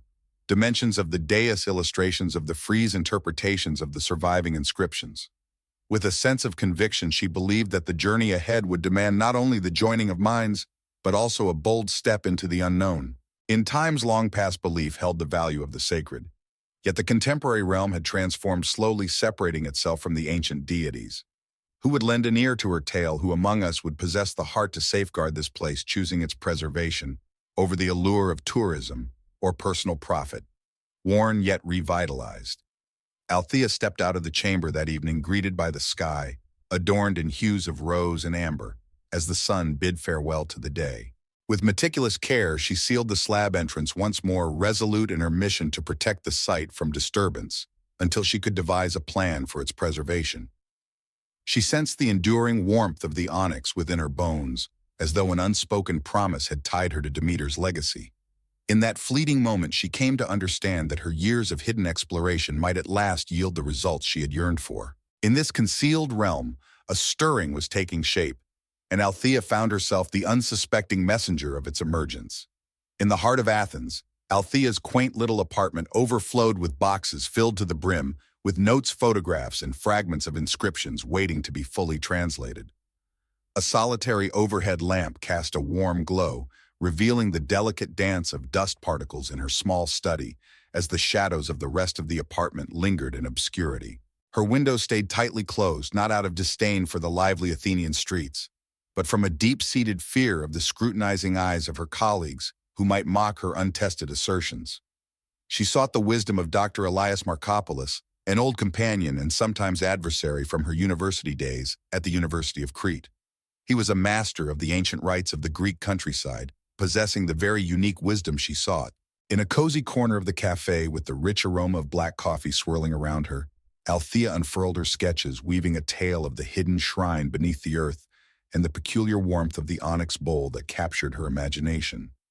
Elias's eyes sparkled with wonder as he traced a finger along the contours of one drawing. He gestured towards the staff held by the goddess, noting with intrigue, "This carving of Demeter is quite unusual." At the tip of the staff, a pomegranate catches my eye, accompanied by barley's gentle presence. Pomegranates often weave a tale of Persephone and her ties to the realm below. Barley symbolizes the bounty of the harvest. Perhaps this is a crossroads where the essence of fertility meets the delicate line that separates life from death. Intriguing. With a spark of inspiration, Althea nodded in agreement. Indeed, it could embody a distinctive facet of Demeter's strength, intertwining the life-giving essence of harvest with the somber rhythms of decay. Elias gently tapped the parchment, his fingers brushing over its surface, as if awakening the secrets held within. It speaks of a time when the field lay in a deep slumber, lost in forgetfulness, reminiscent of the period when Demeter allowed the earth to wither in her sorrow or fury. Yet this passage evokes the essence of a healing ritual, a solemn promise to breathe life back into the land once it has succumbed to darkness. Althea drew closer, her curiosity piqued. Perhaps it serves as a symbol of new beginnings, a rebirth following a profound season of introspection. Elias paused, a thoughtful expression crossing his face before declaring, "We must examine that chamber with great care." Ah, the wonders of radiocarbon dating and the intricate dance of residue analysis, weaving together the threads of our past, revealing secrets long buried in time. If this site remains as pristine as you claim, we might just unveil something extraordinary about the rituals of ancient worship. It could unveil the hidden tales of local cults dedicated to Demeter, stories that have remained in the shadows waiting to be discovered. A delightful whirlwind of anticipation danced within Althea's heart. "First, we must ensure the site is secure," she declared. "There's a nagging concern that treasure seekers, or perhaps even the authorities, might come along and raze it all, oblivious to the true worth it holds. We should tread lightly as we make our way to the Ministry of Culture." Elias softly rested his hand upon hers. "Indeed, that sounds like a plan. Let us whisper this secret until we gather more proof, and then we shall unveil a formal proposal fortified with compelling support." With that plan woven into their thoughts, the two set off on their separate journeys. For the next week, Althea embarked on a quest to gather her arsenal cameras designed to capture the faintest glimmers of light, cutting-edge scanning devices, and a hand-picked team of trusted allies. With great care, she selected the handful of colleagues who would accompany her on this journey. Each individual had either stepped away from the tumultuous world of university politics or had shown unwavering dedication to safeguarding the hidden gems of Greece's rich heritage. As dawn broke, the group made their way to the hillside in Arcadia. The villager who had once lent a hand to Althea felt a swell of satisfaction as he observed the growing interest in their beloved community. "I always had a feeling there was something extraordinary about that hill," he remarked, adjusting his cap with a knowing smile. With a gentle hand, Althea led them into the secret chamber, a place shrouded in mystery and whispers of the past. As the dust swirled around, beams of light flickered and played upon the walls, while whispers of wonder floated through the tight confines. Amidst the dust of ancient secrets, a delicate figure named Katerina, an archaeologist of keen insight, gently scrutinized the onyx bowl, her hands protected by latex gloves, as if cradling a precious relic from the past. "It's a rare treasure to encounter onyx in such an untouched form," she remarked. "It seems to thrum with a life of its own." With a fleeting look, Althea caught Elias's gaze, and he responded with a subtle nod. Neither of them was eager to speak of the warmth she had felt, waiting instead for concrete evidence or a pattern to emerge. Yet the group carefully arranged the scanning equipment with great attention to detail. With the precision of a master craftsman, they wielded a 3D laser to meticulously capture the very essence of the chamber's dimensions, while their cameras danced around the engravings, immortalizing each detail in countless high-resolution photographs. As the sun dipped below the horizon, they stepped forth, weary yet victorious. As the thrill of the moment faded, they settled down by the site, weaving tales around a flickering campfire. One of the local farmers, drawn in by curiosity, remarked, "It is funny. In days gone by, my grandparents would weave tales of an ancient spirit that roamed these lands, a wise old woman who strolled through the fields under the cover of night, watching over the crops to ensure they flourished. Each autumn, they would place humble gifts of bread and salt upon their doorsteps, a tradition woven into the fabric of their lives." Elias lifted his gaze from the meal before him. That tale may indeed resonate with the essence of Demeter's being. Gathered close to the flickering flames, the group shared tales of all they had encountered in the chamber. Katerina pondered the possibility that the site could predate the Eleusinian mysteries. One archaeologist passionately argued for the intriguing possibility that it could be an offshoot cult from the classical era, cleverly concealed in the shadows of history. Their debate sparked with a fervor that rivaled the dancing flames before them. Throughout it all, Althea sensed a haunting presence, as if unseen watchers hovered just beyond the dancing glow of the firelight. That night she tossed and turned in her tent, the shadows dancing around her as the whispers of the wind wove tales of the unknown. Visions unfolded, rich and powerful. A towering figure draped in a garment woven from wheat, her hair reminiscent of sunlit hay, and her eyes profound and timeless, echoing the very essence of the earth. With a silent gesture, she called to Althea, guiding her through the boundless expanse of fields that stretched on forever. The breeze whispered secrets of freshly turned earth, and Althea found herself weeping, though the reason eluded her grasp. As the first light of dawn crept in, she stirred from her slumber, the remnants of tears lingering on her cheeks, chilled by the crisp morning air. The days that followed unfolded in a whirlwind of exploration and discovery. The group carefully chronicled every corner of the chamber, weaving a tapestry of unparalleled detail. A curious tale began to unfold. From time to time, a gentle hum resonated through the chamber, reminiscent of a delicate tuning fork. A low vibrating sound echoed through the air, sending a ripple of unease among the crowd. In her quest for understanding, Katerina spun a tale of possibilities, pondering whether the hum might be tied to the whispers of seismic activity beneath the Earth's surface. Yet the geological surveys revealed no signs of fault lines or tremors that could shed light on the mystery. One intriguing idea was that the wind or fluctuations in outside temperatures could stir up a resonance within the chamber's enclosed environment. However, the circumstances beyond the door stayed consistent throughout the humming episodes, casting doubt on that explanation as well. In the midst of it all, Althea's dreams continued to weave their enchanting tapestry. As the tale unfolded, the details became richer, occasionally sending shivers down the spine. She meandered through a desolate expanse, the relentless sun beating down upon her. The crops stood lifeless, their once vibrant forms now reduced to mere shadows, while the animals too succumbed to the harshness of the land, lying still and desolate upon the earth. In the distance there appeared the familiar figure of the woman clad in wheat-colored robes, her head shaking in a gesture of sorrow. The message rang out with unmistakable clarity. Once upon a time, a land lay in peril, its vitality waning under the shadow of an invisible menace.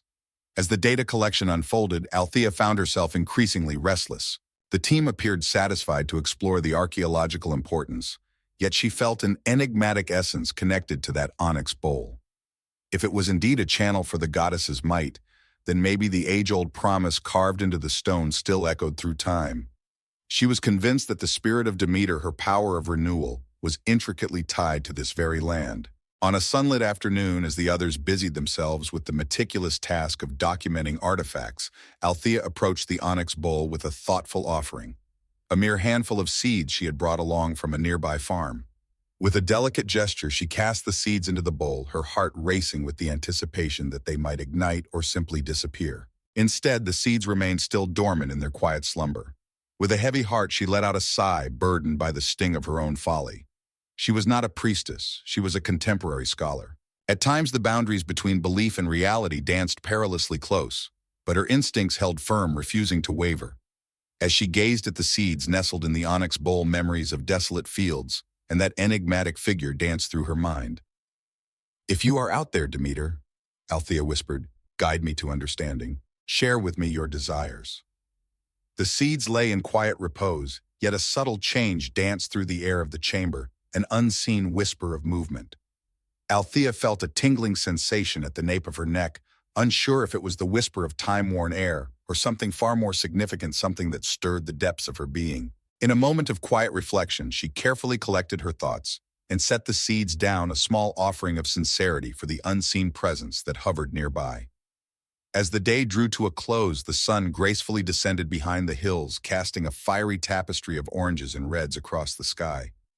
Althea stood there, her presence felt among the silent stones and the stunted olive trees, as if the very earth held its breath in anticipation of her next move. She found herself reminiscing about the ancient rituals of women who once called upon Demeter to ensure the survival of their families and communities.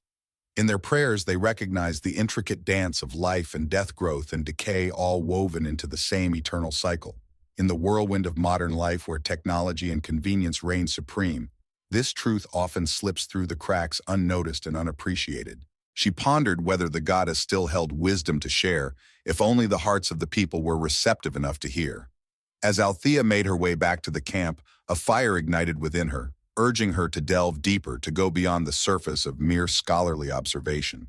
Indeed, while data and methodology held significant weight, the ethereal dimensions of myth and devotion played an equally vital role. Perhaps connecting those realms held the secret to deciphering the chamber's enigma, and perhaps it could even prevent the ominous dreams of a fading lamb that plagued her slumber. As the weeks rolled by, whispers began to circulate among the scholars that Althea Stavros had stumbled upon something truly remarkable in the enchanting land of Arcadia. A gentle trickle of curiosity blossomed into a vibrant stream of inquiries, ultimately leading to a notable request from a distinguished European institution eager for exclusive rights to publish the findings. With a keen eye for the unfolding narrative, the Greek Ministry of Culture began to take notice, arranging for an official inspection to delve deeper into the story at hand. As these events unfolded, they had the potential to cast Althea's discovery into the annals of history, yet they also risked veiling the shrine's profound enigmas in shadow. Suddenly, the shadows of bureaucracy, funding, and scholarly fame began to cast their weighty presence. Althea found herself caught in a whirlwind of conflicting emotions. On one hand, she yearned for the acknowledgement of her life's endeavors. On the other hand, the site emerged as more than just another ruin waiting to be cataloged and controlled. She had a feeling that when the government agencies stepped in the elusive elements, those peculiar sounds, the fleeting warmth, would either be overlooked or taken advantage of. In the quiet hours of the night, she wrestled with the delicate dance of her professional dreams and the weight of her protective instincts. In the midst of it all, the research team delved deeper into their analyses, uncovering layers of insight. Katerina stumbled upon remnants nestled within the onyx bowl, revealing traces of pollen from plant species that had vanished from the region ages ago. It is said that some of these species flourished over 2000 years ago, only to disappear due to the changing climate and the relentless march of deforestation. This suggested that the bowl could have played a pivotal role in an agricultural ritual, now faded into the mists of history. As Elias explored the chamber, he noticed the inscriptions lining its walls spoke of a ritual, a sacred ceremony, that took place every generation designed to breathe new life into the earth's fertility. Once upon a time, there was a sacred agreement forged between the people and the goddess, a solemn promise to cherish the delicate beauty of the earth in return for rich and plentiful harvests. The word suggested that if left unattended, the land might fall into a deep, unending slumber. Althea's earlier translation of the moment field, once shrouded in forgetfulness, now stirred with newfound significance. It was not merely a singular moment in history, but rather a persistent threat that loomed over time. Yet despite their remarkable discoveries, the elusive mysteries remained untouched. The gentle embrace of the onyx's warmth, or the soft resonant hum that would sometimes dance through the chamber. With great anticipation, the group set up their sensitive audio equipment and thermal cameras, eager to uncover the mysteries that lay ahead. Yet as the hours passed, the data they captured remained shrouded in uncertainty, leaving them with more questions than answers. Strange hums like echoes of a distant melody would emerge unexpectedly, while the heat signatures on the bowls would surge dramatically, only to dissipate into the air moments later. Feeling the weight of the growing tension, the allure of academic intrigue, the probing eyes of officials, and the enigma that remained unsolved, Althea resolved to rethink her strategy. With a sense of wonder, she delved into the ancient texts, seeking whispers of forgotten rituals tied to Demeter's eternal cycles. One evening, under the warm glow of her old desk lamp in the Athens apartment, she chanced upon a rare text by a second-century philosopher known as Chorus of Phegalia. In this tale, the chorus painted a vivid picture of a ritual designed to honor the duality of Demeter's grief and joy, beautifully symbolized by the act of blending seeds with water drawn from a sacred spring. Upon the altar, the seeds were tenderly laid and trusted to the earth, a symbol of hope and the promise of new beginnings. Althea recalled the seeds she had placed in the onyx bowl, a treasure waiting to unfold its tale. She felt a shiver run down her spine, frozen in place, too afraid to approach or examine them once more. Is it possible that they are beginning to sprout? With a heart full of excitement, she picked up her phone and dialed Elias. "We require fresh spring water," she declared, cutting straight to the chase. Should this text hold true, pouring that water over the seeds while in the presence of Demeter's symbol could awaken the echoes of an ancient vow once forged. Elias found himself caught between doubt and curiosity. He noted that discovering a pristine natural spring in today's world is quite a challenge, yet I remember an ancient mountain spring close to that location. The townsfolk weave tales of its crystal-clear waters. They took a leap of faith and chose to embark on their journey. As the shadow of the Ministry of Culture's inspection approached, Althea sensed a fleeting opportunity to embark on a deeper, more spiritual experiment before the bureaucrats made their entrance. As dawn broke, the duo set off on their journey to the spring, carefully gathering water in pristine glass containers, each step filled with purpose. The water a chilly embrace sparkled with clarity, whispering secrets of minerals, while remaining untouched by the hands of modernity. As they made their way back to the shrine, they discovered Katerina engrossed in the task of documenting the pottery shards. With a gentle whisper, Althea requested a brief moment of solitude within the chamber. Honoring Althea's keen sense, Katerina agreed and set off to capture the essence of the outer corridor through her lens. As Althea and Elias stepped into the circular chamber, their hearts raced, caught in a thrilling dance between doubt and the flicker of hope. A solitary beam of sunlight slipped through a narrow crack in the ceiling, casting its glow upon the dais. With a sense of wonder, Althea gently drew near to the onyx bowl. The seeds she had left earlier remained as they were tiny brown flecks dotting the smooth black stone like whispers of a forgotten tale. With a careful touch, she lifted the lid of the container filled with spring water and let a gentle stream flow just enough to kiss the seeds with moisture. In a flash, the impact was both immediate and breathtaking. The seeds sparkled under the golden rays, and a gentle warmth radiated from the onyx, reminiscent of the feelings Althea had experienced in the past. Elias inhaled sharply, retreating as if faced with a specter from another realm.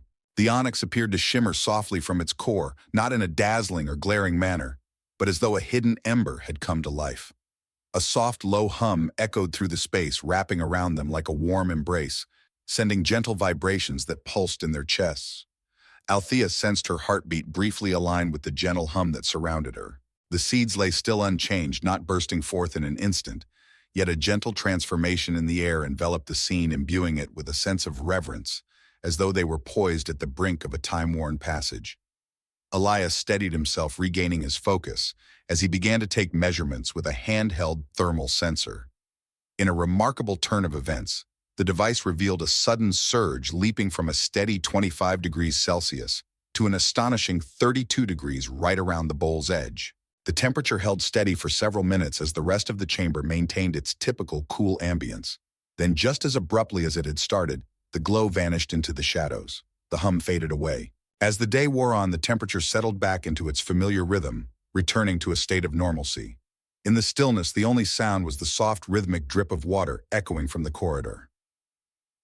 With reverence, Althea knelt beside the dais, her hand hovering near the bowl, filled with wonder. She sensed a profound certainty that something extraordinary, perhaps even celestial, was awakening in ways that transcended the ordinary bounds of science. Elias's veil of doubt had slipped away. He placed his measuring device down, his eyes widening as he turned to Althea. This is extraordinary," he murmured, his voice barely above a breath. As I delve deeper into my investigations, I find myself unable to ignore the undeniable signs that something intriguing is unfolding before me. Just as the conversation began to deepen, Katerina's voice echoed from the tunnel, laced with a sense of urgency that demanded attention. "They have arrived. The inspectors from the ministry have arrived." Althea and Elias shared a knowing look, their eyes dancing with unspoken tales. Any further exploration into the shrine's enchanting qualities would now be cloaked in the shadows of official examination. In a flurry of excitement, they rushed to welcome the officials, leaving the seeds to soak in the onyx bowl, quietly swelling with the promise of what was to come. A modest gathering of ministry representatives, accompanied by a few news reporters, assembled at the entrance. In the midst of it all stood a remarkable figure, a woman by the name of Dione Papadakis, renowned for her unwavering commitment to efficiency and her steadfast devotion to the rules. She commanded respect and attention.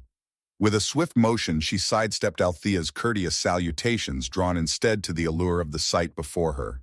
With a hint of indifference, Dione remarked as her gloved hand glided over the intricate carvings adorning the corridor. "It will be essential to cordon off the area, enlisting a team sanctioned by the state to delve deeper into excavation and preservation efforts." With a gentle yet firm demeanor, Althea sought to convey the exceptional nature of the discovery, highlighting the diligent efforts of her team in their ongoing research. Dione graced the room with a delicate smile. Indeed, yet these matters require careful attention conducted with the utmost adherence to official direction. It is imperative that we protect our cherished national treasure from the hands of those who are not permitted to interfere with it. Her tone dripped with condescension, as if Althea were but a child who had unwittingly stumbled upon a mystery beyond her grasp. A slow, unsettling dread twisted within Althea's belly. Should the government assert complete authority, the site might find itself ensnared in bureaucratic entanglements, or even more disheartening, transformed into a mere tourist destination, adorned with shallow plaques. The subtle whispers of Demeter's enduring spirit could easily fade beneath the polished surface of bureaucratic management. With a heart full of concern, Althea led the way into the depths of the chamber, her resolve shining through the shadows. The officials gathered, their cameras clicking and pens scratching against paper, exchanging whispers as they conferred in the dim light. Reporters posed shallow inquiries primarily concerning the site's historical era, and if it could possibly compete with Lucis in renown. It appeared that no one inquired about the vibrant essence it seemed to hold within. As the entourage departed, Althea and Elias found themselves gripped by a profound sense of urgency, acutely aware that their time to uncover the shrine's true significance was slipping away. Once the wheels of bureaucracy began to turn, their access could very well be curtailed significantly. A plan was essential, one that would pay homage to the sacred promise etched in the ancient carvings, while simultaneously offering sufficient proof to sway the contemporary authorities. As the days unfolded, Althea found her nightmares growing ever more vivid and haunting. Every night she beheld the haunting image of a dry land, fissures spreading like the delicate fractures of ancient ceramics. In the distance, a quiet Demeter cast her gaze aside, retreating into the shadows. Althea felt a stirring within her, a whisper of urgency that suggested if they did not revive this forgotten ritual, the repercussions could resonate far beyond the confines of scholarly debate. It could have been a sign, or it might have been a reality, a time of ecological downfall waiting just beyond humanity's threshold, exacerbated by the disregard for the sacred rhythms of nature.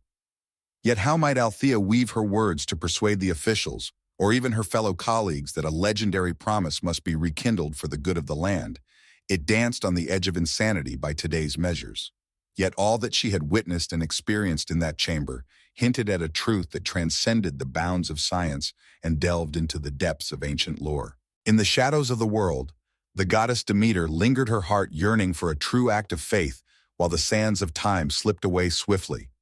A sense of unease washed over the team as they confronted the increasing scrutiny from the government. In a bid to buy some precious time, Elias passionately championed the creation of a comprehensive academic paper. This document would meticulously outline the historical significance of the site, as he urged the ministry to tread carefully in their decisions. Katerina immersed herself in the meticulous task of completing an exhaustive inventory of artifacts, believing that the intricate details would delay any swift transformation of the shrine into a tourist attraction. As the hands of the clock moved steadily forward, time wove its tale. Althea, with unwavering determination, delved into the depths of ancient lore, seeking to uncover the long-lost ritual that held the promise of rekindling Demeter's sacred bond with the earth. The word suggested a shared experience transcending mere giving. There was an essence to Demeter's blessing that called for a communal reverence, a united recognition that the land's fertility flourished through the people's respect and gratitude. This stood in stark contrast to contemporary beliefs that regarded the earth as nothing more than a resource to be exploited. Once upon a time, Althea ventured into the quaint village, eager to uncover the ancient customs that might still whisper the name of Demeter. In a cozy kitchen filled with the rich aroma of strong coffee, an elderly woman named Gianna wove tales from her childhood, each word a thread in the tapestry of her memories. In my childhood, there was a quaint little festival that blossomed each spring, she reminisced. With a gentle touch, we placed flowers in a wreath, wandering through the fields as we whispered our hopes for a bountiful harvest. My mother spoke of an ancient tradition, a ritual we performed to honor the earth. Yet as the years passed, the festival slowly dimmed, eclipsed by the rise of contemporary farming techniques and shifting economic landscapes. Althea felt her heart race with anticipation. This was the moment, a trace of collective reverence. Perhaps it was something deeper, a cherished custom of old, where flowers were gathered, woven into a beautiful wreath, and offered with heartfelt prayer. It resonated with the timeless tradition of honoring the shifting seasons. Though the gesture may not summon a divine being, it could very well be the missing thread in the tapestry of her community. With a heart full of determination, she made her way back to the dig site, ready to uncover the secrets that lay beneath the earth. With a gentle step, she drew near to Elias Katerina and a handful of others, weaving her vision of a humble ceremony at the shrine, a beautiful tapestry of local tradition intertwined with the timeless promise. Despite the skeptical glances cast in his direction, Elias boldly stepped forward, fueled by a resolute desire to lend a hand. "If the goddess's presence is indeed felt among us," he murmured, "perhaps it is our duty to history and to our own era to pay her the respect she deserves." They chose the approaching Sunday, a day when the majority of the villagers would find themselves free from the toil of fieldwork or other duties. Althea longed for them to join in, for this was a piece of their legacy as well. In hushed tones, she wove a tapestry of invitations, beckoning farmers, shopkeepers, and local families to gather for a humble blessing ceremony as the sun dipped below the horizon. She tread carefully, mindful not to alert the ministry or the press, wishing to keep the event from becoming a grand spectacle. On that fateful day, the sun shone warmly, casting its golden rays beneath a sky so clear it seemed to stretch into infinity. By the gentle slope of the hillside, the villagers came together, each carrying flower seeds and lovingly crafted wreaths. A glimmer of curiosity and a sprinkle of excitement danced across their faces. A handful of seasoned residents exchanged knowing smiles as if they were greeting a long-lost companion in this rekindled custom. With a hint of curiosity in their eyes, the younger faces observed their expressions, a blend of anticipation and uncertainty about the unfolding events. With grace and purpose, Althea guided the procession toward the entrance of the hidden chamber below. With a gentle voice, she shared her purpose: to pay tribute to the land, to recognize the timeless guardianship of Demeter, and to reaffirm a humble promise of gratitude and care.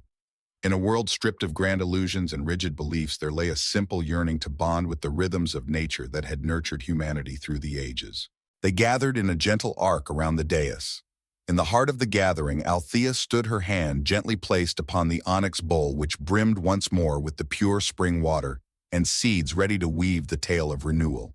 The chamber shimmered in the flickering torchlight. The intricately carved images of Demeter danced as if they were breathing in the ever-changing shadows. A stillness enveloped the gathering, as if the very air held its breath. Even the little ones felt the weight of the extraordinary moment that was about to reveal itself. Yet the true essence of the discovery unfolded far beyond the confines of laboratory data.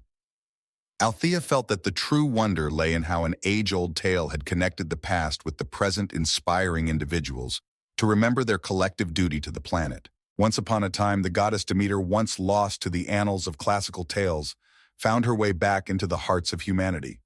She became a beacon of a profound truth that many had begun to overlook: that sustenance is not merely a given, but rather a fragile bond that demands our respect and nurturing. On a gentle autumn afternoon, Althea strolled through the fields by the shrine, embracing the solitude of the moment. The harvest season had truly come alive. As she inhaled the earthy aroma of freshly turned soil and the sweetness of ripe olives, her thoughts wandered back to that enchanting moment in the chamber when the air was alive with a gentle hum and the onyx shimmered with an otherworldly glow. In a moment that transcended any accolade or financial support, she found a profound sense of validation in her life's work. She had beheld the unseen, the crossroads where legend intertwines with the real. And while Demeter may not be formally worshipped in the modern world, her essence lingers on, alive in every seed sown with hope and every harvest reaped with gratitude. Althea climbed to a gentle rise that revealed the sprawling beauty of the countryside below. She took a moment to envision Demeter gracefully wandering through the fields, nurturing the earth and safeguarding the rhythm of the seasons. Perhaps the divine presence took on various forms: a devoted farmer, a diligent scientist, anyone who seeks to nurture and cultivate rather than diminish and devastate. The boundaries between myth and the lives of mortals had woven together in a captivating tapestry. From her perch, Althea beheld the fresh green shoots emerging in the fields beneath her. With her eyes gently shut, she summoned the memory of the soft whisper that had brushed against her during the ritual: "Tend the earth, and it shall tend to you." The words lingered in her mind, a soothing balm of wisdom and warmth. As she opened her eyes, a vast expanse of potential unfolded before her, a realm that felt both timeless and fresh, echoing the enduring promise of a vow reborn. With a final wistful smile, Althea began her descent down the slope. Deep within her, she sensed that Demeter, despite being largely overlooked by contemporary devotion, had never truly disappeared. In the stillness of the world, she lingered poised to share her gift with those who dared to recall. As Althea reflected, she understood that remembering was the essential beginning of growth, of flourishing, and of crafting a future where the vibrant tapestry of myth intertwined seamlessly with the delicate balance of the earth's reality. Leaves danced softly in the breeze, their shadows weaving into shapes that appeared to breathe with life. In the depths of this timeless wilderness, Artemis stood resolute, bow in hand, sensing the very pulse of the earth beneath her feet. Her eyes drifted skyward, finding the moon a quiet companion, eternally watching over the world below. Even in the depths of darkness, the world held a glimmer of light for her, a whisper of hope that danced just beyond the shadows. With a gentle touch, she laid her hand upon the weathered bark of a venerable oak tree. The bark radiated warmth, a gentle reminder of sunlight, even as the night air turned crisp and cool. She felt an unsettling shift in the forest where creatures usually wandered without a care. The wolves howled, the stags paced, and the boars stirred with an unusual restlessness in the air. A deep, ancient silence had enveloped them. In the soft glow of the moonlight, they nestled into the hollows and concealed themselves behind the brambles, as if a lurking danger loomed just beyond their sight. Artemis's ears picked up the delicate whisper of rustling leaves. Only a novice huntress would have brushed aside the sound as merely a squirrel scurrying through the underbrush. Yet Artemis was far from inexperienced. She felt the whispers of the breeze and the murmurs of the trees, each one a tale waiting to be told. With her gaze fixed ahead, she gently shut her eyes and extended her awareness, tapping into the profound connection that tied her to the untamed wilderness. A deep ache lingered in the air. She could nearly savor the biting essence of anguish that lingered in the atmosphere. With a deep breath, she ventured further into the thicket, her footsteps whispering against the earth. Twisted roots emerged from the earth, resembling the gnarled fingers of an old soul. As she moved through the lush greenery, the vines playfully caressed her arms, catching on the delicate edges of her unadorned tunic. A soft, ethereal light danced between the branches in the distance. Artemis halted, raising her hand to beckon her companion. In the quiet of the night, an owl sat majestically upon a branch, its golden eyes gleaming with wisdom, perfectly poised and serene. The bird took to the air, gliding quietly, as it searched for any signs of peril while she pressed on ahead. At long last, she uncovered the origin of that ethereal luminescence. A wounded deer, its flanks aglow with a soft, ethereal light. Its eyes were filled with a haunting mix of fear and anguish. By the measures of humankind, this creature was far from ordinary. It bore the mark of the celestial, a gentle glow that enveloped its fur, as if kissed by the cosmos. In a time long past, beings such as these wandered the earth imbued with a whisper of divine enchantment. In those days, they became a rare spectacle, often retreating to the most secluded corners of the world. Krios Artemis murmured gently, her voice a tender echo of the past, as she recalled the noble breed of deer that had once flourished by her most revered shrines. The deer stirred its legs, quaking as it tried to rise, only to falter and fall again with a soft, muffled cry. Crimson droplets painted the emerald moss below. Artemis knelt, her fingers brushing softly against its neck, a moment of connection shared in silence. Soft, glistening droplets pooled at the edges of the deer's deep, expressive eyes. The goddess sensed the rhythm of its heartbeat, a pulse of fear that seemed to acknowledge her presence while simultaneously trembling at the thought of any being nearby, celestial or not. She stumbled upon a profound wound stretching across its hindquarters, the edges singed and blackened. This was not a mark left by an ordinary beast. The burn marks hinted at a weapon imbued with otherworldly might, crafted with a force that transcended human understanding. Artemis clenched her jaw, a storm brewing within her. She knew the moment had come for her to take action. With a gentle hand, she reached into the well-loved leather pouch at her side, pulling forth a delicate pinch of herbs that shimmered like the moonlight, each leaf carefully collected from hidden clearings that only she knew of. With a gentle squeeze, she crushed the leaves in her hands, whispering a soft incantation that echoed through time, predating the very tongues of mortals and even the youthful deities of Olympus. A shimmering light flowed from her fingertips, gently embracing the deer's wound. As she completed her task, the deer's breath found a steady rhythm once more. The flicker in its fur shone with a sudden brilliance, only to fade away, merging once more into the vast shadowy canvas of the night. With great care, Artemis assisted the creature in rising to its feet. It trembled yet held its ground. "Go," she urged, her voice a soft murmur that danced in the air. "Embrace your freedom." The deer cast a glance her way, a flicker of what felt like gratitude in its eyes, before it limped away into the thick embrace of the undergrowth. The moonlight gently split the darkness, granting a serene passage through the night. As the final shimmer of its radiant coat faded away, Artemis gently shut her eyes, allowing a wave of relief to envelop her. Yet a shadow of unease lingered, softening that feeling. A presence, be it creature or force, dared to invade her realm, bringing harm to one of her cherished beings. Her owl companion perched gracefully on a low branch, releasing a solitary hoot that echoed with a sense of urgency. With a swift motion, Artemis pivoted her gaze, her eyes darting to the fringe of the forest. A shadow danced among the trees, a fleeting glimpse of something mysterious just out of reach, yet unmistakably present. Veiled in mystery, she found herself uncertain if it was a hood or a helmet that concealed her identity. Yet she sensed the presence surrounding her. The air was thick with the scent of bygone conflicts and strange enchantments. With a swift and graceful movement, she knocked an arrow, the action flowing from her as effortlessly as the very air she breathed. With a steady hand, she drew back the bowstring, her gaze fixed on the very spot where the figure had once lingered. Yet all that surrounded was an endless void of darkness. Whomever it may have been, they disappeared into the shadows with an eerie swiftness.